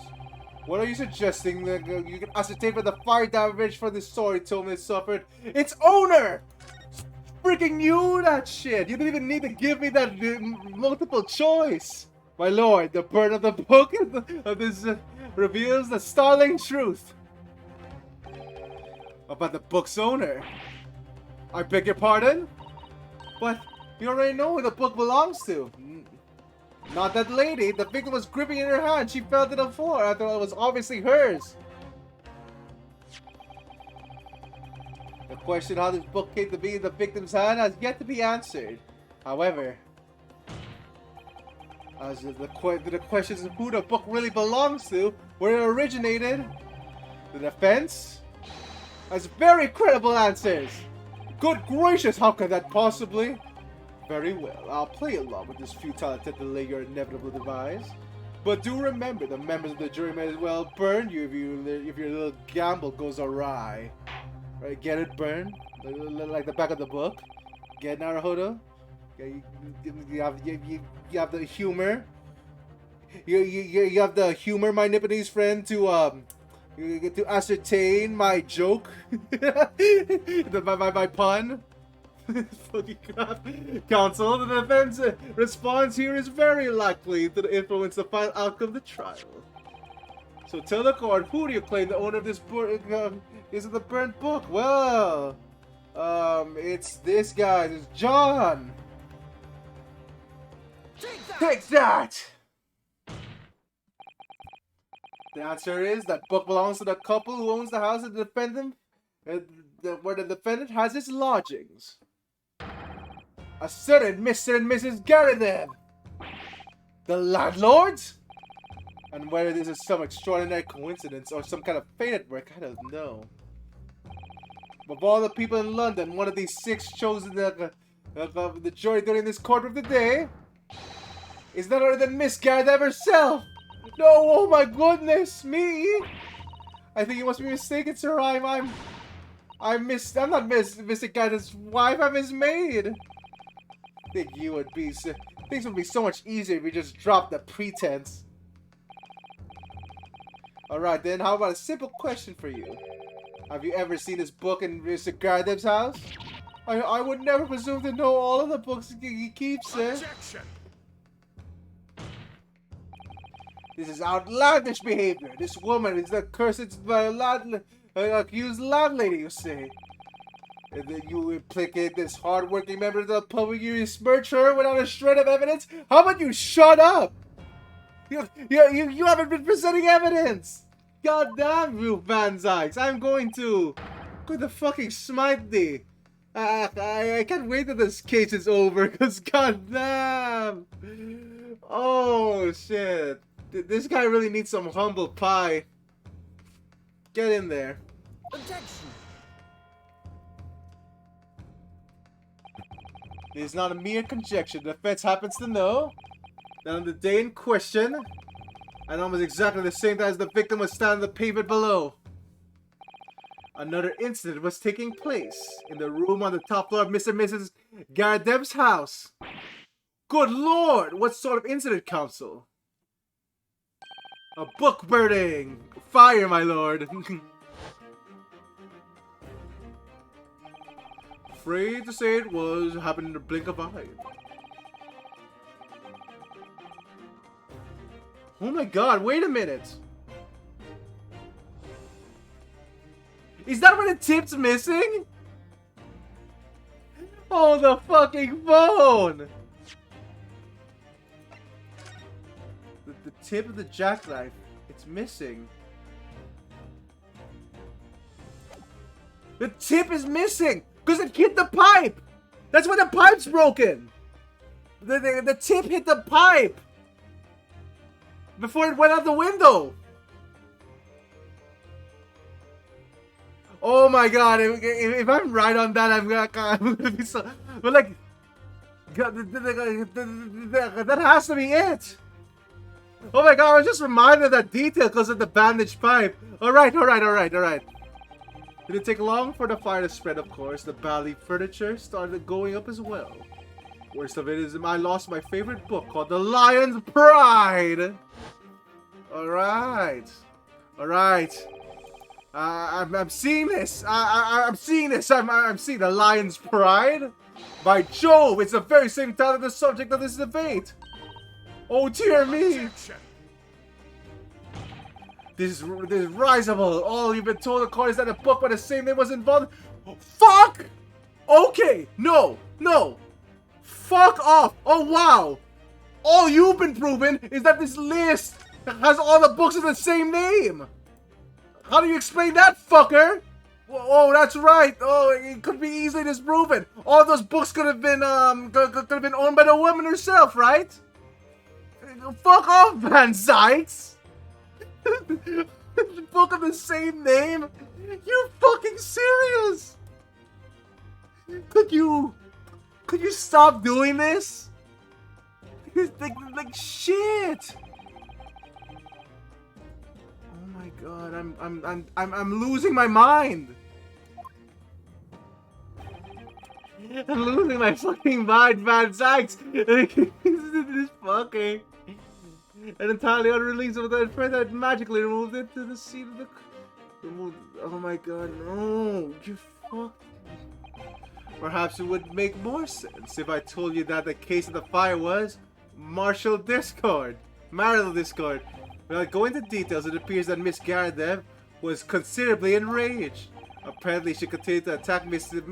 Gardev even amid the flames. Oh, how awful! I can't even imagine being so horrid as horrid to the one you love. Can you, Rolly? Absolutely not, sir. My position can never raise a finger against me, sir. Oh God. Okay. I'm fucking that. Had a call by my favorite doubles in that case. But as soon as the fire got a hold of them, and there it was, whoosh, up in smoke.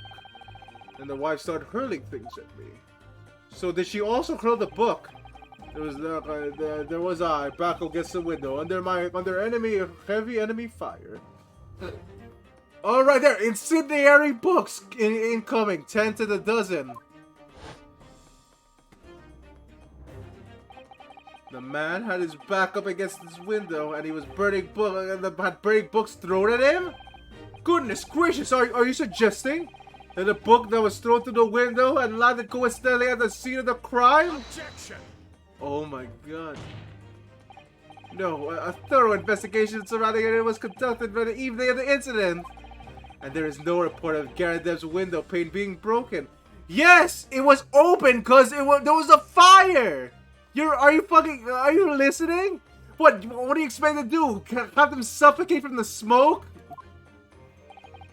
That's quite true. We also saw no sign of broken glass when we visited Garadev's household. But it's not conceivable that the window was open at the time, Not even remotely. Let us not forget the season of the chilling wind. There was smoke in the house! No Londoner would ever leave a window open in the middle of winter. It's just smoke in the house. Are you kidding me? Does the defense postulate that it's denied all seriousness, counsel? Do you earnestly claim that the book found at the scene of the crime was a flame projectile thrown by Mr. Garadev's wife? I believe it's a possibility, my lord. That is quite enough. Oh my god, please, stop, please. Well, I hope that everyone can see what you are now. You little foreign trickster. You call yourself a lawyer, but you're just a mean coward. Juror number 4, you fucking suck. You're part of this case. And you're part of the oh my god. Oh, alright. Really? Claiming that our little tip said a whole they didn't say the whole thing, but it's obviously your fucking book. Implying that I'm merely posing as a maid for appearances. You have a wedding ring right there! How could you? It's nothing to do with a beastly case, and not any of it. All you've done is sully our family's name. No, I assure you, that was never my intention. Dragging upsetting citizens into the mud, simply that for attention from your failing defense. Fuck you! This is obviously your book! I should box your ears. Well, that's why I should. It's honestly unforgivable. But too right. Here we go. How long have I sat here now? We're listening to this Nipponese spouting on. Wow, everyone's racist today. But think about it.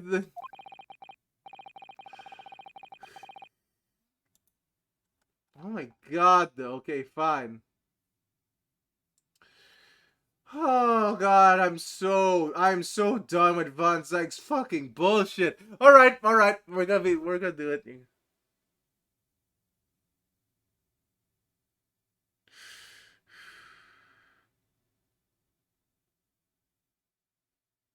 Okay. Alright. I'm just calming myself down because goddamn. Is that little hunchback with that little mustache? And he run away the scene too! I do declare you're right. It's true. Yes, that's what oh my god, juror number 4, you suck! You're lying! Makes sense to me.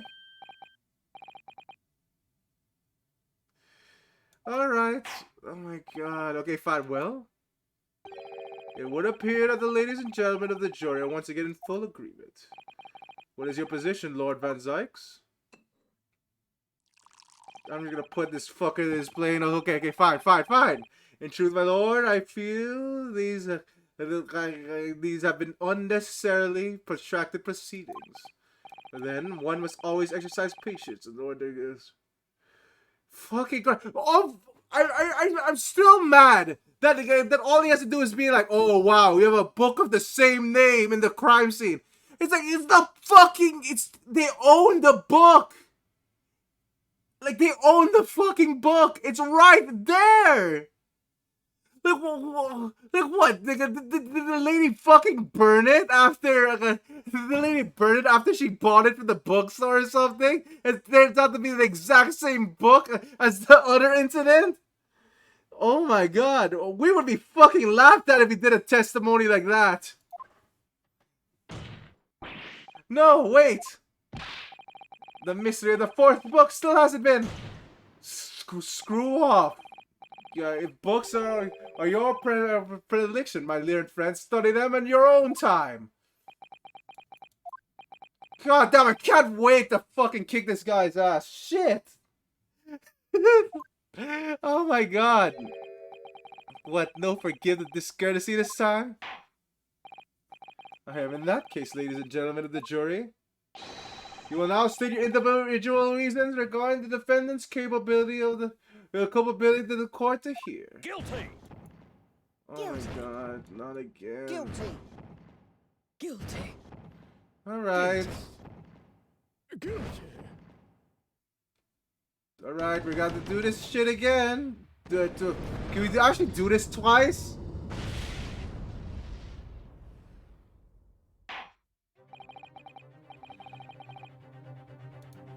Thank you for an unambiguous response. That's twice now, it's over. Mr. Naruto, don't give up! Mr. Sato? Have you forgotten? The battle isn't over yet. You're not suggesting. Of course, the defense has the right to their submission examination at this point. You can still convince the jurors to change their minds. You have one more chance. My lord, the defense asks to exercise its right to examination. You believe you still have tricks up your sleeve? Fuck you. I don't intend to trick anybody. I intend to uncover the truth. There's no time to be downcast. As long as there's a chance, I have to stay strong and determined.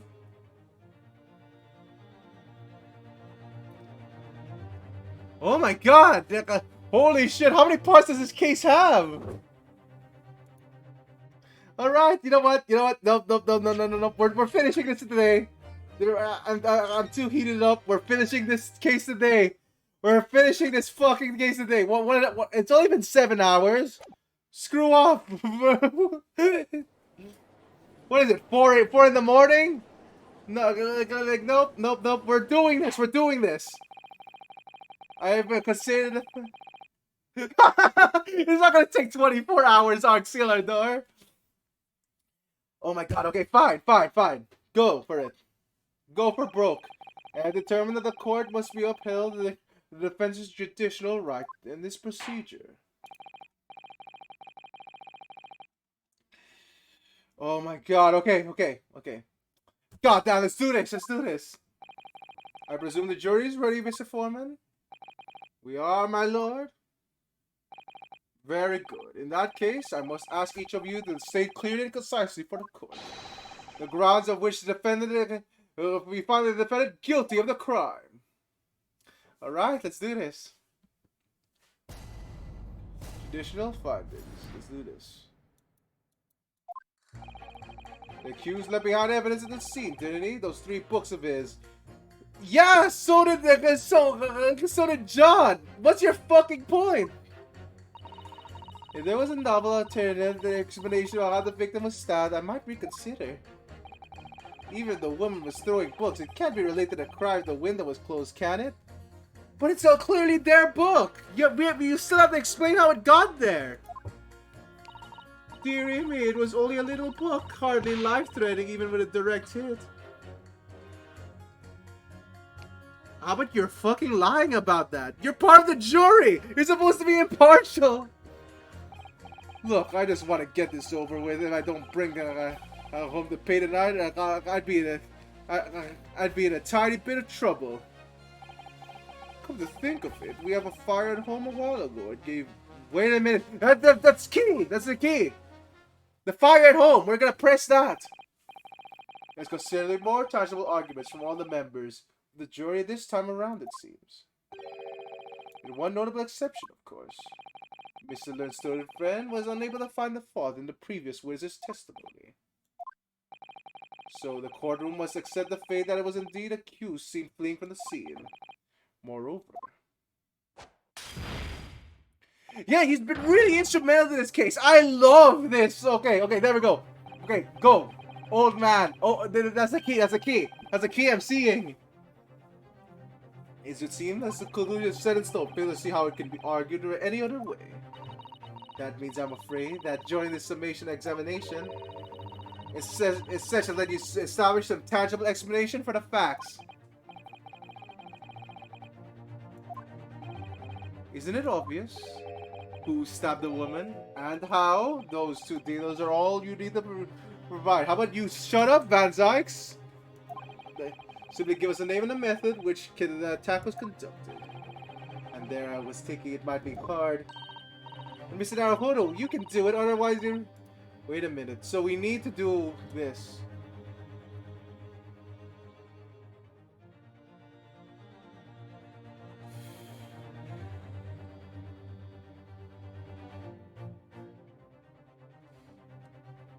Okay.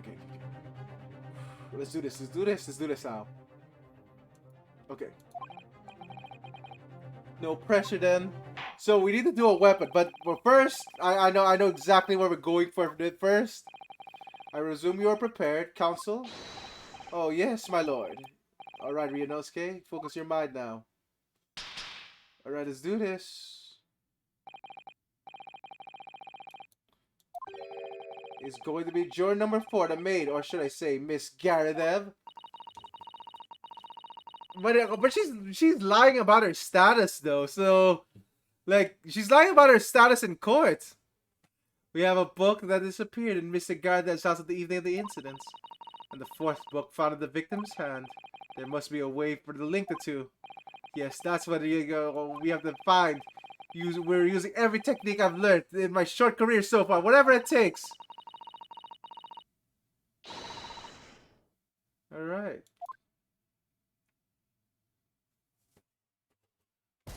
Okay, alright. So we have to also keep a track of a reaction. I see now. Let's do this.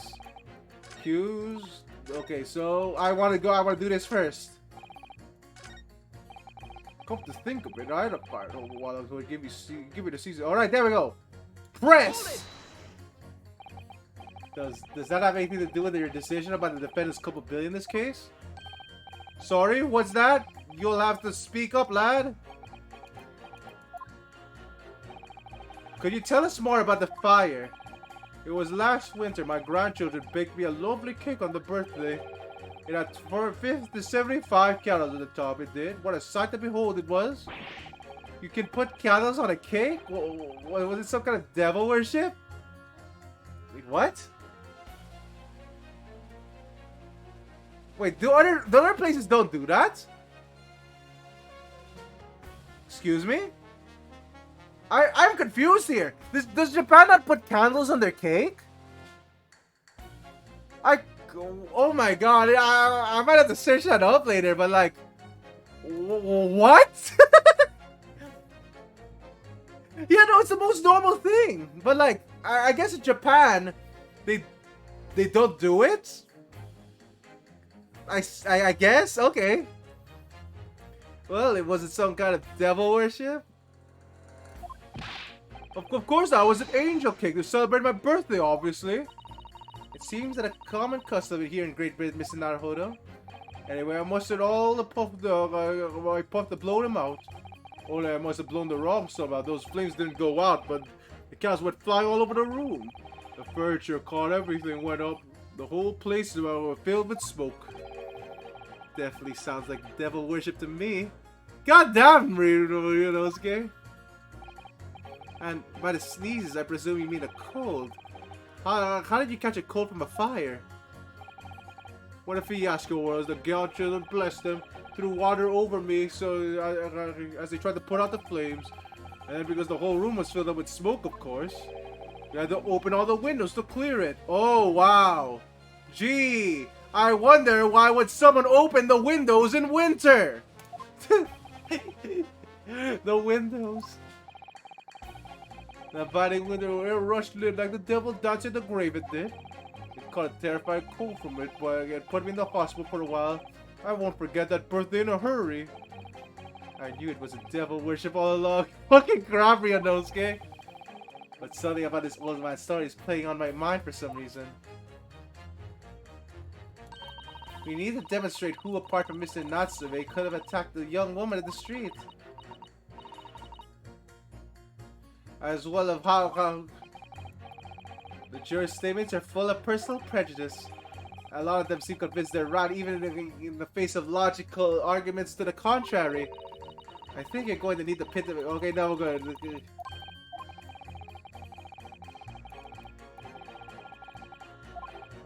Okay, no, okay. Not just contradictions, even connections. Got it.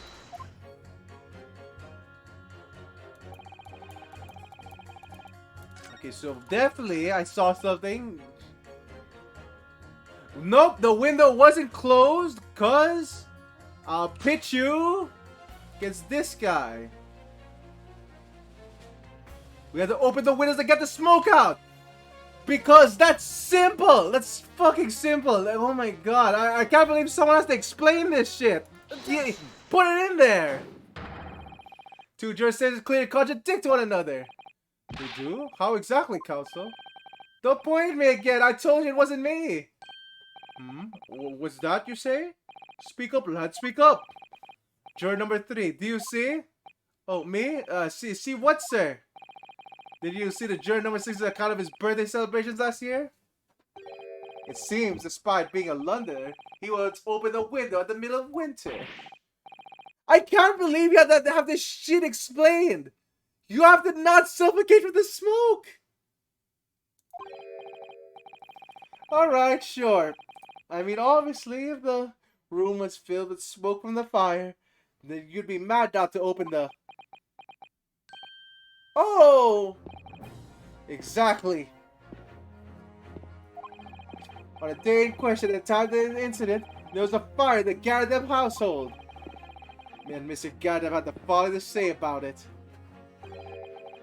The whole place filled with smoke. Oh my. Oh, and what are you doing? Oh wow, were you lying, fucker? Were you perhaps lying?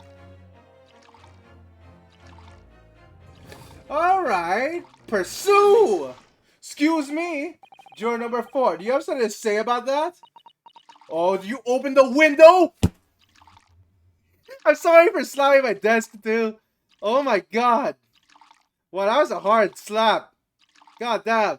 Were you lying, juror number 4? Could I get you out of this fucking courtroom? Miss Garadeb!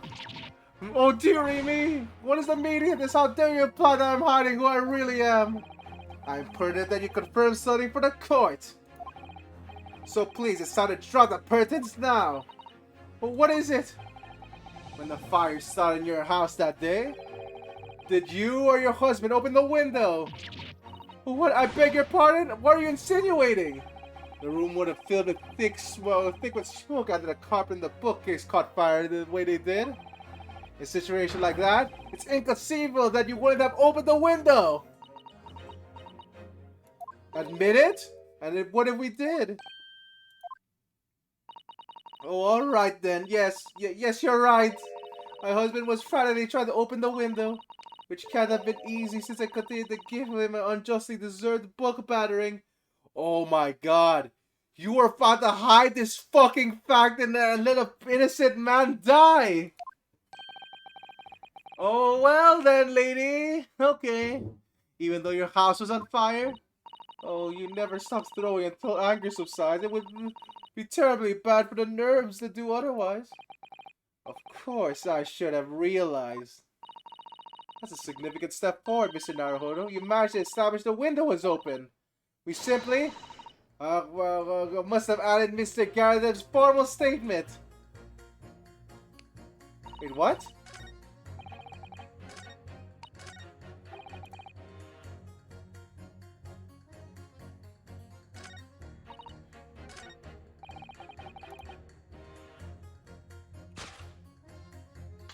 Oh shit! Okay, so since we interrupted it, it's like, yeah, well, they didn't do their thing in time. Okay, I guess we have to pin these. Hold it! Wait, what? What? Oh! Oh my god! Okay, so they're already pitted. Okay, no, we're looking for information this time. We're not looking for an innocent verdict. Okay, I get it now. Damn it! I was wondering, because it's like, why didn't the flag change? Okay, the flag didn't change because we can't change the flag right now. So we can only admit that they opened the window. Okay. So we need to find. We did see things. Okay. I get it now. Okay. So, red herring. Sure, number 5. Okay, you know what? Since you have been a wealth of information, press. You just want to get this over with? How can you sit there and say something like that when a man's future is at stake here? Well, like him and me both, like I said before. What? I told you already, I'm a day laborer, aren't I? I don't bring home some reddies with me tonight. You'll find me floating face down in the Thames tomorrow morning. What? You heard me, my missus isn't one to mess about. You know she can be fierce, believe in me. Another shining example of marital bliss then. I situated that quad though the other day, it was, well, you know, it's funny, but I can't quite remember. Sorry? It was too Friday, that's the thing. I must have blocked it out. Careful. I wonder if Mr. Beat will be dragged into the Thames by this scarf. Don't even go there, Mr. Sato. There must be a way to jog his memory about.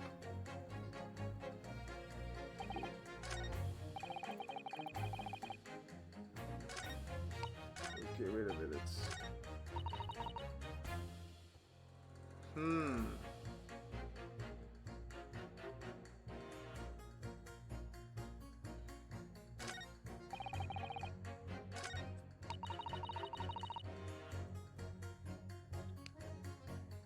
Oh my god, there's nothing.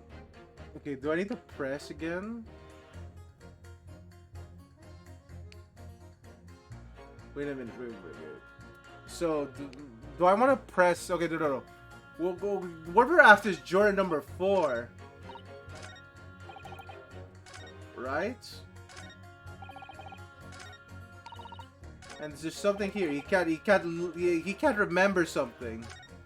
Which means we need to remember something. So if we press her, could possibly lead to something. The 4th book found the scene of the crime shows very frightening signs of fire damage. And the title of the book is The Lion's Pride. The same title, in fact, as the book where Mr. Garrett told us he had been reading. Oh, well, I really couldn't say.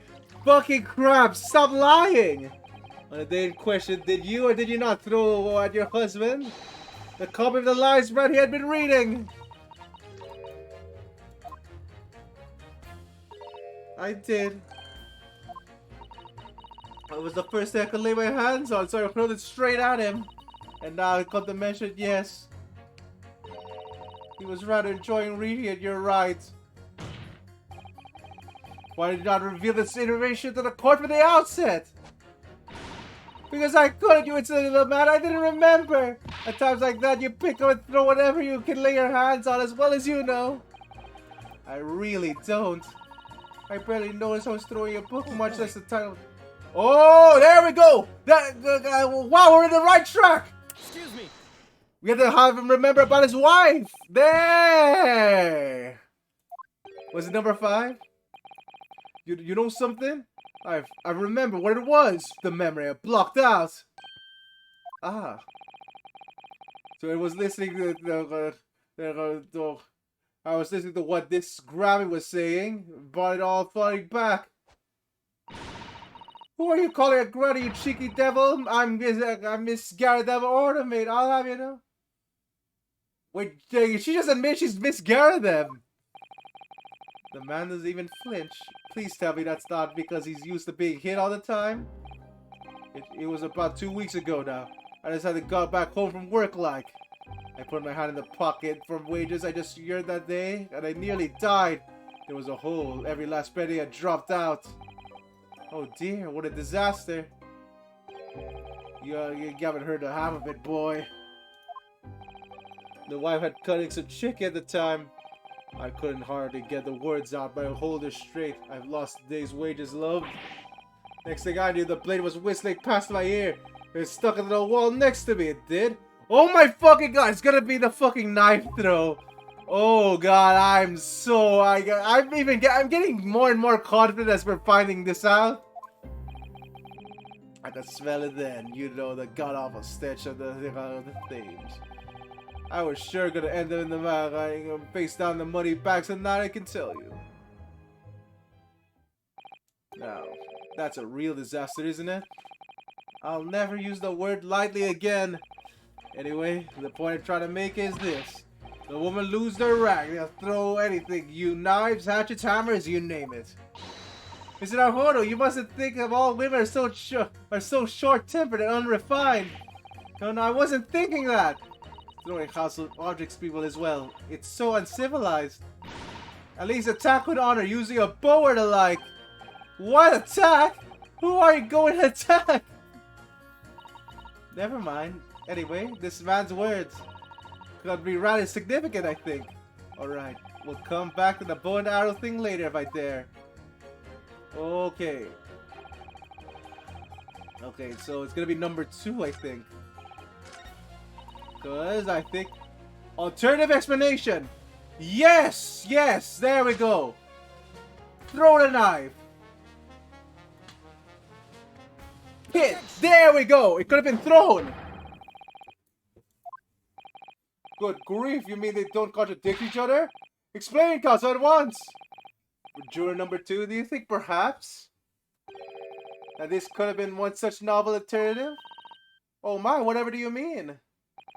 An alternative explanation as to how the victim was stabbed in the back. What are you talking about?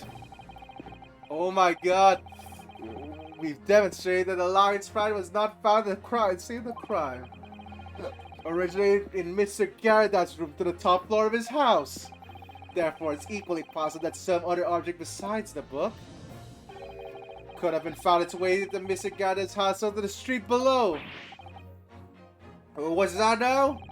After all, Mr. Garada could have thrown any number of Miss Garada could have thrown any other different objects at her husband. Isn't that right, juror number 4? What are you insinuating now, you little beanpole? I'm beginning to think that ever since the true orders of the book hit the light, perhaps she had a feeling this might be she's had a feeling this might be what happened. Now listen here, you Eastern Gala. As the foreman of the jury, I demand the straight answer. You get this yarn about some other object making its way to the house with the... Well, what was it? I'm really taking a big gamble here. That's a bold accusation to make, but I haven't had any real evidence to back it up. But I'm certain that at the very least, this warrants a further investigation. Alright, Mr. Foreman, I'll try to explain the defense's theory. It's a knife, isn't it? Present. Take that! Oh my...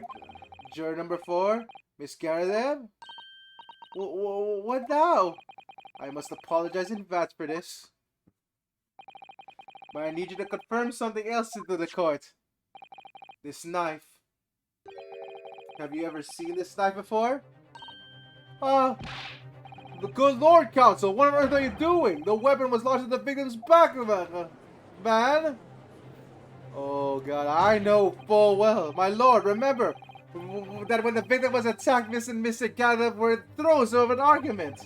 Miss Garada was hurling things she could at her husband, anything she could at her husband, who had been backed up against the window. A window that I've been hoping to clean of smoke. And through the book which sailed the land of the crime scene. You could seriously believe the book was found in the victim's grasp.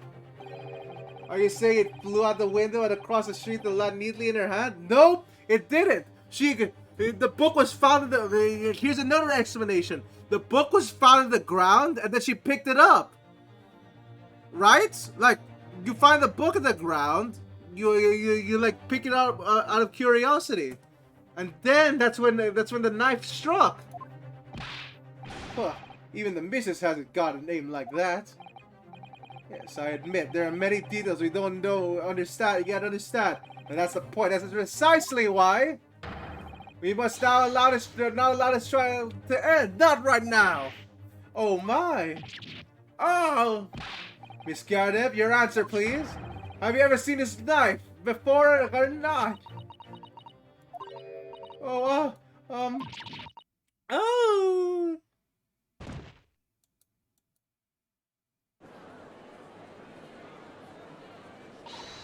My lord! I wish to change my decision. I'm a woman of my word after all. Thank you, madam. Yes, I agree. I certainly didn't see this coming, but I just don't think it would be right for this trial to come in the end now with so many unanswered questions. Oh my god, though, I can't believe my joke answer was right. It just became more sure as it went on. Oh my god, that's eerie. I'd have to agree. Not that I think Granny didn't mind. Yeah, you know what? I'm not quite happy about this at the moment either. All together now, ladies and gents. Oh, only the old man is unsure about it, I guess. God damn, the old man has betrayed us. He's still sure about it. We did it! Oh, congratulations, Mr. Naruhodo. Oh my god, how long is this trial going to be, though?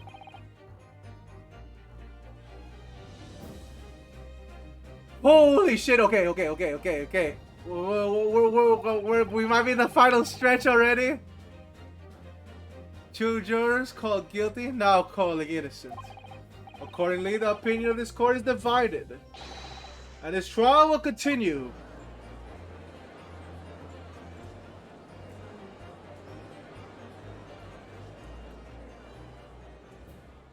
Oh god, is there another part after this? Nope, we're returning. Okay, goddamn. Now then, Lord Zykes, how does the prosecution wish to proceed?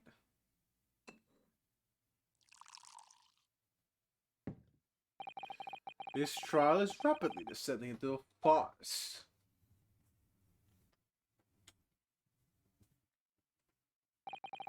Like a corked wine, the first few zips are bitter enough. But what follows is repugnant. It's good for nothing save the gutter. If I may, Lord Van Zykes, the defense has put forward a credible alternative to the explanation for what happened. Credible? Is that your considered opinion, Mr. Foreman? Yeah, everyone knows I'm right. The defense's argument is a joke, which I barely know how to respond. But let me start by insisting that you must all familiarize yourself with the relative positions of those places being discussed. What do you mean of that? By that, what's its angle this time? It should be already apparent that between the crime scene and the Garadeb household runs a rather wide street, the Briar Road. Which means that the distance from Garadeb's house to the scene is, yes, 15 yards. I mean, shit! You could, keep in mind, they're throwing from a high place! It's fucking possible that it landed there. What are you talking about, Van Zykes? Wow, no one could throw something like 15 yards even from the top of a building. What are you talking about? It's like that's way more than enough height. Let me see, 15 yards? That's around 14 meters. 14 meters? Oh, that's a little farther than I imagined. And as you say, ladies and gentlemen, the jury rightly noted it having potential significance. The fourth book was found in the victim's clutches. In other words, the smoldering book, wantonly hurled by the lady house, traveled some 15 yards to land opposite side of the road. I mean, shit, man! Yeah, no, seriously, what the fuck? Nearly between the collapsed fingers and thumb. Is that your final conclusion, my learned and deluded friend? How would you stop putting words in my mouth, you fucker? Did the jackknife fall near the identical trajectory to plunge in the middle of the victim's back? This fantasy is somewhat stretching the notion of having a bad day for the victim, I think. Even those pathetic serialized detective stories have more believable plots. How about you shut up, Van Zykes? Dude, he keeps having unbelievable fucking explanations for shit. And yet we have to believe it. Alright. God damn, alright. Put this guy in his place already. There's nothing I can say to that. That prosecutor loves the sound of his own voice. Mr. Sato, serialized detective stories are pathetic, are they? How dare he? Yeah, no, you know what? That's fine. Yeah, the funny thing is that Von Karma wasn't as insufferable. Then again, I guess in that case it's just like it was just at the start where he tried putting the 5-second case already.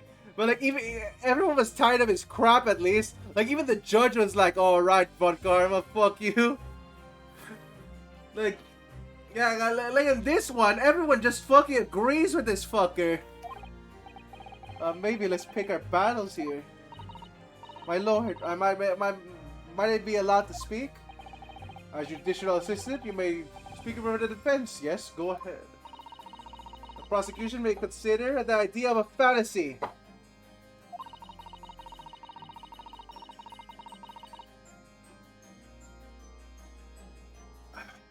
What the defense has postulated was believable enough to persuade the jury to change its leaning.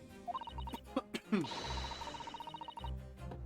as such, the court has the duty to explore this alternative explanation as thoroughly as possible.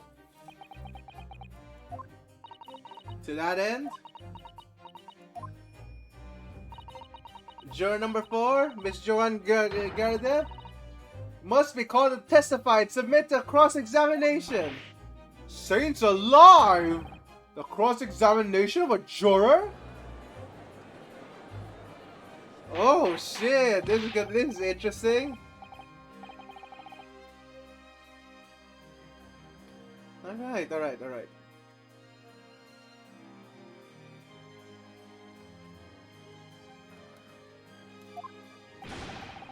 It's odd precedent for the number. Yeah, really, right? The right isolator? It's unprecedented for a number of the jury to be summoned to a witness stand. Objection!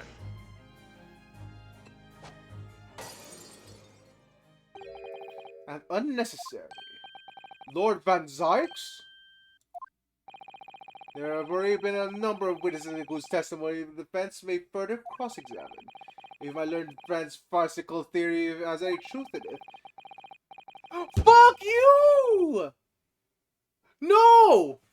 No! Fuck! Oh wow, you cannot call any witnesses. Oh, you shall call my... No! That's not how this works, fucker! Both of us can call witnesses. Like, you got like, oh wow, you can't question her. You have to question my witnesses. God, oh my god! Even fucking crap. Like, if Von Karma did this, the judge would be like, no. Get out of my fucking. That's fucking suspicious. You don't want us to question anyone else. Like, what are you talking about? It's not even the fucking guy anymore. Oh my god, I'm fucking breaking. And we must assume they will be able to testify accordingly. God damn Van Zykes. I'm going to fuck. What you say, you witnesses?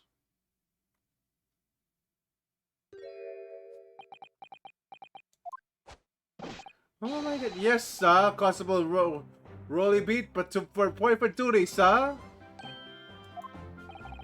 Well, good morning, officer.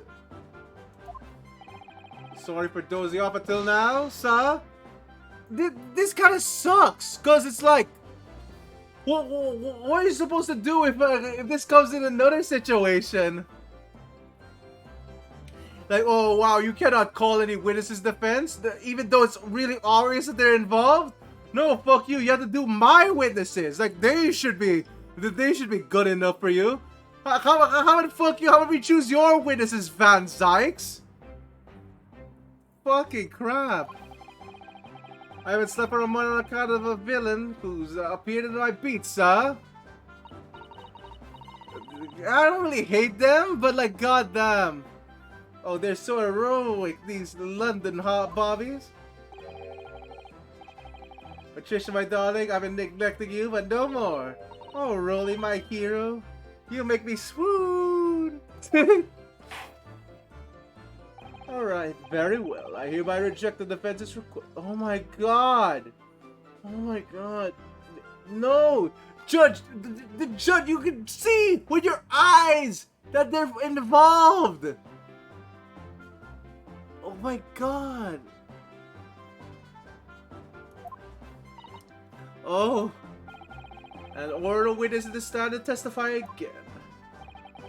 State forthwith before the court of proceedings pertaining to the defense's alternative explanation of the defense. Yes, sir. Oh my god, I'm going to fucking... Okay, well... Wow, we have to calm down so many times this case. God damn. Alright. It'll be fine. What's your report? This case has nothing to do with Mr. and Mrs. Gardner. Believe me, as a London Bobby, it's not good for his word. You see, sir, the windows on the top floor of the garden are the top hinged casements. Obviously, if anything had been thrown out the window, we would have seen it. I didn't leave the scene to go fetch help, but my trusty Rolly was there to make sure nothing was disturbed. Okay, wait a minute. Something's not right here.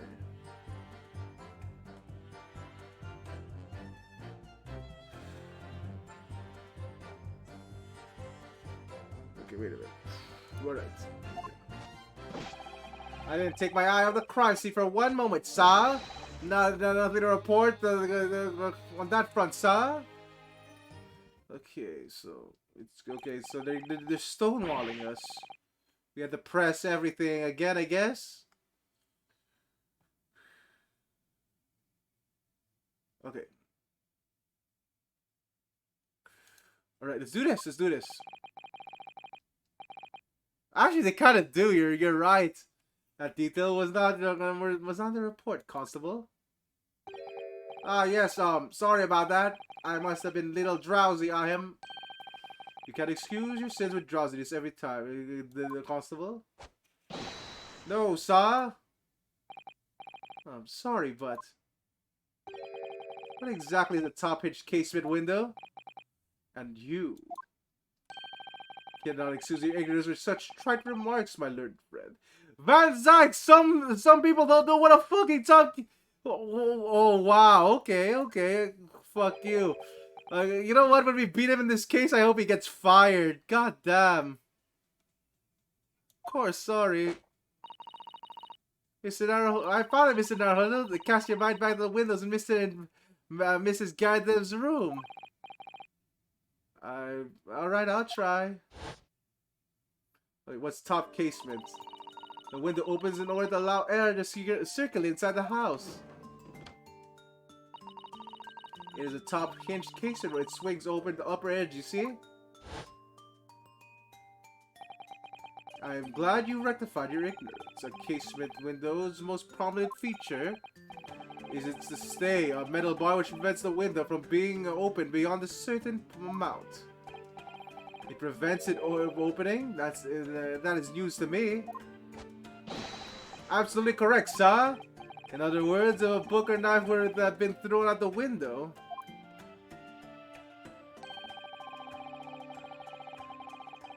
yeah, they have big. They also have all these windows too. It would have been clashed to the pane, falling straight down the pavement below. Okay. No. You see the problem then? Good. Your education in Windows is complete. There was never any possibility either for the book or knife to travel 15 yards over the road. That is unless the window pane had been shattered. Something we've discounted already.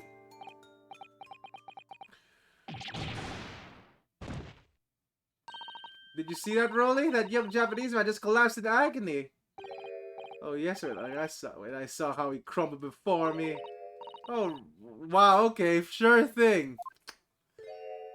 All right, let's do this. Let's press. How is this happening? I haven't even started the cross-examination yet, and already my argument's been destroyed.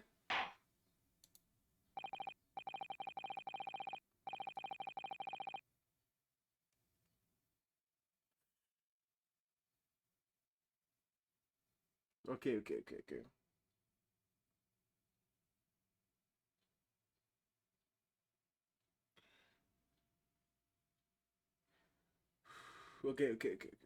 All right.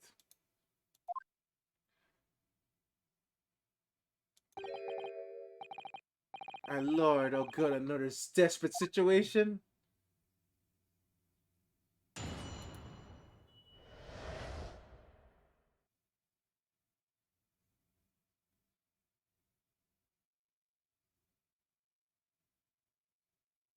Wait a minute.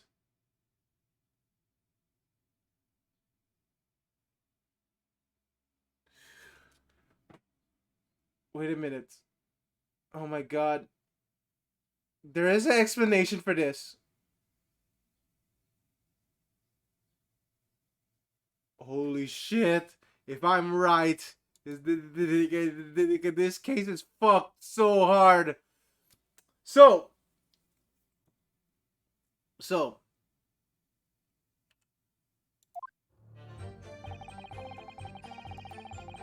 Okay, here we go. I'm gonna show you my findings right here. This case is fucked so hard. So, we're gonna turn this around. It's right here, right? Where they found the body. But. What if that wasn't the case? What if the cop fucking moved the body here for some reason? Because it would fall to the pavement, right? It's from here. So if the body was here, all of this would just line up actually. Am I just gonna assume that the body was moved though? Or is it possible it's the windows instead? Like the windows could have opened any further.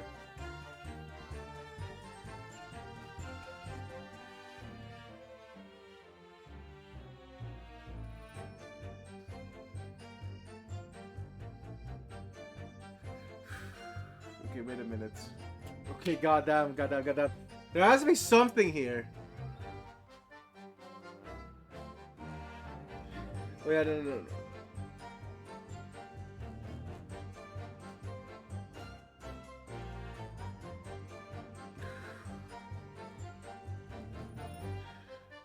Alright.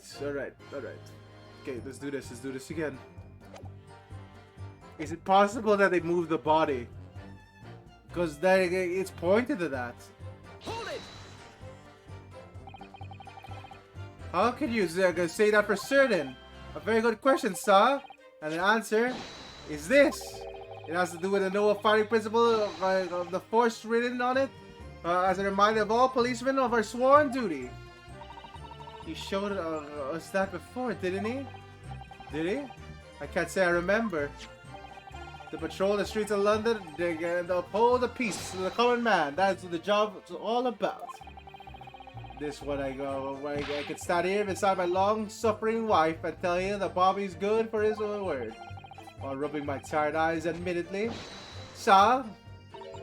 Oh, really? You're so manly.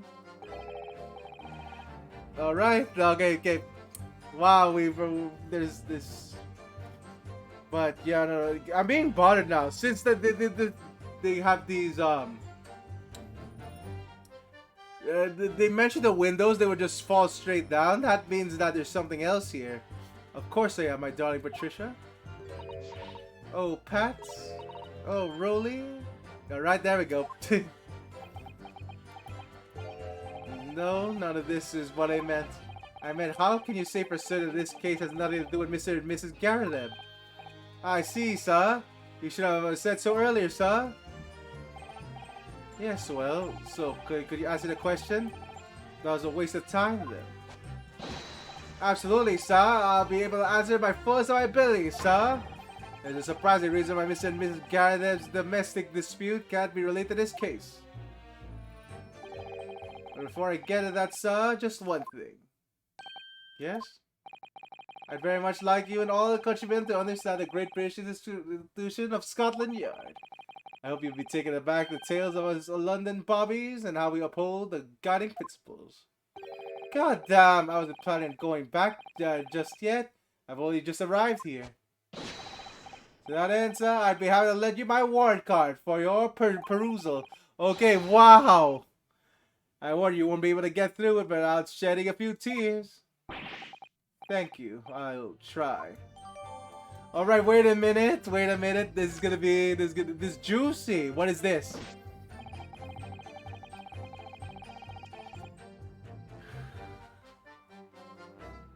Okay, so first, what is this? Warrant card. A policeman will strive to preserve peace. Within is a allotted beat. A patrolling officer is expected to walk 20 miles around his beat every day for furtherance of the community relations. Any crimes fall under the restriction of the beat while they are discovered. When a crime is discovered in the beat, a policeman must assist with initial investigations and help detectives. Okay.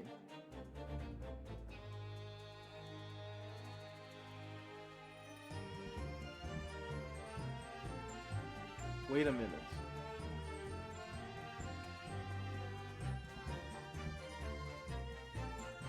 Wait a minute. Wait a minute. I just realized something. Oh my god. Oh my god. Oh my god. Wait a minute. Wait a minute. Wait a minute. Oh my, I have a motive for this now. I have a motive. I was unsure before, but I have a motive now. Okay, okay. Listen here. Listen here. What if that's the small difference, right? Like, hear me out. He's on a date, right? The thing is that there's beats, there's locations. What if his motive is that it was originally here, but he moved it here so that it wasn't on his beat, and again he didn't have to investigate. Holy shit! No, that sounds so right. Okay, all right. First, press this first. Hold it! By which you mean they don't fully open? Is that correct? Yes, sir. They just allow a tad bit of air through the house, you see, so they're restricted as much as they open. And therefore, they throw out the window from inside the room. But simply strike the pane and fall to the street directly below. For clarity, allow me to mark the map. Here is the location of where the objects would have fallen. Oh my god, though. He tampered with a crime scene for this? I get you were on a date, but goddamn! Yes, directly opposite the scene of the crime on the other side, right, of the rather wide road. Would it have been so hard to just somebody mention this top hinge casement thing before? Well, I have another question for you, Constable. And what would that be, sir? How do you even know? Why would you have that idea of sort of the windows that Mr. and Mrs. Gaddam's house is furnished with?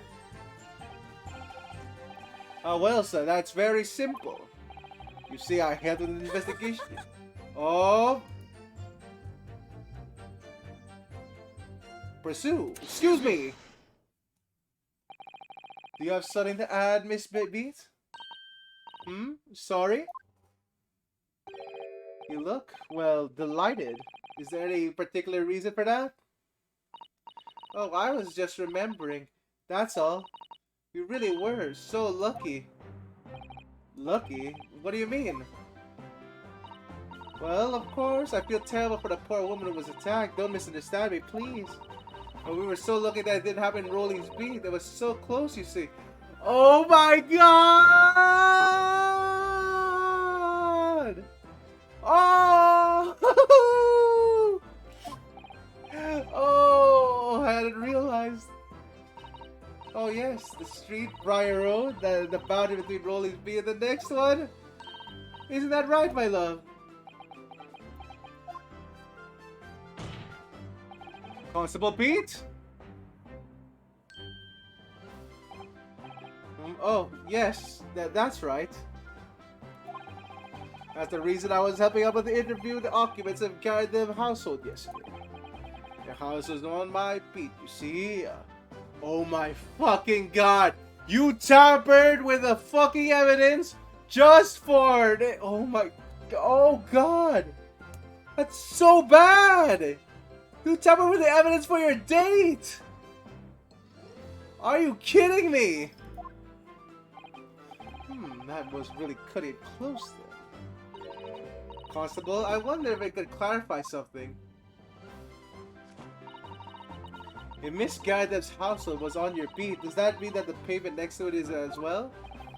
Outside Mr. Gardev's house? Yes, ma'am.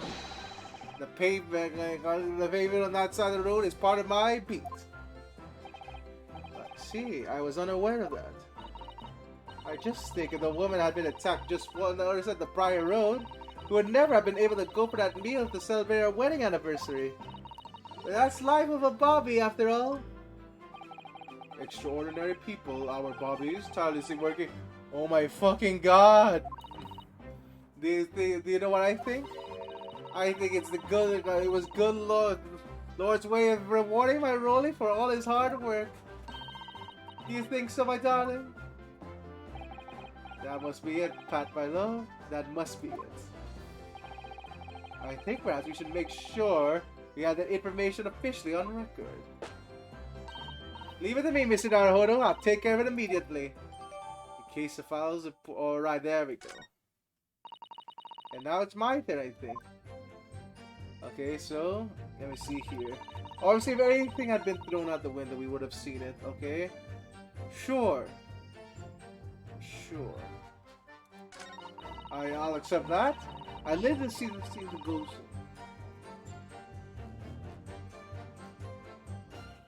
Sure. Okay. I didn't take my eye off the crime scene for one moment. Nothing straight to report on that front, sir. Okay, I'll press you on that. Cause I don't trust this.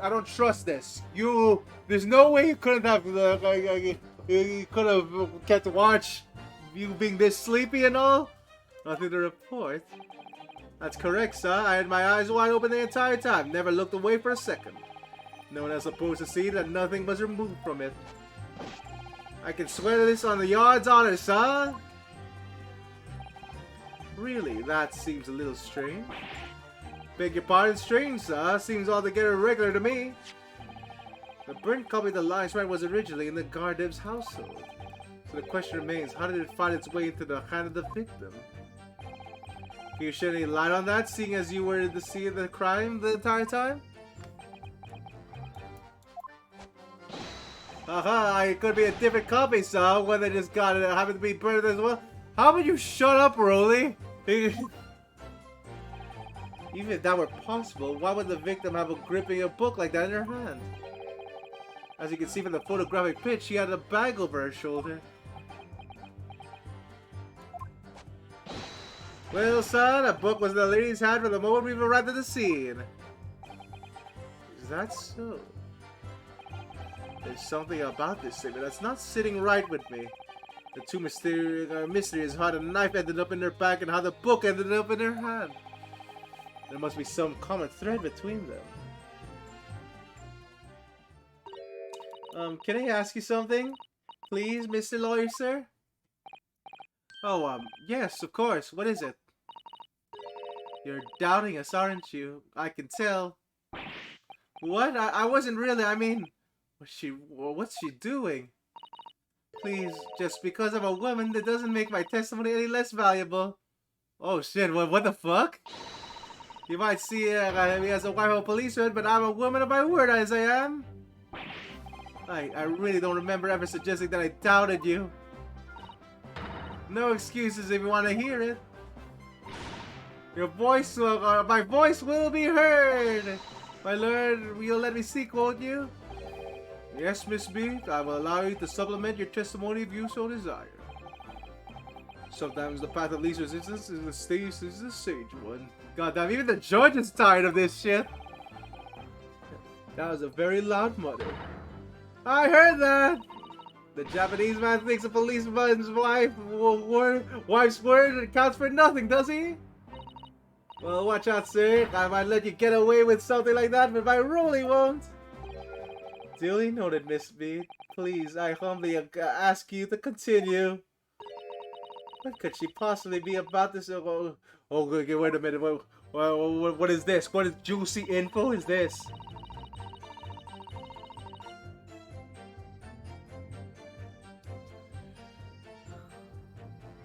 Okay, wait a minute. Your sense of direction.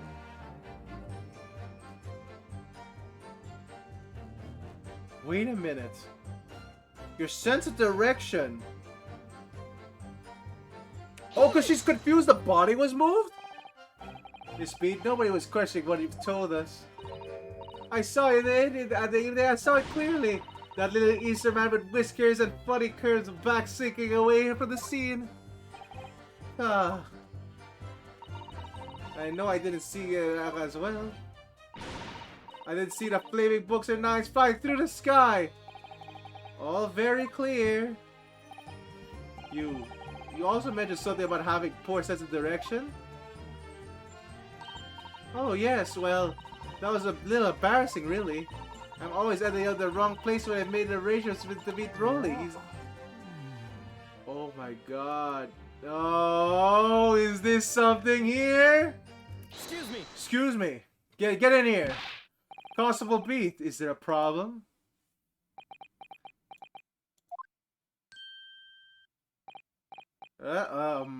No, sir. No problem, sir. Did you hear your wife's remark just now? Just now bring something to mind, perhaps? Oh, well, in a way, sir. Yes, sir.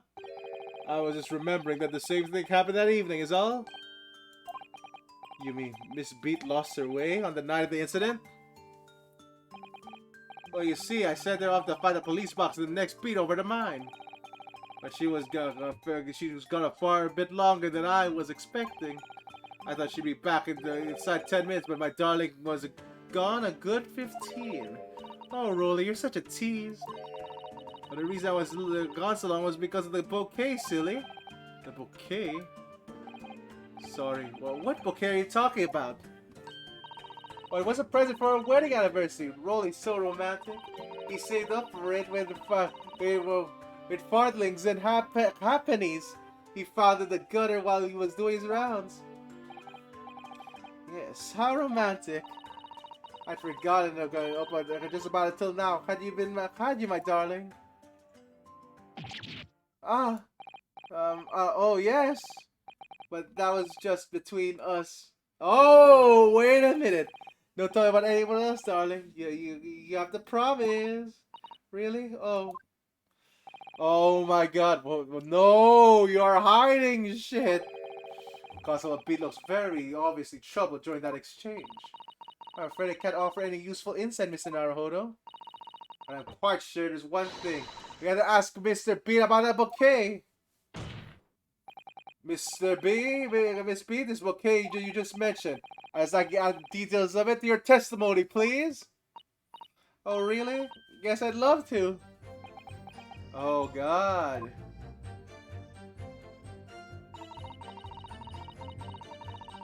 Alright, then. Alright.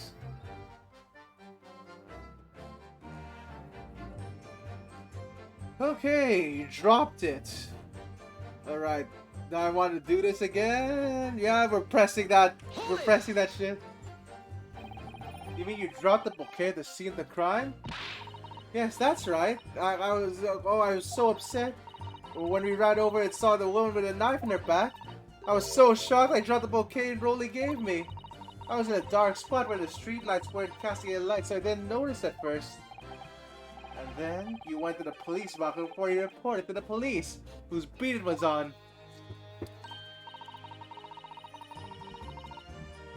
Yes, I came back to the scene together with my other constable, you see? That's when I spotted my bouquet again. But the funny thing was, I went to pick it up. It was nowhere near the victim's body at all. In case you need a reminding, Miss Sweet, the victim is not deceased. It was all clustered for a moment before I heard the voice calling to me from the other side of the road. Your husband, presumably? That's right, silly me. I got over the wrong side of the street. Oh my god, he did move it! Although I'm going to blame the bouquet this time, I can't think of how it got there. I really can't.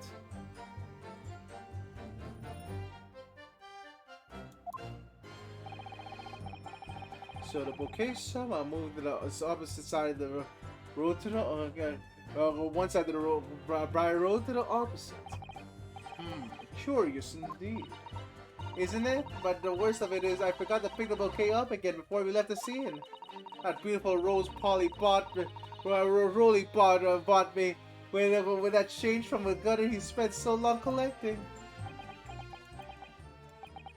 By bouquet, do you perhaps mean this sorry solitary rose? Oh, yes, that's it. That's the bouquet Rolly bought me. Oh my god, though. Fucking crap. You really moved it. You were about to fucking convict someone innocent. You moved evidence. Oh god, I'm going to fucking blast my brains. What is this? Maybe just call it a rose. Tell us, Lord Van Zykes, where did you come by the flower? According to report of Mr. Police Officer in charge of the crime scene investigation, it was found on the edge of the pavement in front of the Gardev household. In front of the Gardev's house? All that wasn't noticed until morning as it lay where the street lamps cast no light. It was believed to be of no relevance to the case since it was found on the opposite side of the throat. Oh, thank you, sir. Thank you. Could I have it back now, please?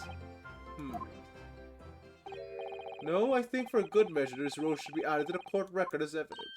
Oh. Okay. But the symbol of our love. I want it back of that child. Do you hear me? I want it back.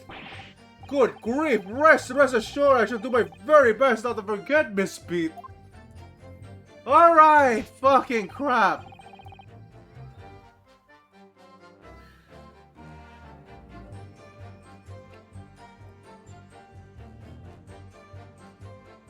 Well then, nothing strange to report. You know what?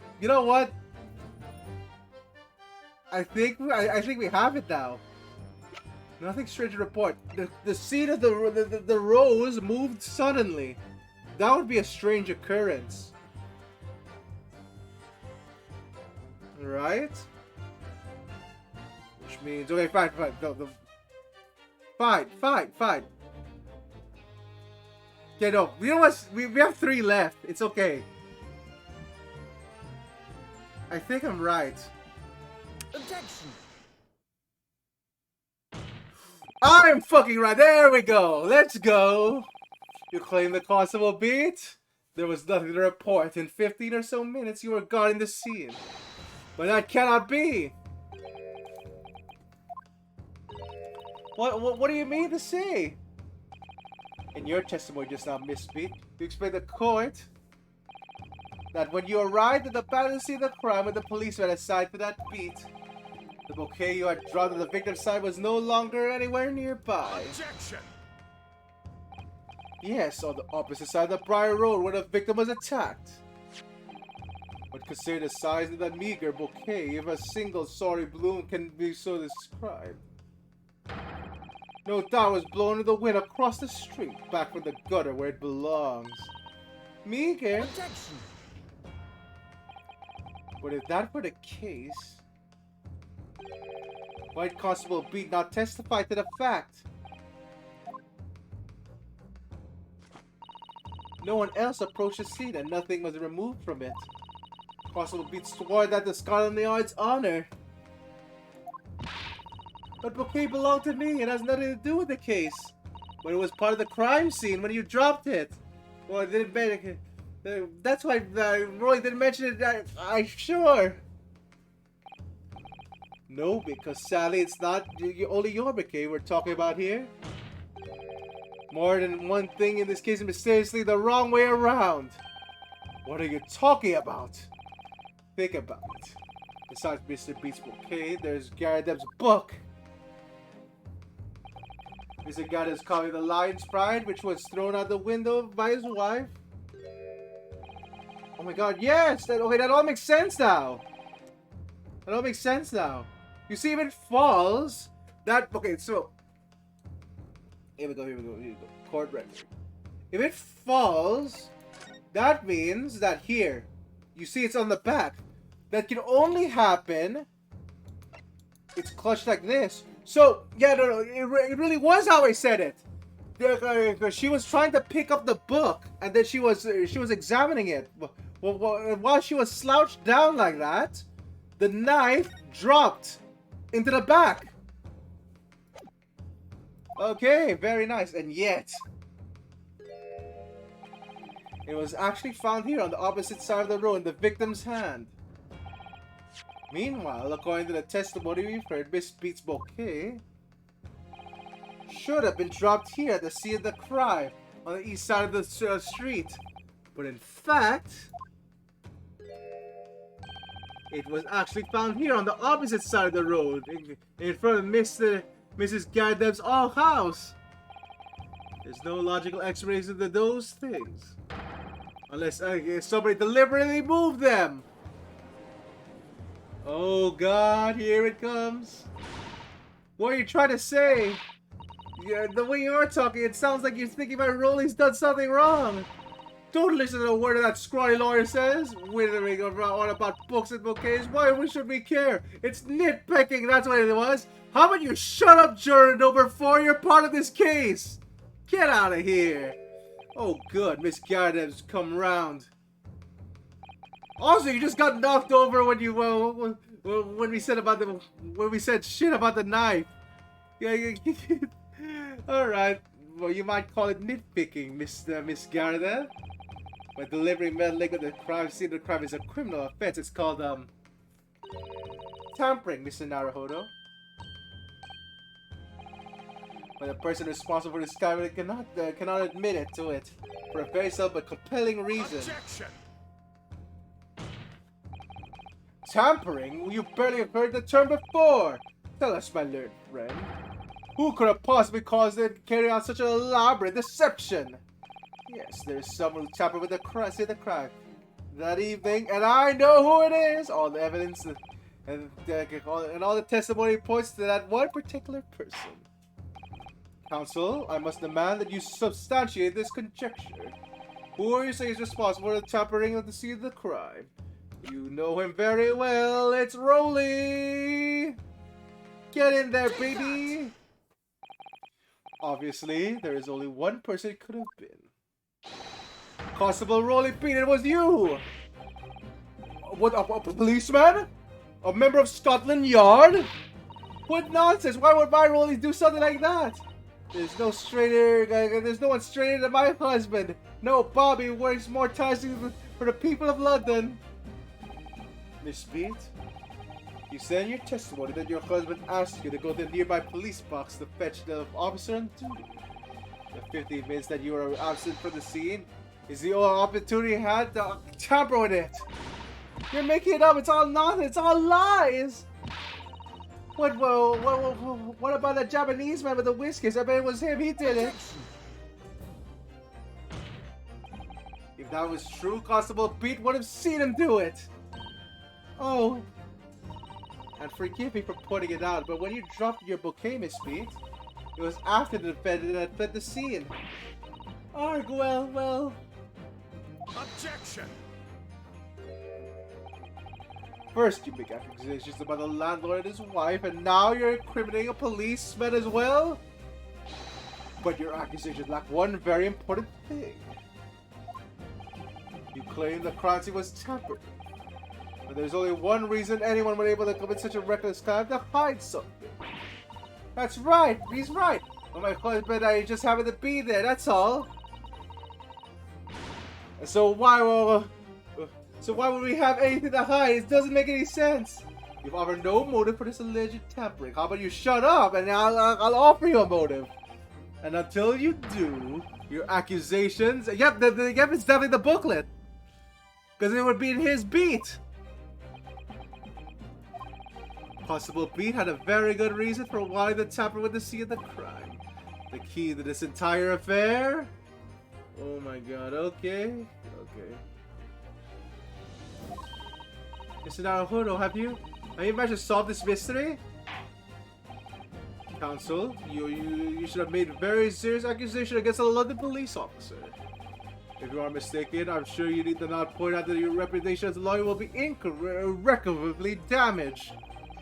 With that stark warning in mind, you will now explain to the court the motive of this alleged tampering.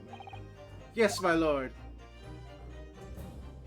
See, I heard a book of the rose, actually. Consul beats motive for tampering with the... Oh, wait, I don't even know. But like, yeah. Okay, so... Where the victim fell. Yeah, no, where the victim fell. Yeah, there we go. Where the victim fell to the ground. And what this Bobby had to cover up at all costs. What? Where the victim fell? You mean where she was attacked? What are you talking about? We told you from the very start, didn't we? On the Penguin Briar Road, we saw it happen. Remember? It was right here. As if anyone didn't already know. That's certainly what everybody has been led to believe. But in fact, that isn't where the victim was stabbed at all. What? What?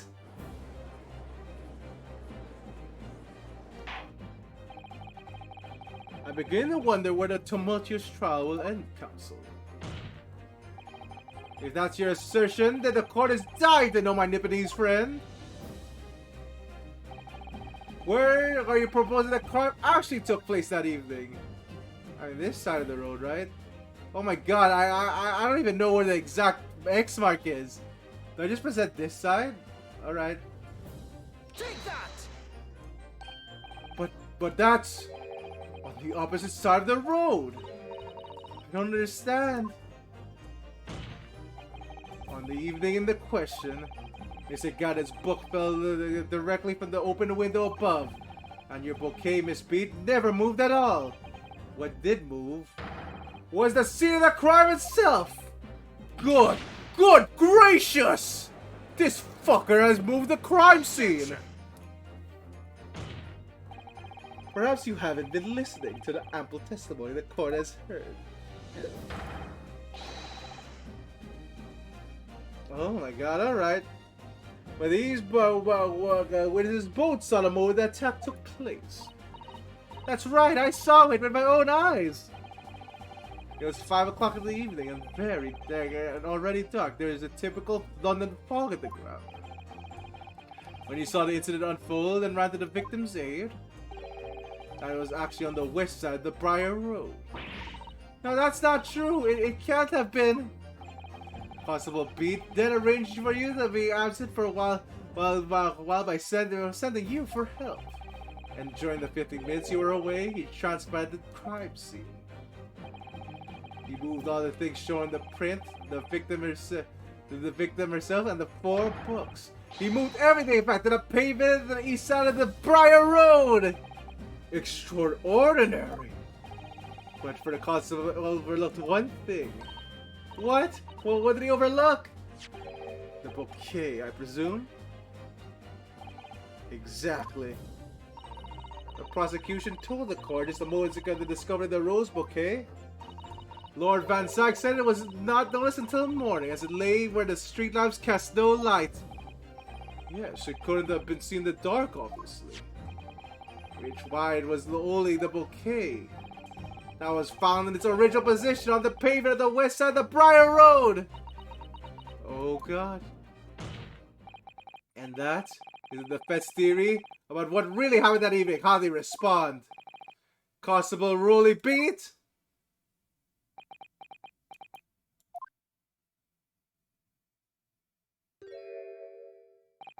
Well, I'm very sorry. I didn't mean to nod off again. I haven't slept properly in a month. Did I miss anything important? Oh, fuck this guy! Oh, Rolly. It isn't true, is it? Well, what a lie was all, like I said, was all lies, right? I know it is, because you're the most upstanding righteous man I know. I had a dream. A terrible dream. All the things I did that night. Everything come out. Everything exposed. Oh my god! Only it seems it wasn't a dream at all. Good golly! Oh, order! What on earth is the meaning of all this? Oh, Rolly, why would you do something like this? Moving a corpse is a criminal offense, isn't it? Wishing the victim dead should be one too. Constable, explain yourself. Why would you do this? As a respected member of the Scotland Yard, it is our duty to protect good people of London town. Oh my god, I can't say, sir. What? I really am ever so sorry about all this. For damaging the Yard's reputation for everything. I have a possible explanation. For a while on that particular evening, Constable Beat felt compelled to move the scene of the crime. I can think of one reason. What? How could you possibly know? You're a foreigner, presuming you understand the mind of a Scotland Yard policeman. How about you shut up? And yet, Lord Van Zykes, it is the foreigner who has uncovered the startling truth of the matter thus far. Yeah, Van Zykes, you did nothing, bitch. I believe it would be beneficial to the court to hear this extraordinary young lawyer's theory. Yeah, none of your shit. Counsel for the defense, if you please. Yes, my lord. Now then, I think you have better show us some evidence. At once, my lord. England, Japan. It makes no difference where you come from. Human emotions are the same. And I think I have a fairly good idea what the feelings behind this man's actions. What gives away the motive of the constable beats and think? Okay, is that a book or the rose actually? Cause like, I guess it could be either one. Interesting. Okay. Yeah, the book. Yeah, okay, yeah, it's there. It's definitely the book. Take that! I realize that I'm a foreigner in this land and I have only just arrived from Japan. Which is why all this information about London's so-called bobbies is completely new to me. I've learned that the honorable, but surely the beat is the most demanding work in the world, for example. Keeping the peace, looking after citizens on this beat is in all kinds of ways. There's no doubt that the young Bobby is charged with a great deal of each day, certainly. But for Constable Beat, the day in question was special. Special? How? Oh! I think we could have shown the rose as well. So, it could have been either. On account of this bouquet, my lord. Oh, yes. It was a very first wedding anniversary. Oh, yeah, we could have just shown any other piece of evidence. Okay. Yeah, that makes sense. Yeah, it could have been both. Constable Bean had worked so hard to be able to afford a simple gift for his wife.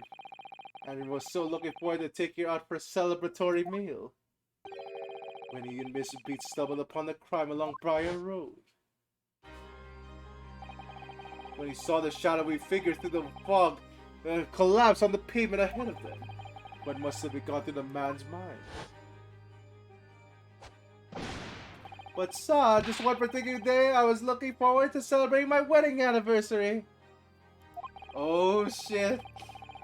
Miss Beat put up a lot of being married to a Bobby like me. I want to show my dear wife how much I care.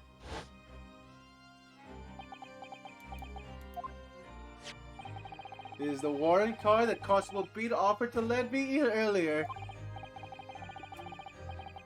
Yeah, I get so excited though. Inside amongst the rules, the patrolling policeman says, when a crime is discovered on his beat, a policeman must assist with the initial investigation and help detectives. Aha! Constable Beat? Is that not the reason why you moved the whole scene of the crime that day? Yes.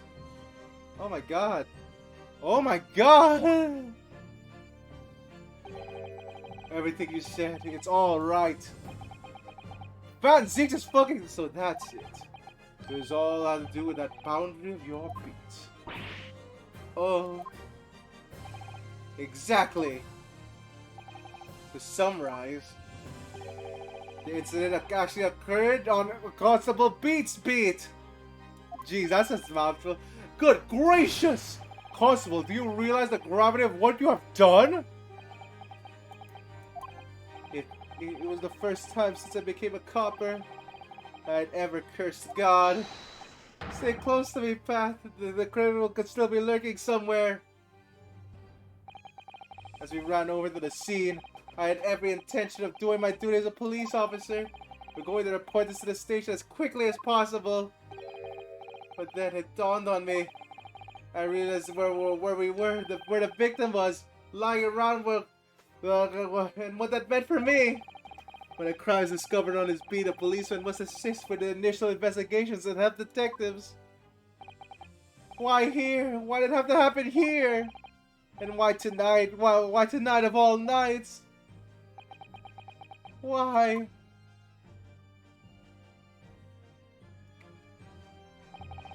It's a copper's job to guard the scene of the crime, so I told Pat she'd have to go to the nearest police box and fetch whoever was on duty here. It was then I opened my mouth to speak. It just came out. I couldn't believe the words that were coming out of my own mouth. This is the next beat to mine, Pat. So you have to go to the police box that covers it. To turn right along the. Oh my god. I forgot how to pronounce the street. Wow, why is my mind like a sieve? All right. Oh god. All right. Then again, it's already 6 a.m. But we're almost done. Micham. Okay, Micham. Oh god, it's already 6 a.m. So you have to go along the police box that covers right along Meacham Street, and then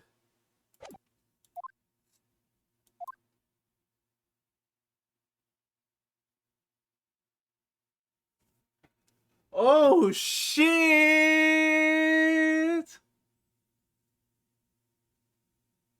All right, there we go.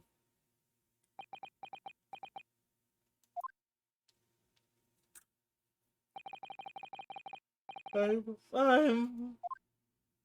But I don't want to autoplay. I'm sorry. I'm so sorry. Yeah, to be honest, like he's overworked. Oh, Constable. I just wanted. I just wanted that one night to take my Patricia out for dinner. I mean, I kind of feel bad for him. But then again, he almost killed someone innocent, so yeah, it's kind of mixed. Just that one night. You knew that if the incident was on your beat, your evening of celebration would be ruined. And so you decided to move the entire crime scene outside your jurisdiction. Just across the street to the east pavement of Briar Road, which falls under the neighboring beat's care.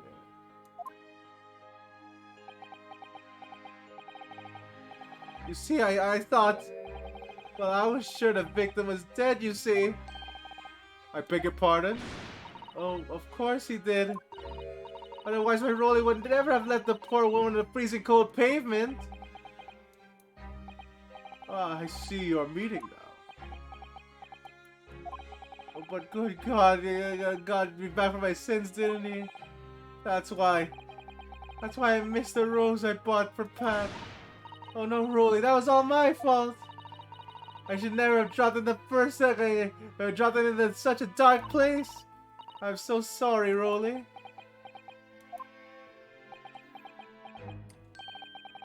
Okay. Okay, that makes sense, okay. And you can tell us, Constable? How many books did you move from one side of the road to the other in that total?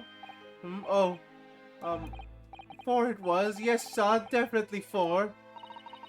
3 of them dropped by Mr. Natsume, and the 4th being the one that fell to that girl window upstairs in Garden household, of course. What made you place the book in that victim's hand? When all the others were scattered haphazardly around, I mean. Oh, well, sir, that's because that's how I found it. How you found it? What do you mean? When we first ran over to the scene, the victim was already holding the book. So, when I moved everything, I made sure it was still in her hand. Made sure it was this book, the blind sprite that was in the victim that the victim was holding. Oh yes, sir, no doubt about it, sir. Interesting. All right, there we go. Oh my God. Okay. All right.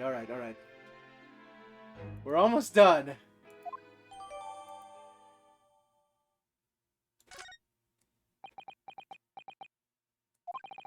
I thought it was an open and shut case at the time, you see. There were only 2 people at the scene, and Pat and me both saw it happen. However, which way you looked at it, it had to be a fellow who ran off with done it, I thought. I couldn't see the harm, really. I didn't even think moving at all or the road would make a jolly difference. I suppose this is for me now.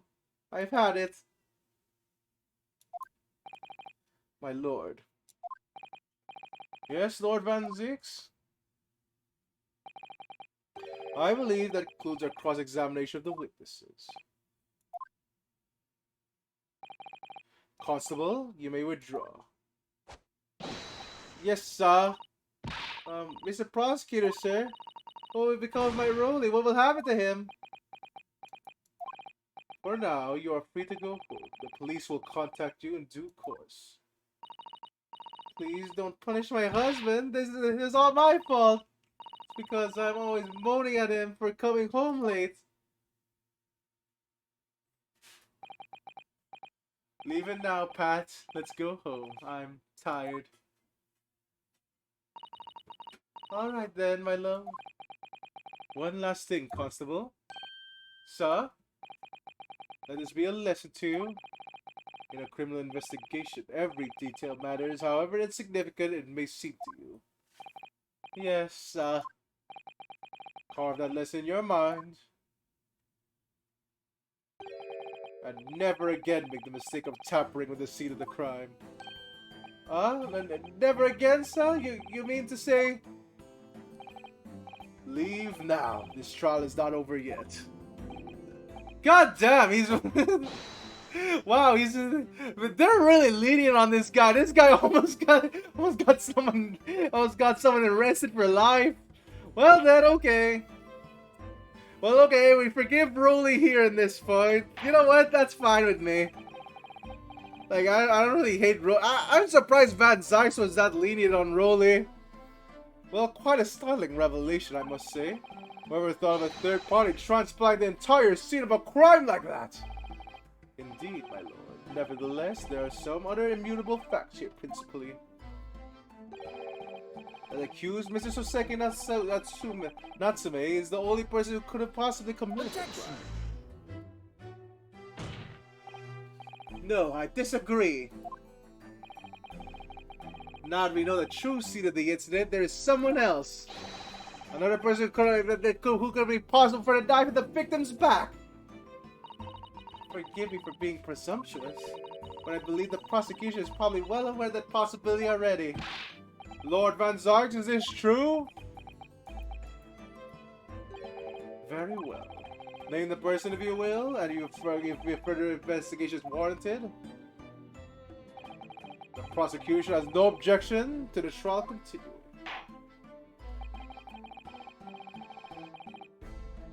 Alright. Get it here, Miss Garda.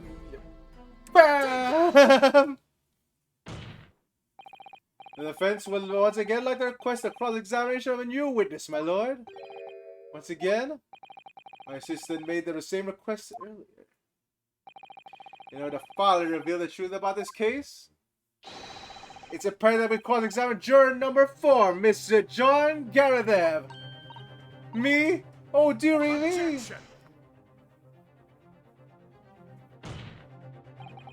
That request has already been denied. But now the situation is different now. Miss Garadev, answer me this. What do you want to do, you little toad? At the time of the incident, you were engaged in a violent argument with your husband, Mr. John Garadev. In the course of the argument, a minor house fire was ignited. And to clear the smoke from the room, your husband opened the window that looks out over Briar Road. Well, what of it? He threw his book at your husband when he was cornered with his back against the window. But striking the pane of the open top hinged casement window, the book plummeted directly down. Finding its way to what we now know is the true scene of the incident. And yet, I guess, as they said, well, what of it? During the argument, you're beside yourself with rage. As such, you threw not just books, but anything you could lay your hands on. So, let me ask you one more time, Miss Garadev. The knife, the one removed from the victim's back. Have you really never laid eyes on it before? Oh! But are you gonna lie? You're gonna lie, come on, come on. I don't recall it. Seriously? Am I supposed to remember everything I picked up and threw at my husband? And anyway, that man over there still, in all that regalia, said the members of the jury needed to testify, didn't he? Conveniently, yes. Objection! I have no recollection of saying that at all, juror number 4. Oh! Make no mistake, your jurors are not special in any way. You are not immune to the judicial process. If you know something about this knife, madam, let the truth come out. But that's not, that's just a common garden knife. It could have come from anywhere. We have several like this at home.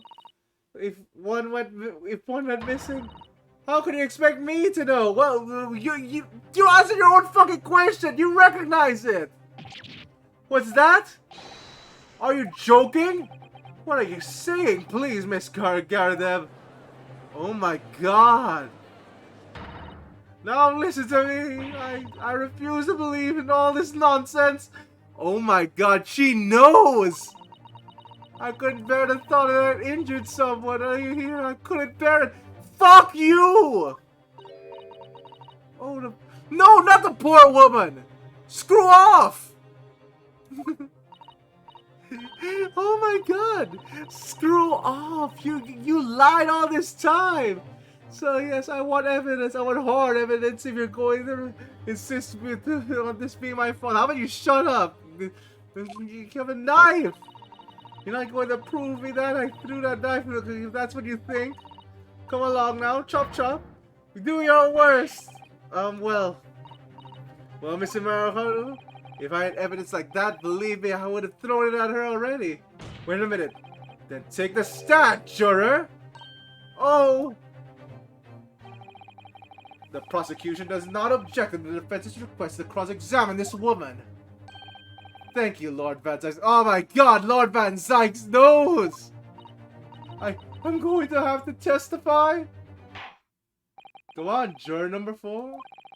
As I'm sure you'll appreciate, having observed with your own very eyes today, witness testimony can lead to the most extraordinary truths being unearthed.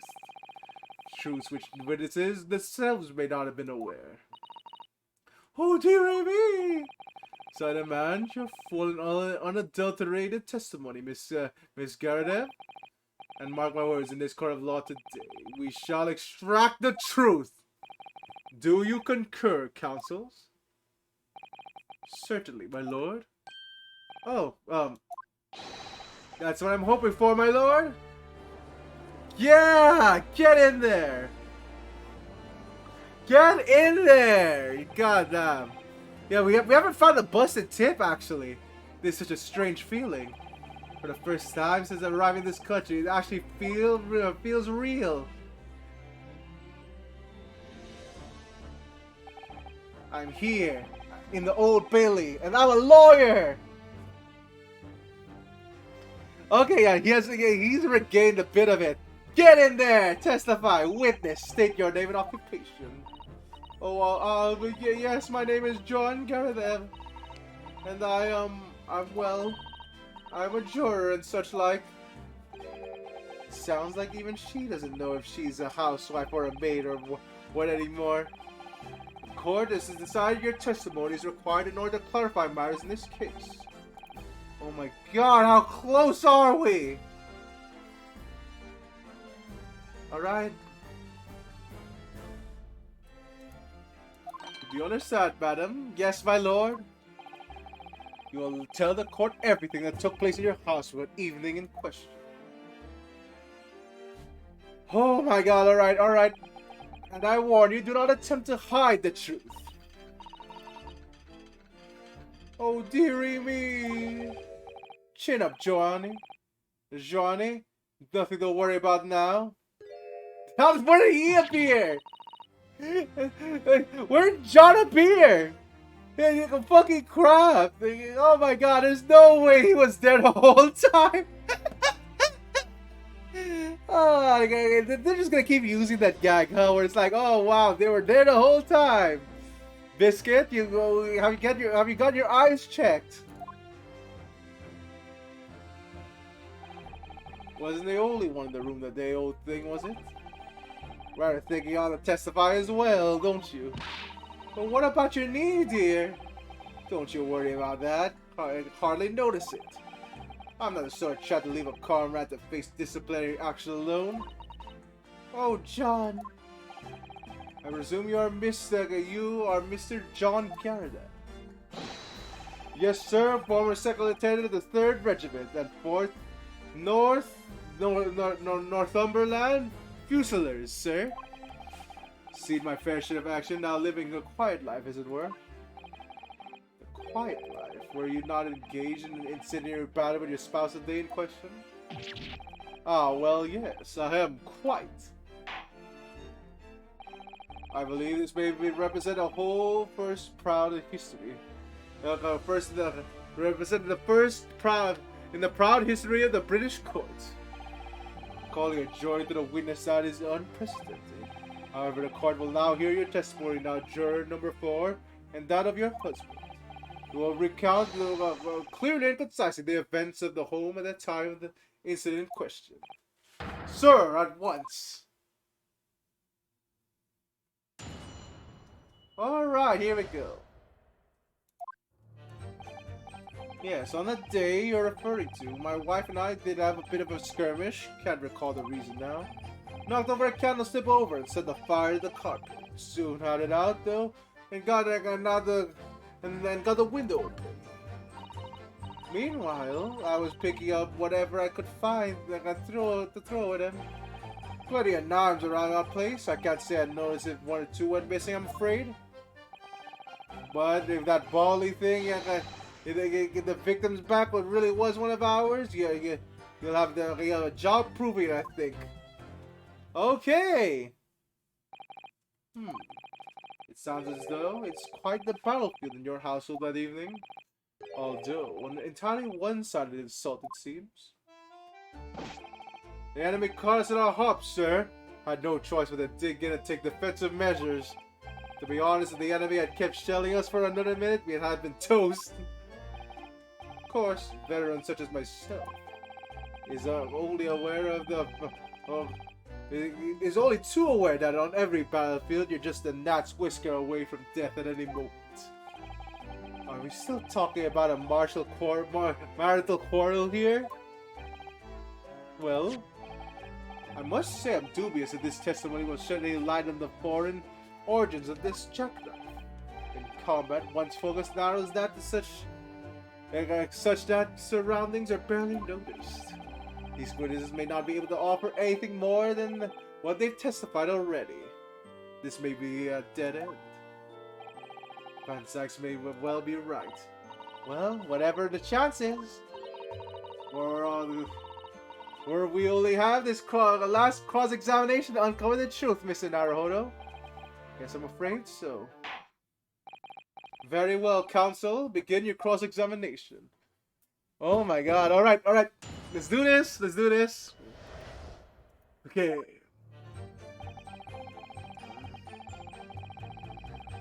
Okay, no need to press that. We already know about that. Now, the candlestick over, set the fire to the carpet. Okay, we already know that as well. Picking up whatever I could find and throw it in. Okay, press this. Because it might shed more light on the knife. Hold it! Even though the room was on fire, as far as I was concerned at the time, it was more important to extinguish my anger than the flames. When a woman wants to throw, she must throw. It's most certainly not true of a solid takedown, Mr. Naruhodo. How did she know I was thinking of that? So, please cast your mind back. Try to remember. Was it a knife among the items you threw at your husband that day? In all honesty, I don't recall. But I feel like I pointed that I'm no monster. Let me see. Some bread, a cabbage, garlic, towel, and the sponge. Jupiter! Oh, there we go! We got something! Pursue! Do you have something to add, sir? Mr. Garadev! Don't shoot us, sorry, but beg your pardon? Did your wife's remark now bring something to your mind? Nothing of any significance? No. Just in that barrage of projectiles, the old thing launched in my direction. Something more solid than she implies. Books, bricks, and the fire poker, I seem to recall. Ouch. And that woman is uncanny. Shit! Ah, good grief, we're not at home now. This is a court of law. Oh, dearie me, ever so sorry, dear. What was that even? Well, what's she even doing with a teapot in here? Honestly, John, what do you end there? Throwing such things at you, obviously? Well, well, take a look at this then. How do you suppose that happened, Your pipe, sir? Oh my god! Yeah, oh! Oh, wow! You remember my guess about the damn pipe? Yep, it's now in the case now. It's all going together. Now to clean out with one of her soft projectiles she did, yes? And when I went to pick the thing up, it was broken too. I'd like to see a sponge do that sort of damage. I see, so your pipe was broken. I would never have been sent flying unless it was hit by something pretty solid. Anyway, I've managed to bandage the thing up for now. You don't want to exaggerate, aren't you, dear? I wonder what we would make of this account. Yeah, no, that's definitely important. Get in there, pipe. Give me the pipe.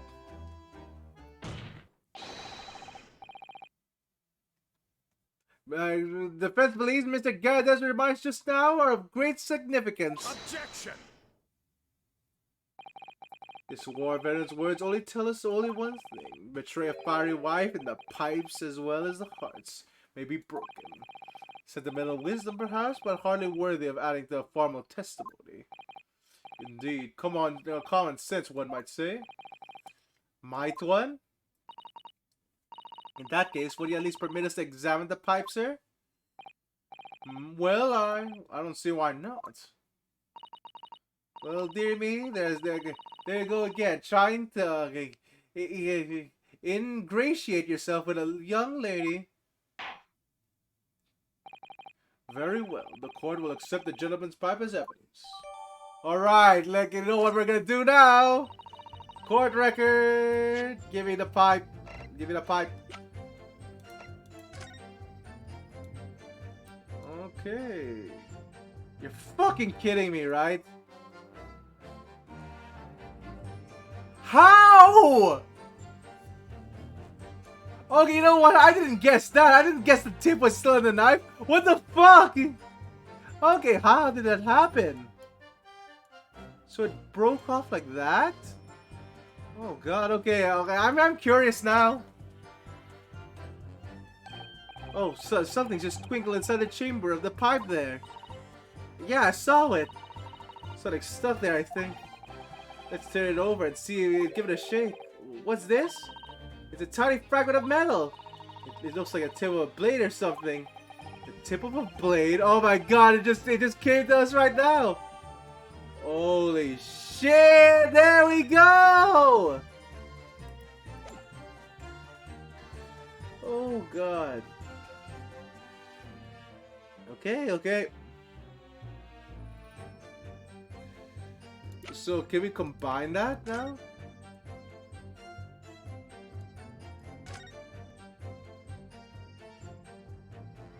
Can we combine the two? Oh, look here, Mr. Naruhodo, just at the tip. A small piece of the blade appears to be missing. Wait, part of it's missing?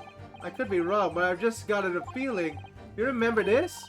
Ah, that's right, a tiny fragment of metal that we found inside Mr. Garrett's pipe. There we go! Yes, and just maybe. Oh my, it's a perfect fit. Somehow, I just knew it. Oh god.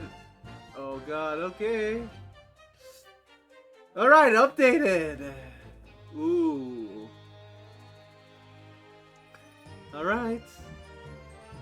Okay, let's see here. I was feeling right disappointed for you, right? That your request was turned down. Oh no, it's fine. Thanks to Sasano, we have new evidence to work with. We could examine it carefully. Well, I thank you for your rebuttal, Miss Garrett. Now, if you could return to the crux of the matter.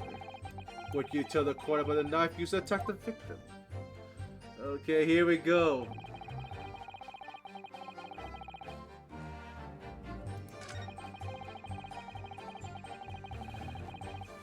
Okay, Mr. Garadev, I see now. I see. But... Objection! Wait, what? Oh, wait, no. The tip. It has to be the tip. Oh, God. Oh, wow. It has to be the tip of the knife. The tip of the knife was found in the pipe. Or is it the pipe? That could possibly be it.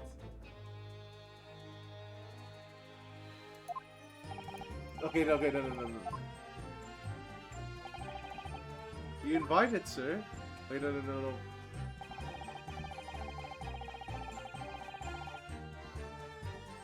Is it the tip? It's not the knife. I might be jumping to conclusions. You already know the tip was found in his pipe. So it's either the pipe or the tip of it.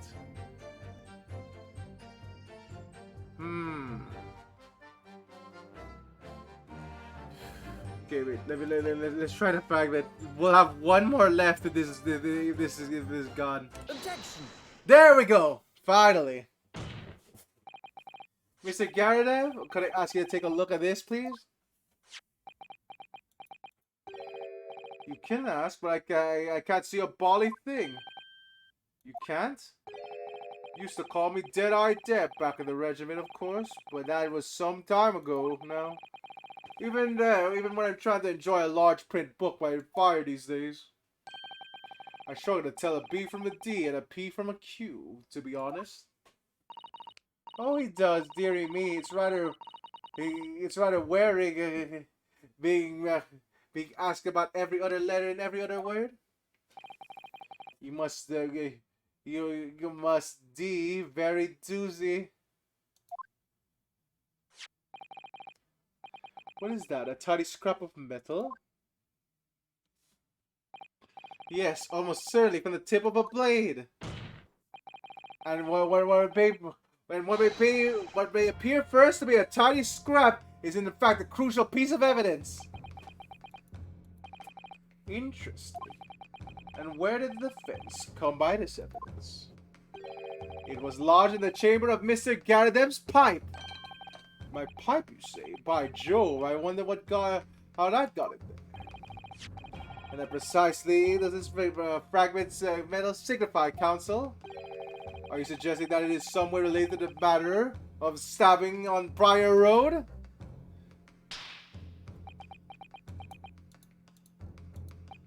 I am. What?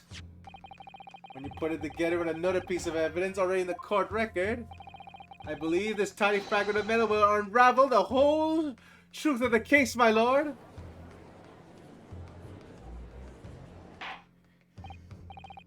You appear to be confident in that extraordinary statement, Counsel.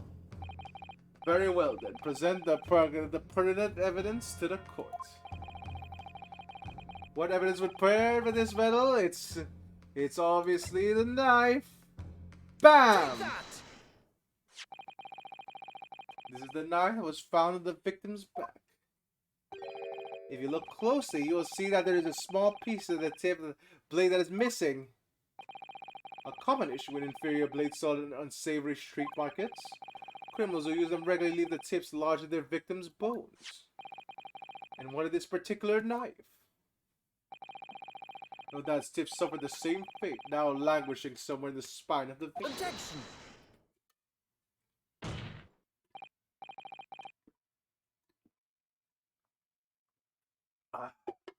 Yeah, I think that's about done already. That's not the case.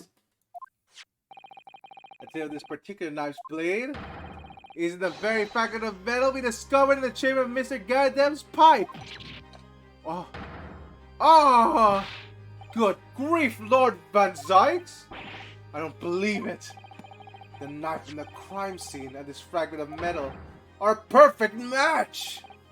Good golly gosh! Oh my god, holy shit. Well, all the guesses are just right this time. Oh, but I've redeemed myself from that, from the last case, I guess. Order, order, order! Is this some sort of Eastern sorcery? There's no magic, my lord. This is a miracle. A miracle. So Van Zyke's figured it out, has he? Counsel, explain this extraordinary coincidence at once! Yes, my lord. It's crucial, the crucial point we have to ask ourselves here is when did the fragment of metal found its way inside Mr. Garadem's pipe? So that it was clarified for us in the most recent witness testimony. I did stay in my hand as usual at the time of the onslaught. Knocked it clean out of knocked it clean out with one of her soft projectiles. Yes, she did, yes. It would never have been sent flying unless it was hit by something pretty solid. Oh shit, oh dearie me. Showing the argument of these two that occurred as the victim was on the pavement below. This guy that flung the knife at her husband. However, the knife missed Mr. Guy that instead of striking the pipe in his hand at the time, which caused the tip to break off, of course. Good lord! Yes, and then that was the tiny tip of the blade found its way to Mr. Garadem's pipe. The chances of that are 1,000,000 to 1! And yet there is no credible explanation for how a tip of blade ended up on your pipe. Then, after losing its tip, the knife ricocheted off the pipe and flew out the open window. Oh. In short, this knife which fell from the window of the Gareth's house is the very same knife that struck the victim in the middle of the back of the street below. Oh my god, wow. Well, that solves it. God damn, I'm amazed. Holy shit, I solved this case from the fucking get-go, Auxiliador. That's hilarious. Like, god damn, I solved this case before even the trial. Wee! Oh gosh, oh dear. Oh. No! Objection!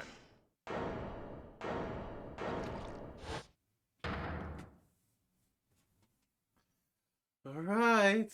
Do you have anything else?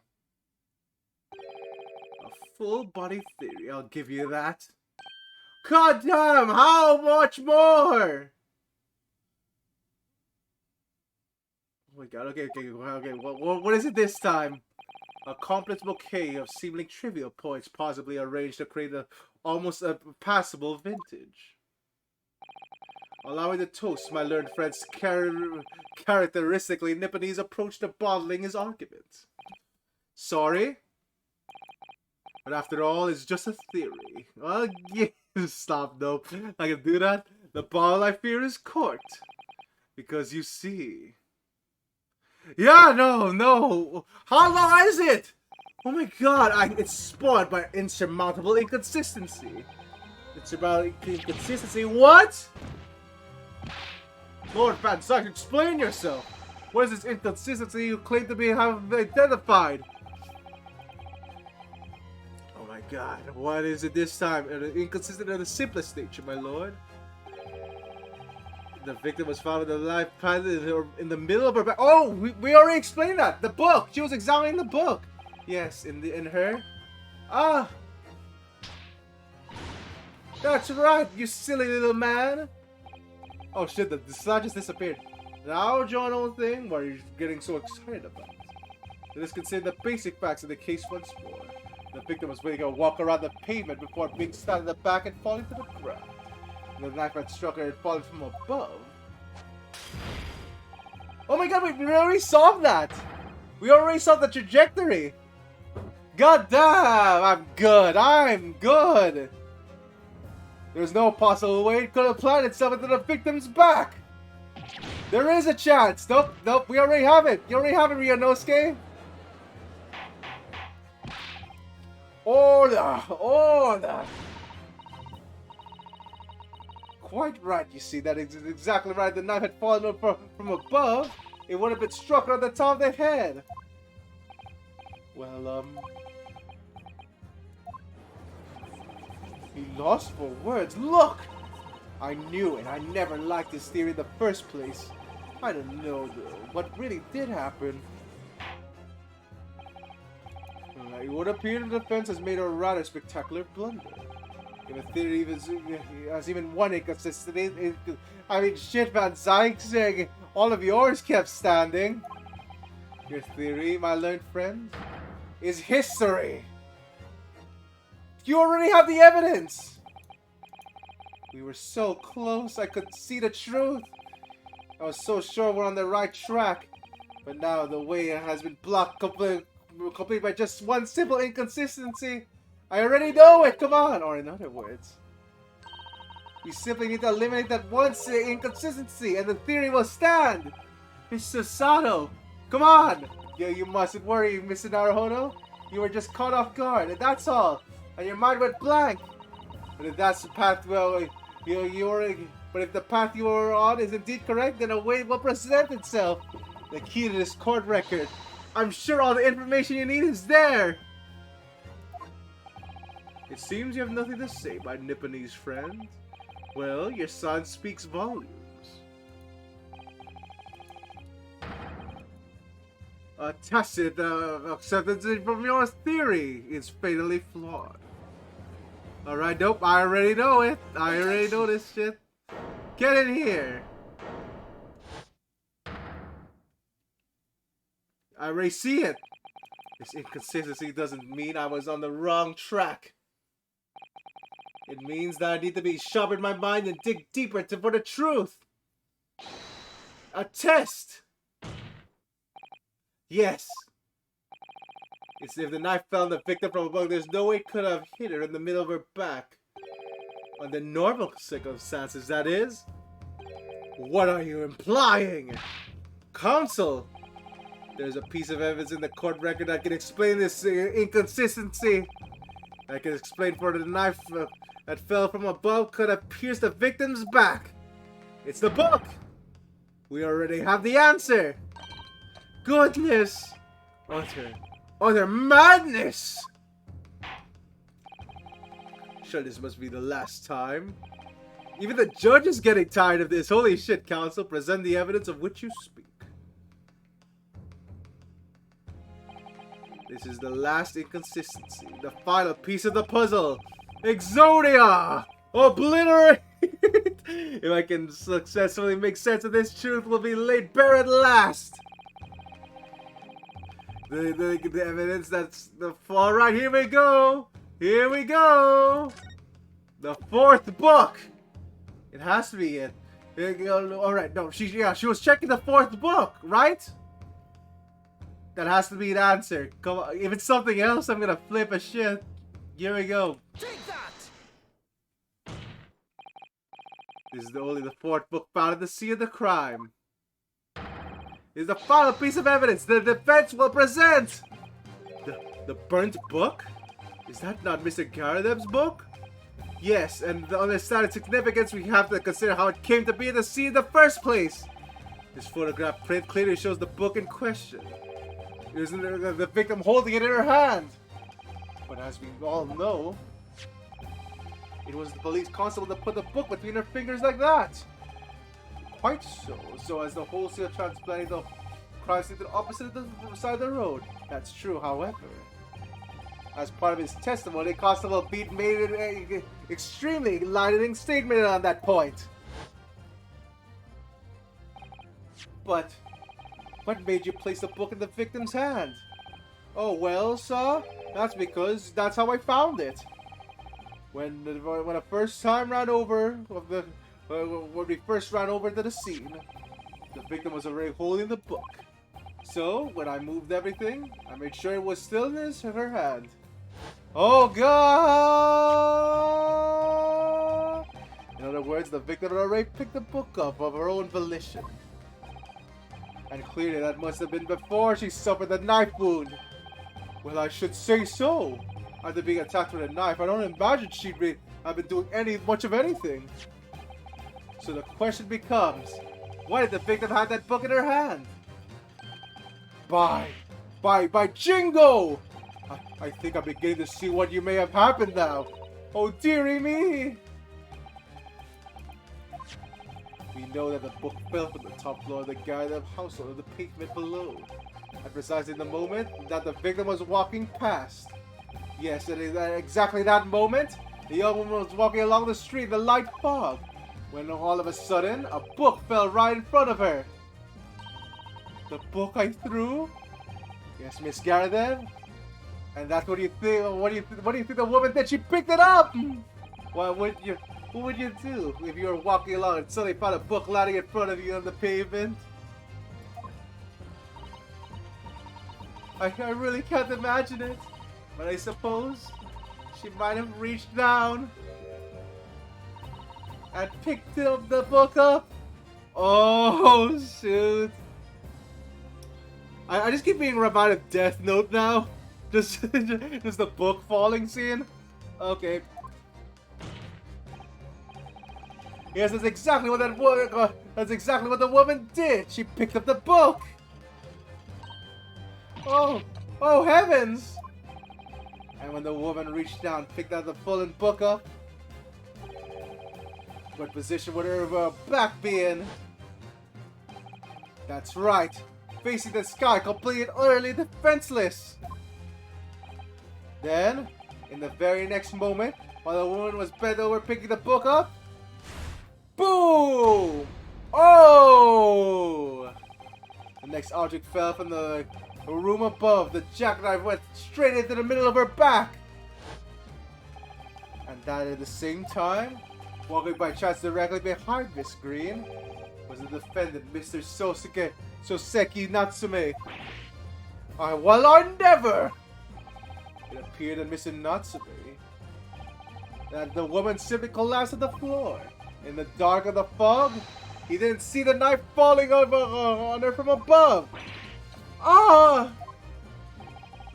From the other direction, the constable and his wife saw the victim. Saw no one but the victim and her apparent attacker. There was never a real culprit to run from the scene in the first place. No, this was nothing more than a series of unlikely events that culminated in an unfortunate accident. And that is the real truth behind this case. Okay! Wow, we guessed everything right. 10 out of 10. Well, Mr. and Mrs. Garadale?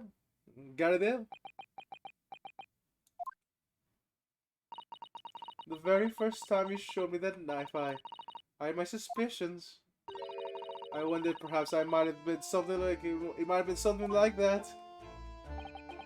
There, old bean. Poor Miss Garadeb. Of course, I never meant for anything like that sort to happen, but it was all my fault, wasn't it?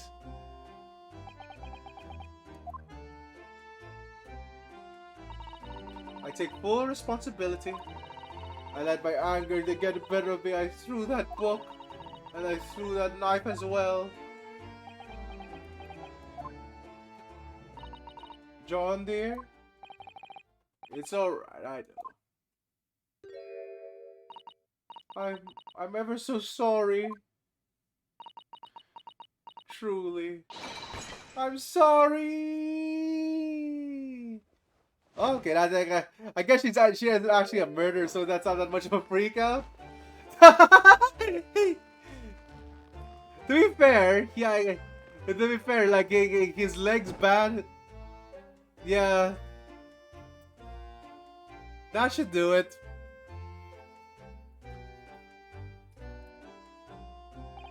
Lord Van Zykes, what news of Miss Garda? She's been taken to the infirmary. It would appear that today's events left her in an especially flustered state. However, I believe she will recover in due course. There is no cause for concern. Yes, unbeknownst to themselves, they caused what could have easily been a terrible tragedy. They shall have to prepare themselves for the consequences of their actions. There is some good news, however, my lord. I've just word from the hospital that where the victim is being treated. The condition is improving steadily, and the doctor believes she will regain consciousness soon. It's strange. We've been talking about the victim all this time, but we've never once met her. How wonderful! That woman's out of danger, it seems. Yes, that is good news. So, Mr. Soseki Natsume?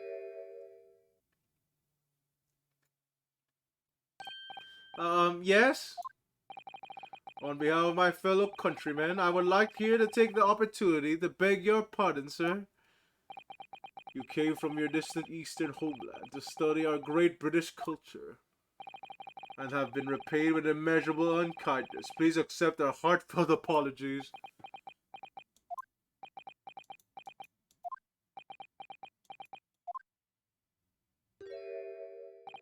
No, it was me who should be begging for your pardon.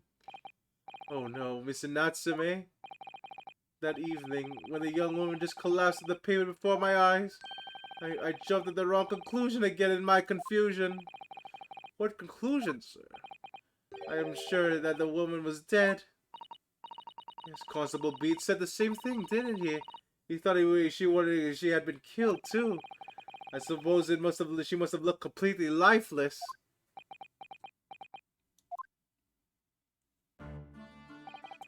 It's been about a year since I arrived in Great Britain now. I still can't get used to life here. I can't relax. I'm sure there are evil spirits lurking in the fog, and they're haunting me. Poor Soseki-san. His imagination really has got the better of him. Yes, poor man. So when it happened, I thought the young woman had been taken by the fog spirits. I should have never dropped my books like that and run away. I should have called for help for a doctor, for the police. Instead, I managed to create a rift in the relationship and trust between our two empires. And for that, I'm truly sorry.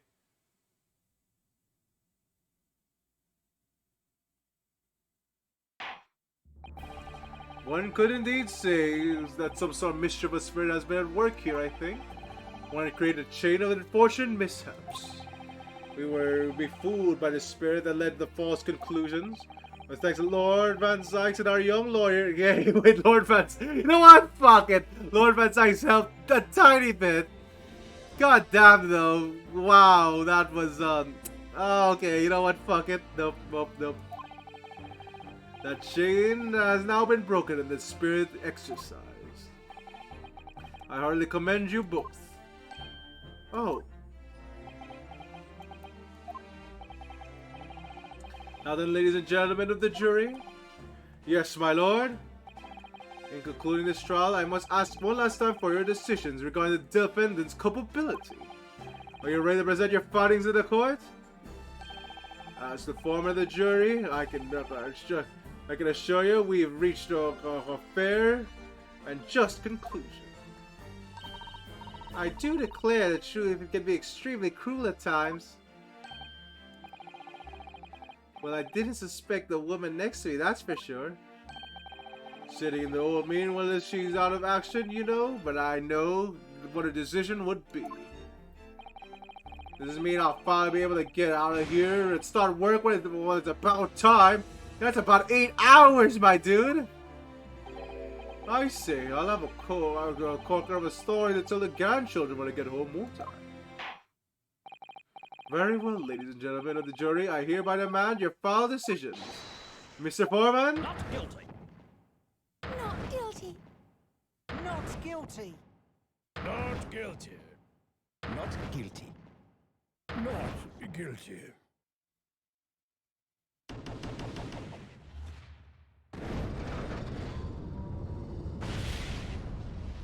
Alright, there we go. Wow, 9-hour stream. Very well, Mr. Soseki Natsume. I hereby pronounce you not guilty. Yeah! Yeah! Holy shit, they have fireworks inside this place!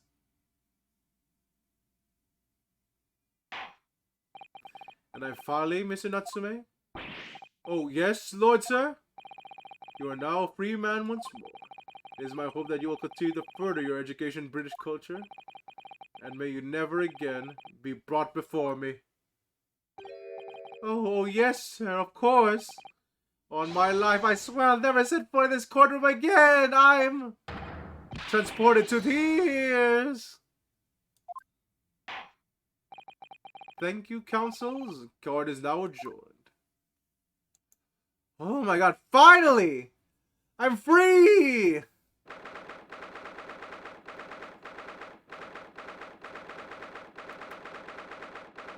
Defendant's antechamber. Okay, well then. Oh, locum! Wait, you mean me? Of course! Is there any other is there another locum here? Is there even one?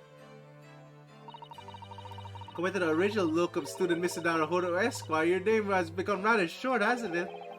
Well, what's wrong with using my actual name? Oh, at last I'm free! I'm free! Joyful, joyous, jubilant jubilation! Hearty, hearty happiness, hurrah!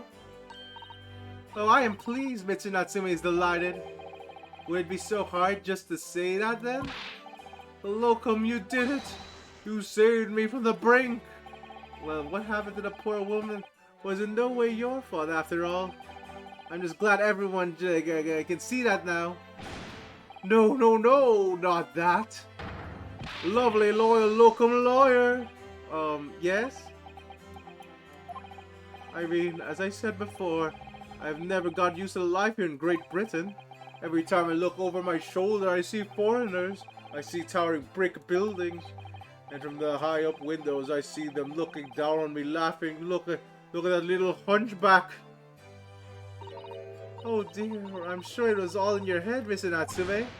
But today, you local lawyer gave my gloom the boot. You stood firm behind that baranoid bench before all those babbling British. You bowed to the bitter end, laying bare the baffling truth. And when he beheld the blinding fireworks among the beams... Okay, the fireworks are actually real! I see now. I bellowed, behold, the best barrister ever born! Well, that's very flattering, and we're very pleased for you. It has given me a wonderful anecdote to recount to my old friends back in Japan. An anecdote? Is that what has become of all my hard work? And there you are, my dear fellows. I apologize for keeping you waiting. I rose late this morning. Oh, Mr. Sholmes, what a pleasure to see you. I say I am here not the moment too soon. A disaster has been averted, I'm glad to say. Oh? A trial shall begin presently, Mr. Naruhodo. I wish you the very best of luck. Are you serious, Sholmes? We've spent 8 hours in this trial. It's just finished. What? No, that my haste was in vain. Arg, it's you, Herlock Sholmes. Have we met, sir? This is Mr. Natsume, the man you had arrested, Mr. Sholmes. Ah, I see. I failed to recognize you at first. Our previous encounters have taken place in the gloom, either your bleak lodgings or that prison cell. I could possibly, I could place a curious place in the light. Charming. It is all your fault, Herlock Sholmes. You're the reason I had to go through this terrible ordeal. I'm going to give you a piece of my mind. My apologies, sir, but I assure you, I am pleased to you now. You're the fellow who abandoned that pure loyal lady and ran off, are you not? Ah. Had she been taken to the hospital more urgently, I feel perhaps she would have been regained consciousness by now. Oh. But it was unavoidable, I'm sure. We are but human after all. Anyone would have been shaken by such an experience.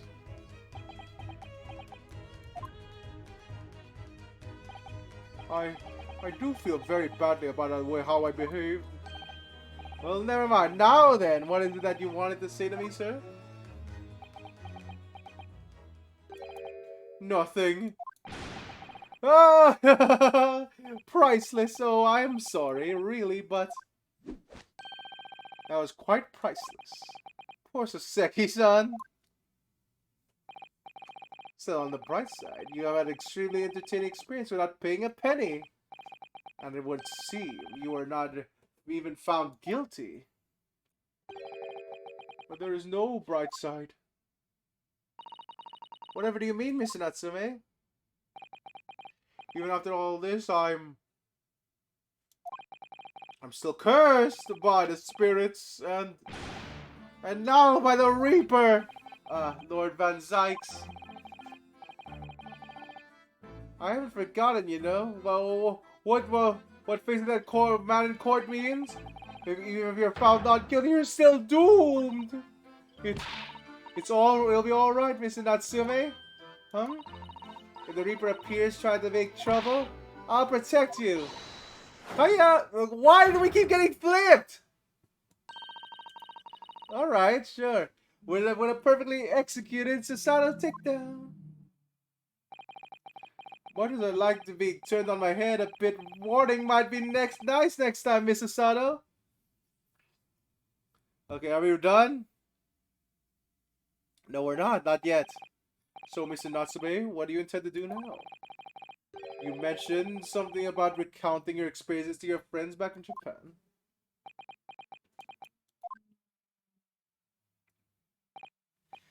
Yes, I do intend to return to my homeland soon. Oh.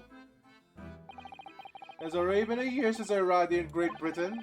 I visited universities, libraries, bookshops. I've been honored with tutelage of professors. I've learned so much about the wealth of literature here and the city it has shaped. And I've come to realize it is my calling to sail home to tell my fellow countrymen about it. That's very touching, Mr. Natsume. Or perhaps less veiled terms. You wish to withdraw halfway around the world to escape the terror of the Reaper's curse. That's not it at all! The more I learn of literature, the more this strange feeling claws at my insides. I feel compelled to return to my roots and attempt to pen a work of my own. Oh, I see. A work of literature by Soseki-san. Could be an interesting read.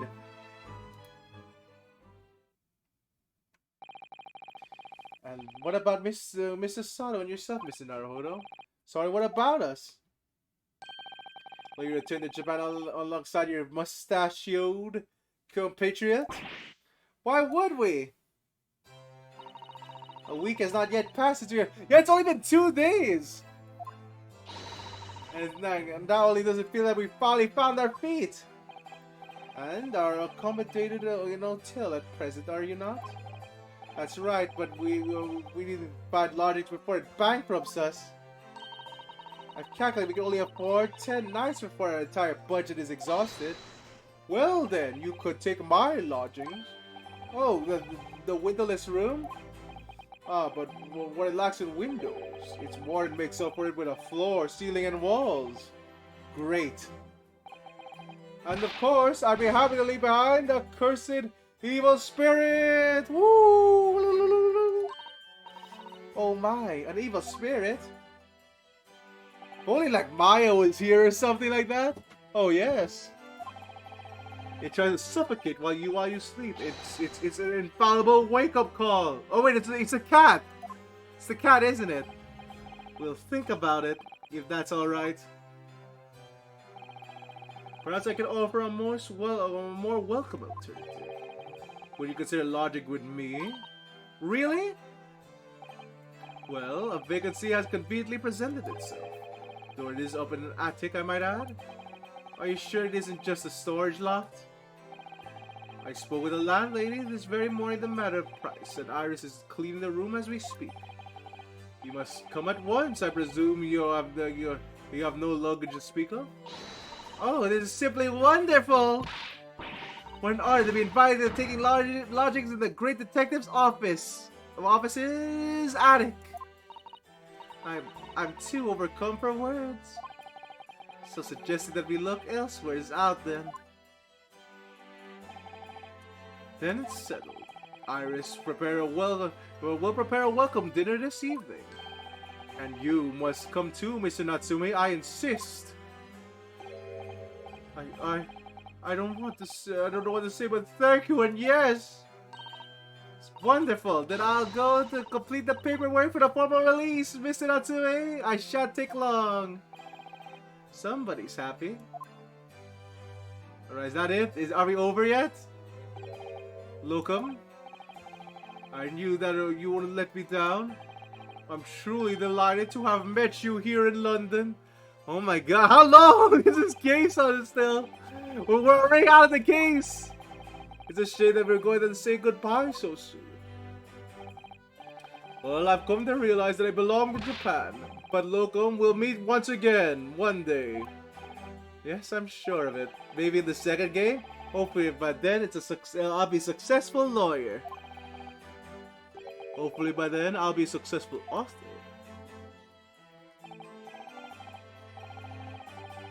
Well, my dear fellow, our carriage appears to have arrived. Shall we go, Mr. Naruhodo? Yes, Mr. Sholmes. I have a little doubt Mr. Natsume will be released for the time for dinner this evening. Okay, are we done? And so, with Soseki-san's innocence successfully established, we rode to Mr. Sholmes to what was become our new home, 221B, Baker Street.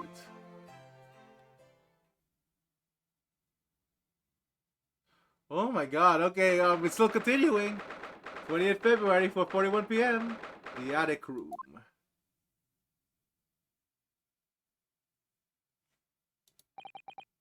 So this is to be our new office, yes? Our office? I'd rather like the sound of that.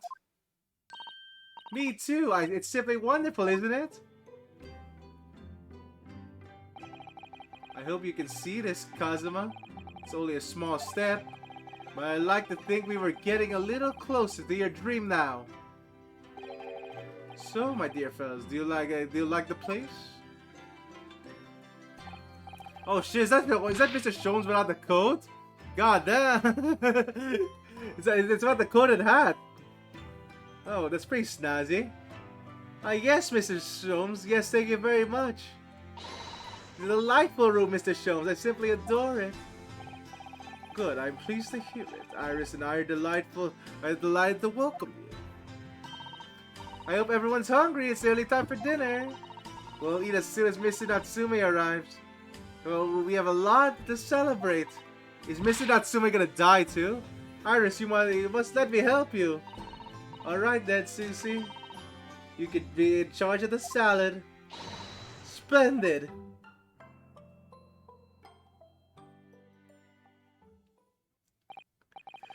So, Mr. Naru, how's it feel to have your own office in the capital?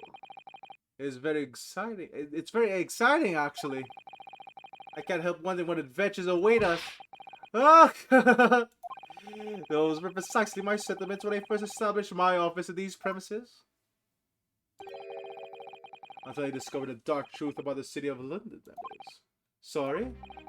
London is a glorious place, full of wonder, opportunity, prosperity, and mirth. But the brightest lights cast the darkest of shadows. Shadows, what do you mean? Well, I believe you are well aware of the murkiness that advertises in London's facade already. So once again, Mr. Naruhodo, welcome to London. Alright! Of course, at that time, I had no idea the significance of those words Mr. Sholmes so casually spoke. But it wasn't long before my turn came to lift the facade and see the truth out of the murk that lay behind it. And alright, we're done with the case. Took 9 hours. Jeez. Oh my god, that took really long. Alright, save in progress. Let's see, this slots.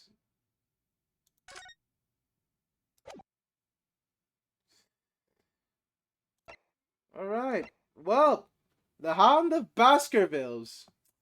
But for now, you know what time it is? It's time to raid someone, cuz oh my god, this is not gonna become another fucking 24-hour stream where we'll God, I think 2 cases would be a 24-hour stream. Just about. Holy crap. Like now I'm wondering what the 5th case is just gonna be about. But let's finally find some in the raid. Cause I get that next case probably gonna be way longer than this one.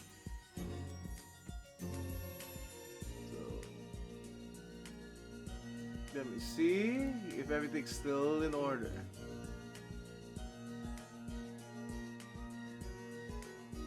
Oh, curse you ads. Alright, so Limbus Company.